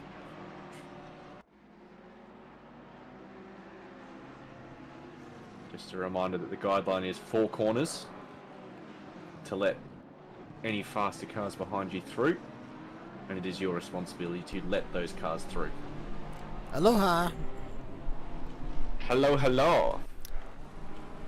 Your mic's turned down real quiet over the last few minutes. I'm like, no one's talking because I had to take my headset off. And I put my headset on, I'm like, oh, George is there. That's all right. yeah. Get out of here, mate. Go get ready for your stint and go get a win. Hey. Class win coming right up. I'll put a few penalties out there. Oh, fantastic. That'll be great. Much appreciated, George. Awesome effort today. Thank you. Thanks all. Cheers, I'll mate. catch you all. Good luck, mate. Cool. Enjoy. Thanks. Oh, no, they've left us in the booth. They're in trouble now. Who's coming in soon? Who have we got to look forward to save everyone else's ears? It's just us. We're the ride home. We're the drive home in the afternoon shift. We haven't got Mike Reel coming in? Oh, we may do. He's, I'm not sure what they're pending doing stint. stint-wise, yeah. Yeah. Oh well. Everyone gets to suffer then. Yeah, we saw the 96 car pit, just to get back to that. I thought they would have tried one more lap, but I think Western's done the right thing there, and you don't want to get a DQ or another drive-through just for a minute stint. Exactly, and I think you it's may as more well than take a advantage of drive-through. the short stint. I think and it's just- more than a drive-through penalty anyway. Yeah, I think it's a DQ. Yeah. I think it is an instant DQ if you play around with it. So you don't want one of those at the end of 9 hours. No, that's that'd be harsh. We've had a couple of instances where some drivers have exceeded their overall time, but that's because they've had a driver unable to connect to the server because of a server glitch. So we've said just keep racing, we'll sort it out. But yeah, hardware issues are Yeah, normally it nasty for won't that happen sort of to the thing. leaders because it just costs you too much time anyway. But overall, I think we've only lost 1 car all day, which is a great attrition rate. Yes, definitely. It's not even Silverstone sort it of was. cards. I think there's a couple of cards circulating a couple laps off, but Yeah. that's all right. Good practice. Oh, exactly. We're going to put this race 2 weeks later, so after the Pro Series, but I thought, oh, it's a bit close to Christmas, and last year we did that, so I thought this year we might as well just do it a little bit early in December. So if you've got Chrissy plans, we won't get you in trouble with the better halves. We might get you in trouble anyway, but we've done our part. We just borrow everyone for 6, 9, 12 hours on a Saturday every now and then just to test the relationship waters a little bit. So shout out to anyone that's still got a happy second half. Mine's cleaning the house at the moment. We've got a house inspection Monday, so I've got out of that pretty well, haven't I? Yeah, you've done very well. Nah, I'm not going to That's, bed tonight. I'll be absolutely... The whip will be Grubbing cracking. every surface. Oh, I've done it all week. Just get the house ready. Good old inspections. They They won't turn up. They never do. probably won't. But if they turn up early in the morning, I'm not fucking answering the door. I'm not a morning person, Tom. No, not many people are. One of my colleagues got an inspection notice due, and said the real estate agent will appear sometime between 6 a.m. and 6 p.m. on this day. Gee whiz. 12-hour window, just Good sit on 'em. around waiting for the door, and That's didn't turn up. You got a massive window and didn't show up. That's ridiculous. Yeah, I'd be like, well, I'm not waiting around for 12 hours. You can sort yourselves out, or just hopefully you're here when I'm here. Most of them have got a key, haven't they? Like, Yeah, Look, but look- it's one of those things where, like, working from home, you don't want to, Yeah, true. sort of. If you're working from home, it's your office space. You don't want to have to. Yeah, that's a lot of work if you're having to put it aside a little bit. Oh, that was very close there. I tell you what, the Alliance BMWs today, I hope they've got a panel beater because they've seen some shit.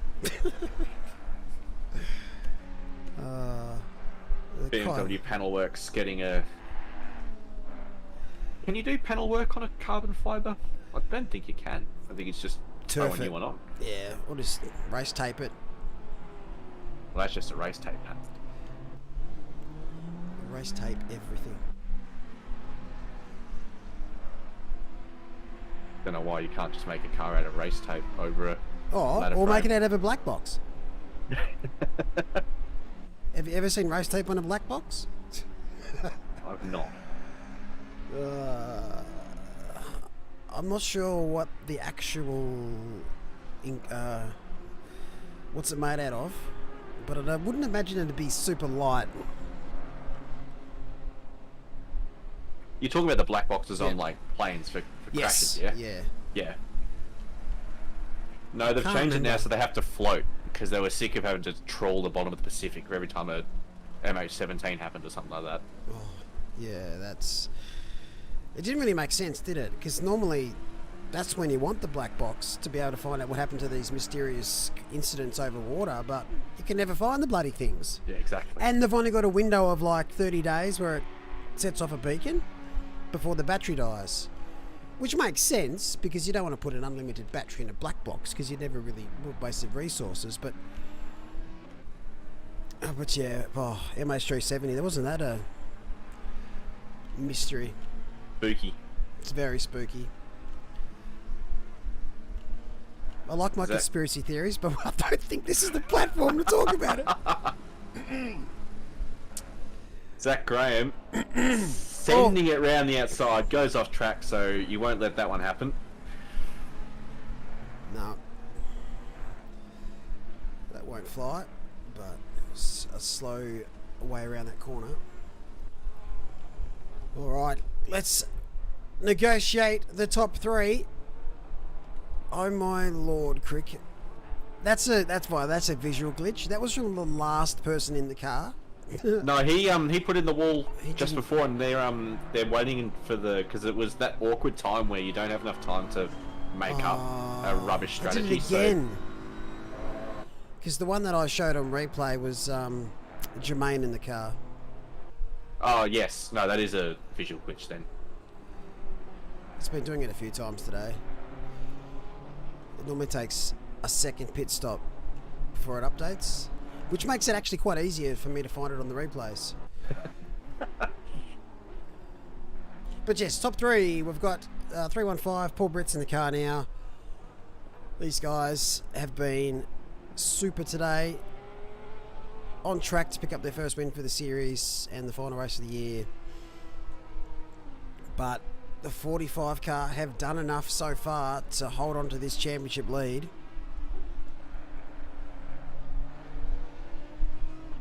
Just got to be consistent. The Kai Ruden stint at the start of the race was stellar. 96, they P4 at the moment.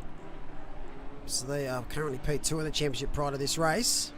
They're going to do another stop, so Yeah, it's very tight with their stint. So they'll finish what we reckon maybe fourth still. I'm not sure quite the gap there, but around the 4th, 5th, 6th mark if things stay the way they are.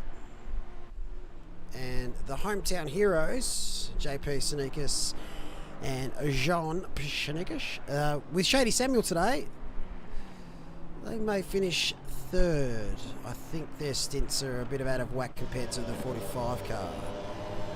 Yeah, so 1 hour 05. So I reckon JP's pitting this next lap. And Hobbsy looks like he's going to be sending home the 45 car. So he won't need to pit again. And that's the overall championship in the books. Oh, that's a interesting thing. That car just stepped out and said, "Not today." gets out of the wall. Nice save. That's a brilliant save. I might have to watch that one back. Not that Chris will want to see it again, but He doesn't have to see it, he's driving. That's for everyone else's benefit. yeah, that's very true. Where are we, Chris?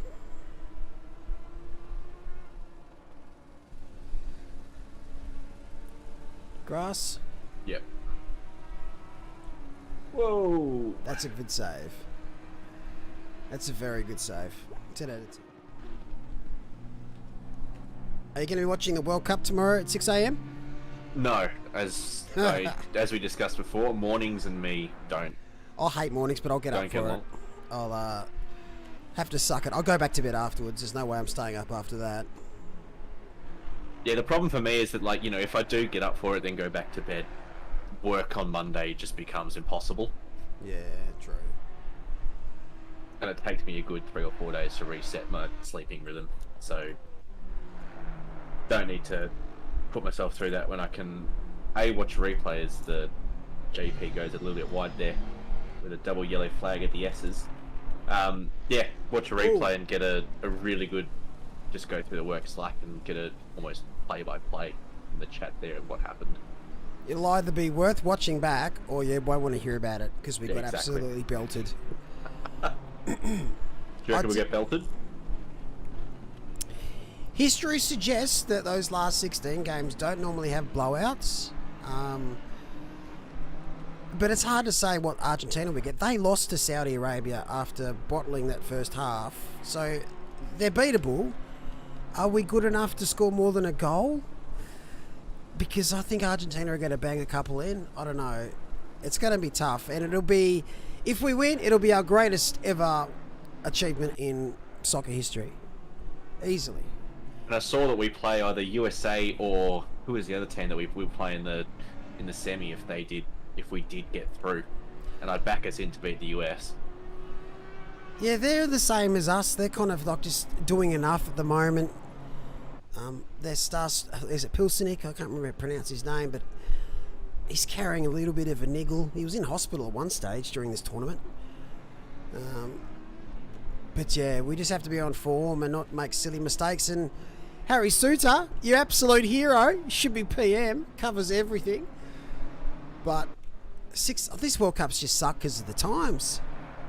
Yeah, it's not like you know, if they're having like Brazil, where it's just at no time where we're going to be up anyway.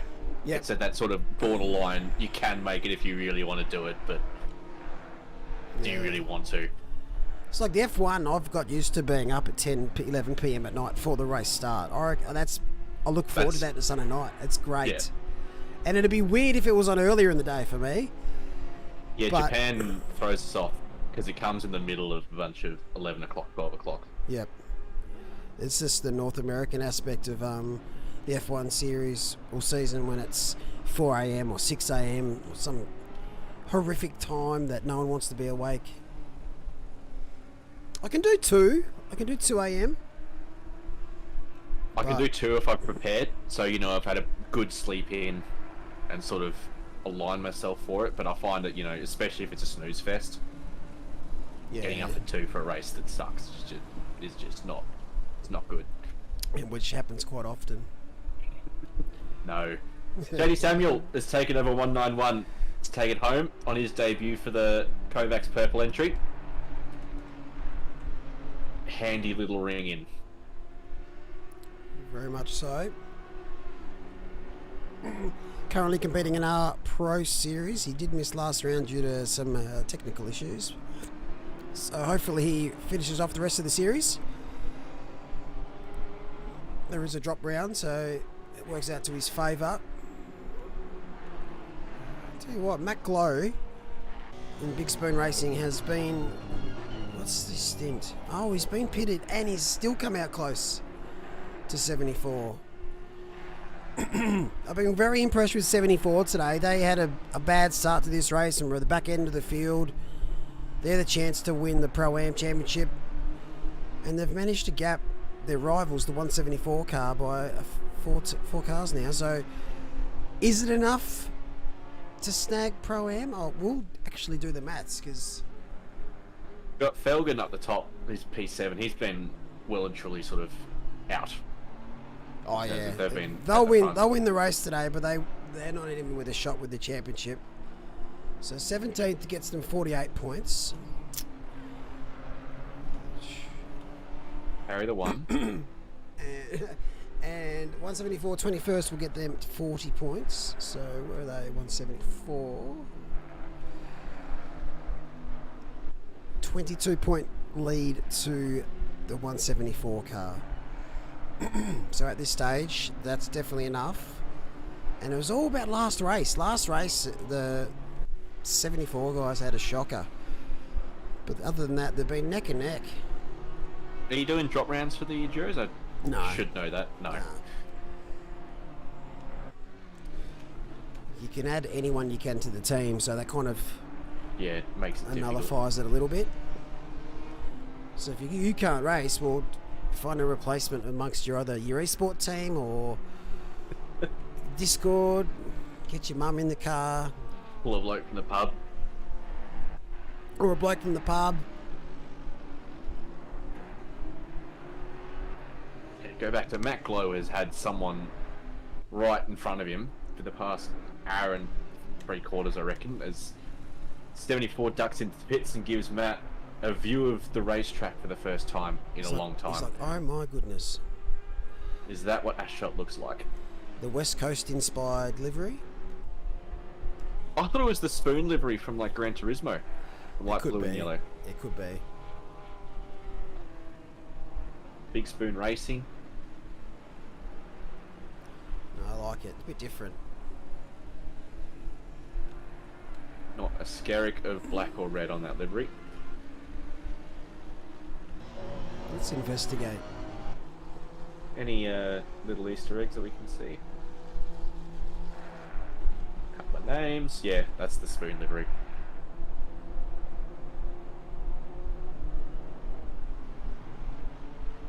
Needs a wash. That's going to be mothballed at the end of this race, I think. True. Apparently some of these BMWs are going to be set on fire post-race.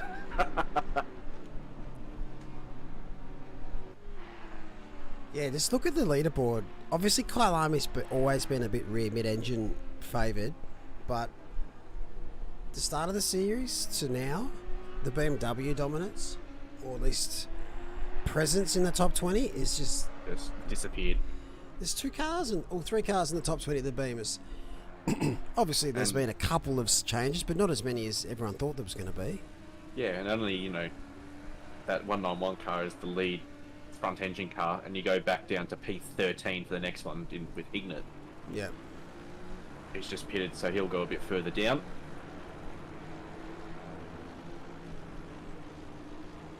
Then you've got the Bentley around here that's always been very good, but it's no longer competitive BOP enough. friendly. Yeah, it's not competitive enough across multiple circuits to warrant being in an endurance series at the moment. I don't know if that'll change, but yeah, it's a sad state of affairs for the front engine cars. Even the Mercedes has gone downhill massively in terms of popularity and performance. And that car's a beast. I think I remember early series of sprints. It was just such a fun, aggressive car to... Here it is here. This is It the was Evo. a beast in a straight line. It was just hilarious at Monza driving past people in that thing. Yeah, Monza and Imola when it was the Evo version. But it hasn't been as good, the Evo, compared to its predecessor. But still a mean looking car. I think if I was to get any of those cars for my daily driver out there, it would be potentially the Merc. Merc or the Aston for me. I don't think I'd... Or maybe the Porsche on a good day. Wouldn't buy the Honda. Couldn't pay me to put myself in the Honda. Porsche seems a little bit too cliche. McLaren's not too bad. Ferrari's not too bad. BMW, well, I like the grille, but it's not everyone's mug of Milo. It doesn't seem to be in the same class as a road car as the rest of these cars as well, though. That's the other... That's very true. I think the road version of this car's fairly different. No, it's got the same grille, same everything. It's just a, you know, that car's probably in the late 100k price range, where everything else that we're seeing is probably 300 to 400. 400 plus. The Bentley's depending on 400k for the GT3 version of the V8. what I would do with 400k. Oh no, it wouldn't be. Yes. That's a lot of milk. That's a cow. I told my the milk guys how much milk I have a day, and they all like couldn't believe it. I didn't think it was that much. What are you doing? A litre? 2. 2 litres of milk. How about water? Or is that your fluid intake? No, I have about a litre of water. So I get a lot of fluid in a day. I probably drink 2 Maximuses or at least 4 glasses of like lemon water a day in between milks. So I like try to get the fluids really up. But yeah, everyone was like, "Oh my god, you drink 1.8 to 2 liters." I'm like, "Yeah, easy with cereal and iced coffee." I don't drink much coffee, like proper coffee, and I don't drink any energy drinks or shit like that. But that's my vice. I don't drink, so I get milk up me. What's your vice? Oh, flat lemonade. What was The that? weird flat like the Flat you know, lemonade. Schweppes lemonade. Something about it just helps me get through the day for some reason. So just buy McDonald's one night and then just leave the drink out for a bit. Ooh, what's going on here? Yeah, just got a Costco membership, so buy the slab of cans and crack them open, stick them in a bottle, and Oh, really? You actually love it that much? That's great. oh, it's I think it's great that people have their things they enjoy, especially when they're different like that. a fair bit more sustainable than red wine. So Oh, definitely. Some people love kombucha. oh nah, they offer that now when you give blood. So just Yeah. stick with the Gatorade, thanks. Yeah. I don't mind some kombuchas, but the ones that are like the early day ones are just vinegar. It just smells and tastes like vinegar to me. Well, what I've about turned you, off Chad? the- What about you? What do you drink? Turned off the milkshake machine at the place I give blood at, which is very, very sad. Assholes. What was that? I no idea. Just the one when I worked at, they turned it off was of course the day when I had a rough time giving blood. I don't know if you've ever done it, but occasionally, every now and then, just your body goes, "Nah, you're gonna pass out today." As I did that day, and Oh no. fell asleep in the chair and woke up and was like, "Oh, milkshake can make me feel better." Oh, the machine doesn't work. We're not. And I was like, "Oh, that's really, really annoying," because that'd perk me up. Yeah, that's frustrating. I've only really felt blood faint once after a blood test, but I hadn't eaten, and I was early morning. I don't think I had anything to drink either. Yeah, you don't want to go in those first was- thing in the morning. It It's was like a 70 recipe for vials of the disaster. fucker. Fun. But yeah, needles don't worry me. John says he milks almonds, cheaper than cow. Bit harder to milk than a cow. And you've got to squeeze a fucking lot of them to get 2 litres of almonds out, don't you? So Craig doesn't drink booze anymore, so pretty much drink orange and mango squash. Yeah, right. Yes. Nothing It's wrong with very that. 80s. It is very 80s. Yes. I do try and steer away from the carbonated stuff. Sometimes. But because I drink so much milk, I just don't really have time to drink anything else. I've only got one mouth. I do have 2 hands, but yeah. I do like a sneaky Coke with the whiskey though. Oof. Going back to the needles thing, one time, because I traditionally don't have plasma, because they, it's the whole, you can save 18 lives with this donation rather than 3. Yep. But as part of that process, they return your cells back to you, because obviously, they've taken the plasma, they'll give you your cells back because they don't need them. And then at the end of the donation, they give you half a litre of saline as well, just to equalise everything and make you feel a little bit better. Yep. But when the pump turns on to take you back into, from giving to returning, it just jerks the needle a little bit.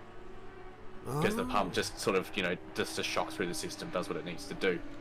And one of the jerks just sort of knocked the needle out of the vein, but still stuck under my skin. So it started pumping everything back into the cavity between my skin and my vein.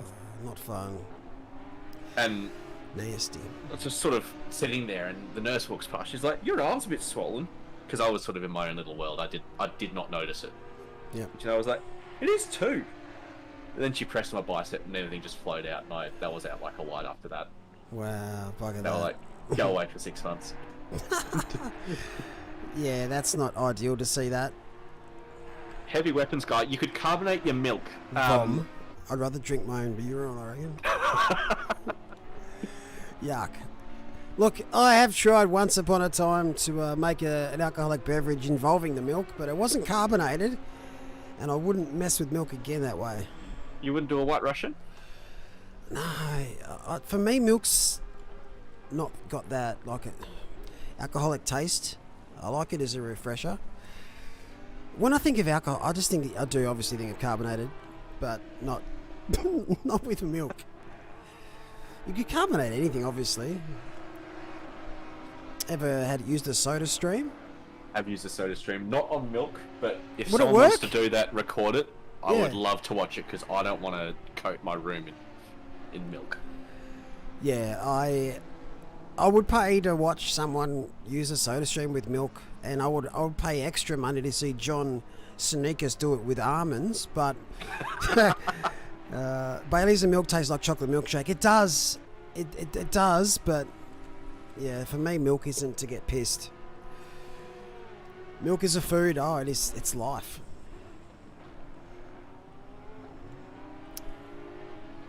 Finish off that conversation. Mike Reel has poked his nose into the commentary box, and if he's there, mate, welcome.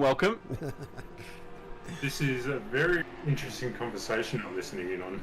Yeah, mate. Welcome. You're coming home with us. Yeah, I was thinking, what about Bailey's? What about Kahlua? All those milky sort of beverages? No, I can't do them. Mud slides or mud shakes or whatever they're called. Oh, the Cruiser mud shakes. They're nah. Potent as shit. I don't know how many of you out there drink a little bit of alcohol whilst you sim race. Obviously, you don't do it when you drive. Wink, wink. But sim racing, obviously, we don't have breathos and OOR, so you can obviously get as absolutely smaggoted as you want, but I don't recommend it. But do you? And drink? And if so, what do you drink when you sim race? Tell me. I would like to know, because I've got penalties waiting. Well, while we wait for chat to put in their worst efforts there, I'll let you know that I'm a terrible enough driver as it is that I don't need to drink to drive badly. Maybe balance you out. Has anyone got the old bar fridge next to their sim rig? I Sure. reckon 25% of people do. I'm going to say 25. That probably sounds like a lot. I thought about putting a fridge in my office, but I just don't have the space with all these other stuff, and I don't have enough power points. Pump in enough heat into the room that you've already got. Yeah, You these just don't monitors really wanna- enough. McLaren drivers drink tea. That's harsh. Yeah, but what type of tea? That's the tea is all right. I've started getting into the tea, but it's more. I'm going to sound such wanky here. You don't It's do more- the tea too, do you? No, green tea. I drink yeah. green tea. I like green tea. Good for the gut. Yeah, that's why I drink it. I don't know what my partner drinks. She drinks tea, but everyone says that the one she drinks tastes like dishwashing liquid. Is it Earl Grey? Lemon? No, Wait, are we going? no, it's an English breakfast tea, but it's a brand that they say tastes like dishwashing liquid. I'm like, are you sure you're washing your cups? I don't think you are. I'm not Rinse your sure cups. that's something that you'd want to advertise, is it? No. So in chat we've got Earl Grey is the only way, and chamomile, and it isn't close. Yeah, chamomile's a good shout. That's good for And you. obviously from John Boy, Rubos is the only tea. What's that? It's a South African one. I'm going to check it out. See, it's funny. I love milk. I don't have milk in tea. No, you don't put milk in tea. Yeah. It's wrong. Yes, Dad, if you're listening.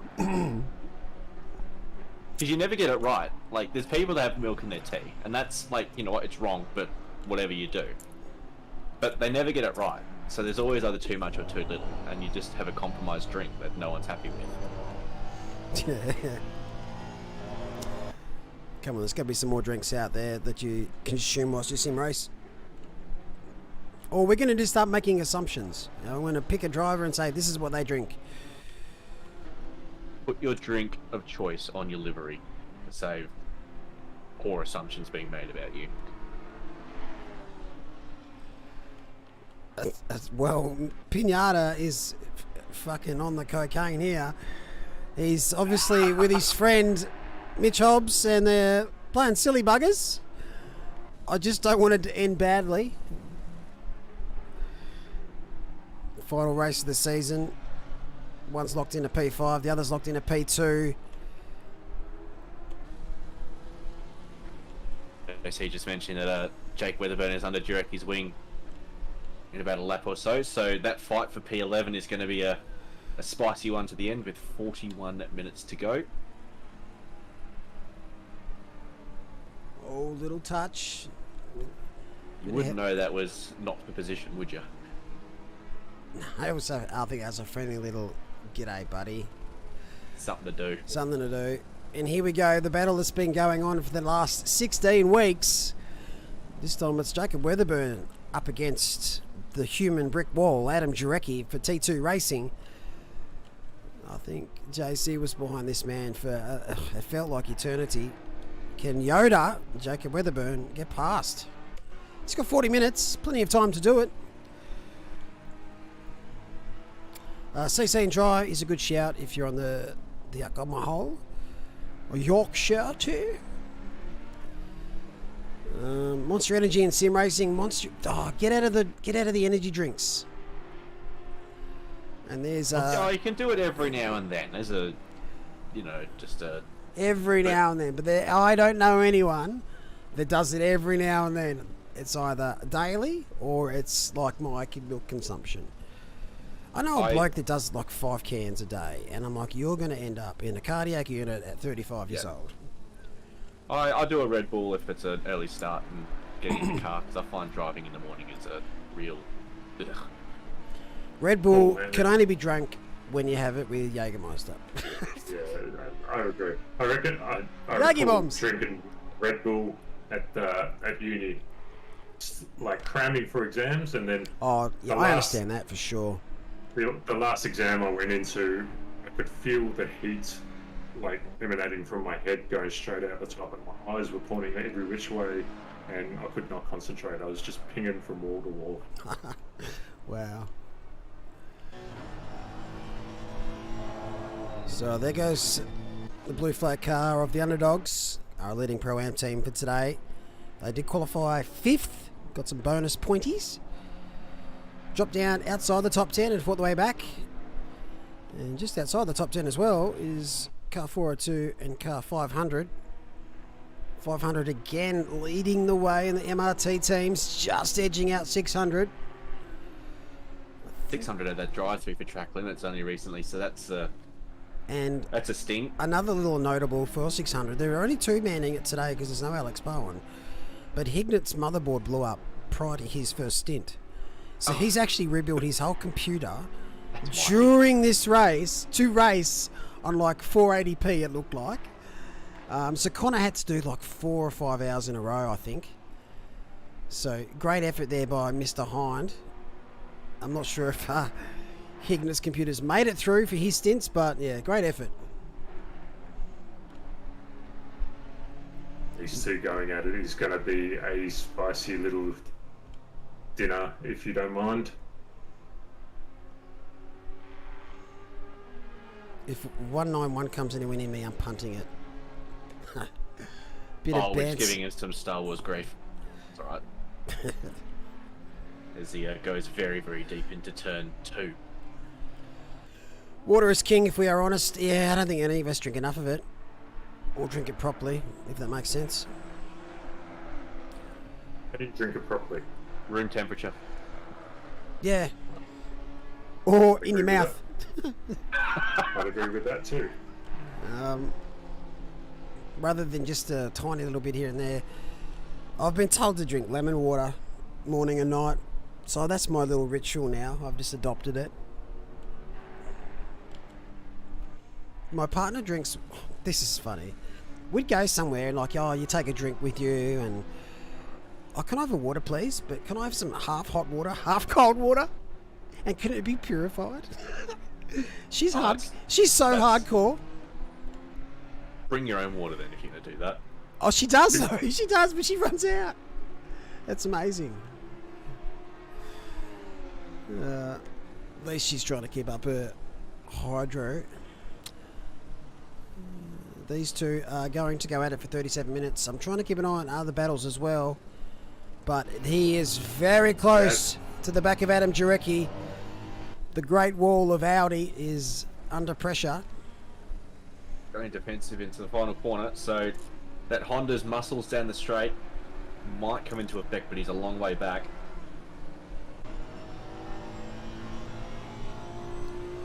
Yeah, Honda can't quite stretch its legs as much as it likes here at Kyalami. Audi's holding off its own, but it's still a strong car around here. And it is great to see only one Porsche in the top billion. It's such a different looking scene compared to our Pro Series. Obviously, when this season started, the Porsche was still meh for a lot of drivers, but it's improved in the last patch. And it gave it some horsepower. It gave it some horsepower. Exactly. And Lambs obviously didn't start this season off in the Porsche, so they copped a penalty for the car change. But they're making the most of it at the moment. See the long shadows coming across the track there, and we might see some of the drivers starting to struggle with the sun in their eyes as they come around. Good, that's how I want it. Barbecue and Sunset and Club. The best screenshots will be done in the next hour. The last stint, with the sun's just coming over and dipping under the horizon. I'm not sure if it's completely gone by 6 p.m. But it's a bit early here than other circuits as far as the sunset goes. It's already quite tricky to pick your braking mark on the track going into some of these corners. Obviously, the sun coming off at an angle gets a bit of a sheen. Try and find some good angles. I think looking up mineshaft would be pretty epic. No, I have to go Through the across. S's, there'll be some shadows there as the track sort of undulates. Was just about to shout out car 19. They had a miserable first lap and right at the back worked their way up to P22, and Dave Neighbours given himself a drive-through. So I didn't even get time to curse him. Around the outside of Sunset, decides against it. Probably a good option. This is a good view here. Cheetah, sunsetting at Cheetah. I do love the graphics and the visuals here for ACC, and the lighting's always been fantastic. Probably the best game visually for night racing as well. Unreal Engine's pretty handy for that.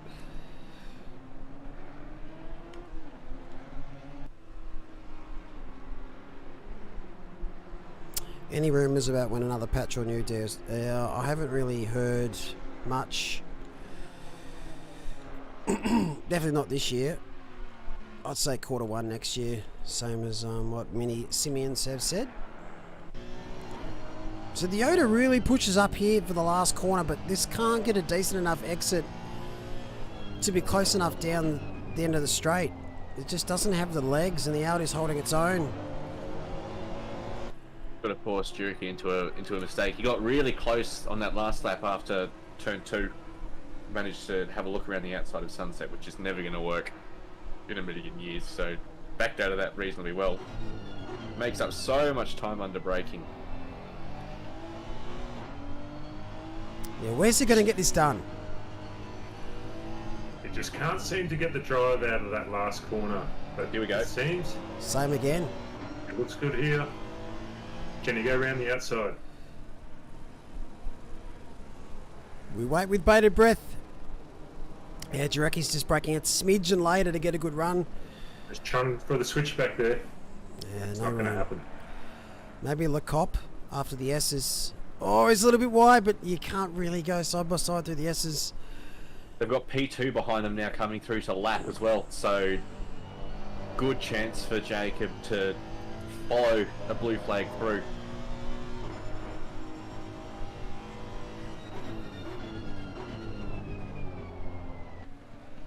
Up the outside there to lead the lap through. Yeah, try and Long way back now. get the suck. Is there another one? Oh, there's another one. So Pinata's just there as well for Mad Cow. So Yoda showing how it's done blue flags. Does it nice and early. And now he's just got to try and zoop in behind. You can see ahead that 2T is a couple of corners up the road. But hopefully it compromises Jareki's run down the straight. But you This is wouldn't a want to good get place off. to let people Yeah, through, it right here. is, but you want to do it in the braking zone because you're going to lose too much time. You reckon? Yeah, because if you're letting go of throttle at the start of this straight, you're going to lose so much time. But he's too far ahead. He's doing enough to stay ahead for now. Maybe into Given sunset. Jacob time to really sort of settle and get on the back of Pinata. They may really take advantage though as well, because obviously when they first let him through, he was compromised onto that back straight and left a lot of time on the plate. Oh, in the background, Bricks Racing is just getting very squirrely. But Jareki's he's just not quite close enough to Hobbs here. He's probably hoping that Hobbs gets a bit closer because he doesn't want to get off the throttle too much. Look on board with Hobbs.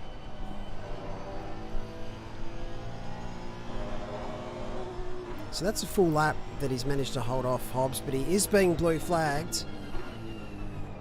Obviously we do have our blue flag rule. If you're within 1.5 seconds of getting blue flagged, you've got a few corners to get out of the way. So JC just pointing out in chat that Jacob's had a 5-second penalty for blue flags previously, so he's quite mindful of making sure he lets them through. Well, he might not be alone in that blue flag stakes. Now, Thurkalini, he's going to be blue flagged to all of those behind. And I think Adam's going to have to just get out of the way very shortly for Mitch Hobbs. But he's got a bit of a suck here from the BMW, so it's going to continue on for another lap. He's just moved over now, so I think he's going to let Hobbs go around the outside. And yeah, Jacob's right on the back of, looks like Pinata. Nice little battle for the last 30 minutes of this race. Now it's Thurgalini's turn to get out of the way. That's nasty for Tiniano. So many cars coming through. Yeah, just stay on the outside here of Sunset. It's a pretty good corner to allow them to get through. Let's go on board with Weatherburn.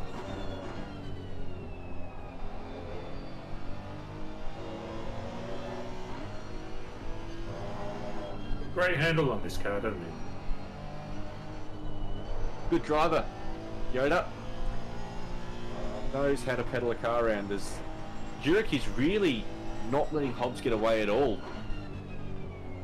No, but he's still getting blue flag for the car behind, so he might be able to hold up and stay with the car ahead, but he's got to yield very, very soon. The stewards will be looking at that.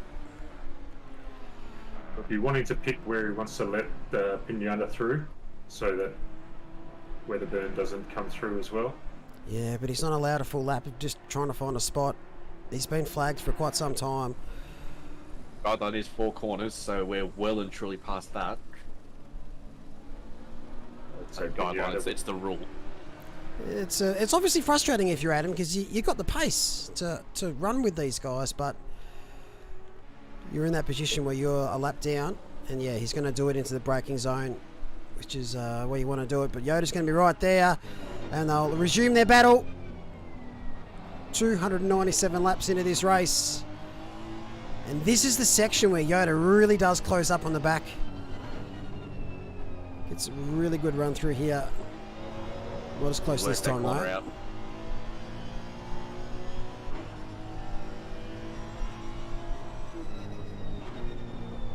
Oh, little mid-corner save there by Drecky. It's never a nice feeling when the Audi wants to step away like that, but he's done very well to control that car. Audi's in my never again list. How big is that list? Oh, it's fairly long. It's got the Audi on there about 8 times, but no, I haven't had much seat time in the Evo, because when the original Audi was out, I did a few races in the series and just did Audi things. They're Porsche things, but you got no idea why. The car's a lot better now, apparently, but it used to be really, really, really bad in the wet. I just couldn't make sense of it. Quick little car, though. See, I'm a Bentley fan. I'm a massive Bentley fan. It's just a shame that BOP. Oh, Jacob's very, very close to Adam now. But that Audi's just got so much speed in a straight line. Is he going to take a dive? I think he thinks better of it. No, he's going to take the punt. He's going to go with the option C, punt. Nice redress. Hopefully not too blue much flagged. damage on both parties. And now blue flagged again.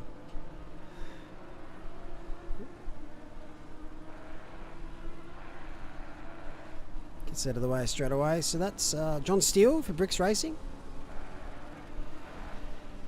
Got a sort of little outing today. UK represent. We'll go up ahead with 25 minutes to go. Our race leader up to his 300th lap. Well, the team is, not himself. That'd be monstrous. I reckon they'd do that. Oh, he'd do that. Loves a racing car, that man. So P1, P2 is 45, IB Racing. As I was saying before, they're on track to win the championship. If they stay P2, there's nothing anyone else can do about it. They will win the Endurance Series for this season. 96 car is P3. What was that? Sorry, mate? John in chat just mentioned that Matt Lamb's never won an endurance race at OOR. It's staggering, isn't it? But Had a lot of P2s. leads in P2s, and he's got a brand new steering wheel, so that's hasn't helped the rest of the field keep up with him.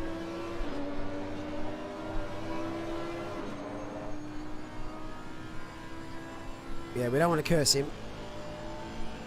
But Hometown Heroes with their third driver, they're sitting in P4. We watch closely here. They're 3 seconds behind the 96 car, but we do feel that these guys will need to pit again. And looking at that stint time, they're definitely going to have to pit again. So a little splash and dash needed here for the 96 car. So that'll move 191 up to the podium positions. How far behind's Pinata from P4? Hopefully not a lap. How good's this timing trick? Oh, it's once it gets to 3 hours into a race, it's just a nightmare.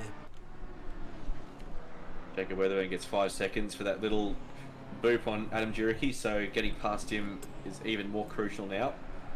I think Connor Hines fair way back, so it won't cost him a position necessarily, but now he's got to make that move and get past and try and gap, which won't be easy to do, as we've seen over the last few stints. As we've seen over the last 5.5 hours. No, yeah, 5.5 weeks. It's been 3 years.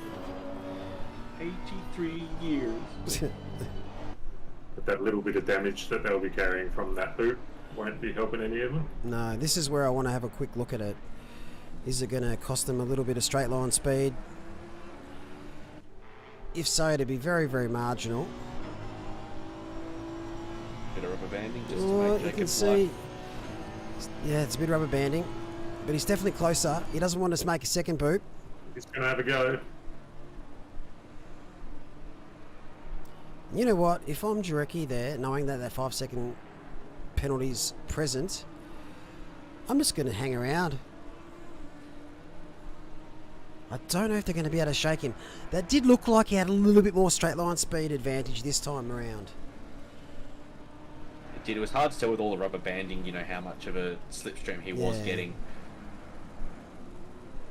But 22 minutes to try and get out there of 5 seconds. Just out. Oh, that's wide. Don't want to do that too often. You know what? It looked like he was starting to pull away from Jericho there, but Jericho seems to be coming back to him.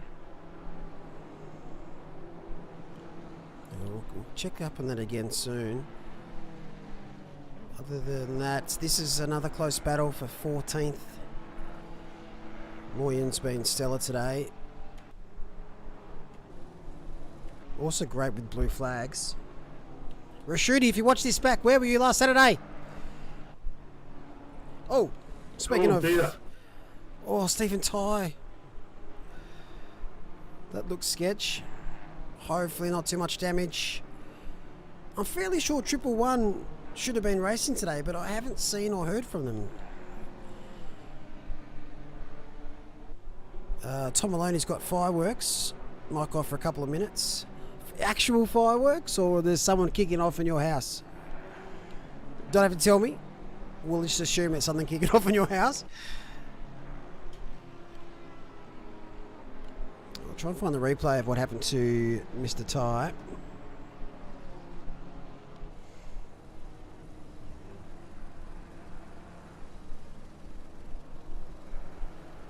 Where are we?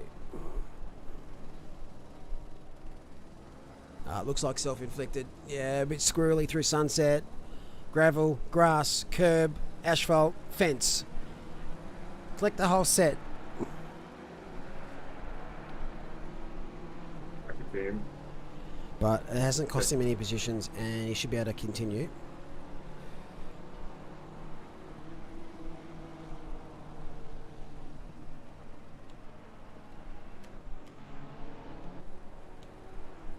Oh, is that in Melbourne? The fireworks is going off.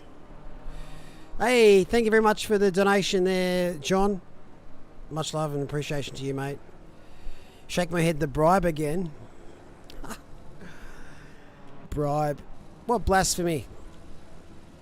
I'm not that cheap. I need 5 figures. I don't even know what I could do. What could I actually change here? What do you suggest, Mike?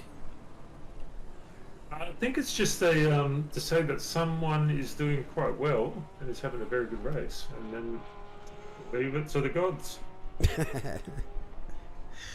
No, thank you, John. Appreciate it. If he bends it, I'll kill him. Then I'll break both his legs. Oh, look, you guys deserve a win, and then it'll be our first series that I've seen that we've had different winners in every single round. We'll never know about Zelda because we never got to finish it. But no idea. They did qualify P1 at Zelda. But they've also qualified P1 at Watkins. And obviously here at Kyalami. But Rockets Evolved, VTech, they looked very, very, very fast at Zelda as well. So they could have been 6 winners in 6 rounds. So, but you can't take anything away from how good they've been this season. Just haven't been able to get that top step, and maybe today's the day. It sounds like I'm trying to curse it, but so I'm going to go away from that team for now. We see this battle continue. I don't think Moyen's getting much closer, but you don't need to get much closer than this, really. Just got to sit there and put the pressure on, and hopefully that, well, hopefully for Moyen, that Rashidi makes a mistake. It's always funny for me saying Rashidi in something other than the Lamborghini. He loves it. And I hope to see him in the new Lamborghini Evo when it's released as well.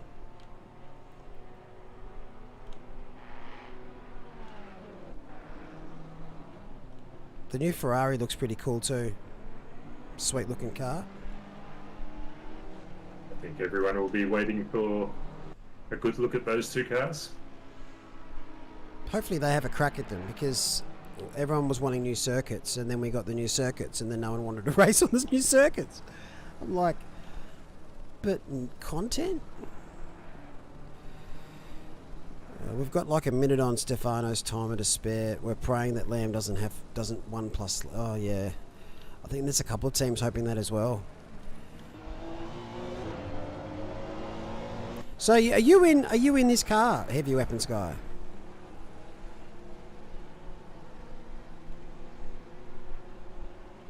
As usual, no Bentley love. Yeah, it's not through like it's just not competitive enough. And this series, the cars were locked in pretty early.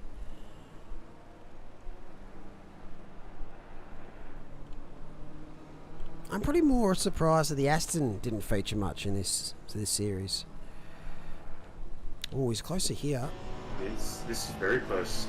This is going to be tasty. Yeah, it's Stefano's just defended that inside. There's just nowhere Moyen could have put that car. So now for the final 15 minutes, they'll be negotiating this sun, just setting over a beautiful circuit as Stefano goes very wide.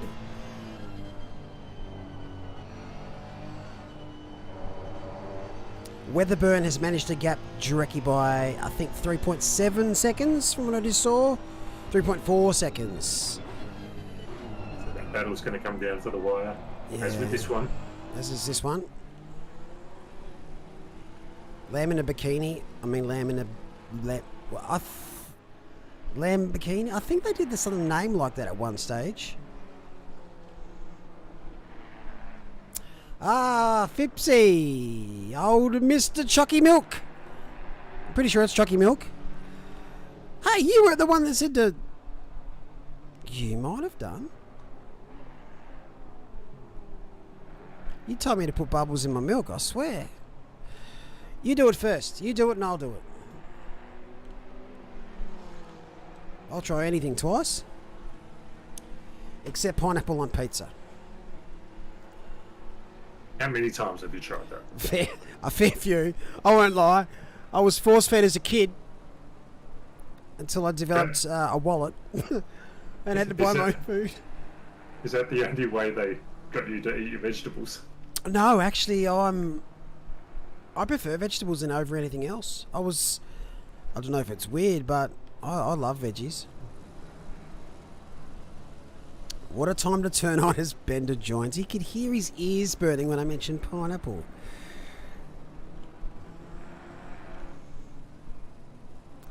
Tis, I hosed it in my last stint and had to do 50 minutes with 30 seconds damage. Oh, that sounds like pain.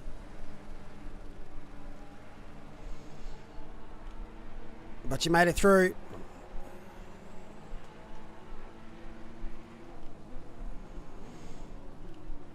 I think Tom's left, right, to go join these fireworks and start setting them off with his red wine. I think that's what Tom's doing. He's getting himself... Literally just come back and they were like probably a block over, so I could not hear anything over them.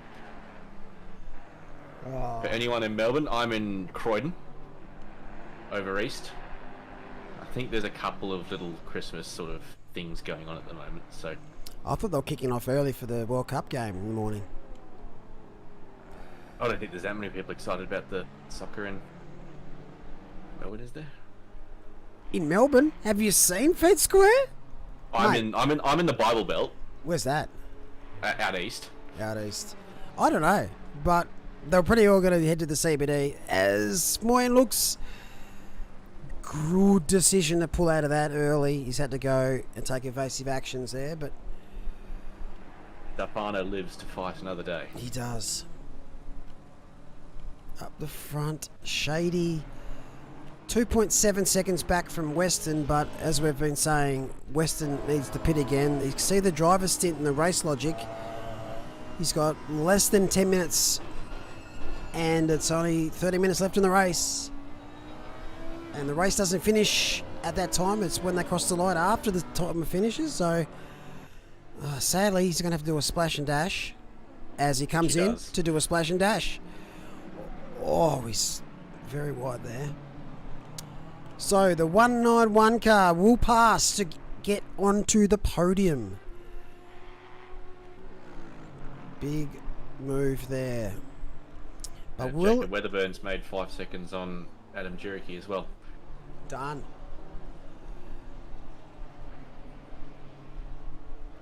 He's just running away a little bit now. Pinata, where's his car? He's a long way back. I think the 96 car is pretty safe to hang on to P4. So I'm just going to go update that sheet. You hope so. If it's just a splash and dash, he should probably be moving by now, but looks like he's still stationary in the pits. Maybe he's just going to go the whole fresh set of tyres and everything because he's got enough gap to the next car. He might also go for fastest lap, potentially. That's an extra 3 points. Benji Tran in the 74, drive through with less than 15 minutes to go. That is nasty. Oh, they're battling for the Pro-Am Championship. They weren't going to win it at where they were sitting at the moment, but that's definitely ruled anything out. So Weston's out of the pits by the look. So that swaps those two around on the leaderboard,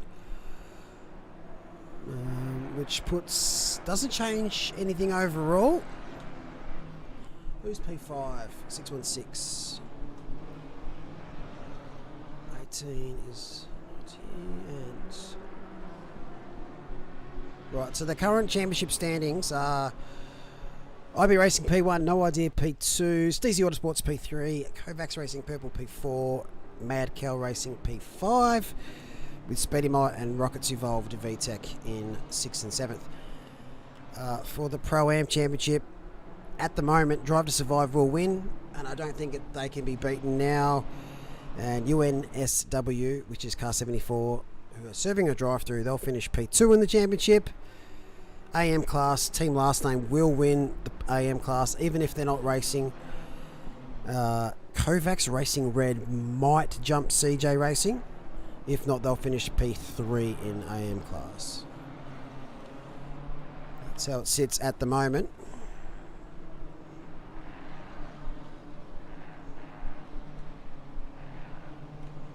Go back down to Moyen.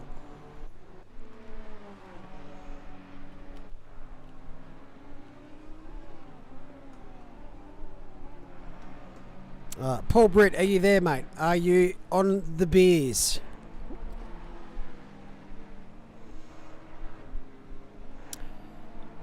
I think he will be reaching for one now if he hasn't already got one. On the beers. Beat up. Lap in front. That must be a pretty good tasting beer. I'm in Queensland. Isn't soccer wussy rugby with a round ball and unscores it? Basically, but I'm not a huge soccer fan, but I'm a big Australia fan. And I don't think we're going to win the World Cup. Never will. You have a chance to win the World Cup. But if we can knock out these soccer-playing nations, it's just incredibly funny. That's how I've always find the World Cup. Imagine knocking out Argentina with Lionel Messi. That's just madness. Yeah, but does anyone know any other players for Argentina? That's the big thing. Oh, where do you want to start? That play now. Oh, I was gonna start reeling off some old names. Yeah, but they don't play now, so my brother used to discussion. My brother used to follow them when Australia won the World Cup. I think it was Batistuta was an old striker. Pretty bloody funny. Bevis going for a 0-0 draw. Redmayne versus Messi in penalty. That would be content. I just want to. I don't know if my heart can cope with it, but their goal. everyone will be awake for that at least then, because then that's that's good 8 or 9 o'clock now. That's a reasonable time to be awake, and you're actually true. watching the result. That's true. I know the goalkeeper for Argentina because I follow Arsenal in the Premier League and he used to play for them, so that's Martinez. I can't think of many. There's a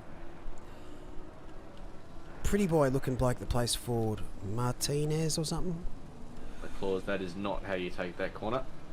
Oh, and Angel Di Maria. They're the 4 that I know. I couldn't tell you anyone else. Actually, I don't even know if I could name 4 Australian players. That's fair, because I can't. None of them have that same sort of star power like your Aloisi or Cahill had. Oh, Viduka, Bresciano, Or Viduka. Cahill, Harry Kuehl, Mark Schwarzer. Pretty iconic era. Didn't win shit though, but We beat Uruguay that one time, and that's all that matters. oh dear, it does. Does a wild bear shit? No, the saying is, does the Pope shit in the woods, or is a bear Catholic? You got to mix them up. If a bear yells in the forest, doesn't make a sound. Yeah, exactly, like that. That's a good one. Oh, Mitch Duke, 89th minute winner. I reckon I'll set my house on fire. No, I don't like soccer that much. I'll probably do an ACL jumping up and down. Does the bear shit on the Pope? Oh, I don't know what he's into, to be honest. That's a pretty progressive Pope. Progressive Pope. Tend to be quite conservative individuals. It is in my experience. 2022. It is 2022. You do you, Pope. I don't even know what Pope we're up to. But does the shit stick to his fur? That's the question. Oh, jeez. Thanks for joining. It's we'll talk about anything here. Been demonetized 3 hours ago, so it doesn't matter. Does a one-legged duck swim in circles? Oh, it depends if you're shooting at it.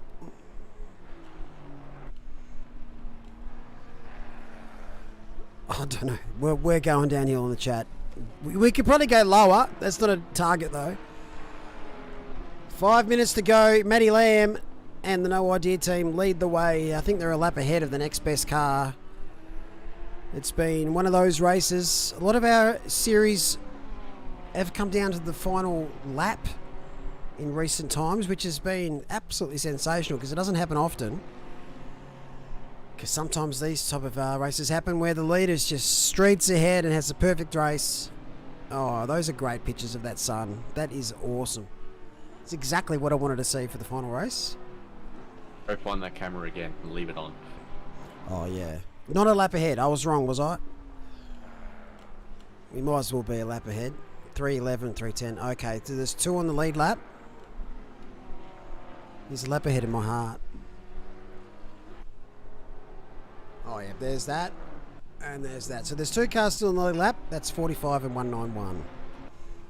Does Good. Matt Lamb go for the pit stop to take that purple lap back? No. Because imagine if they bin it.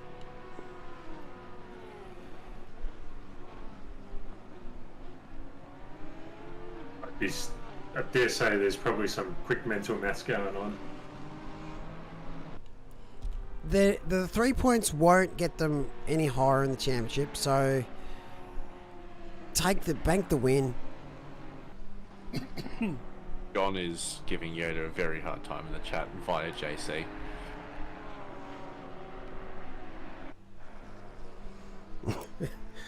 Are these all Star Wars jokes, I'm guessing? Because of his Yoda? Harry Potter. Harry Potter. Oh, he's that the one with Gandalf? Yeah, and the big red car. Yeah, wicked. Yeah, they deliver emails.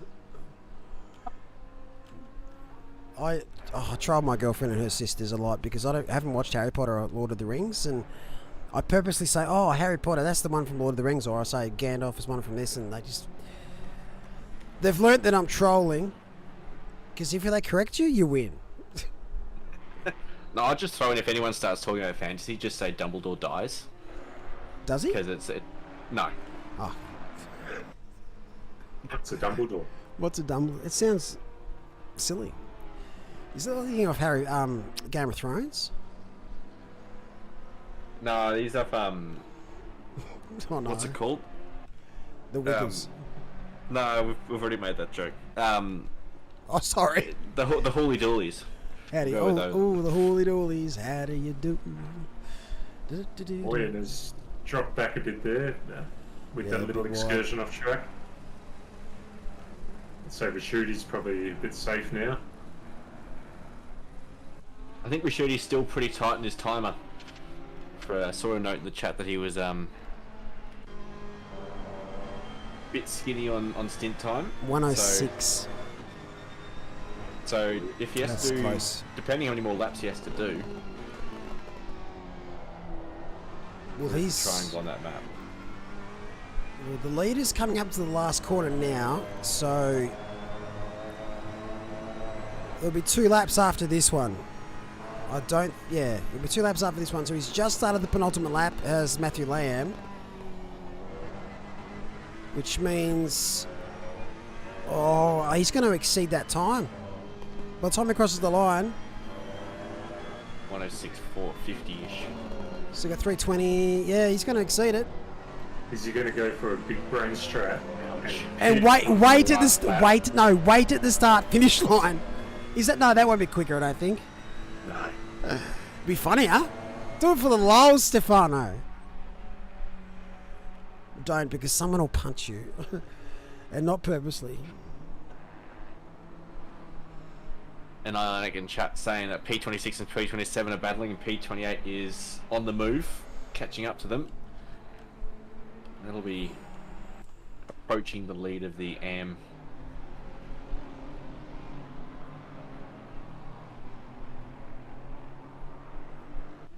Yep, there's Jesse McLean in the Kovacs red entry, Aaron McIntosh in the Soul Lexus in the field, and Zach Graham in the 421 Audi just in front.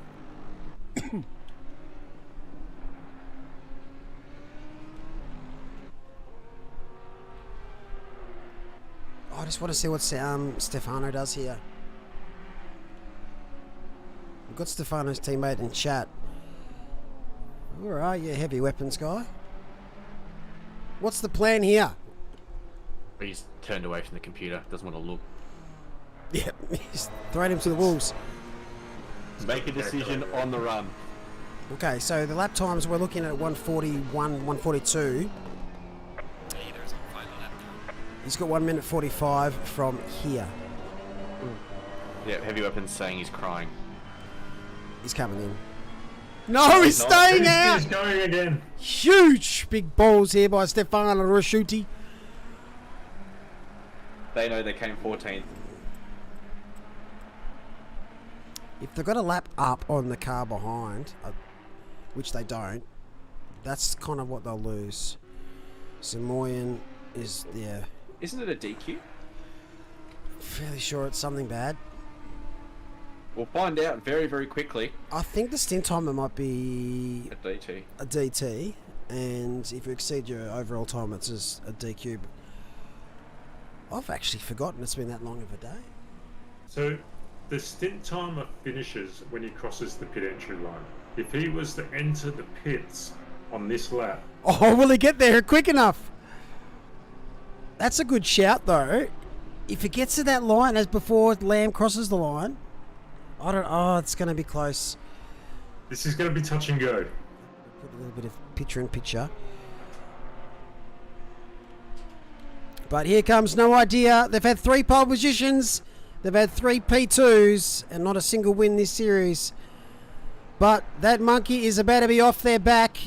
Paul Britt, skull mate, because Matthew Lamb is about to bring it home to get a win here at Kyalami to finish off the Endurance Series. Congratulations, guys. P1, Kyalami 9 hours to No Idea. Stellar effort. And good rip to Stefano Rasciuti. Oh, he's got to be close. I'm just checking this one. Is he going to take the pit? He's He doesn't take the pit. 6 seconds over. But how far behind is DT, there it is. Yeah. That's going to be 30 seconds. Seconds behind, so he'll lose. We'll see how far behind Carpenter is. Carpenter laps 3:10. Oh, he might not lose too much because of how long the race has been. So there might be a few lap gaps. But bringing it home for Worn Tyre Tribe's IB Racing, Mitch Hobbs, they're going to pick up the P2 here and win the Endurance Series for the season. And they've been absolutely stellar and thoroughly deserved this win for the series. Ali Rudin, Marcus Van Vliet and Regan Herbert, with Mitch Hobbs jumping in the team today. So congratulations IB Racing, P1 in the Endurance Series. Awesome effort. And bringing home for P3 today is Kovacs Racing Purple. They're going to finish 4th in the championship. They've had Shady Samuel in the car, joining the Sneakers brothers. So well done, guys, and the Kovacs Racing Purple team. P3 today at Kyalami 9 hour. I just want to try and flick over to Joshua Vetica. That's the Drive to Survive team. They're going to pick up the Pro-Am Championship with Benjamin Tran and his teammates. They're going to be P2 in the championship for Pro-Am. I can't flick to the AM Championship team because they're not competing, and either is P2. So well done to Kovacs Racing Red, who are going to finish P3 in the championship. But let's just look at this from a reverse angle. The 959 car is going to get the win here, the AM class, at Kyalami 9 hour. Kovacs Racing Red, and looks like team first name. Pro-Am, we see 787 cross the line of P1. 28 aren't actually Pro-Am, so it's crossed their name out. 2T Racing P2 and Drive to Survive P3. And that is Endurance Series done for 2022. Beautiful. How good's that? What an awesome round. What an awesome round. After the dramas at the start for round one, it's been great to see so flowy through the rest of the rounds, and it's been so tight and close across all of these races. We've had 4 rounds with 5 rounds, 5 different winners. I think so. Oh, just I don't remember any duplicate winners. So yeah, so round 2, we'll start from round 2. Round 2 winner was IB Racing, our championship team. Round 3, we saw Happy Laps with Bakita, Hunter and Houlihan. At Spa, we saw Stacey Autosports pick up the win. Silverstone, we saw Kovacs Racing Purple get the win. And right here, we saw No Idea get the win. So that's 5 rounds, 5 different winners. Couldn't ask for a better series, to be honest. That car's needs some work. Well, thanks for joining me in the booth today, lads. Absolute privilege and pleasure to be with you guys. Yeah, always good to finish off a race in a season in the booth. Good fun watching. Thanks for having us. Anytime, sir. Anytime. I'll just go over the standings again for the series. I've kind of quickly thrown them together. They're very provisional if you're looking at that spreadsheet. So in Pro Class, I'd be racing P1. P2, I've got No Idea. P3, we have Steezy Autosports. In the Pro-Am class, Drive to Survive P1. UNSW P2. And I'm pretty sure Macca's Special picked up P3 in the Pro-Am. In the AM class, team last name gets the championship. CJ Racing P2 and Kovacs Racing Red will finish 3rd. And after 6 rounds, 5.2, that is us done and done for the Endurance Series for this season. Thanks everyone in chat. Thanks all the drivers for a stellar work. Most importantly though, thank you to all the stewards and the organisers and help that we've had here to make the series what it is. And all you livery designers out there, you've done an absolute stellar job. So this is the first series we've done with full customs, and you haven't disappointed. You haven't disappointed whatsoever. So we've got a little bit of a break now for the new year. The first round of the next Endurance Series will kick off 1 week after the Real Life Bathurst, I think. I'm pretty sure that's where we locked it in. So that'll be the Bathurst 12 hour. Keep your eyes out for the registration sheet, which will open fairly soon to get that ball rolling. few nice changes for the series to make it a bit more flexible for all teams and drivers. But hope to see you all back racing again in the next season. Until then, next week we're off to Nürburgring for the Sprint and Pro Series, as well as the Rookie Series. F1 returns tomorrow night. It's the second last round. I think they're at Imola. That's a fucking guess. Yeah, Imola. I can't believe I remembered that. And then next week we're off to, well, the week after Kyalami again for the final races of the season and the final F1 race of the season, which is at China. I think that's right as well. Hold on. Phew. Anyway, thanks again, chat, for joining us today. It's been great as always, and we will talk to you all soon. Thanks, comms. Thanks, chat.